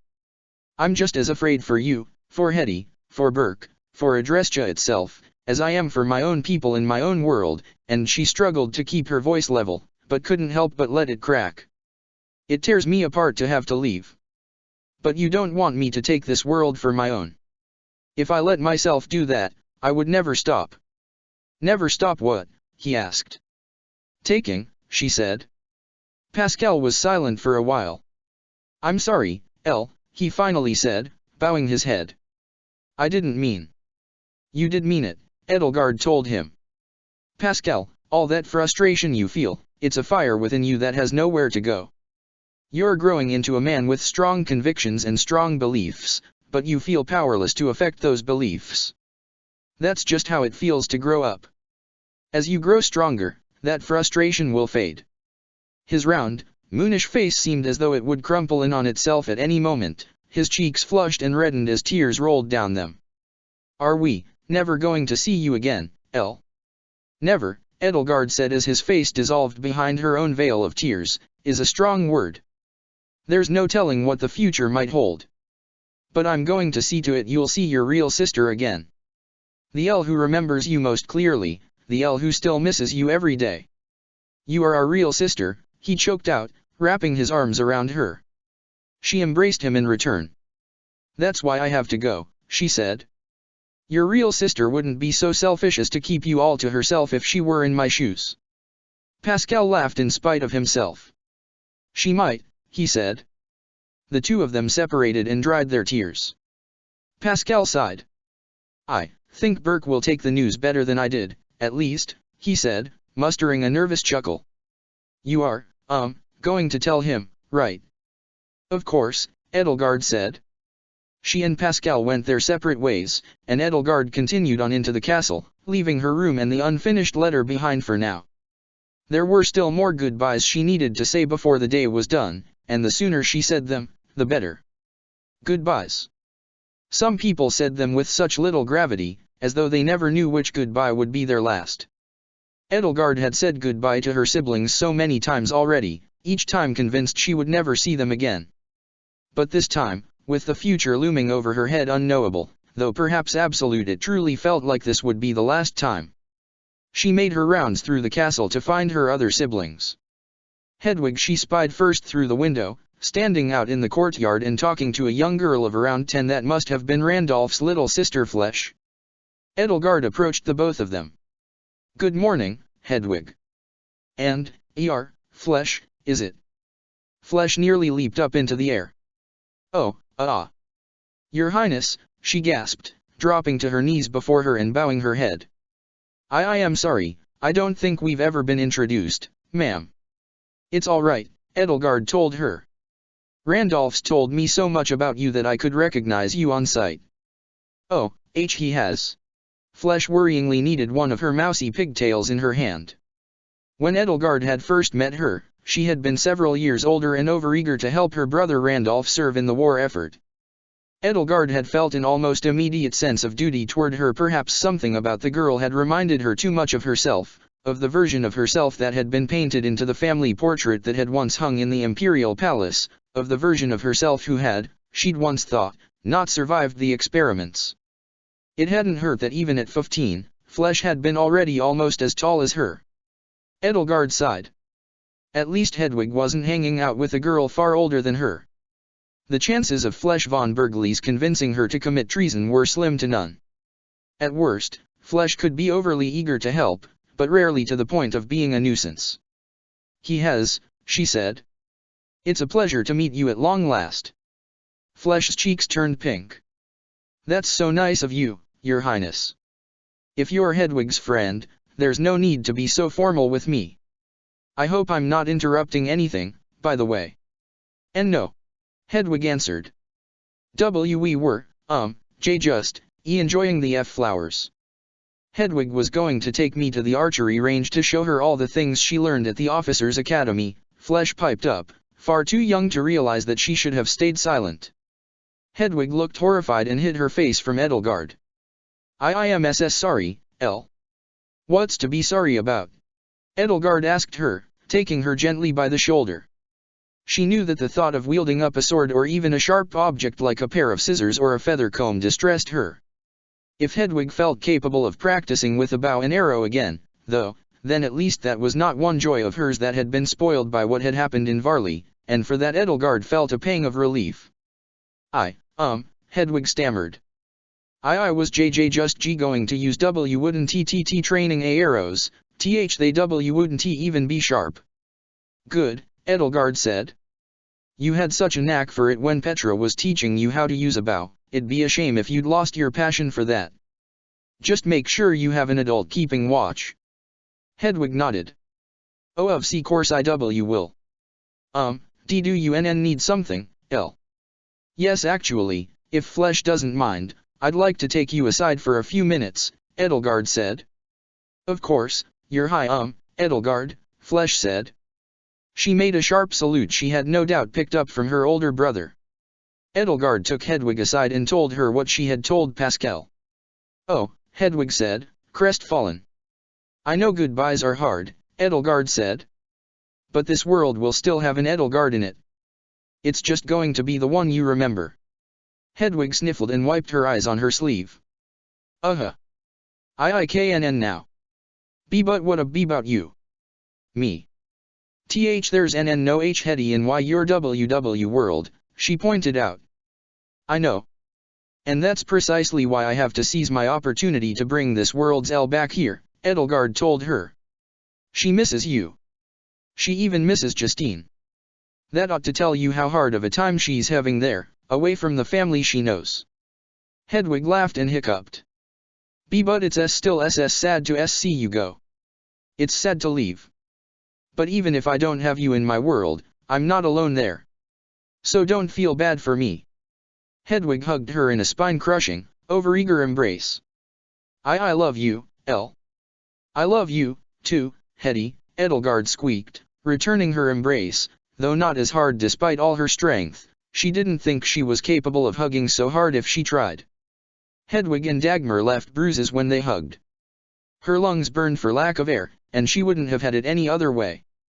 Thank you for everything. Thank you, Edelgard said, for being my sister. Take good care of yourself. IIWW will. And Flesh, too. I get the feeling she already looks up to you, and an archer always looks after her bows. Hedwig pulled away from her, her brow furrowing in confusion. Flesh's name means arrow. Edelgard patted her again on the shoulder. Now, if you'd like to get some practice in before lunch, we should all head to the archery range together.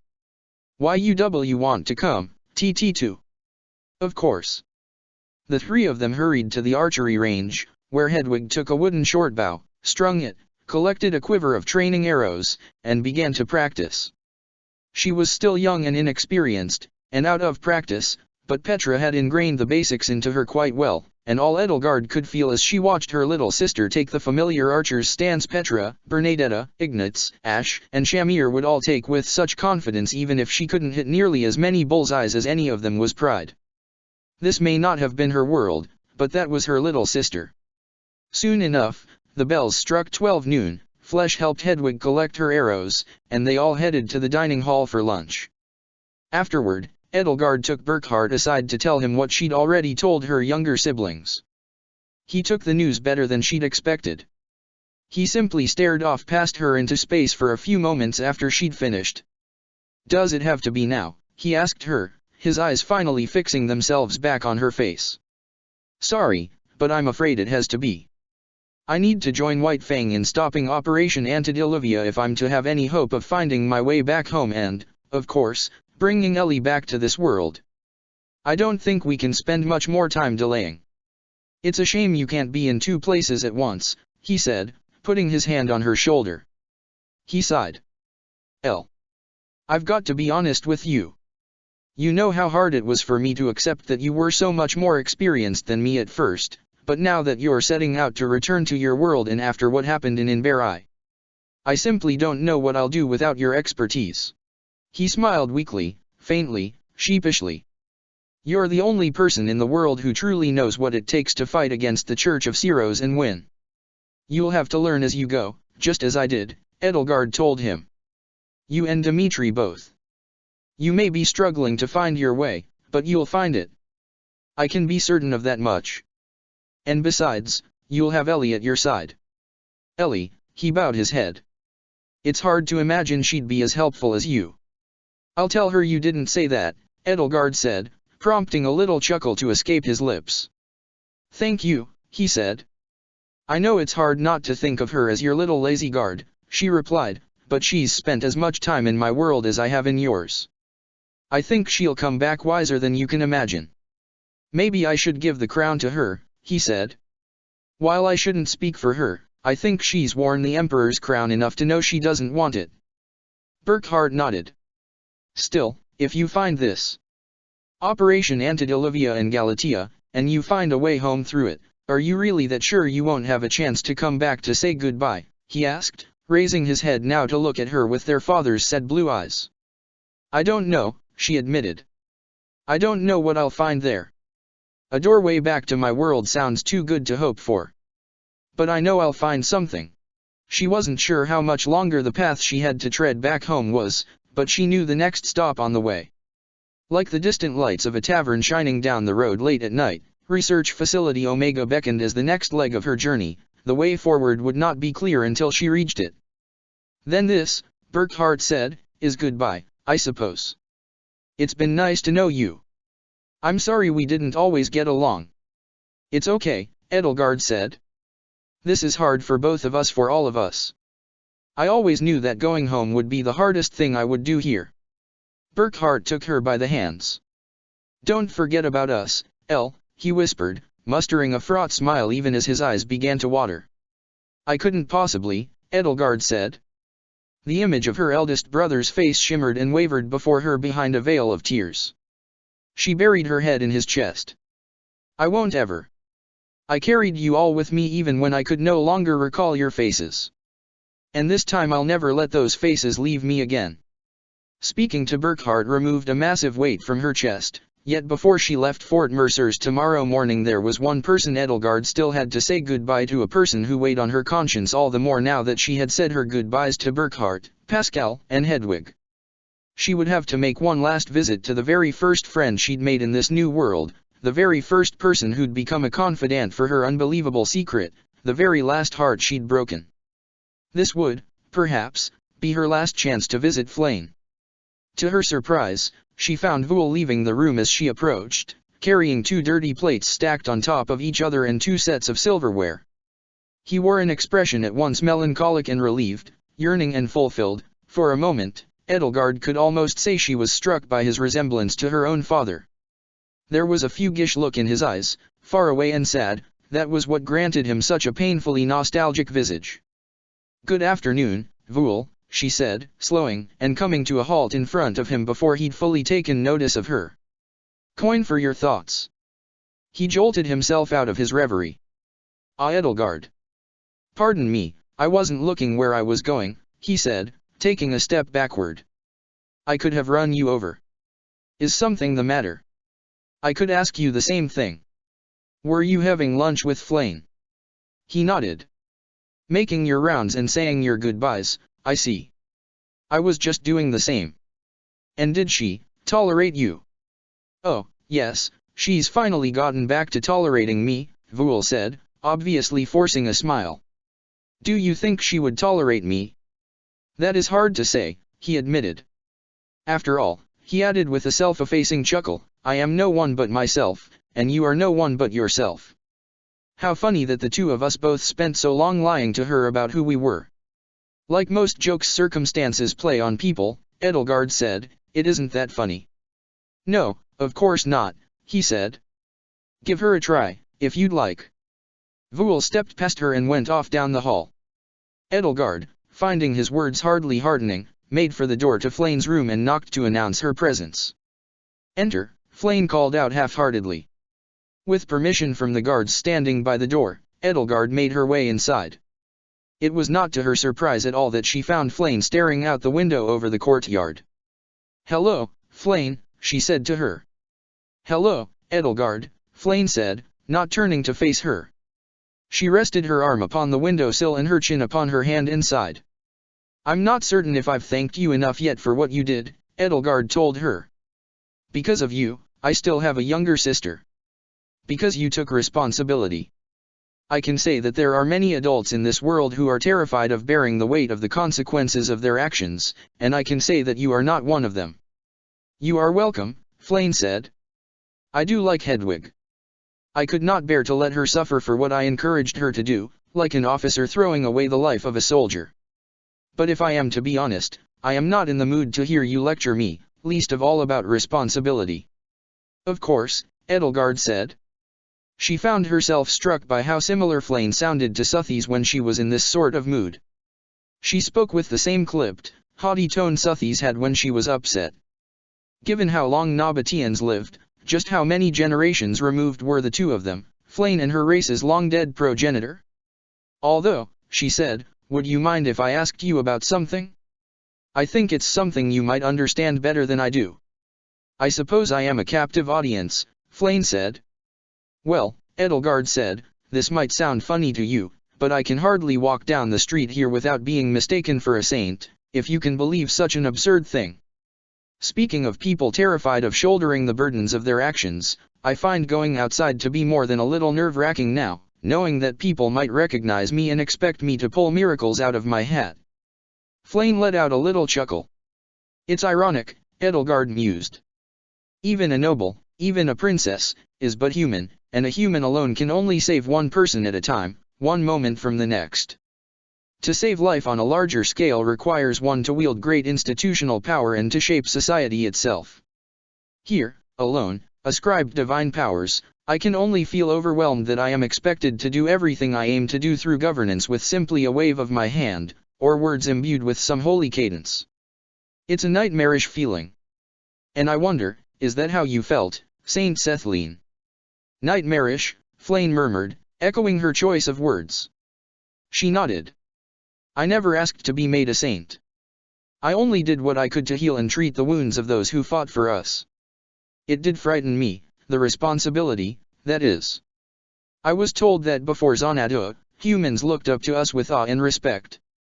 I felt that awe for the first time during the war, and every life I could not save made me feel terribly undeserving of it. So, she understood as much. The Nabateans had been not saints, but the equivalent to the modern nobility before Nemesis had struck, ruling over their human fiefdoms across Fodlan. There's something else that frightens me, Edelgard added. I can't help but wonder if, 100 years from now, 200, 500, there will still be those who look to me as a saint. She sat down on the side of Flane's bed and sighed. No matter what Rhea says, I am not a divine being, and neither is she. Flane, when you woke up and found that the war was over and you had become not only the child of a ruling class but a divine figure, how did you feel? I was flattered. It was funny, just a little, Flane said, letting a note of actual mirth seep into her voice, to find out that my birthday was a feast day, and that everybody would eat my favorite foods. I had never been so important before. Saint Cethlene's Day was always my favorite, Edelgard admitted. Most people loved Saint Sical's Day the most, if only for the presents they received, but the good memories she had once had of that holiday had been poisoned a long time ago when her family had been brutally torn away from her. Even those who slither in the dark, though, couldn't ruin good fish. It was. I used to pray to Saint Cethlene constantly, actually.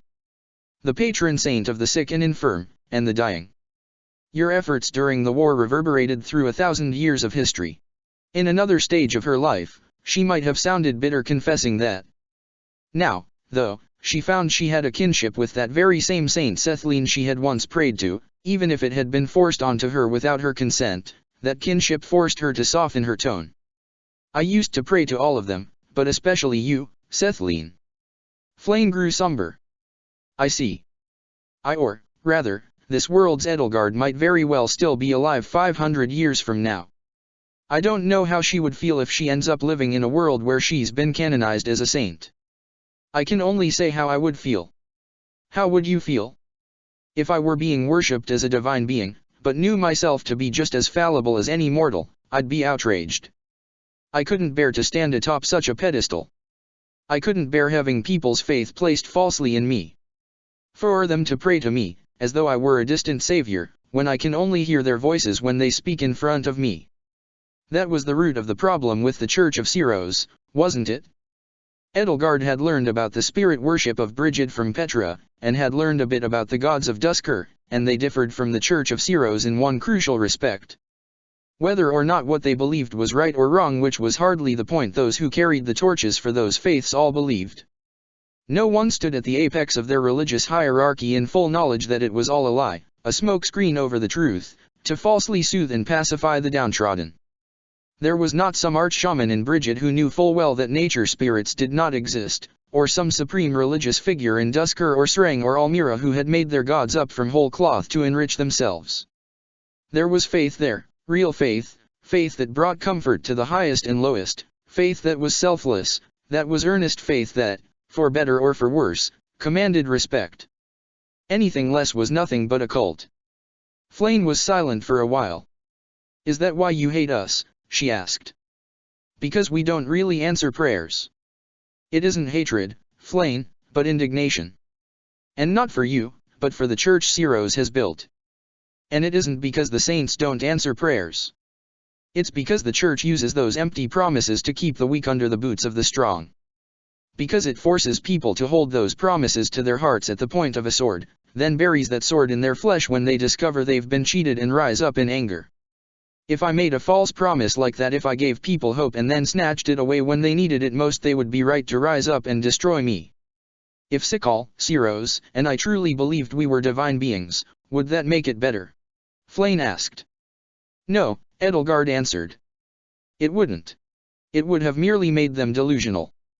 But, she wondered, after 1,000 years and more of reigning supreme at the head of the Church of Ceros, was it possible that Rhea had started believing her own lies? Or had she always believed that her status as progeny of Suthes gave her the right to rule over humanity as if she were a demigod herself? Edelgard took a deep breath. I'm leaving soon, she told Flane. Leaving Fort Mercers, that is. There's a narrow route I can follow, one that might lead me home, or might lead to my grave. I don't know. But either way, once I leave here, I don't expect to see you again. The next time you see me, it might not be me at all, but the version of myself I've replaced.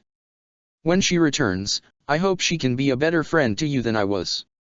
I hope that whatever new world is born when Rhea is torn from her pedestal, she can help you and your father find a peaceful place in it. She stood up and made for the door. That's all I have to say, Cethlean. In spite of all that's happened, I'm glad I was able to meet you in Sikal. Goodbye.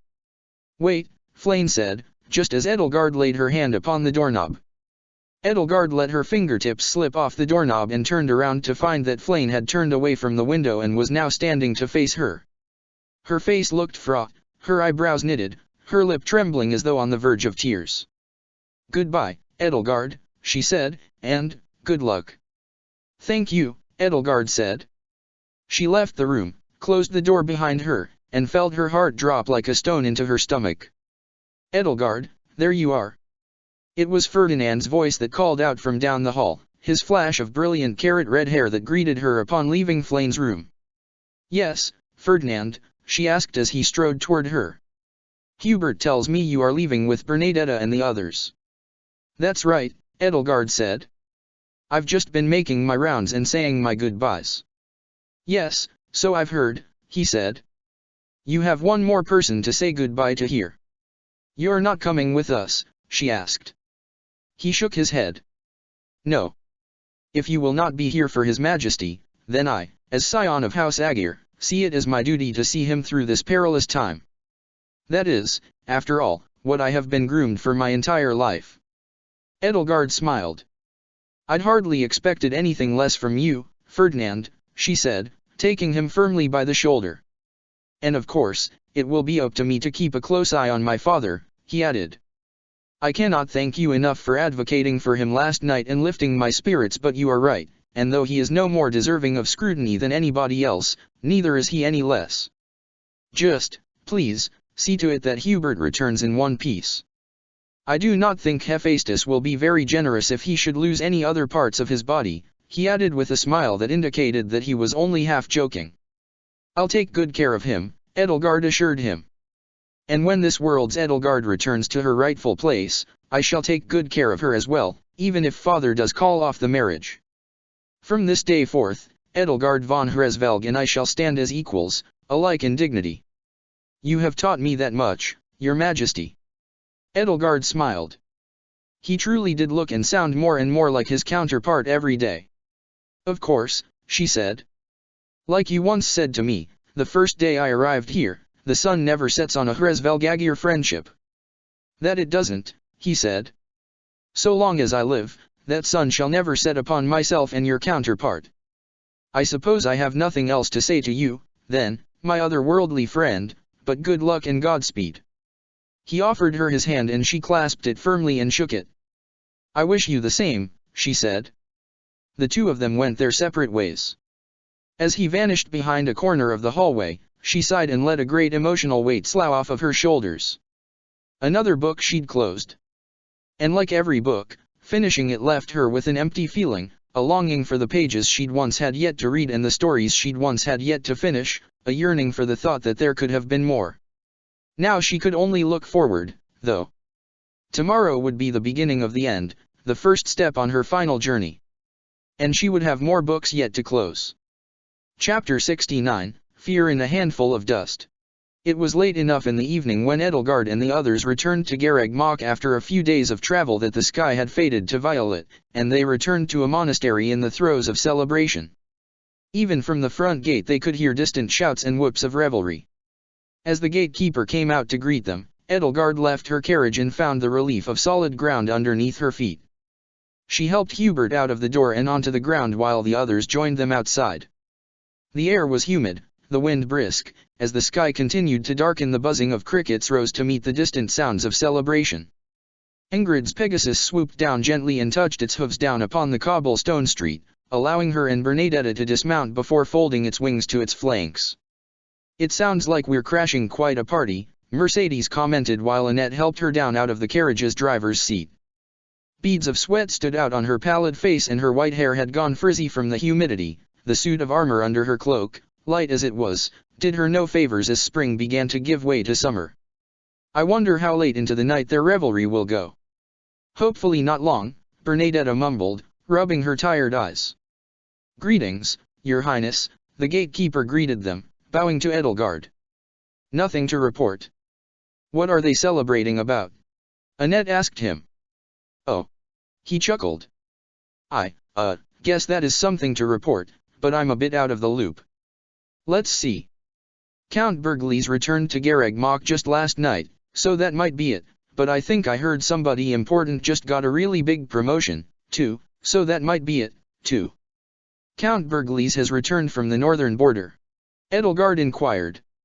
Things must have been stable there in Novelli, Arundel, and Oaks for him to leave House Arundel and House Rowe to their defense, though Burkhart might have called him away to Fort Mercers to bolster its own defenses in case Rhea and Anselm's next moves took them eastward.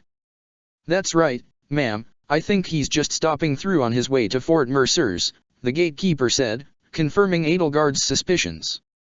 So, has my sister Justine returned with them? She asked. She couldn't say she particularly relished trying to have a heartfelt moment with that particular sister of hers, since she seemed hell-bent on letting any sort of sincerity roll off of her like water off a duck's back, but it would have been cruel to not say goodbye. Dark, curly hair, glares at everyone she meets. That sounds like her. Yeah, she came back with the Count and his men. Oh, and a while back, some people in strange masks showed up asking for General Molinaro. It was probably nothing. Strange people in strange masks, could there be more Agarthans at Garreg Mach? Thank you, Edelgard said. She turned to the others. Well, I suppose we should join the festivities, those of us who'd like to, anyway. No thanks, Bernadetta said, stifling a yawn. Bernie's going straight to her room. Your shift must be close to ending, right? Annette asked the gatekeeper. I hope you are not standing out in the cold all night listening to everyone else have a good time. That's right, Mercedes chimed in, a sinister yet eager grin animating her pale face as the light of her armor faintly glowed under her cloak. There's no telling what can happen out here at the gates after dark. The gatekeeper shook his head. Well, that'll be my twin brother's job to deal with, he said, sounding relieved. I'm off my shift as soon as the sky turns black. Save some of the good wine for me, okay? We can certainly try, Edelgard said. Thank you. I hope the rest of your shift is a pleasant one. The gatekeeper bowed again and ushered her and the rest of her cohort through. Thank you, Your Highness. Once they were beyond the monastery's inner walls, Bernadetta broke away from the rest of the group. Well, the rest of you have fun, okay? You can stay for a little while, can't you, Bernie? Annette asked. All the rest of White Fang are out having a good time, you don't have to feel nervous about joining us. I mean, you're a part of us, too, aren't you? Bernadetta paused. I guess I could stay for a little bit. Just a little bit. I'll have one glass of wine, then go straight to bed. Yeah, Bernie, that's a great way to do it. Just be careful on your way back, Mercedes said cheerily. Kronia and Vul left their wagon and caught up with the others. You humans and your parties, Kronia grumbled, crossing her arms. All you do is drink that disgusting swill. I mean, I guess beer and wine do take a lot of getting used to, Annette admitted. It's quite normal for children to think they taste terrible, Mercedes said. That's right, Ingrid added. They're grown-up drinks. Kronia glared sharply at both of them. Are you? She huffed. Are you calling me a child? Mercedes laughed. Well, you are just over 3 years old, aren't you? Kronia scowled and stomped ahead of the rest of them, heading toward the dining hall where the majority of the noise of revelry was coming from. I'll show you who's a child, she grumbled under her breath as she gradually fell out of earshot. Hubert sighed. She is an overgrown child, isn't she, Lady Edelgard? He asked. I think that's what all replicants start out as, Edelgard said, leading everyone else after her. Isn't that right, Vul? Vul chuckled. Oh, I can't argue with that. With 400 years of experience I can say with confidence that you can't create adults from scratch, no matter how much technology you have at your disposal. I'd never thought of replicants that way, Annette mumbled. Those poor man-children. Some of us grew up, Voul reminded her. Did you, though? Mercedes teased him. Edelgard had to echo her sentiment, though she had the good sense not to do so aloud. Wasn't it Voul, after all, who occasionally succumbed to the urge to torment certain people, like a little boy who didn't know how to tell a girl he fancied her except through tugging on her pigtails? He hadn't spoken much about Flayn, let alone Seath, since they had all left Fort Mercers, but Edelgard could tell that he had seemed much lonelier than usual on the way back to Garreg Mach now that both of them were firmly out of his life. She might have said he was nursing a broken heart, and perhaps in no small way he blamed himself for the two Nabateans' eagerness to escape their captivity at their earliest opportunity. She hoped he wouldn't drown himself too deeply in his sorrows tonight. She turned her thoughts to Hubert as she approached the doors to the dining hall. He'd been getting steadily better and more accustomed to his new hand during the ride to Garreg Mach, but he was still more than just a little unsteady sometimes, and though he'd long since progressed past the point of verbalizing his soreness, he still looked peaky. Hubert, she said as he idly straightened the white lambskin glove he'd started wearing over his left hand to cover the skeletal metal, if you need to rest, I'd be happy to escort you back to your room. He shook his head. I've slept enough today, Lady Edelgard. She shrugged and opened the doors to the dining hall. Instantly, she was hit by a wall of solid noise, a cacophony of dozens of raucous conversations all happening at once. It was like being hit in the chest by a warhammer. Still, one voice raised itself above the din. Hey, Hubert's back. Before anybody knew it, Caspar von Bergliez was right there and skidded to a halt just before he could knock Hubert onto the ground. You're back, man. How are you doing? Lynn, look over here, he called out over his shoulder, cupping his hands over his mouth. Hubert's back. And he's got two hands again. I think it's time I go to bed, Hubert said, taking a hasty step backward. Lady Edelgard, if I could ask you to escort me. It's Edelgard, someone else shouted out, and before Edelgard knew it she felt Raphael's muscular arms take hold of her and sweep her off her feet. Just about everybody was there, packed into the dining hall, squeezed around the tables, around heaping plates and platters of food, standing where there was no room to sit, drinking like there was no tomorrow. With Raphael's help, Edelgard found herself swept into the maelstrom, and the rest of her traveling companions could barely keep up. Edelgard. Oh, Ellie, you're back. Edelgard had hardly been released from Raphael's eager grasp before she was snatched up in another. Ellie, dear, it's so good to see you again. Gerlinde cooed, wrapping her up in her arms. We were so worried when we heard about Hedwig, about Inver, but you're all right, at least. You've heard about that? The news came on the swiftest messenger birds, she said. Did you really defend Hetty in court against Count Varley? Edelgard struggled to hear her clearly over the noise. I have to give Ferdinand half of the credit for it, at least he was an immeasurable help. Joachim was upon the two of them in a matter of seconds. You're back. It's so great to see you again. What the hell's going on in Inver? Lindy and I heard they were burning people at the stake. Edelgard felt the cacophony around her sour. That's news to me, she said, perturbed, her voice swallowed up in the crowd. We can talk about it tomorrow, I guess, Joachim said. No sense in spoiling the party, huh? We're just glad you're all right. Where's Hubert? Edelgard glanced over her shoulder and saw Caspar and Linhard cornering Hubert against a wall, and Hanneman weaving through the crowd to join him. He's catching up with his professor, by the looks of it. She was already growing tired of having to raise her voice just to barely be heard over the noise. Can we go somewhere quieter to talk? Sure. Joachim said. Don't think there are too many people in the courtyard, we can go there. She followed him and Gerlinde through the other door in the dining hall that led to the courtyard, where the din lessened considerably, though the sound of crickets was an omnipresent background hum. Lanterns cheerily lit the yard, illuminating a few couples here and there who had also decided that they needed to speak somewhere where they could easily hear each other. The three of them took to the nearest bench and sat down. After sitting for such a long stretch of the day, Doing so once more made Edelgard's legs burn. "So, tell us everything, Joachim said to her.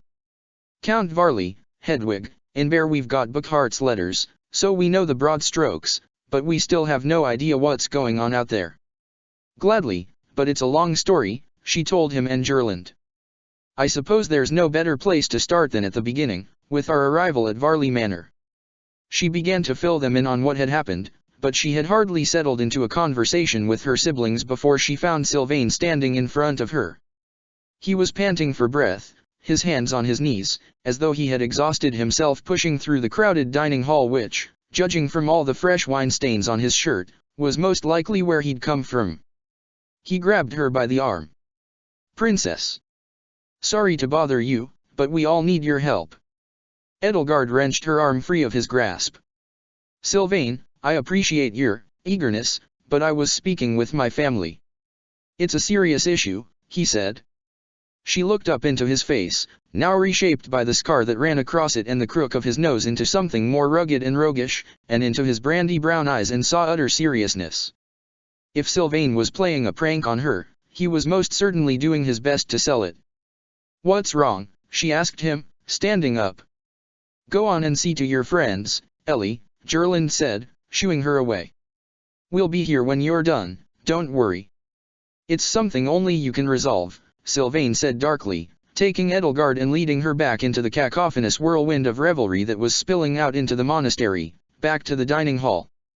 "Is Felix in an argument with someone again?" Edelgard asked him, raising her voice to match the din. "Is something wrong with Dimitri?" "This is more serious than that," he shouted back darkly, leading her through the crowd to one of the tables. Most of Whitefang was there, and Geralt, Leonie, Happy, and Hilda as well. Byleth, Dimitri, Marianne, and Didu, though, were conspicuously absent. Kronia was already there and seemed to be trying to match Geralt's alcohol consumption for rate, if not volume. Judging by the sour look on her face, she was not enjoying her self-imposed hell in the least bit. "Notice somebody missing?" "You've got to get Didu down from his office," Sylvain told Edelgard. "He's been shut up in the Cardinal's room since noon. I can't believe the guy's missing his own party."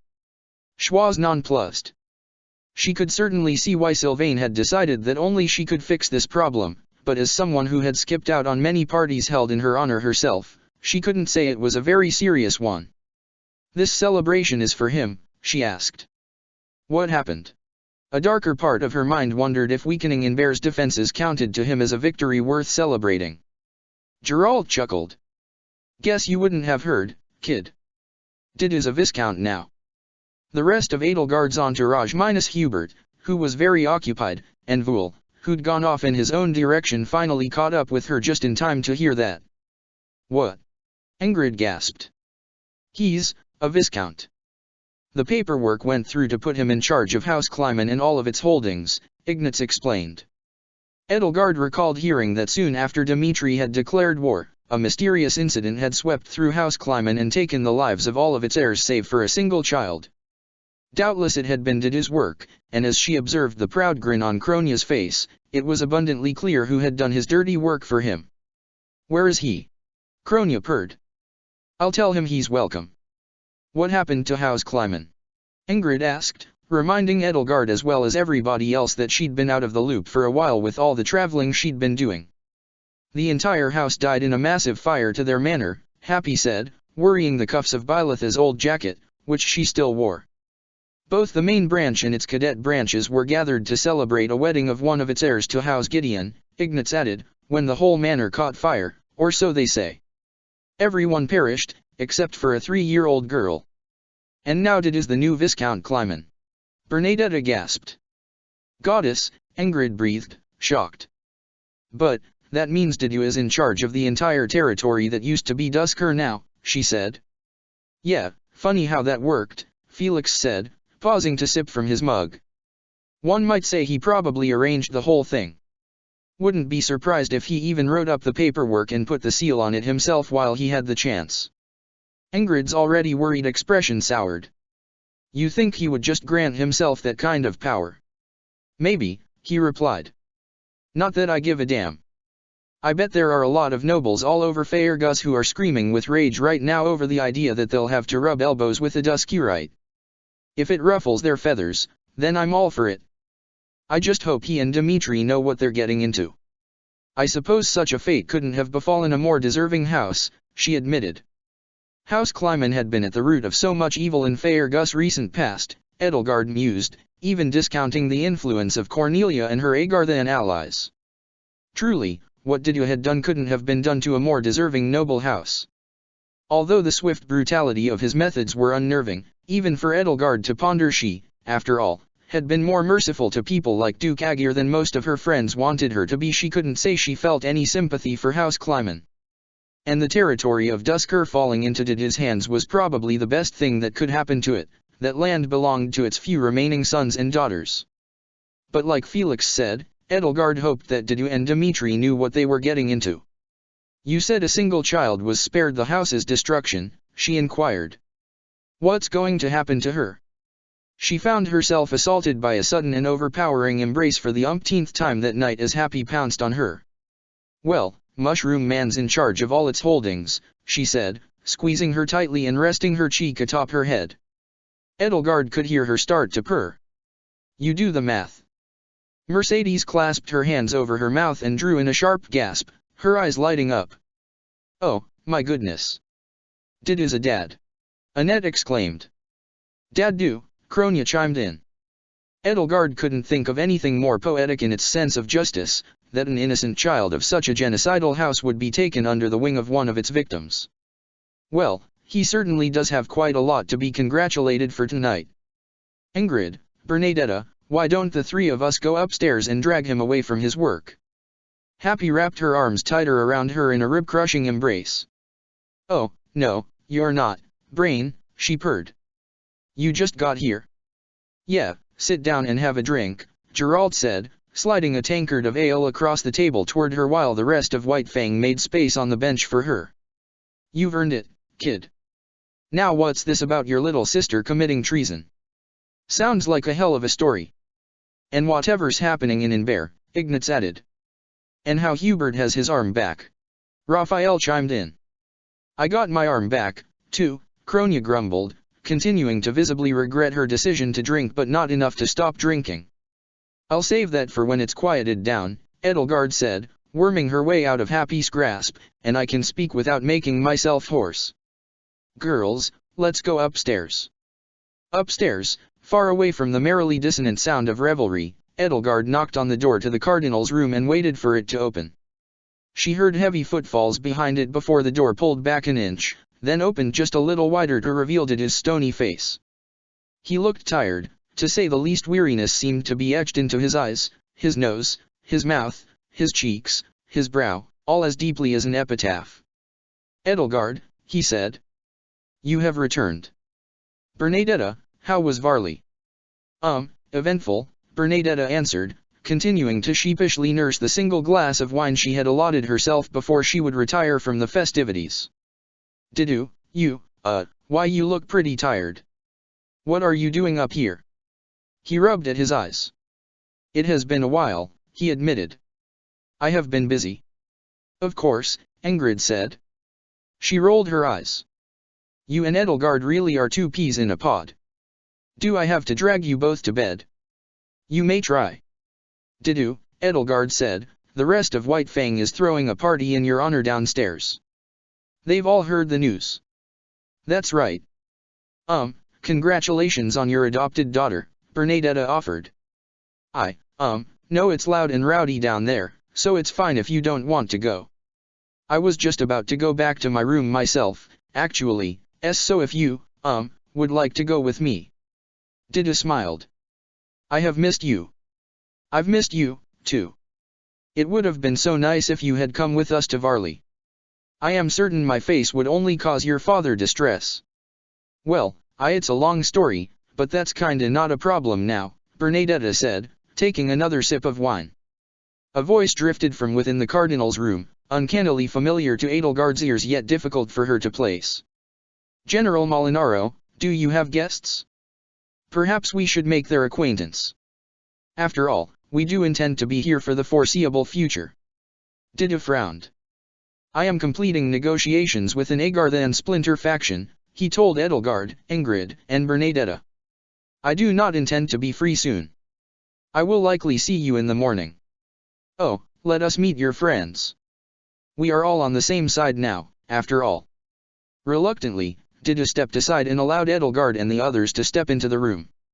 What they saw around the table were several Agarthans, a half-dozen nearly identical twin Cronias. Some did their hair differently to distinguish themselves, 2 Vuls, and 1 unidentified replicant clad in red and black robes. The unidentified replicant rose from his seat and approached them. A long shock of red hair was swept back from a high forehead, his square jaw and hooked nose sparked something in Edelgard's memory just as his voice did. His eyes, unlike those of his fellow replicants, were jet black where they should have been white, save for the golden rings of their irises. Bernadetta held back a strangled yelp and struggled not to splash wine on herself at the sight of him. It was only when he came closer that Edelgard recognized the man.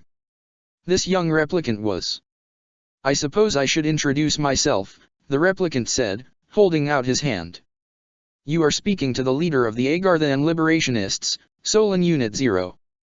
Solon. Edelgard was taken aback. She had never imagined that Solon could have ever been so young. It was just that hard to imagine him without wrinkles, wattles, jowls, and bulging varicose veins. This man must have come straight out of the production facility. She took his hand in hers and gave it a firm shake. Edelgard von Hresvelg, Princess of Adrestia. I hope this is the beginning of a mutually beneficial partnership.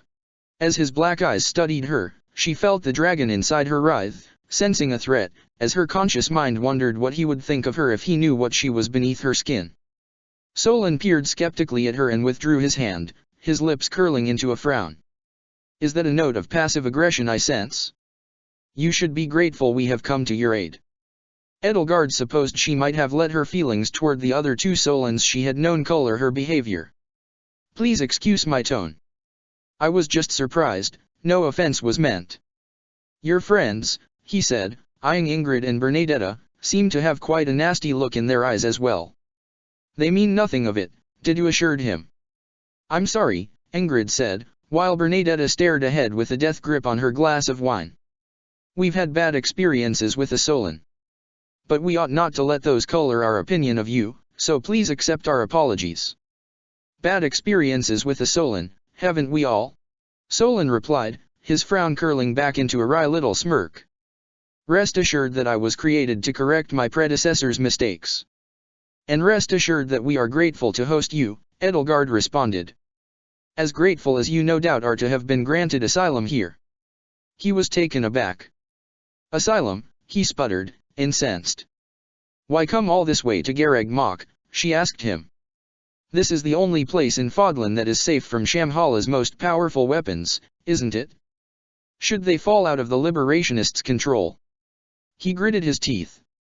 Insolent little beast, he grumbled. Yes, I am here to manage the rest of the resistance remotely. I cannot be put in danger. You have no idea the risk it entails to create an unauthorized replicant of a former councilman.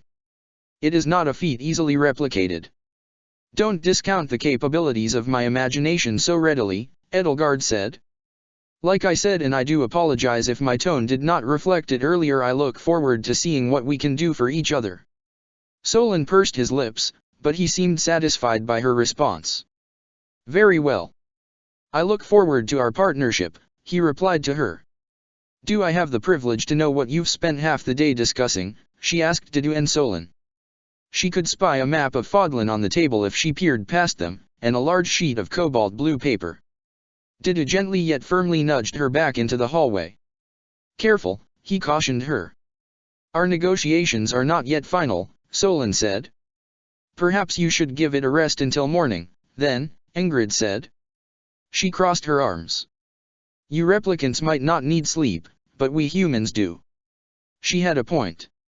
A more cynical part of Edelgard could only look to Dida's weary eyes and wonder if Solon was intentionally prolonging their talks to take advantage of his sleep deprivation.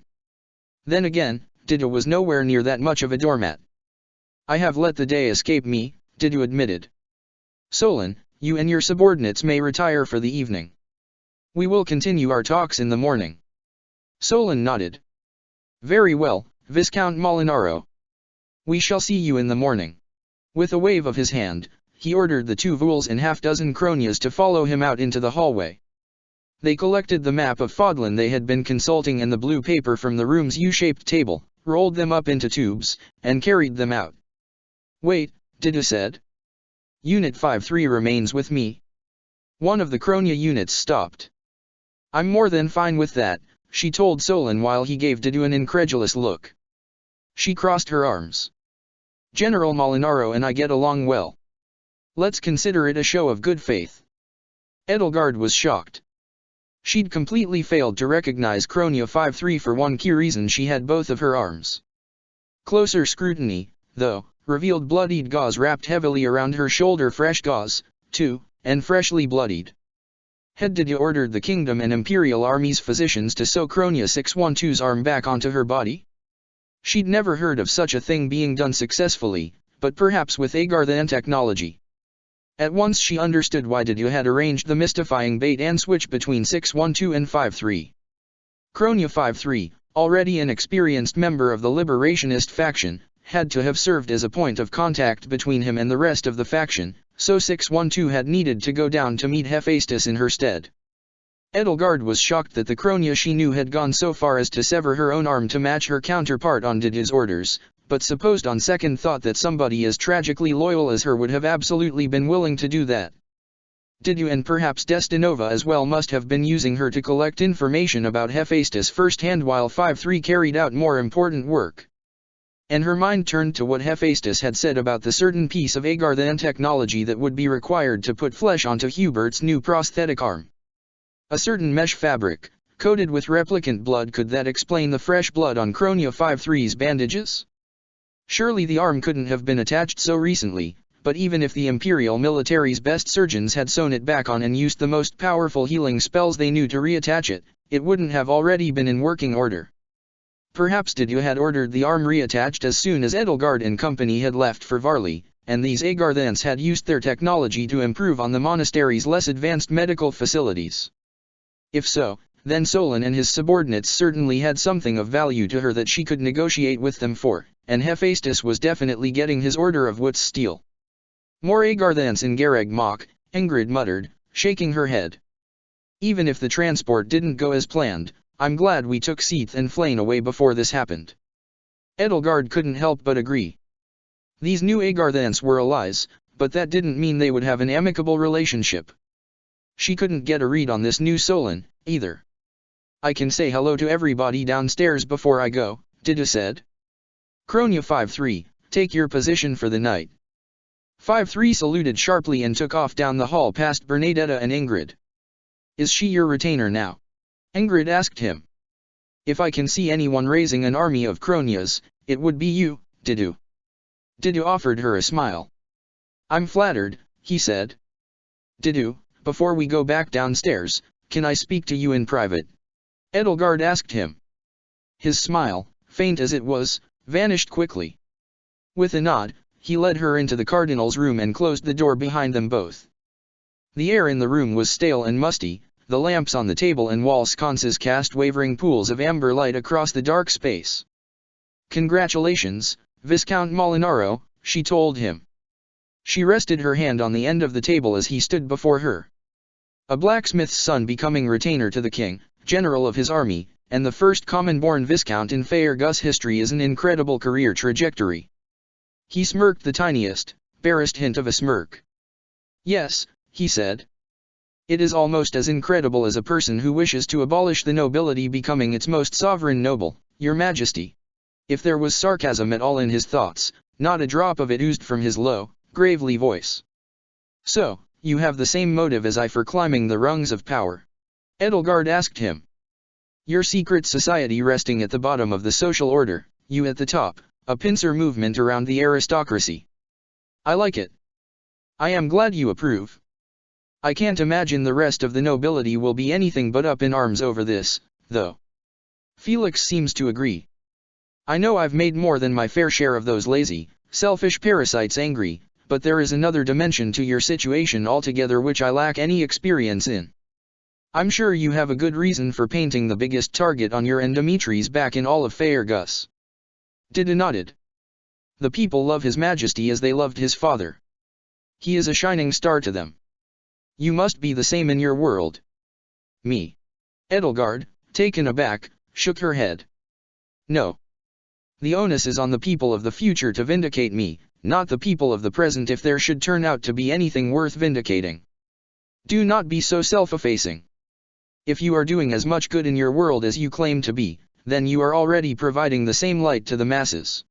Dida's response to her was sharp, it almost seemed as though he was angered by her self-deprecation. You and His Majesty are too alike.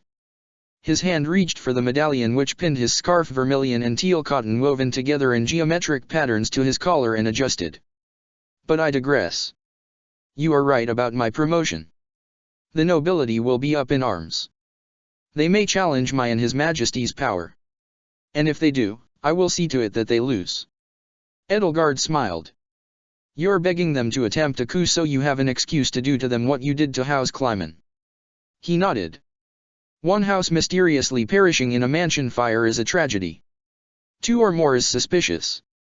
But quashing a coup against the Savior King, the White Lion of Fhirdiad, is heroic. Of course. Well, it's a risky strategy, and certainly not one I or Hubert would be so bold to attempt so quickly, she said. If anybody can execute it, though, it would be you, especially with these new allies of yours. His eyes narrowed. He seemed to sense some latent hostility in her words.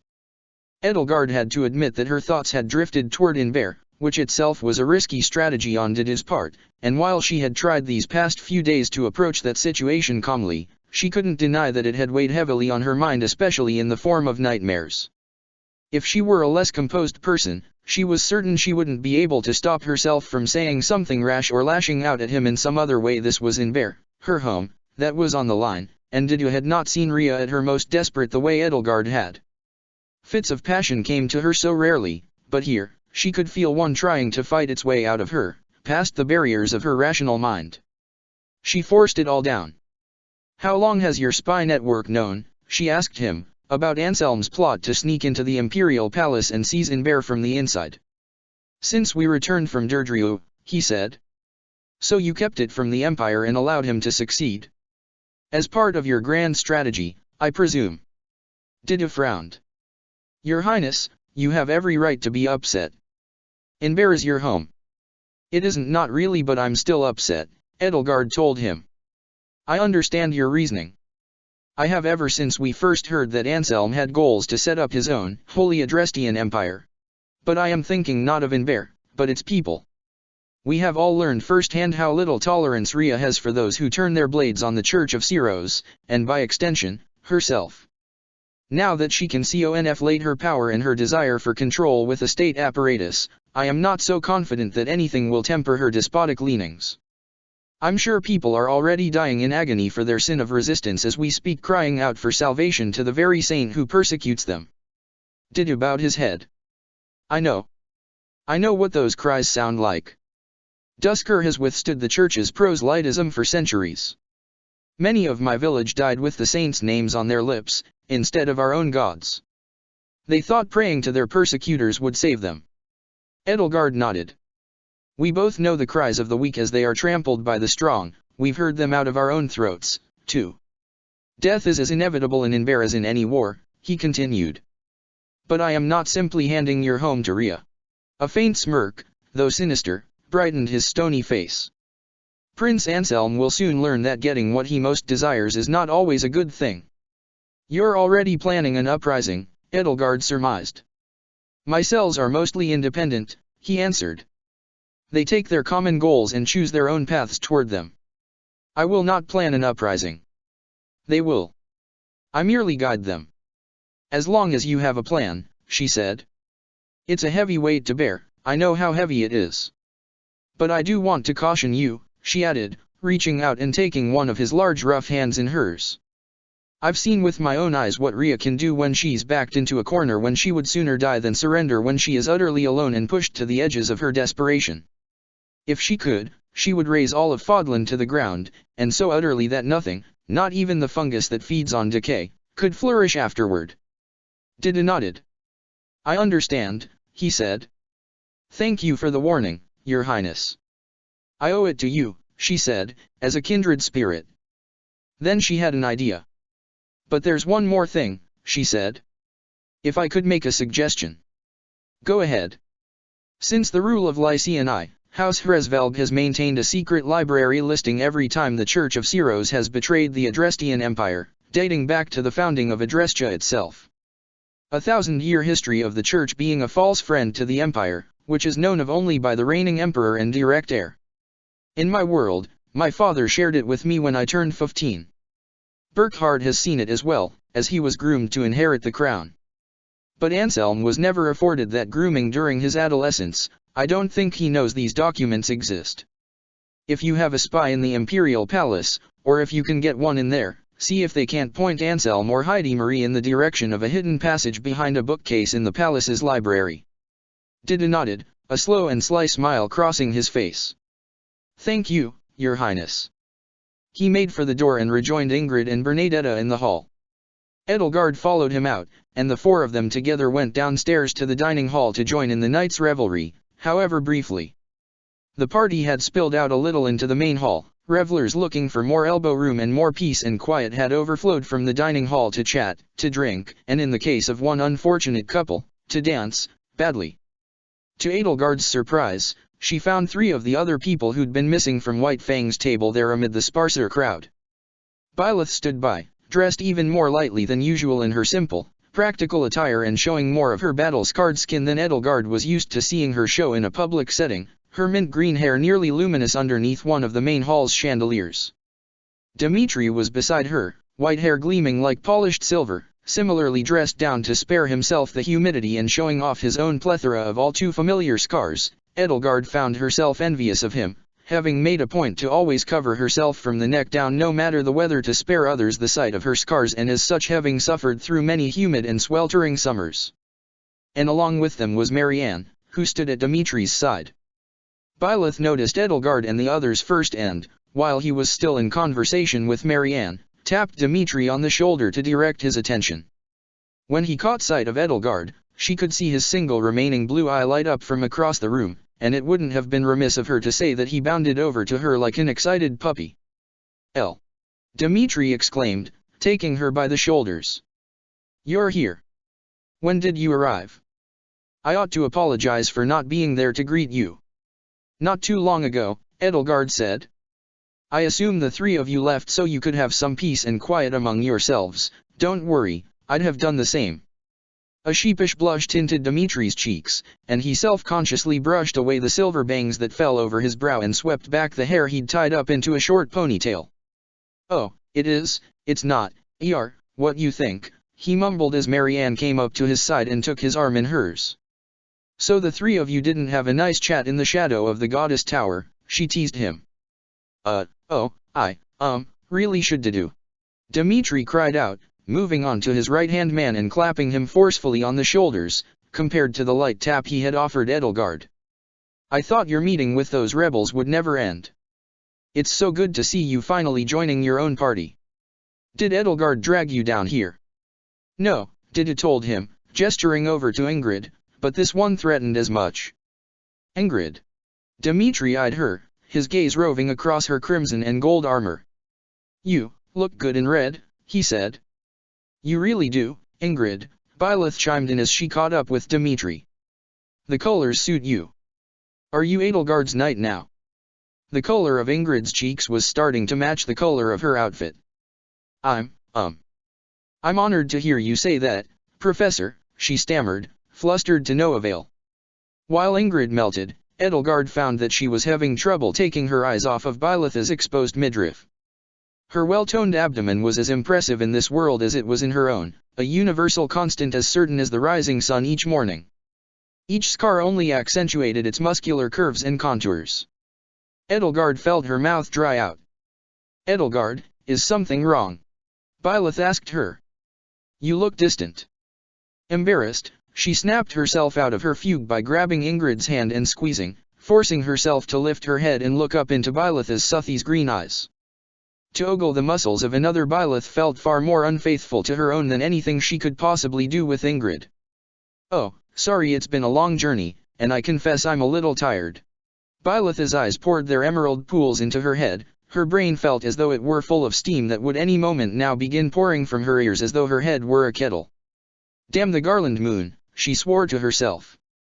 Damn the most romantic month of the year.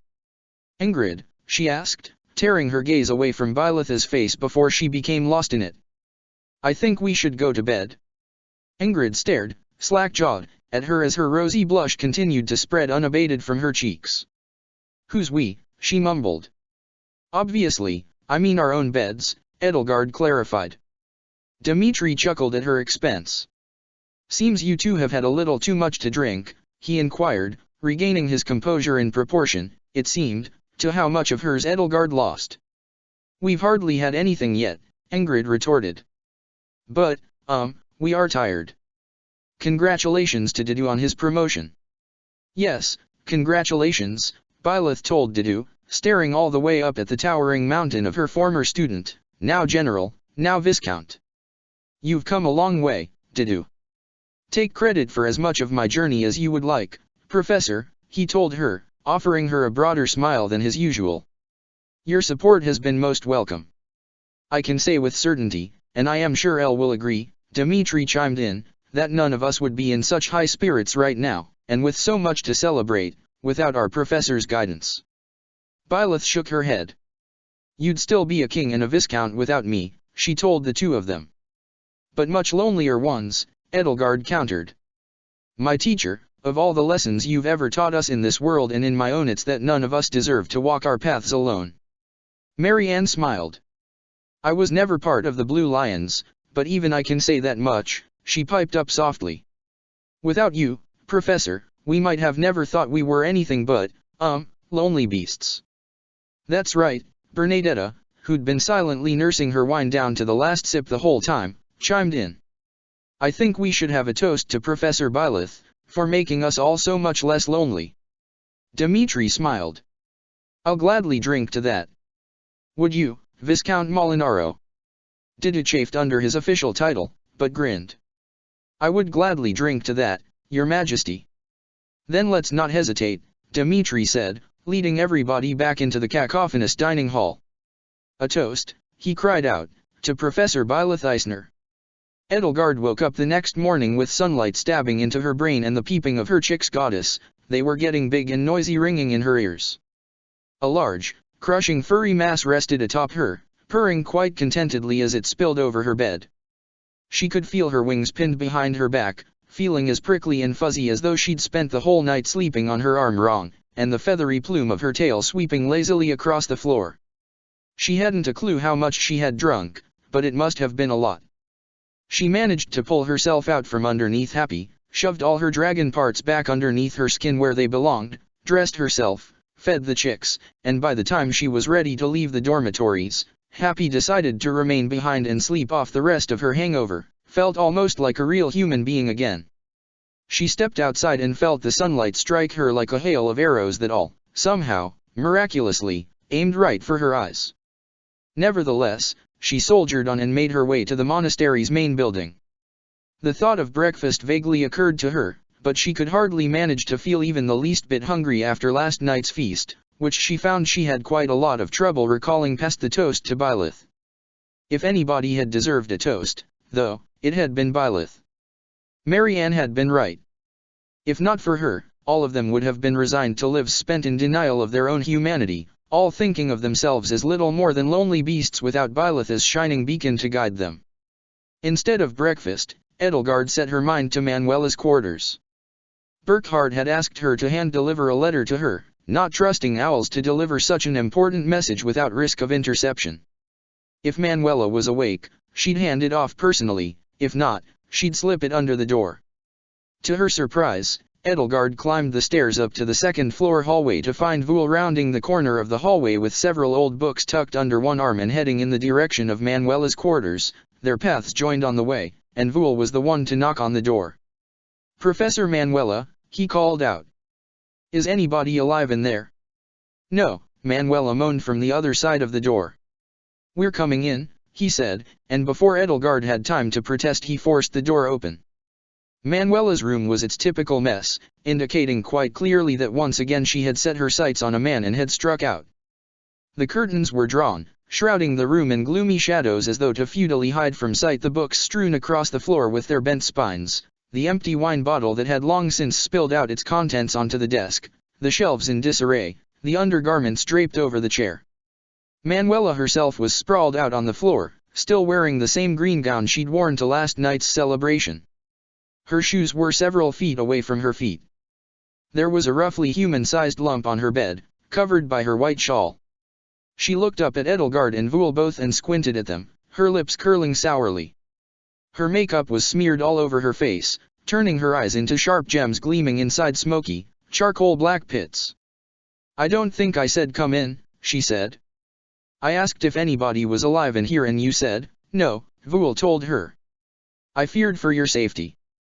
She pulled herself up into a sitting position with great difficulty. Edelgard offered a hand to her to help her up. "Are you, perhaps, an idiot?" she asked Vul. "We have things to discuss," Vul said.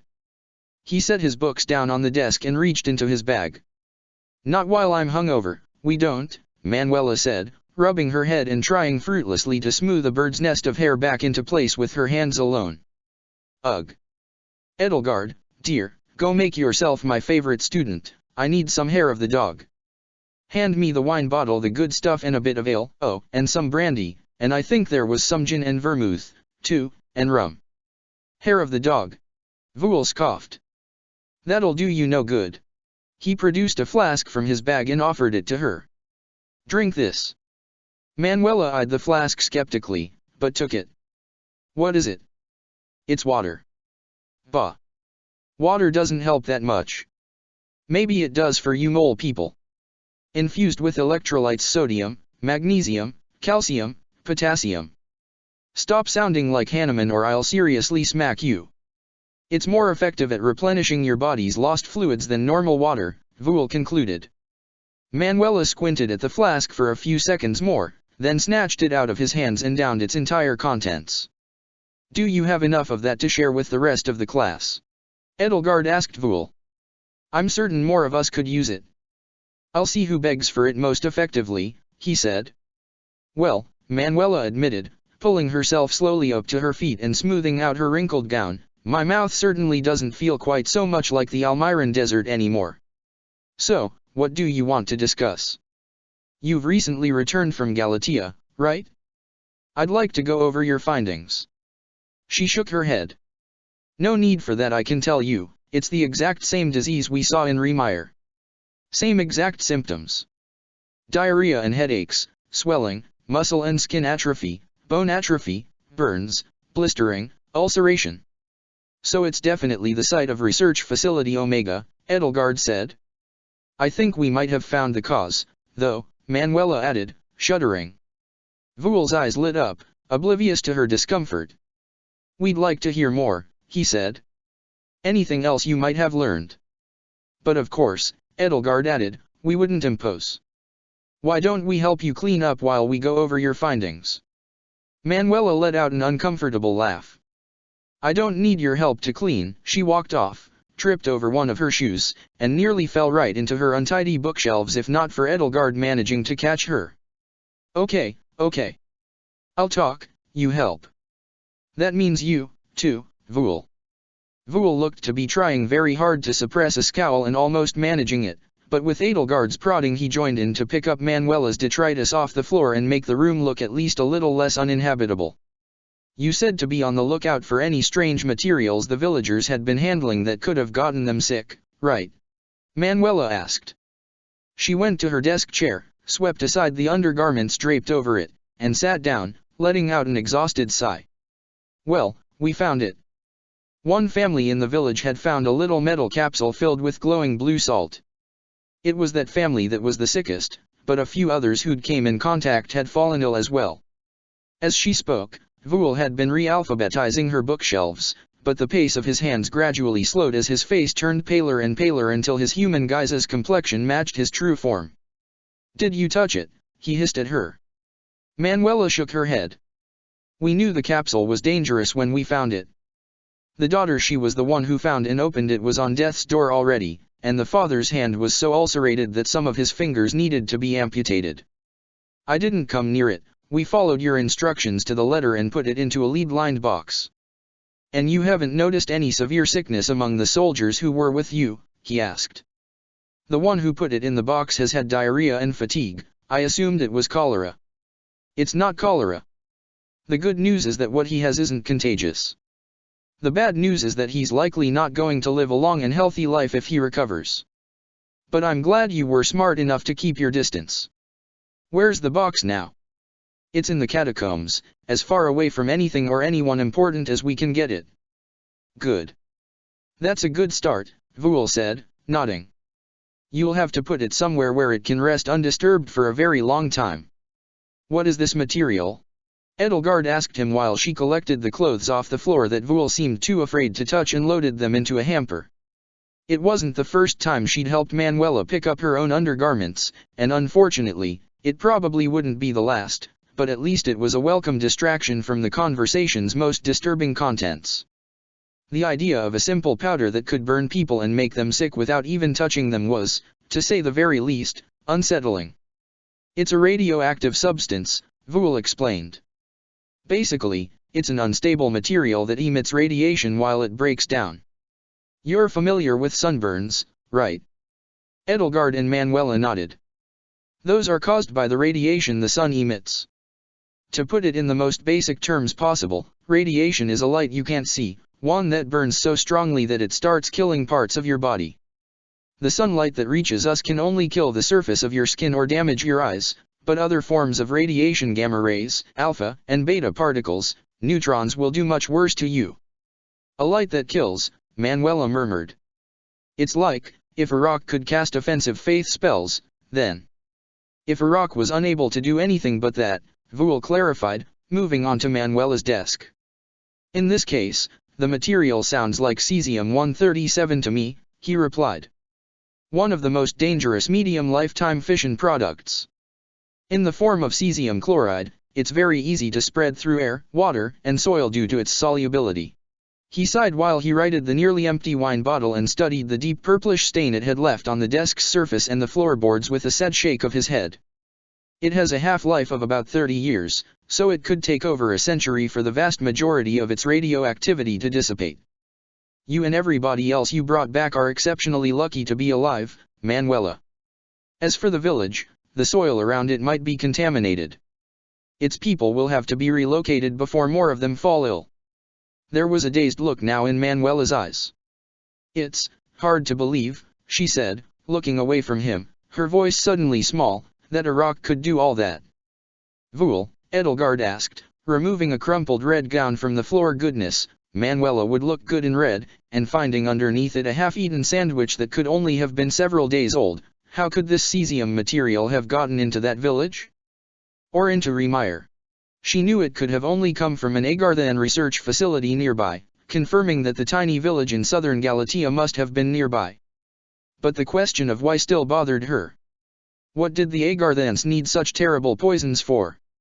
What use could these things be to your people? Cesium-137 is a potent radiation source, Vul explained. Its main use is to kill tumors, but that purpose would be irrelevant to Operation Antediluvium. My guess is that this capsule was being used to calibrate radiation detection equipment, or perhaps to perform radiation survivability testing on the facility's equipment. But I don't think it was the same radioactive material that leaked from the Remire facility, otherwise people would still be getting sick just from passing through the area, especially after that explosion. I suppose we should look on the bright side, Edelgard said as she steeled herself and picked up the sandwich. It smelled spoiled, to say the least. Are you going to eat that? Manuela asked her, pointing to the sandwich. Edelgard caught another unbidden whiff of the sandwich and felt her eyes water. The dragon underneath her skin writhed and roiled, as though it wished to protect her. No, she squeaked. Manuela, you were very narrowly spared from radiation poisoning, Vul said. It would be embarrassing if a sandwich did you in. Here, he said, taking a waste paper bin and offering it to Edelgard. Edelgard threw the sandwich into the bin. As I was saying, she said, we should look on the bright side. Research Facility Omega must be close to that village, which means we can begin planning our attack. I spoke with the locals, Manuela said.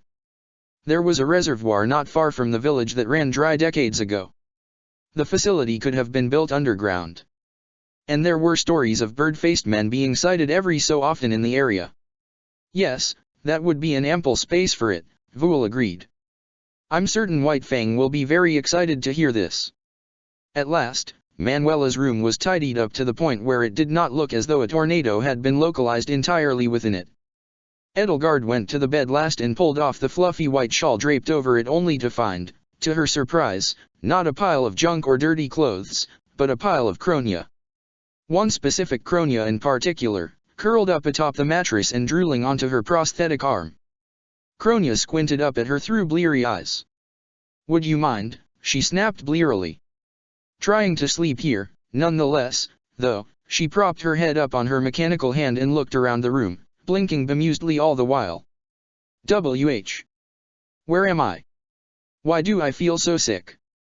First hangover, dear. Manuela asked her from across the room. What's she doing in your bed?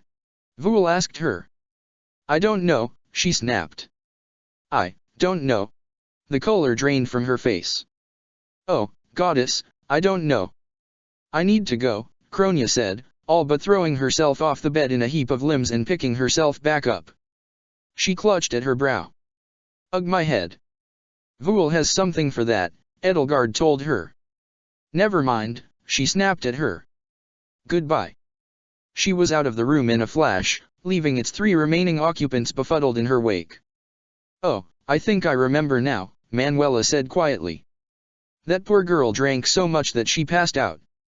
I didn't know where her quarters were, so I brought her upstairs. That must be why I woke up on the floor. You're a good person, Manuela, Vuul said. She smiled. You know, you're not too bad yourself, Albus. Seath would never have helped me clean my room. Lecture, lecture, lecture, that's all he knew how to do. She rolled her eyes.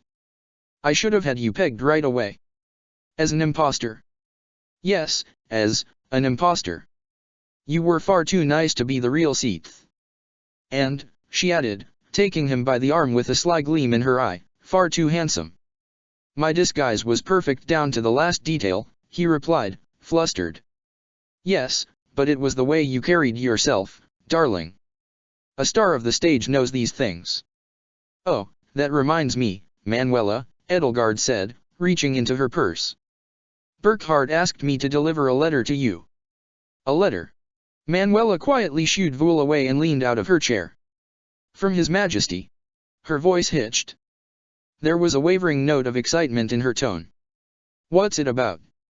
He asked me not to read it, Edelgard told her, though she thought she had a good idea about its contents. She handed it to her. Manuela fumbled a bit with the envelope and tore it open, her eyes eagerly scanning the letter's contents. Oh. Oh, goodness, he wants me to be his personal physician, she gasped. Her face fell. Vuul frowned. That is, good, right? Oh, that milquetoast of a man. Manuela snapped, crumpling the letter into a ball and swatting it down to the floor. She shook her fists. Personal physician. All this chemistry between us, and the best he can do is personal physician. Just like all the other men, all he wants is for a woman to take care of him. But who takes care of the woman? If you're looking for someone to take care of you, Vuul suggested quietly, perhaps stop looking for men and start looking for women. Manuela glared at him. You know, Sylvain told me the same exact thing last night, she said, carefully measuring her tone so as to suggest that at any moment she might pounce on him and maul him to death. Calm down, Manuela, Edelgard said. If it puts anything into perspective, in my world, you're my personal physician. Do you remember me telling you that? Oh, you can try to put a positive spin on it however you like, but, Manuela's train of thought came to a sudden and abrupt stop as her ears caught up with her tongue. She slowly lowered her fists and unclenched them. I mean, you did say that.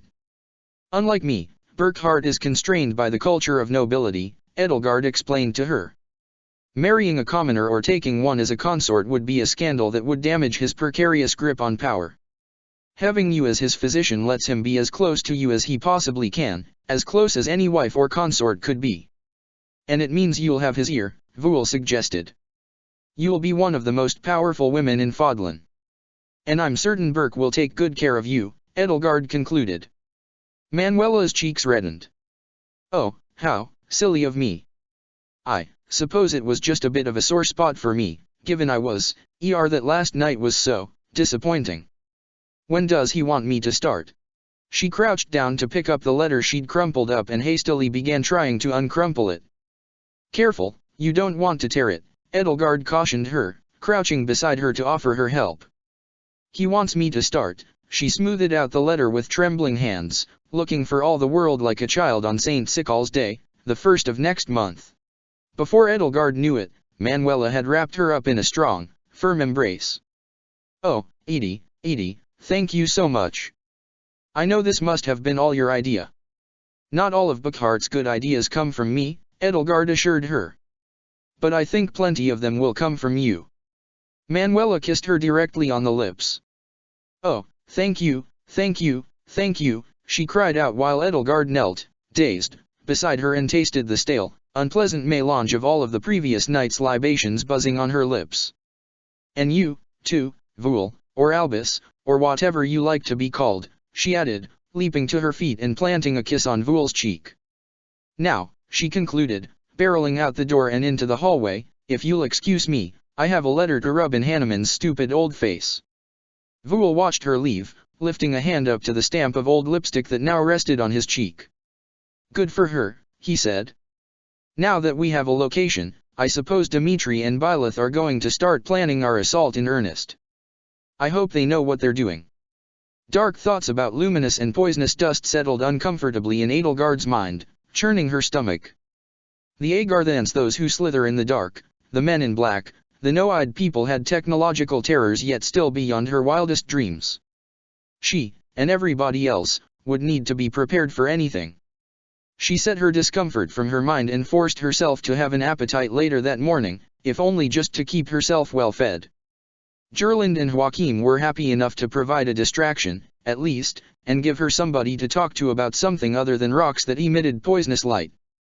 They were enthralled by her account of what had happened while she'd been away from Garreg Mach, while Hubert sat sandwiched between his older sister Agnes and cousin Marta and answered all of their exhaustive questions about his new hand. I'm shocked that Count Varley would feign neutrality while letting the church quarter soldiers in his territory, Joachim said. Well, on second thought, it's not that shocking, he added, shrugging. But defending Hetty in court, that is incredible, Ellie. Gerland said. I had no idea you had such a firm grasp of Adrestian law. I'm emperor in my world, Edelgard reminded her. Having a firm grasp of the law is important. Oh, right. Gerland laughed. It's easy to forget how accomplished you are in the other world. Oh, the stories our Ellie is going to have when she comes back. About that, actually, Edelgard said. Gerlinda's smile shrank. She is coming back, isn't she? She asked, her eyebrows knitting with worry. Of course, Edelgard assured her. And? I don't know how soon, but possibly quite soon. Whitefang's next mission is going to take me somewhere that might reveal to me the way home. That's great, El. Joachim said, slamming his hands excitedly enough on the table to make the cutlery shake. Shit, you must be so excited. Joachim, Gerland snapped gently at him, patting him on the shoulder.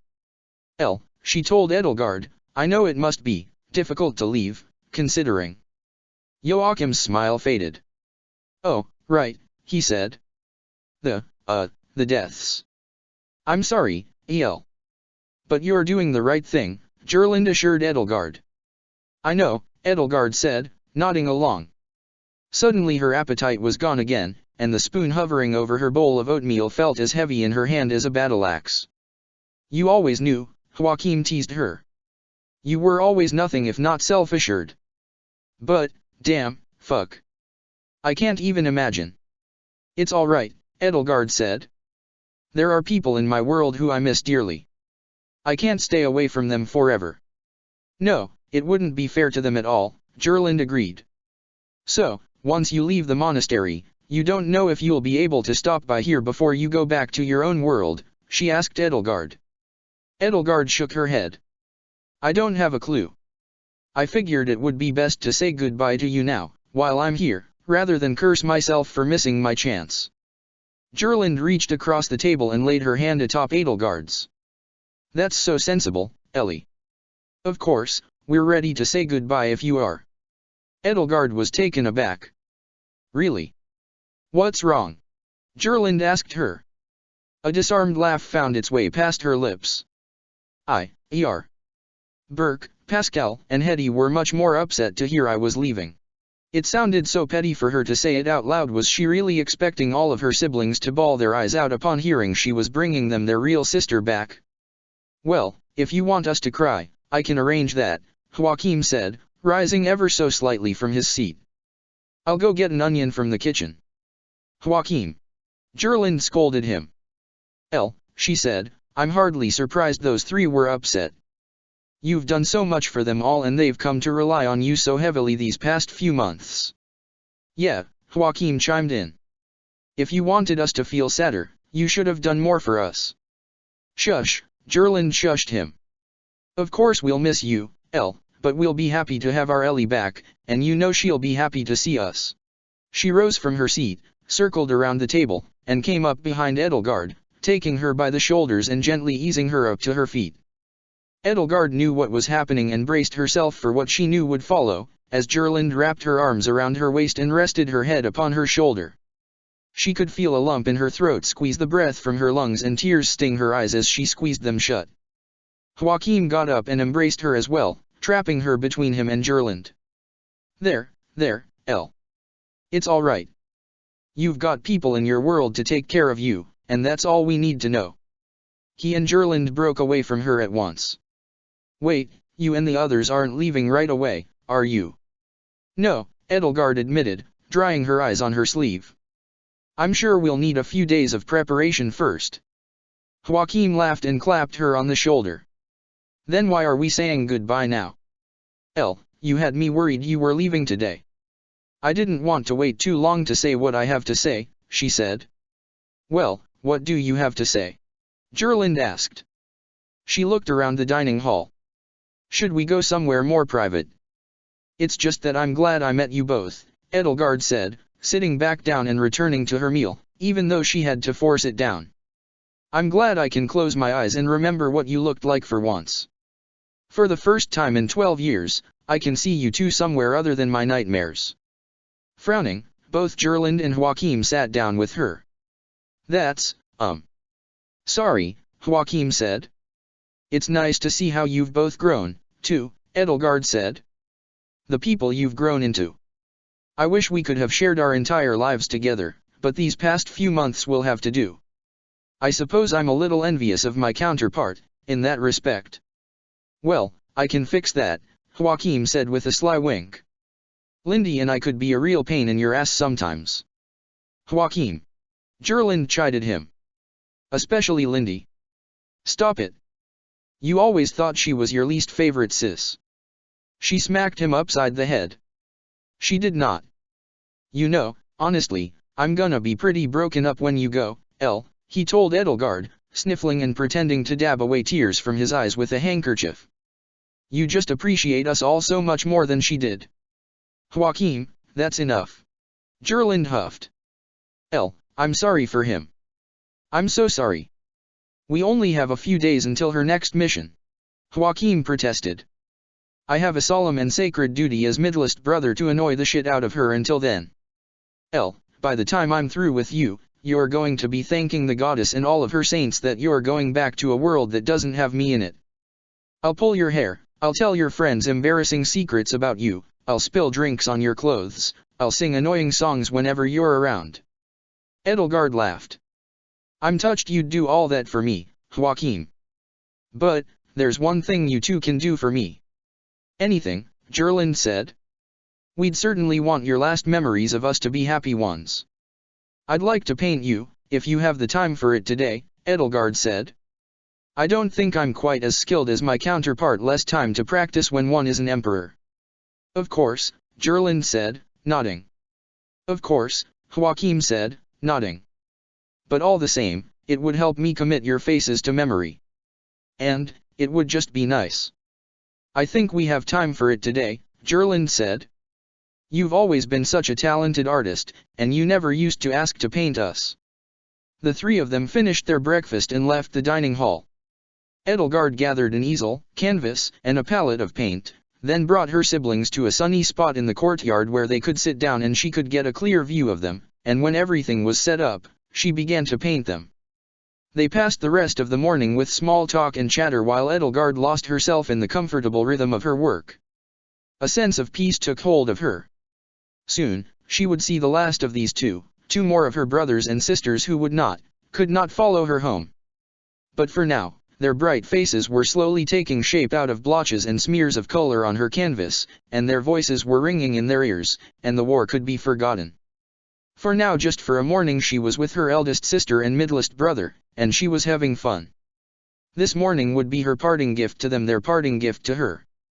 The sun rose higher in the sky, the air grew warmer, and the breeze grew more refreshing as the day wore on. And for the rest of the morning, Edelgard didn't feel at all sad that this might have been one of the last moments of peace she had with these two of her siblings. Around lunchtime, she had the painting finished. It was a little rough and rushed, not even 2 hours worth of work or so, but it was vibrant and seemed to shimmer in the sunbeams that fell upon it. Gerlinda's golden hair shone like real gold upon the canvas. Back during the academy days, when she'd had more free time, Edelgard had been able to pick up a few good shading techniques from Ignatz that she hadn't picked up in her own world, and her and Joachim's blue eyes captured their father's noble bearing almost as much on the painting, Edelgard was proud to say, as they did in real life. She'd gotten the shade of that steely blue just right, she thought. The painting is finished, Edelgard told them. Come over and take a look. Joachim stood up from the bench he and Gerland had been sitting at, stretched the feeling back into his arms and legs, and ambled across the lawn over to her. He peered at the painting and whistled. Damn, he breathed, patting Edelgard on the back. I can't believe it. I'm jealous of a painting. Why don't I look like that in real life? Gerland came around and peered at it over Edelgard's shoulder. Incredible work, El. She ruffled Joachim's hair. It truly does look more handsome than you. I'd rather have that painting for a little brother. It's not that much more handsome, it just, Joachim sputtered. Captures my essence. Edelgard could feel her cheeks burning. Oh, come now. Such effusive and obviously overwrought praise is unnecessary, she scoffed, though her words belied how her heart fluttered. It's not effusive and overwrought, El, Gerland assured her, patting her on the back. It's good work. If you weren't a princess, noblemen and women from all across Fodlan would be commissioning you for their portraits. If I'd spent twice the time on it, it would have been much better. If you'd spent twice the time on it, Joachim said, mopping up the sweat from his brow with his handkerchief, we'd have started to melt. It feels like summer's come early this year. There's a certain sensibility to your paintings, Gerland pointed out to Edelgard, taking her by the shoulder, that aren't in our Ellie's. You have a different style, and I'm not sure how to describe it. I've a better ear for music than an eye for art, but the features you focus on, there's something almost haunting about them. It's piercing, in a way. The eyes, mostly. Edelgard shook her head. No, this is all going to go straight to my head, Lindy, she protested. Gerland hugged her. I'm so proud of you, El. We'll keep this as a token of your visit. Deep down, something inside Edelgard snapped. For a moment, she felt like a table that had suddenly lost one leg. She could feel her insides waver. If you really think it's that good, she mumbled, sinking into her eldest sister's embrace. Excuse me. Edelgard broke apart from her siblings, the moment spoiled by the intrusion of an imperial soldier clutching an envelope. Sorry to interrupt, your highnesses, the soldier said, bowing, but this letter arrived for Lady Edelgard just this morning from Victor von Vestra. Victor? Gerland wrinkled her brow and her nose. Why Victor? Why on earth would Buck's retainer send a? Her face fell. Oh, no. She clasped her hands to her mouth. Oh, no, No, has something horrible happened? I'm sorry, I wouldn't know, ma'am, the soldier said. I'm just here to deliver it. Edelgard felt a pit of dread hollow out her stomach as she took the envelope from the soldier. Thank you, she said. Is that all? Yes, ma'am, that's all. The soldier saluted and hurried off, leaving her and her siblings alone with their burgeoning senses of terror gnawing at their brains. Berkey, Gerland moaned. Oh, Burke. Tell me what it says, El. Edelgard braced herself and opened the envelope, pulling out a folded sheet of paper. The writing on it was a hurried and blotchy scrawl. It read. Hi Edel whatever. It's Hepf. I don't know how you primitives do mail, and I don't really want to know, so I'm going to ask your manservant's brother to send this for me. Anyway, I've finished analyzing the hand, and the jars they came in. Like I said, the hand and I both belong to a Generation 3 Thales model replicant, Unit 42 i.e. King Shit of Shamhala. You were right. Somehow. As for the jars, I was able to pull some information from the stasis devices using a digital to analog converter to I'm not even going to bother trying to write down how it works because you won't be able to read it. Anyway, the interesting thing is, these devices were manufactured on this date. 05.011.5060. Or, according to your far inferior calendar. The 11th of the harp string moon * Imperial era 1181. Now if I'm not mistaken, you and your pals found these jars a few days before they were made, huh? Pretty weird. Time travel, am I right? Also, they're old. Can't say for certain how old, but I'd estimate more than 50 years. Aside from that, I've got Jack, and I've got shit, and Jack just left town. Anyway, don't screw anything up, Princess Screwhead. I'm going to keep playing around with this and see if I can find anything else while I wait for my shipment of Wootz steel. Just wanted you to know my preliminary findings. Asterisk come on, it's not even a fucking lunar calendar. It should be the harp string sun. Yet another thing to blame on those fucking lizards. Edelgard let out the bated breath she'd been holding in. Is Burke okay? Gerland asked her. He's fine, she assured her. This was a letter from the man who made Hubert's new hand. He asked Victor to send it on his behalf, that's all. Gerland and Joachim both sighed in relief. Oh, thank the goddess, Gerland said. Edelgard was relieved, but not particularly thankful. Now there was yet another time loop to worry about.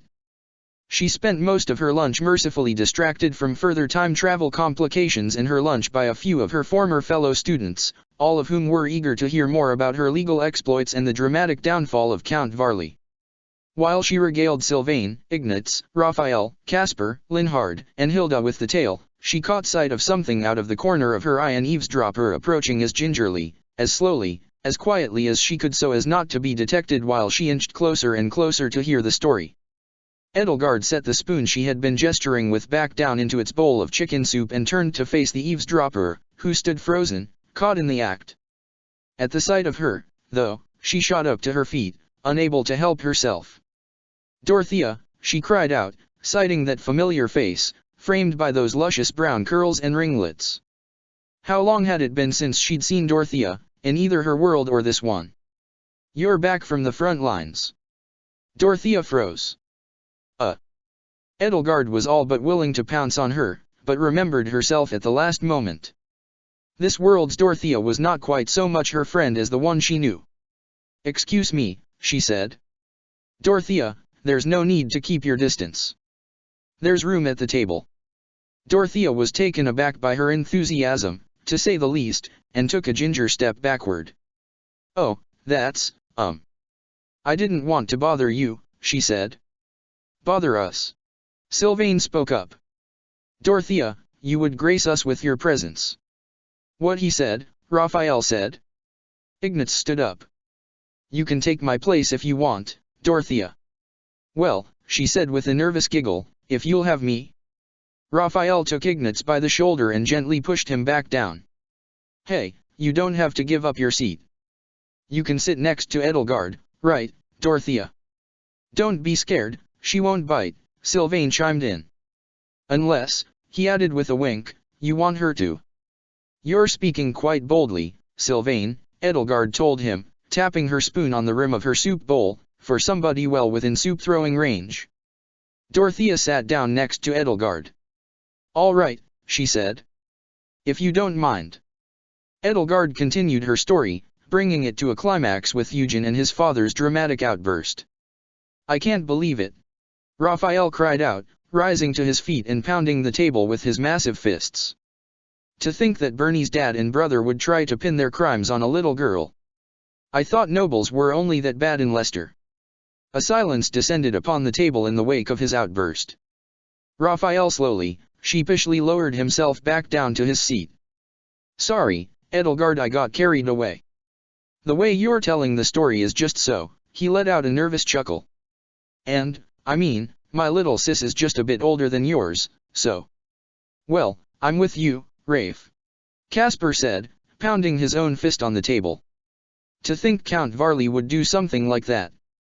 If he were here, I'd wring his neck. I'm sorry, Caspar, Edelgard sighed, but Count Varley won't have his neck wrung anytime soon. She finished her account of the event, concluding with Count Varley's sudden murder at the hands of, as she told them, a double agent for Rhea. It was a tidier explanation than introducing them to Buckhart's duplicity. With the story finished and other work to be done around the monastery, the others left the table while Edelgard finished her long-neglected soup. It was just shy of lukewarm now, but nourishment was nourishment, and she was finally feeling hungry again. Dorothea stayed, though. Edelgard didn't quite know what to say about that.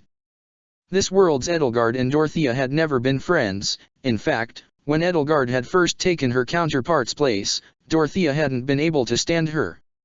Dorothea, who flirted with almost everyone she met simply as a sort of automatic defense mechanism, hadn't even been able to do that much with her. Their relationship had become more cordial, but even still, they were far from close confidants. Edelgard had to remind herself of that. Thank you, Edie, Dorothea said. Edelgard was taken aback. For what you did to Count Varley. Dorothea sighed. Burns told me plenty of stories about him. Honestly, he deserved everything he got and more. The things he's done. I know. I almost wish I could have been there. Just to see the look on his face. You would have liked that, Edelgard said. You're right. I couldn't possibly have brought myself to kill him, if I'd had the means to, but the world is better for his absence. I'm surprised, Dorothea replied. You've fought in this war. You've killed enemy soldiers without hesitation. It had taken a long time, Edelgard mused, for Dorothea to stop hesitating. Like it or not, men who wield power through political might instead of physical might, Edelgard answered, are harder to murder. It's so easy to end a corrupt nobleman's life with a knife or poison that it almost feels unfair. I try to avoid it when possible. Dorothea laughed. What would you have done with Count Varley? She asked. House arrest at best, exile from Fodlan at worst, Edelgard said. Of course, if he raised a sword or any other weapon against me, I wouldn't hesitate to strike him down. Oh. The less compunctions you have to kill someone in cold blood, the less you'll look to it as a solution to every problem. As the old saying goes, when all you have is a hammer. I guess so, Dorothea said. Is something wrong? Edelgard asked her. Dorothea rolled her eyes. Ugh. If you must know, it's that insufferable Count Burgleys. Thinks he's the cock of the walk. What's wrong? Did he do something to her? She glared sourly across the dining hall to where Count Burgleys was having a conversation with a few officers clad in both Adrestian red and Faerghus blue. Petra was standing by his side, stiff as a board and straight as a lance, and Justine von Hresvelg was with him as well. It's the hypocrisy, she grumbled. You should have seen him, Edie. As soon as the reinforcements from Arianrod came over the border into Arundel, he started spouting all this holier-than-thou drivel about how well Adrestia treats Brigid.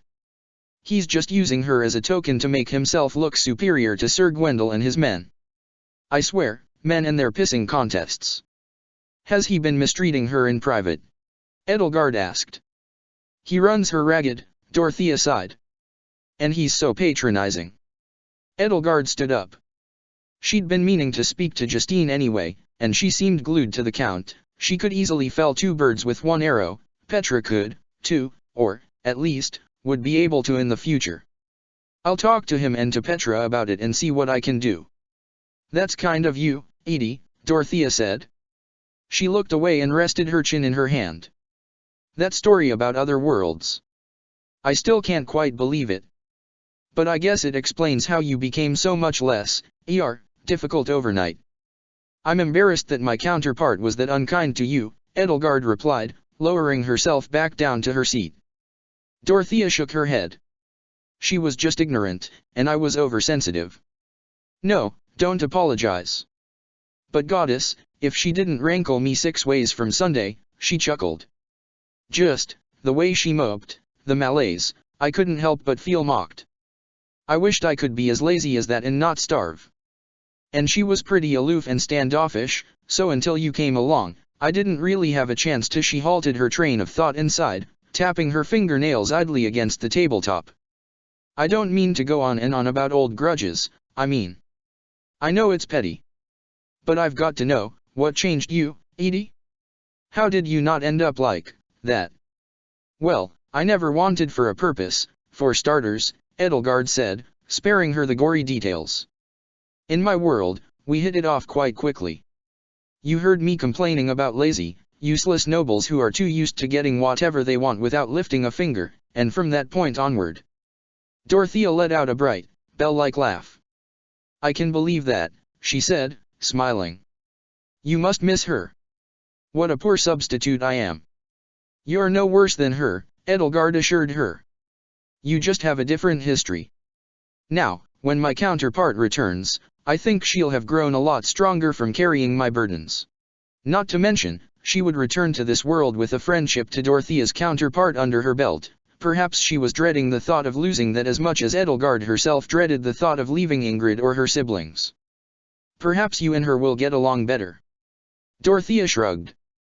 Perhaps, she admitted, still smiling. I guess I'll just have to wait and see what kind of a person my Edie has become. I don't intend to keep you waiting long, Edelgard said. With any luck, I'll find some way home quite soon. Out of the corner of her eye, she noticed Count Berglis and Justine standing up to leave as they and their imperial cohorts parted ways with their Faerghus lunch partners. Sorry, I should take my chance to speak with Petra before I get caught up in something else, she added, rising to her feet and picking up her now empty bowl. Of course, thanks again for doing this. Dorothea stood up and adjusted a few wayward locks of her hair. Oh, and Edie. Yes. Good luck on getting back home. She flashed her a saucy wink. And take care of yourself. Make sure my Edie has a beautiful body come back to. Edelgard left the table, deposited her empty bowl and silverware with the others on her way out, and caught up with Count Berglis, Petra, and Justine as they exited the dining hall along with a pair of officers clad in imperial colors. You can't listen to what some of those Faerghus boy are saying about General Viscount Molinaro. He's a strong, smart man, and one of his, descent could just as easily wish to damn his country as he wishes to honor it.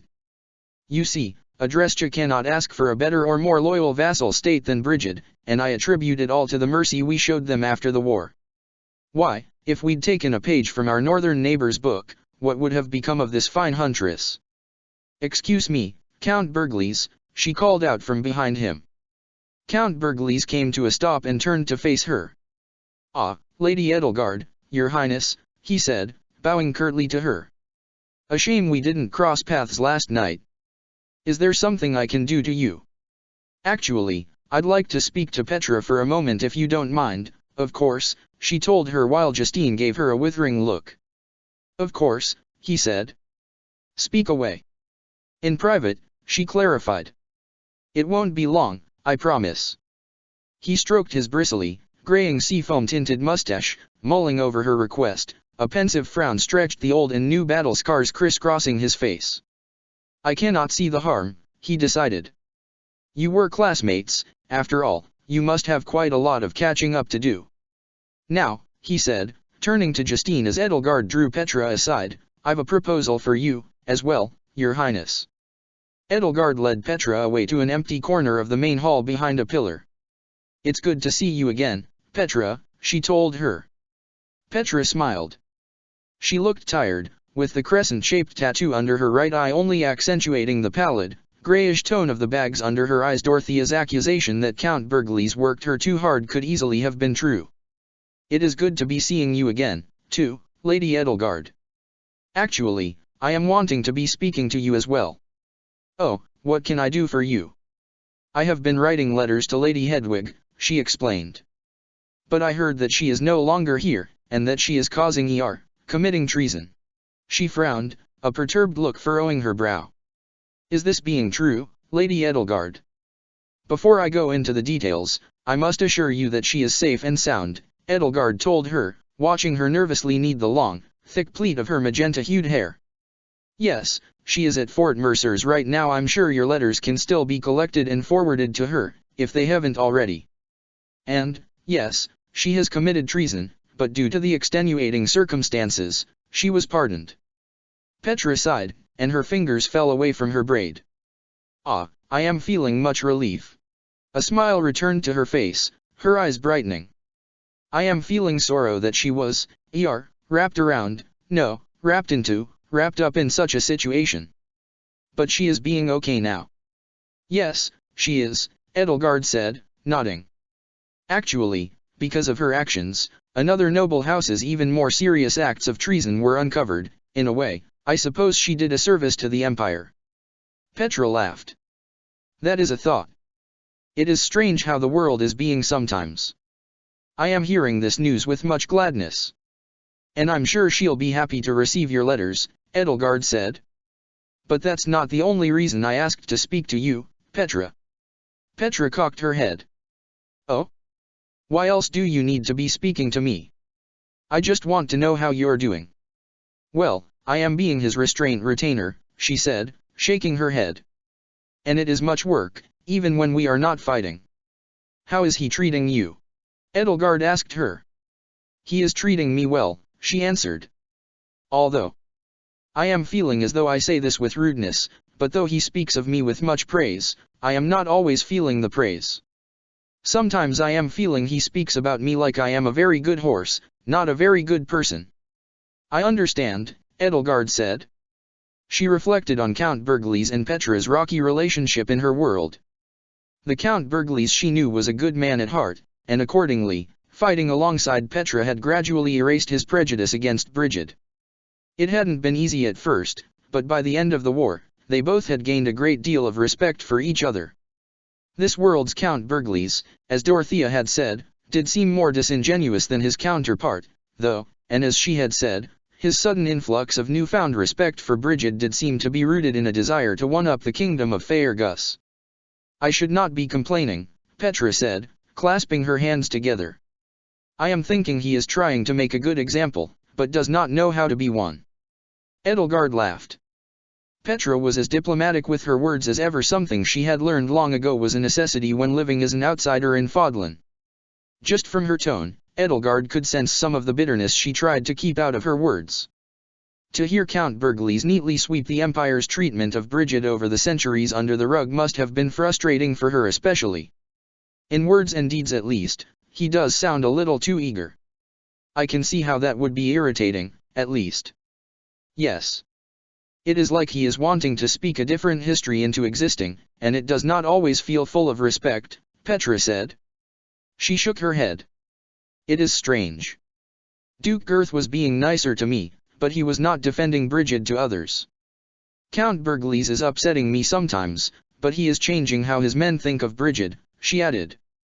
I am still hating him, she sighed. But I am also wanting people to see Brigid in a better light, as General Molinaro is doing for Duscur, and he is helping me with that. So for that, I am thanking him. I am better seeing the version of him that Caspar sees now. My feelings of revenge are feeling small, she concluded with a hopeful little smile. I understand.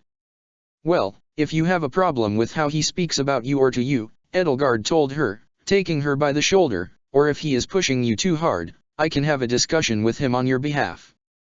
Petra's smile was as warming as a hearth in winter. She placed her hand atop Edelgard's. I am thanking you for the offer, Lady Edelgard. I am thinking I will be fine. Although perhaps I can be having more time to be spending with my friends. Of course, I'll talk to him about it later, Edelgard assured her. Even with you as his retainer, Count Bergliez shouldn't think he can have a princess of Brigid all to himself. She glanced across the room to where Count Bergliez and Justine still stood. For now, though, let's not keep him waiting. She brought Petra back to Count Bergliez, overhearing as she drew near his conversation with Justine. I'm grateful for the offer, Count Bergliez, but I'd hoped you'd consider me for Fort Mercer's civil defense. After all, it is the interim capital, with what's happening in Inver. And you would be a good fit for it, Your Highness, but you would be a better fit as a liaison to Brigid in my stead. We must make good use of our empire's resources, and with things in such disarray I can hardly be expected to make the trip myself. Excuse me, Count Bergliez, Edelgard said. Count Bergliez did an about-face. Ah, Your Highness, he said. You and Petra have had a good chat, I hope. We have. I hope I didn't keep her too long. He shook his head. No, not at all. I was just trying to talk your older sister here into a very prestigious position. Say, you wouldn't be able to help me out here, would you? Justine crossed her arms and glared at Edelgard, as though to tell her that she wouldn't dare help him convince her. You see, I think a woman of her talents is best utilized marshalling the forces of Brigid in my stead, since I would be remiss to leave the mainland at this critical juncture. Perhaps I can talk her into it, Edelgard said to Count Bergliez, resting her hands on her hips. You and Petra, get back to your work and leave her to me. He clapped her heartily on the shoulders. Thank you, Lady Edelgard. I await the fruits of your labors, he said, and he took Petra with him and strode down the hall. When the two of them were alone, Edelgard turned her attention to Justine. What's wrong with Brigid? Justine turned away from her. Oh, don't you start, she spat. Edelgard braced herself for a frustrating conversation. If you'd rather not discuss that, so be it. Actually, there's something else I should tell you. What did I just tell you? What did I just fucking tell you? Justine snapped at her. Don't talk to me, she said, and she stormed off. Edelgard followed her. Justine, there's something I want to tell you. No, Justine said. Edelgard grabbed her firmly enough by the arm to halt her mid-stride. Hear me out, she said. I have something important. Fuck you, Justine snarled, yanking her arm free of her grasp. You don't get it, do you? You don't have anything to say to me. You don't have anything at all. Now you listen to me. Everyone else might feel otherwise, they might feel sorry for you, she said, rolling her eyes, but that doesn't change the facts. You're not my little sister. And it's just sick that you pretended to be her for 8-9 months. It's sick you're sick. You're a sick person, you imposter. Edelgard weathered her torrent of verbal abuse. She'd endured far worse. If I'd told you earlier, would you have believed me? At least then you could have said you tried. And if it had been decided that I'd lost my wits and had to be locked away? Justine's lips curled bitterly. It doesn't matter. Just go, do whatever it is you're doing. I clearly can't stop you. What I'm doing is finding a path that will lead me home, Edelgard told her. One that will bring my counterpart back to the world she belongs to this world. Is that what you've been doing all along? Yes. Then you're really fucking bad at it. I mean, it's been nearly a year. I'm making progress, Edelgard insisted. Justine's eyes narrowed. You said we're all dead in your world. I did, Edelgard admitted, a sinking feeling in her stomach telling her what Justine's next plan of attack might be.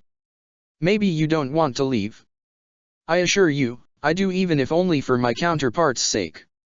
Don't talk about your counterpart's sake. If you cared at all about our Edelgard, the real Edelgard I mean, look what you've done to yourself. You've fought real battles, you've gone all around Fodlan and ran into danger at every turn, you got turned into a fucking monster, you've ruined our Lazigard's life. You're selfish, Justine huffed. You're the most self-absorbed person I've ever met. Edelgard closed her eyes and took a deep breath. You never understood your Lazigard at all, she told Justine. When she felt as though her life had lost all meaning, you treated her feelings as though they were a joke, then had the gall to feel surprised when she grew into an apathetic person. I never had the luxury of her apathy, but I know the pain of having one's life forced down the wrong path, and how difficult the struggle is to set it onto another. I can't fault my counterpart for not thinking she had the strength to cut her own path. But ask yourself, whose fault was it that she had nobody to lift her up? Justine drew her hand back. Edelgard caught it before her open palm could collide with her cheek. You little let go of my wrist, she snarled through gritted teeth. Edelgard tightened her grip, but not enough to do any lasting damage. I won't waste my breath trying to change your opinion of me. You have every right to feel the way you do about how I've deceived you. I'm honestly surprised you're the only one to have a problem with it. And I'm quite inured to being called selfish, so you can call me that all you wish. She loosened her grip just enough for Justine to pull her hand free. Justine cradled her wrist, still glowering at her all the while. Her mouth was an angry slit, her nostrils flared as she took slow, deep breaths through her nose. But I have people I love waiting for me in my world, Edelgard continued, just as your little sister does here. I will set us both back on our own paths. I promise. And when your Edelgard comes back, I expect you to try to understand her, for once in your life. She turned her back on Justine. Even so, she concluded, when I leave this world, I'll still miss you. I'm glad I could meet the people my own siblings could have been, even if I had to borrow them from another world. She swallowed a lump in her throat, and was grateful she'd turned her back on Justine, that way she couldn't see the stinging tears that were welling up in her eyes. I can't say I'll have time for this later, so I have to say goodbye to you now, Justine. If we can't part ways amicably, then at least I hope we can part ways with some better understanding of each other. All I have left to say is to take care of yourself, because I've mourned you once already, and I wouldn't wish that pain upon your real sister. She clenched her fists so tightly that her fingernails stabbed into her palms and strode off, now that she had nothing more to say.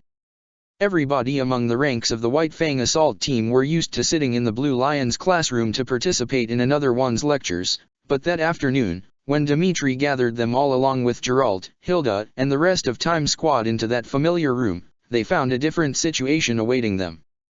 Byleth would not be speaking about famous or infamous battles of old, tactical decisions from her storied career as the Ashen Demon, or her typical fare. Instead, Sylvain had stepped up to the teacher's podium to join her, where he went to the blackboard and picked up a piece of chalk. In big, bold handwriting, he scrawled time loops across the top of the board. "Good morning, class," he said to the rest of his team, clearly enjoying himself if the smirk on his face was any indication, "and welcome to Assistant Professor Sylvain Gautier's Practical Guide to Time Loops and Time Paradoxes. Any questions?" Felix raised his hand. "I have a question, Sylvain." "Professor," Sylvain corrected. "No," Felix answered. "Sylvain, you don't call for questions until after you've started teaching," Byleth reminded Sylvain, patting him on the shoulder and nudging him back toward the blackboard. "But since he's asked." "Felix, what's your question?" Felix lowered his hand. "Shouldn't Voul or one of those other pasty assholes teach this class?" "Good question," Sylvain said. "No. Now, let's go through each of the extant time loops that we know of. Who wants to start?"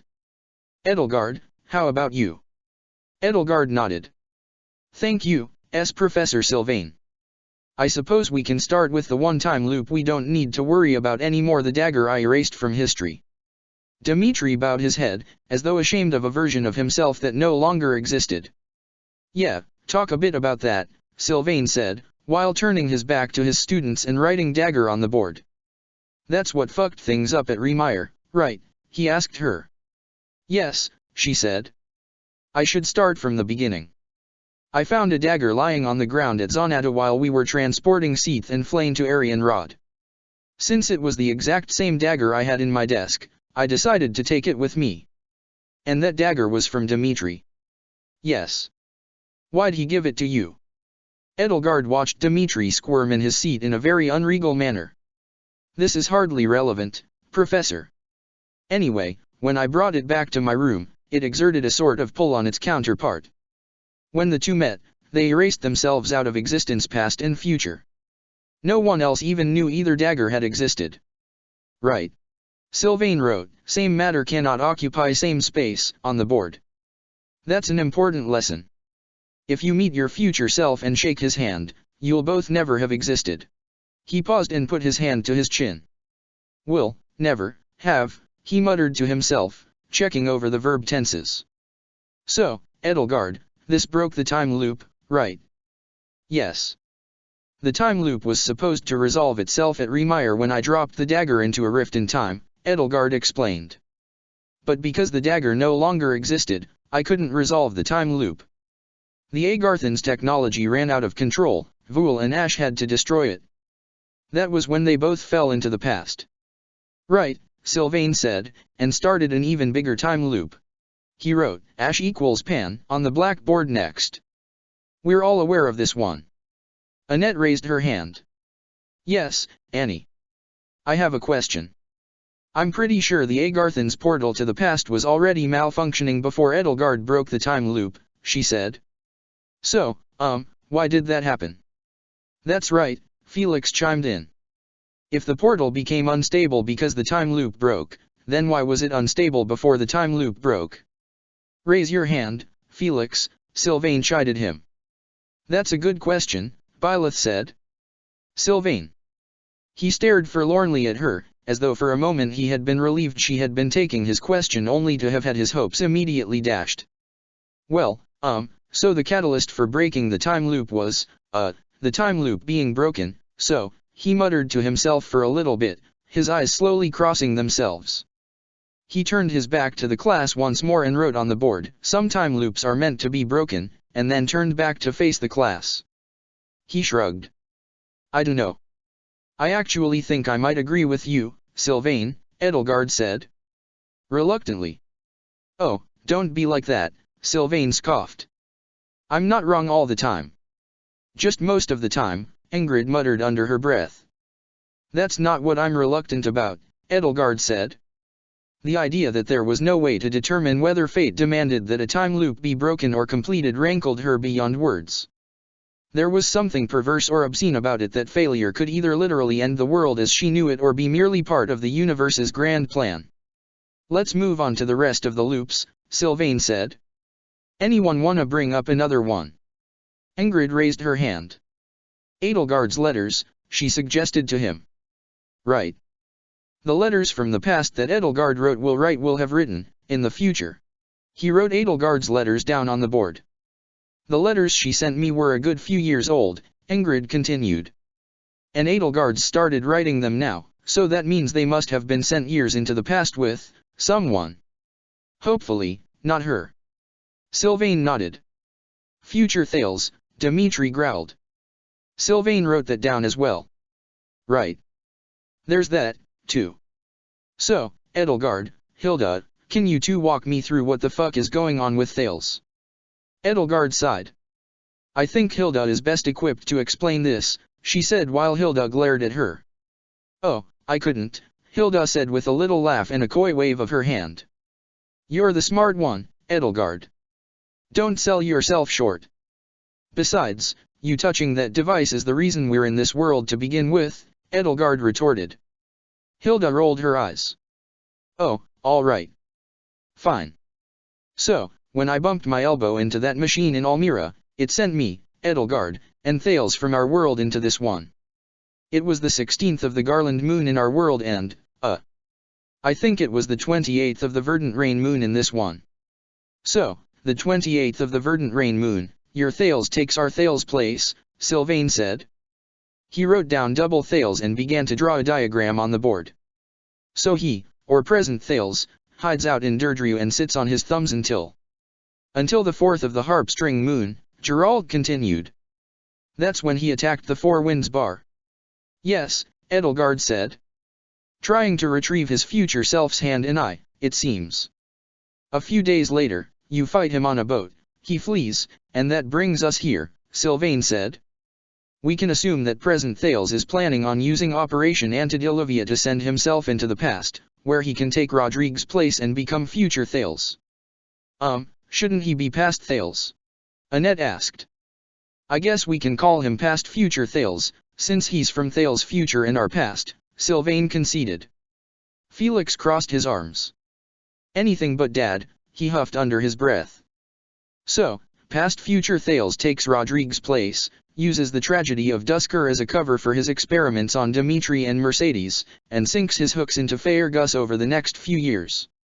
Then everything he's done that we've been around for happens, culminating in him getting fucked up and captured by Destinova, a moment we all remember fondly. Sylvain took a deep breath and put the finishing touches on his diagram. At which point his hand and eye get removed and hidden in the bar for a happy side. Brain, do you have any clue why Claudister did that yet? Edelgard shook her head. Not yet, though we could get more answers any day now. Didn't think so. So, long story short, we've got two Thales. Thales is? And present Thales is about to send himself at least 7 years into the past, if he hasn't already, Sylvain said. That'll take care of one of them, at least. So, is that all the major time loops? Not all of them, Leonie spoke up, reaching into her satchel and pulling out a small drawstring pouch. Geralt and I have these. There's an Agarthan key in each one. And they're the same key, so it's another time loop, just like the one with the dagger. Oh, great, Sylvain said, utterly deadpan.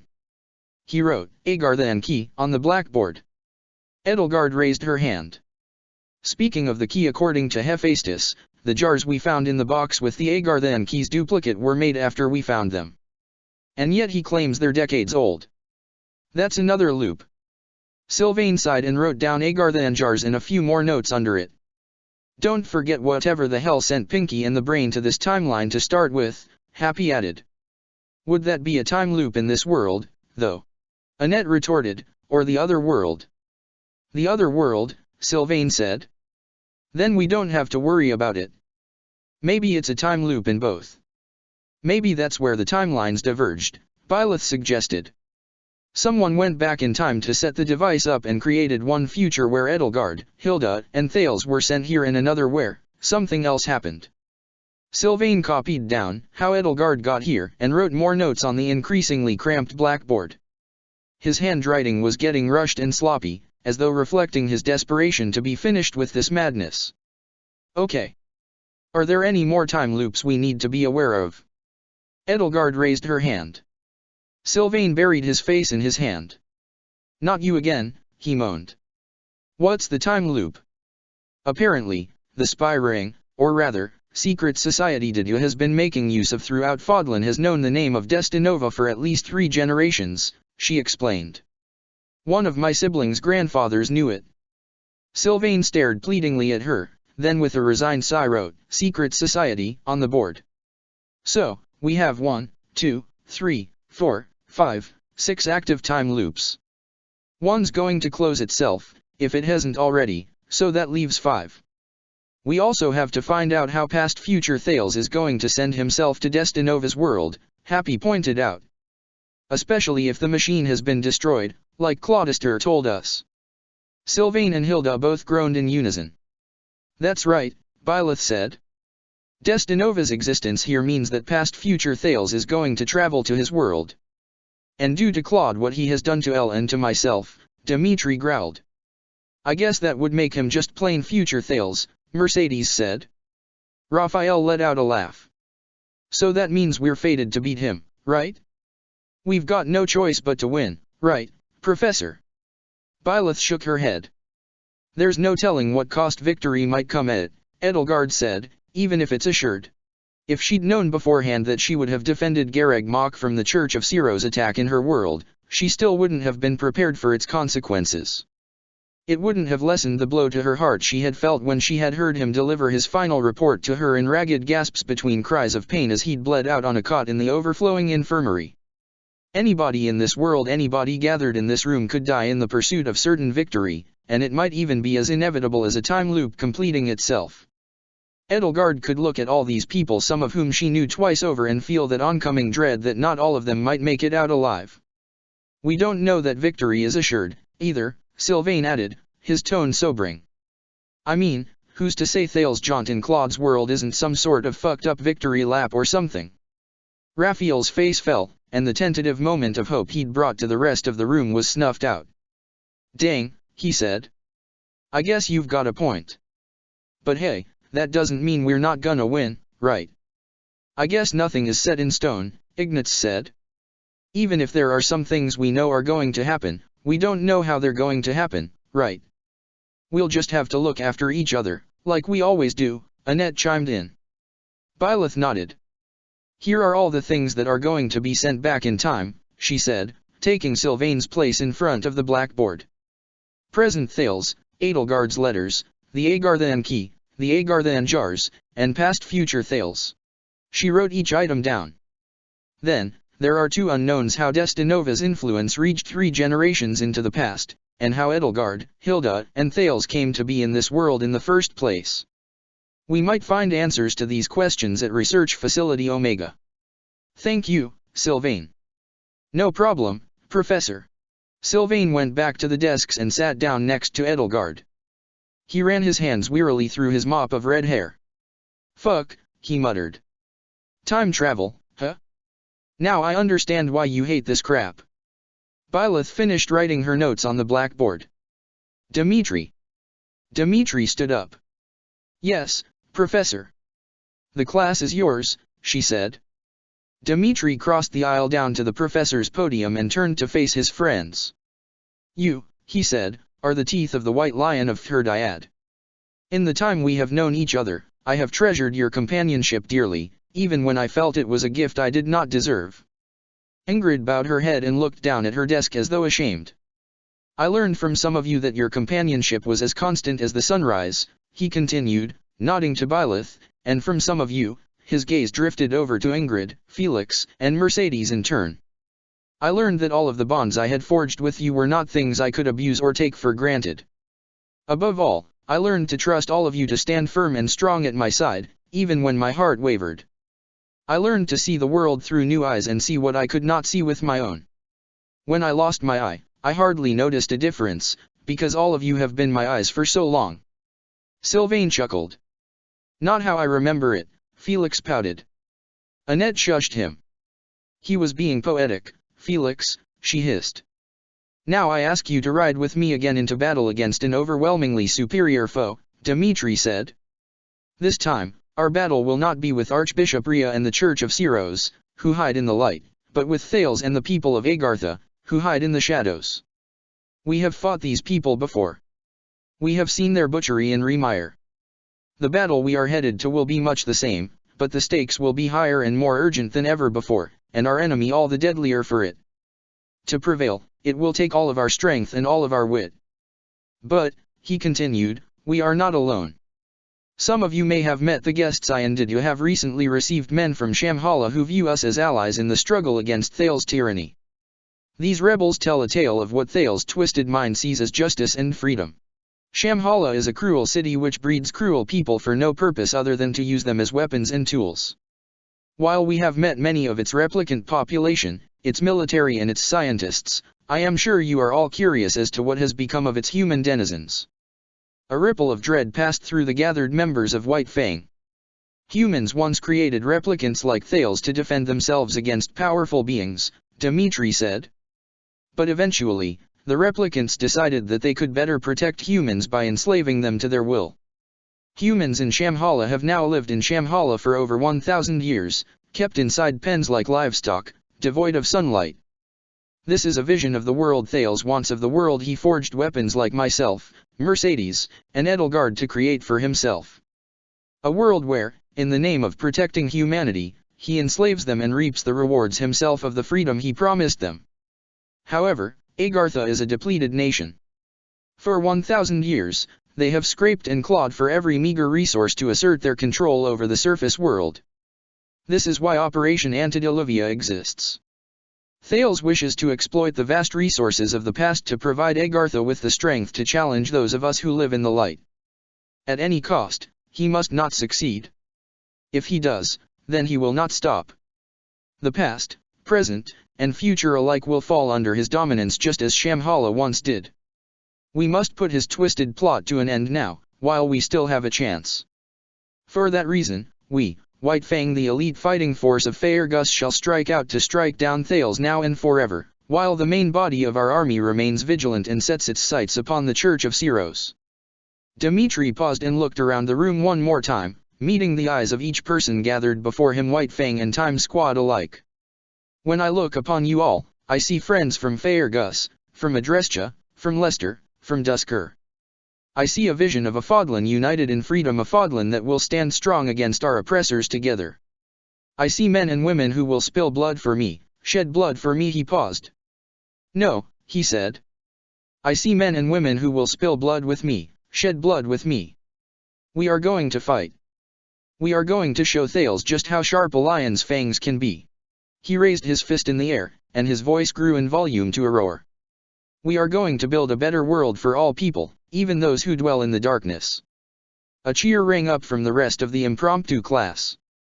Edelgard could feel from the way her cheeks ached that she was beaming with the same pride she could feel swelling in her heart, and the warm look on Byleth's face made it clear that she felt the same. Dmitri had come a long way since either of them had first met him, from a boy who had believed himself to be nothing but a vicious wolf or boar who had hidden behind the face of a noble prince to a man, noble of spirit inside and out and confident in his own strength. Professor, Dmitri concluded, stepping aside. I believe you have more to tell us. Byleth nodded and produced a roll of sea blue paper from behind her podium. Some of you might have already heard, she told the class, that we have just learned the location of Research Facility Omega, thanks to Professor Manuela. In addition, the rebel Solon has furnished us with something equally important. She unrolled the roll of paper and held it up to the class, showing a map traced in white ink upon its surface. This is believed to be an early draft of the facility's layout. While we have no confirmation on its accuracy, it should prove helpful in creating our battle plan. For the next few days, we will be formulating our strategy to seize control of the facility. In addition, Solon and his subordinates have agreed to join us in sparring matches to give us more experience in fighting Agarthan soldiers in close quarters. We leave for Galatea in a week. Break for 15 minutes, then report back to begin tactical planning. The next week flew by in a constant haze of training sessions with the monastery's new Agarthan guests that ate up the daylight and strategy meetings that lasted well into the night. If Byleth had run the class ragged in preparation for the Battle of the Eagle and Lion when there had been students, then the week they spent ahead of their departure for Galatea was particularly hellish. The pace and the regimen was grueling. After 6 days, everybody who had been tapped for the mission was exhausted, and so Byleth had granted them the 7th day to rest, and everybody was looking forward to enjoying whatever more rest they could get on the 3-day journey to their destination. It was on the night of the 7th day, when all of White Fang's plans had been decided upon, that Edelgard sat at her desk, lit by a guttering candle burnt down to a stub, with a quill pen in one hand and a sheet of blank paper staring up at her. Ingrid's letter still eluded her. Even now, Ingrid's letter still eluded her now, when she would have her last chance to write it. Once White Fang set out, there would be no time for it. But the fact that she could write it now was the only thing preventing her from locking herself into a pathway that led to her being stranded in the past for years. Perhaps it was that same urgency that, paradoxically, made the words dry up when she tried to commit them to ink. She had written manifestos, speeches, declarations, denunciations, and more as emperor, and yet now of all times, she felt utterly speechless. The crumpled remains of a dozen failed attempts rested in the waste paper basket at the side of her desk. The temptation to just ask Ingrid what was in the letter grew stronger now than it had ever been. But she wouldn't dare. If she wrote the letter just the same way it had been written, then the words would be written arbitrarily, with a complete and utter absence of sincerity. Ingrid deserved better. The guttering candle on her desk extinguished itself. Suddenly plunged into pitch blackness, Edelgard snapped her fingers and conjured a little flame to light her way, showing just how much the candlestick had burned down. She would need another. She rose to her feet, banged her knee on the underside of the desk, and hissed a curse through gritted teeth as the sharp edge of the desk met the rosy bruise on her thigh left behind from yesterday's sparring match with Solon. The flame went out. Spitting the pain past her teeth, she relit the little flame she'd summoned and went through her desk drawer to find a fresh candlestick, then swapped it for its expended counterpart and lit the wick. The light burned steadily, casting an amber glow onto the desk. Satisfied, though gingerly rubbing the sensitive bruise she'd just agitated, she sat back down and picked up her quill. "Dear Ingrid," she wrote, "I." And then she stopped. The next word wouldn't come. The I was already wrong, all wrong. Every time she tried to start the letter with I, it went nowhere. She crumpled up the page and tossed it aside. Another failure. She sighed and hung her head. She had to get it right tonight, or else there would be no escaping her fate. She knew that much. Somebody knocked on her door. "Who is it?" she asked. Her voice came out a hoarse croak. It had been so long since she'd last spoken. She cleared her throat. "Who is it?" she repeated. "It's me," Ingrid said. Edelgard set down the quill pen, stood up, and crossed over to the door. She found Ingrid on the other side, clad in her nightgown and holding a candle to light her way. Ingrid looked her up and down. "Goddess, Edelgard, it's the middle of the night and you're still not in your night clothes." Self-consciously, Edelgard adjusted the collar of her blouse. "I've been too busy to put on my pajamas," she explained. "Doing what?" She looked over to her desk. "Is that letter still giving you trouble?" Ingrid asked her. She nodded. "It's good that you've distracted me. I think a nice walk is just what I need." "That letter's been giving you trouble for over a week," Ingrid said, shaking her head. "Is it really so hard? Why don't I just tell you what you wrote?" "No," Edelgard said. "I can't accept that. The letter has to have meaning. Besides, the letter told you not to tell me what was in it, didn't it?" "It did," Ingrid admitted, "but who's to say you didn't write that so that you'd have to work harder to make me tell you?" Edelgard shook her head. "I think I just need to take a walk and clear my head. I can sleep on the way to Galatea, so I'm not concerned with being well rested tonight." "I need to take a walk and clear my head, too," Ingrid said. "Maybe we can take one, together." "Of course," Edelgard said. "I wouldn't mind taking a walk with you at all, Ingrid." Ingrid smiled and offered Edelgard her hand. "Let's go, then." Edelgard took her hand and once Ingrid had dressed herself again, the two of them left the dormitories. The air outside was still warm, though nowhere near as hot as it had been during the daytime. The chirping of crickets filled the air, blanketing the monastery in a dull buzz. Ingrid and Edelgard walked together through the monastery grounds, from one island of light in the darkness to the next. "I needed to clear my head, too," Ingrid said, as she came to a stop at the edge of the monastery's fishing pond. The moon's reflection rippled and wavered gently on the pond's glassy obsidian surface. "Edelgard, do you think we'll find a way to send you home at the research facility?" she asked. "I don't know," Edelgard answered. "Would you like that?" "I don't know. I miss home, but I have to admit, this place and its people have become precious to me, too.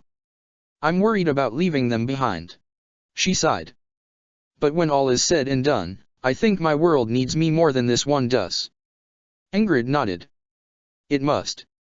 But it would be hard for us to all say goodbye to you right after a battle. Whatever answer we find there, whatever we uncover," she chuckled quietly to herself. "Well, I hope it's not too selfish of me to say I hope you can stay around a little longer after that. It doesn't sound like a proper way to say goodbye. Glenn and Ash taught me that it's rare to have those chances. I hope I don't lose that chance with you, too, Edelgard.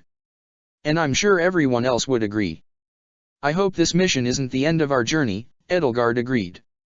"It'll be hard to say goodbye to you, too. At least this world's Edelgard will take my place. When I go back to my world, then, you, Dimitri, Felix, Sylvain, Didu, there'll be no replacing you. It'll be okay." Ingrid lifted her head, raising her gaze to the stars. Her voice cracked. "We'll both be okay. Even if it's difficult.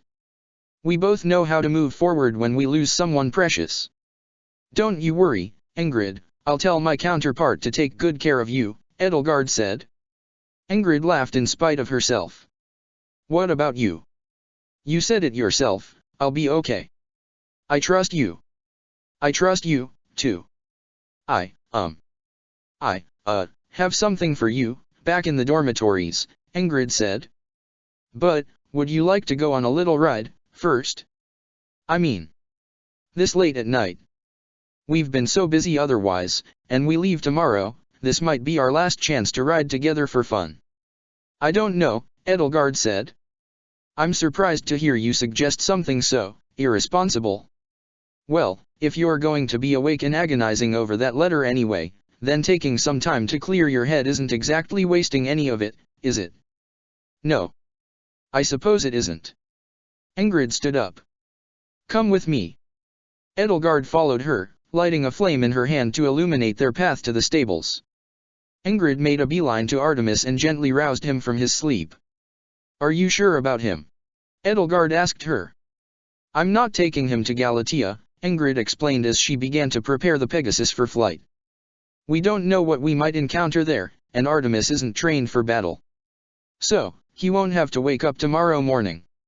Well, you do know best. Ingrid laughed. If you knew how to fly, maybe I could ride you instead. Edelgard's next words came out of her mouth before she could stop them. I don't think I'm big enough for that. What? Nothing. Never mind. The awkward moment, thankfully, passed by, and once Artemis was saddled up, Ingrid mounted him, helped Edelgard up onto his back, and took to the skies. The sky was black and studded with stars, the air was clear and brisk. Edelgard kept one hand around Ingrid's waist, pressing herself to her, and used the other to maintain a roiling flame to light their way. From an observer on the ground, she thought as they rose higher and higher, they might have looked like a comet. The heavy, steady flapping of Artemis' wings, slow and mighty, pulled them into a comfortable gliding arc around the monastery. Ingrid was right about flying. It was an easy way to clear one's head and let one's worries dissolve away, if only for a brief time. Edelgard rested her head upon Ingrid's back as the sound of wings and rushing wind soothed her mind. She could hear a heartbeat. It wasn't Bylith's. Nothing could make her feel the way Bylith's heartbeat did. But it was a strong sound on its own, reassuring in the steadiness of its rhythm. After a few laps around the monastery, Ingrid guided Artemis into a slow, careful descent. Edelgard made her fire brighter to better light the way for a smoother and safer landing. They returned Artemis to his stable, fed him a sugar cube for having the patience and good nature to indulge them at such a late hour, and continued on their way. I can't ask you what was in that letter, Edelgard said to Ingrid as they made their way back the way they came, across the edge of the pond. But, if you're comfortable telling me about it, how did you feel, just before you received it? About what? Ingrid asked. Everything. Then, I'll at least know where to start. Everything, huh? I know it's quite a question. Just tell me what you felt about me, then, Edelgard said. She rested her head in her hands. Oh, goddess, that makes me sound so self-absorbed. No, I understand. The two of them continued to walk along the pond's perimeter until they found a bench to sit down on, and for a while, they did little more than sit at each other's side. It was dark, save for the moonlight, but even when neither of them could see each other, their presence at each other's side was palpable. Edelgard worried she had pushed too hard, that Ingrid couldn't speak comfortably about her feelings here and now. Then, breaking the silence at last, Ingrid took a deep, slow breath and let it out as a long, heavy sigh. Well, I was aimless, then. Meandering. I didn't really have anywhere to go.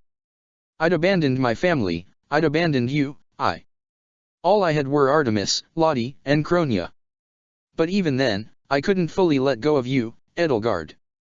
Even when you haunted my nightmares, I could feel a... She trailed off. A what? Edelgard prompted her. She shook her head. I didn't really have girlfriends friends who were girls, I mean until I came here to Garreg Mach, and even then, not really until I met you, she went on, after a moment's hesitation. I grew up spending too much time looking after boys to be with anyone my own age who could really relate to me. I spent my whole life being the kind of person who'd set herself on fire to keep someone else warm, and you, well, you told me that there were better things to burn for. Her breath hitched. She paused again. Edelgard didn't interject or prompt her to go on. And when I'd realized that my family would never stop until there was nothing left of me to burn, she continued, I realized that I felt more supported with you than I ever had before, and that despite what you'd done, I still, well, she shook her head. I felt guilty, too. Guilty because my own father had done so much worse than you to our king, to our country, to our house and our family, to me, and yet I still couldn't help but love him in spite of his dark past. I felt ashamed for tossing you aside so easily. Well, I certainly didn't guilt-trip you in this letter, Edelgard insisted. Of course not. No, it was. Despite everything, there was a part of me that yearned for you. A part of me that understood that despite everything, I couldn't bear to be without you. The letter you sent reminded me of all that. Edelgard could feel her cheeks turning redder and redder as Ingrid went on. Please tell me it wasn't a love letter, she said. No, Ingrid said, much to her relief. I can't call it love, not the way you think of it, at least. Edelgard, you're overthinking this. You've been overthinking this all along. A smile came to her face, and she took Edelgard's hands in hers. All you had to do was tell me you needed my help. Edelgard was dumbstruck. I just asked you for your help, and you came. She felt Ingrid come closer, close enough that she could feel the tip of her nose brush against hers. There was little of her she could see in the moonlight save for her silhouette and the faint glint of light in her eyes. Of course I came. Edelgard thought that Ingrid was going to do something very different from what she did next. While she felt her pulse quicken and her lips tingle in anticipation, what she felt next was the sensation of a hand gently curling around the back of her head right above the nape of her neck and the soft sensation of a pair of lips pressed gently to her forehead. Ingrid withdrew quickly, almost as though ashamed of herself. It hasn't always been easy knowing the real you, Edelgard, she said. But I'm grateful for knowing you all the same. Now, she said, hastily standing up from the bench, I think it's time for us both to get some sleep. Let's go back to our rooms so you can finish that letter. Yes, Edelgard agreed, we do have to be up at dawn. This has been a welcome respite, though, Ingrid.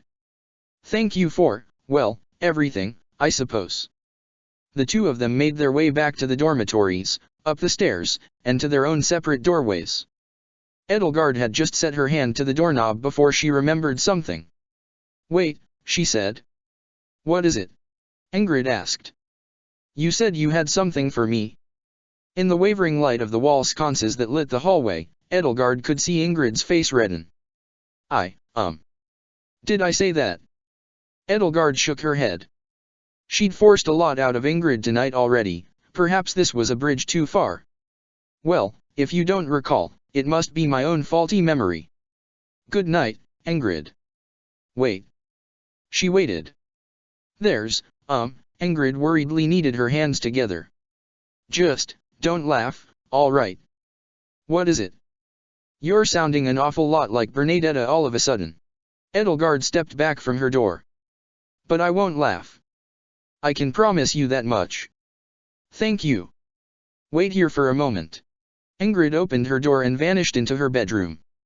Not long afterward, she returned, hiding something behind her back. Just, go easy on me, please, she said, failing to meet Edelgard's gaze as she presented the item behind her back to her. Edelgard didn't laugh. She was far too dumbstruck for the possibility to even occur to her. There, resting in Ingrid's hands was a simple, if rather crude garland woven from little white rosebuds small enough that it could be worn as, at most, a bracelet. It isn't very good, Ingrid said.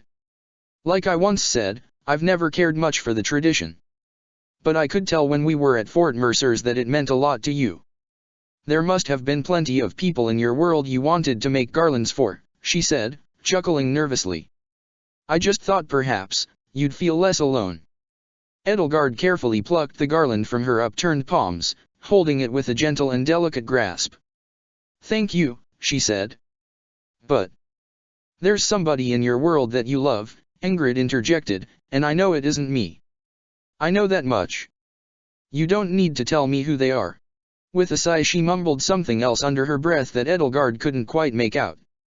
But you're my friend, Edelgard, and I want you to have this garland as a token of our friendship. She turned back to her door and stepped into her room. One more thing, Ingrid, Edelgard said. Ingrid stopped and looked over her shoulder at her. I can't speak for my counterpart, or what she'll think of you when she returns, Edelgard told her, but as for me, as long as I'm still here, Ingrid, you can call me Elle. Ingrid smiled. Good night, then, Elle, she said, and she stepped into her room and shut the door behind herself. Edelgard felt her heart flutter even as it ached, and held the garland to her breast as though to soothe it. As ephemeral as it felt right. Only 2 women she knew had ever given her a garland before, and despite Ingrid's feelings not matching her own, and despite how hard it was to admit it without any pang or twinge of guilt, Edelgard loved them both dearly, and with all of her heart. She held a mask in her hands, black, beaked, with eye holes covered by glass lenses that gleamed in the sunlight, and a leather band that held it to the wearer's head. The sight of it provoked in her an almost primal response in the back of her mind, a fear that slithered over her thoughts like rats' tails over her feet. It was enough to make her scaly insides squirm. It was a bright and sunny day in the northeastern foothills of the Okama Mountains, the air brisk and crisp as the northern wind came down from Galatea and Bladdid.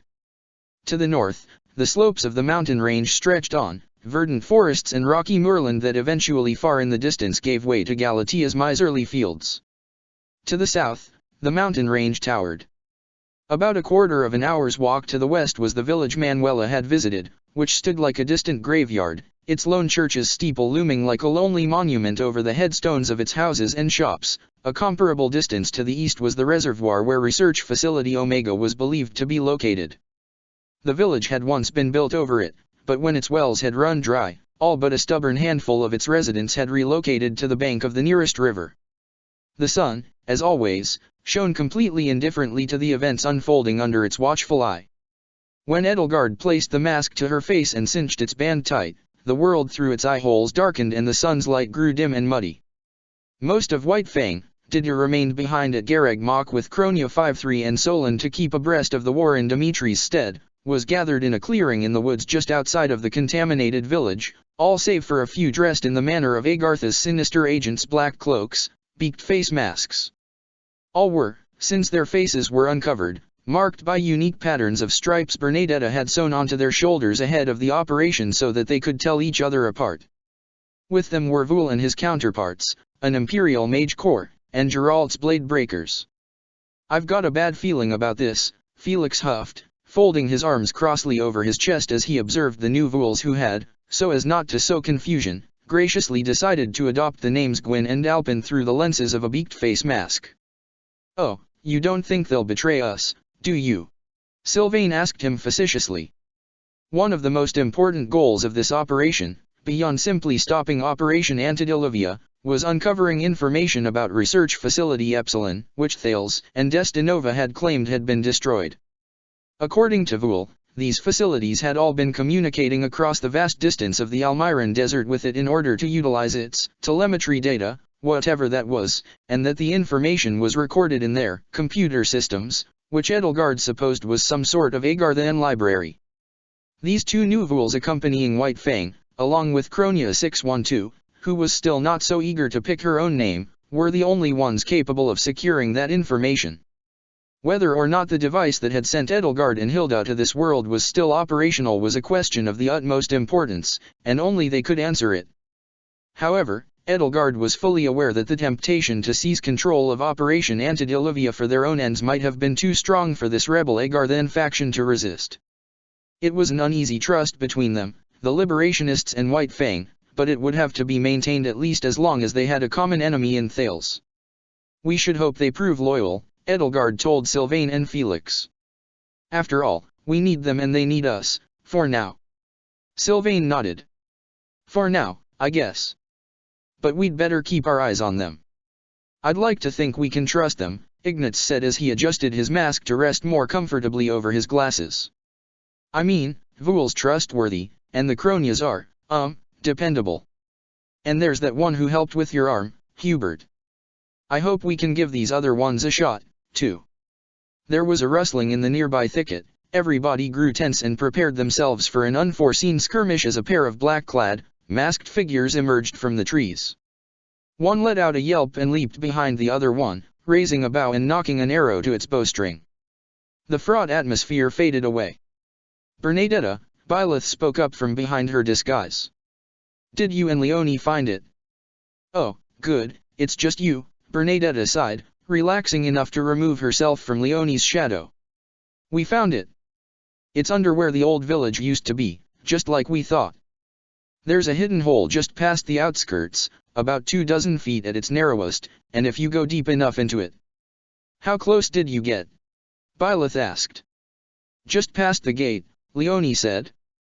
There's a side passage we can take into the facility, just like the floor plan showed. That's where we left the warp tags. Byleth nodded and turned to the head of the Mage Corps. So, you can warp us there, now. The mage nodded, consulting his tome. We'll cast a mass warp spell and hone in on the tags, that should get you past the facility's defenses. He turned to one of his subordinates. Erhardt, get the return tags. The subordinate nodded and took the bag at his side, then started passing out small paper wrappers to everybody. Which of you are going, Commander Eisner? He asked Byleth. The advance force will be myself, Vul, Dimitri, Sylvain, Felix, Edelgard, Hubert, Ingrid, Happy, Hilda, Ignatz, and Bernadetta, Byleth answered. Mercedes, Annette, Marianne, Raphael, Leone, Cronia, you're heading on foot with Geralt and the Blade Breakers to rendezvous with us and escorting Gwyn and Alpin. We'll warp in half an hour after you take off, then send the signal for you to attack when we're ready. Make sure there's nobody in the village, if there is anyone, force them out, we don't want another Remire. Geralt saluted. Got it, kiddo. Alpin approached White Fang's advance force and produced a handful of crystal lenses on chains from a bag at his side and handed them out, while his counterpart did the same with Geralt's team. Each pendant was comprised of 2 lenses sandwiching a disc of blue paper. Arcane crystal with litmus paper backing, he explained as everybody took one and put it on themselves in turn. These will function as rudimentary radiation dosimeters. Once your exposure goes over the maximum yearly safe dose for humans, the paper will turn red. Try not to let that happen. What if it does happen? Bernadetta asked. It depends on how far above the safe dose you go, he said with a sinister grin. Well, the same thing might happen, it'll just happen faster or slower. What? Agony and death, mostly. Byleth took a bag from one of the Imperial mages and produced a bundle of colored paper envelopes tied together with twine. She broke the twine and passed the envelopes to each of the team members in turn, then handed another bundle to Geralt. That's what these are for. Whatever you're doing, if your pendant turns red, break the seal immediately. You'll instantly be warped back here, she reminded them. Ingrid studied the paper pendant as she draped it around her neck, then the envelope. Though she already had her mask on and her face was unreadable, Edelgard could sense her unease. And Ingrid wasn't the only one. These return tags and the warp tags you said are of the highest quality Novelli spell paper, and the magic seals were drawn by myself personally, the head of the Mage Corps told them. I would stake my life on their effectiveness. We're very thankful for your service, Edelgard told him. I'm sure the tags will work perfectly, as a testament to your skill. Spell paper wasn't often used, except for wards, because of how difficult it was to produce and hence how scarce of a material it was. It had been a stroke of luck that the Mage Corps had been at Garreg Mach and that its head had possessed an ample supply of that paper. Thank you, Your Highness, he said, lowering himself onto one knee and bowing his head before her. I am grateful to lend my skills to the Empire. Everyone with Geralt, move out, Byleth said. Everyone else, we'll take the extra time to prepare. Geralt's team headed out in the direction of the reservoir, and once they had left, the advance team prepared for its infiltration into Research Facility Omega, readying their weapons, their bodies, and their minds for the operation to come. Bernadetta, Leone, and Ignatz checked and double-checked every arrow in their quivers. Felix tested his slim, curved blades for sharpness on the trees and ran through his fencing form with illusory opponents. Edelgard and Hilda looked over each other's axes. Ingrid, Sylvain, and Dimitri saw to it their lances were ready for battle, though their heroes' relics were conspicuously absent at their sides due to the undue attention they would attract. Only Byleth retained her relic, and only because the sword of the Creator's spiny blade could be more easily hidden under her black robes and cloak than the bulk of Eredbar, Luin, or the Lance of Ruin. While the others checked their weapons, Hubert checked his left hand. Is your hand in working order? Edelgard asked him, pausing her weapon and armor inspection to check up on him. It is in as good working order as it will ever be, Lady Edelgard, he assured her, peeling away its glove to reveal ghostly pale white flesh. New flesh, as smooth and free of blemishes or hairs as a newborn infant's. Even his palm was nearly absent of any creases. One who dabbled in palmistry might have looked at it and pronounced that its owner had no future, or rather a future that was as yet unwritten. Most unnervingly, the fingers had no fingernails, just smooth skin where they should have been. Edelgard had traded some favors with Solon to get her hands on his tissue engineering scaffolding, though fortunately Voul's blood had been easier to come by. Just as Hephaestus had said, the flesh had grown in matter of days to cover the prosthetic arm's metallic skeleton. "It doesn't itch anymore?" she asked. She could somehow feel Hubert smile underneath his mask. Its levity could be heard in the low chuckle that rumbled in his throat. "Only mildly, thankfully," he said, reapplying the glove. "A bit sensitive, still, but the glove should help." "All is in order. I am at your service, Your Highness." Empowered by his confidence, Edelgard smiled. "Good. I'll need you and Ingrid both looking after me." "Of course," he said. "You always did require two people to handle you." The sun climbed higher into the sky, and at its zenith high noon the advance team gathered in a tight cluster and the head of the mage corps readied his subordinates to cast a mass warp spell. There was a flash of light, the surrounding forest vanished.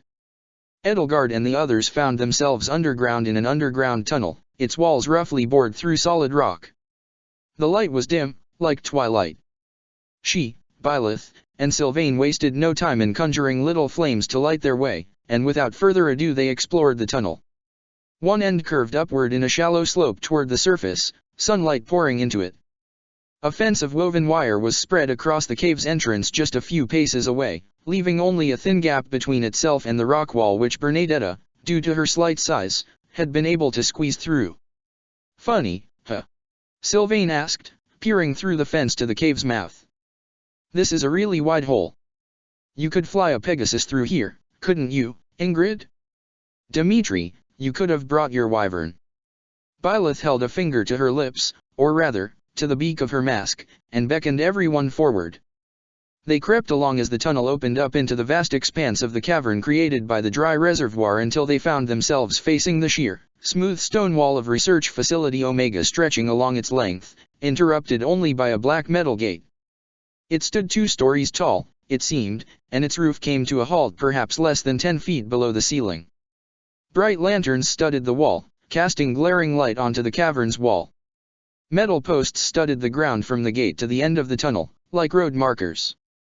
Tubes and strange machines clung to the wall like barnacles on the hull of a ship. A muffled, dull hum thrummed from inside the building, making it seem alive as though it were a great bear curled up in its den, ready at any moment to awaken and maul any intruder who dared disturb it. As they drew nearer, Edelgard felt a pressure in the back of her head, a pressure that made her jaw involuntarily clench and made her feel as though her teeth and eyes were vibrating in her skull. It wasn't the skull-splitting, instantaneous intensity of a tidal surge, but it was a sign that something was happening in the facility. She could see from the way both Hilda and Byleth faltered that it was affecting them both as well. Byleth looked up to the facility's roof and cocked her head, holding her hand up to her chin. Edelgard could tell she was consulting the map she had committed to memory and seeing how it matched up to reality. Her voice came out strained. "All clear so far?" Voul pointed to the corner of the facility, at a ladder built into the side of the wall. "There's our point of ingress. We can climb onto the roof from there." Bernadetta and Ignatz made a visual sweep of the area. "All clear," Ignatz said. "No guards posted," Happy muttered. "That's not suspicious." "Let's go before any show up," Sylvain said. "Right, Professor." Byleth nodded and led them all to the ladder, and one by one, they ascended onto the rooftop. As soon as she vanished over the edge of the roof, there was a faint sound of struggle abruptly cut short. Moments later, Byleth poked her head out over the edge and gave an all-clear sign. Edelgard was fifth, behind Hubert, Ingrid, and Voul, to climb onto the roof. What awaited her was a vast expanse of flat metal that underneath the cavern's ceiling, punctuated by pillars that held it to the stone sky above and massive metal barrels anchored to the floor. Amber lanterns made pools of light across the floor, casting craggy shadows across the ceiling. Here and there were apertures, about large enough for a person to climb through, covered in metal grating similar to the wire fence that had covered the entrance to the cavern. 2 dead guards lay at Byleth's feet. Voul gestured to the rooftop. This sheet here is made from shielding material, he explained to Edelgard and to the others behind her, to prevent Skyshine radiation leaking upward from the facility into the surrounding area. But we must be 24 feet underground, she noted. Isn't that shielding enough for this radiation? Not for everything, he said. If it wasn't for this shielding, we would have had much bigger clues to lead us here than an orphan cesium capsule. Anyway, it looks like we can walk across this to position ourselves over the control room without being seen. Good, Dmitri said, stepping forward. Let's not waste any more time. Byleth held out her arm to keep everyone back. If we all march across this shield, Felix surmised, they'll hear us. Right, Voul. Voul nodded. Dmitri clenched his fist. Hold your horses, Bor, Felix chided him. Maybe we can step lightly, Ignatz suggested, and use those breathing techniques Shamir taught us. It might not be enough, Byleth said. Voul, if we walk out of step with each other, will that help? Voul nodded. They'd likely just take it for the ceiling settling. Walk without rhythm, Sylvain summarized, and you won't wake the beast. Easy enough. Well, good luck. Byleth surveyed the path forward. Those two grates over there, she said, pointing toward the two nearest holes in the roof a few dozen paces across the roof. Ignatz, Bernadetta, take up sniping position there. Dmitri, Sylvain, Happy, Hilda, stay here for now and wait for Gerald's team to arrive. They'll make a lot more noise than us, and when they draw the Agarthans' attention, they'll need your strength to press forward. Everyone else, move out. Dmitri stepped forward. Professor, I protest, he said, resting his hand protectively on Edelgard's shoulder.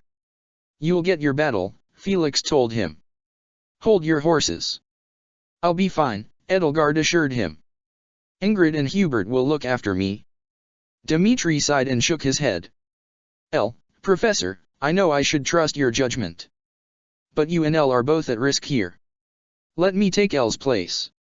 You shouldn't even be here at all, Felix huffed. We're not students anymore, and this isn't Remire. Felix, Byleth said sternly. Like Elle, I am hardly willing to give orders I am not prepared to carry out myself, Dmitri said. Felix turned to her. You must be flattered, Your Highness. Whenever he doesn't know what to do now, he just asks, what would Elle do, he said, his tone conveying a sardonic, bitter smirk hidden under his mask. Edelgard nodded. That's precisely why I'm here, Dmitri. Dmitri shook his head. But in this instance. Dmitri, Byleth reminded him, we chose this team composition for a reason. We've discussed it already. Yes, but I'm having second thoughts, he said to her. If Elle is struck by another one of those seizures, or if Thales is lying in waiting for us here. Then he's lying in wait for all of us, Edelgard replied. I'll be fine. I have the utmost faith in Byleth. And I have the utmost faith in you, too. You know where your skills lie. When Gerald comes down here, the Agarthans will be prepared for a frontal assault. But they won't be prepared for you. Dmitri looked down once more at the lance in his hand. You are right, he sighed, knowing he was beaten. Be careful, though, El. His free hand traveled to the pendant that laid on his chest, nestled in his black robes. I will be, she assured him. She turned to face Byleth. Professor, we move on your command. Byleth nodded. Cautiously, she said, and everybody took their positions. The minutes crept by at a snail's pace with every single painstaking, carefully measured, plodding step across the roof. For those who followed Byleth to the control room, it was a slow, ponderous trek across its metal expanse, taking a rhythmic, lurching strides of various lengths. One by one the sight of trained officers stumbling around the alien landscape of the facility's rooftop almost drunkenly was comical, or at least it would have been if 1,000 separate things to worry about hadn't been weighing on Edelgard's mind.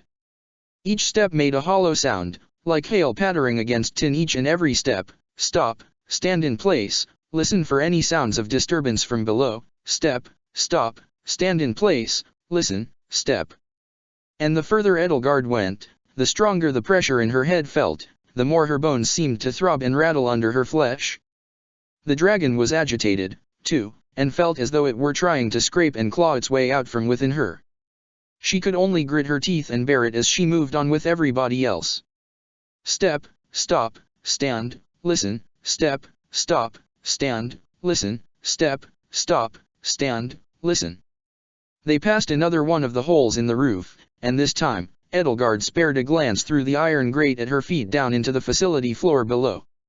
From this vantage point, she could see a cold blue-white glow, roiling and rippling like a beacon of faith magic, bathing the smooth stone floor, emitted from a massive metal arch that stood at one end of the cavernous room, the same exact gate she had seen at Riemeyer and Gaspard.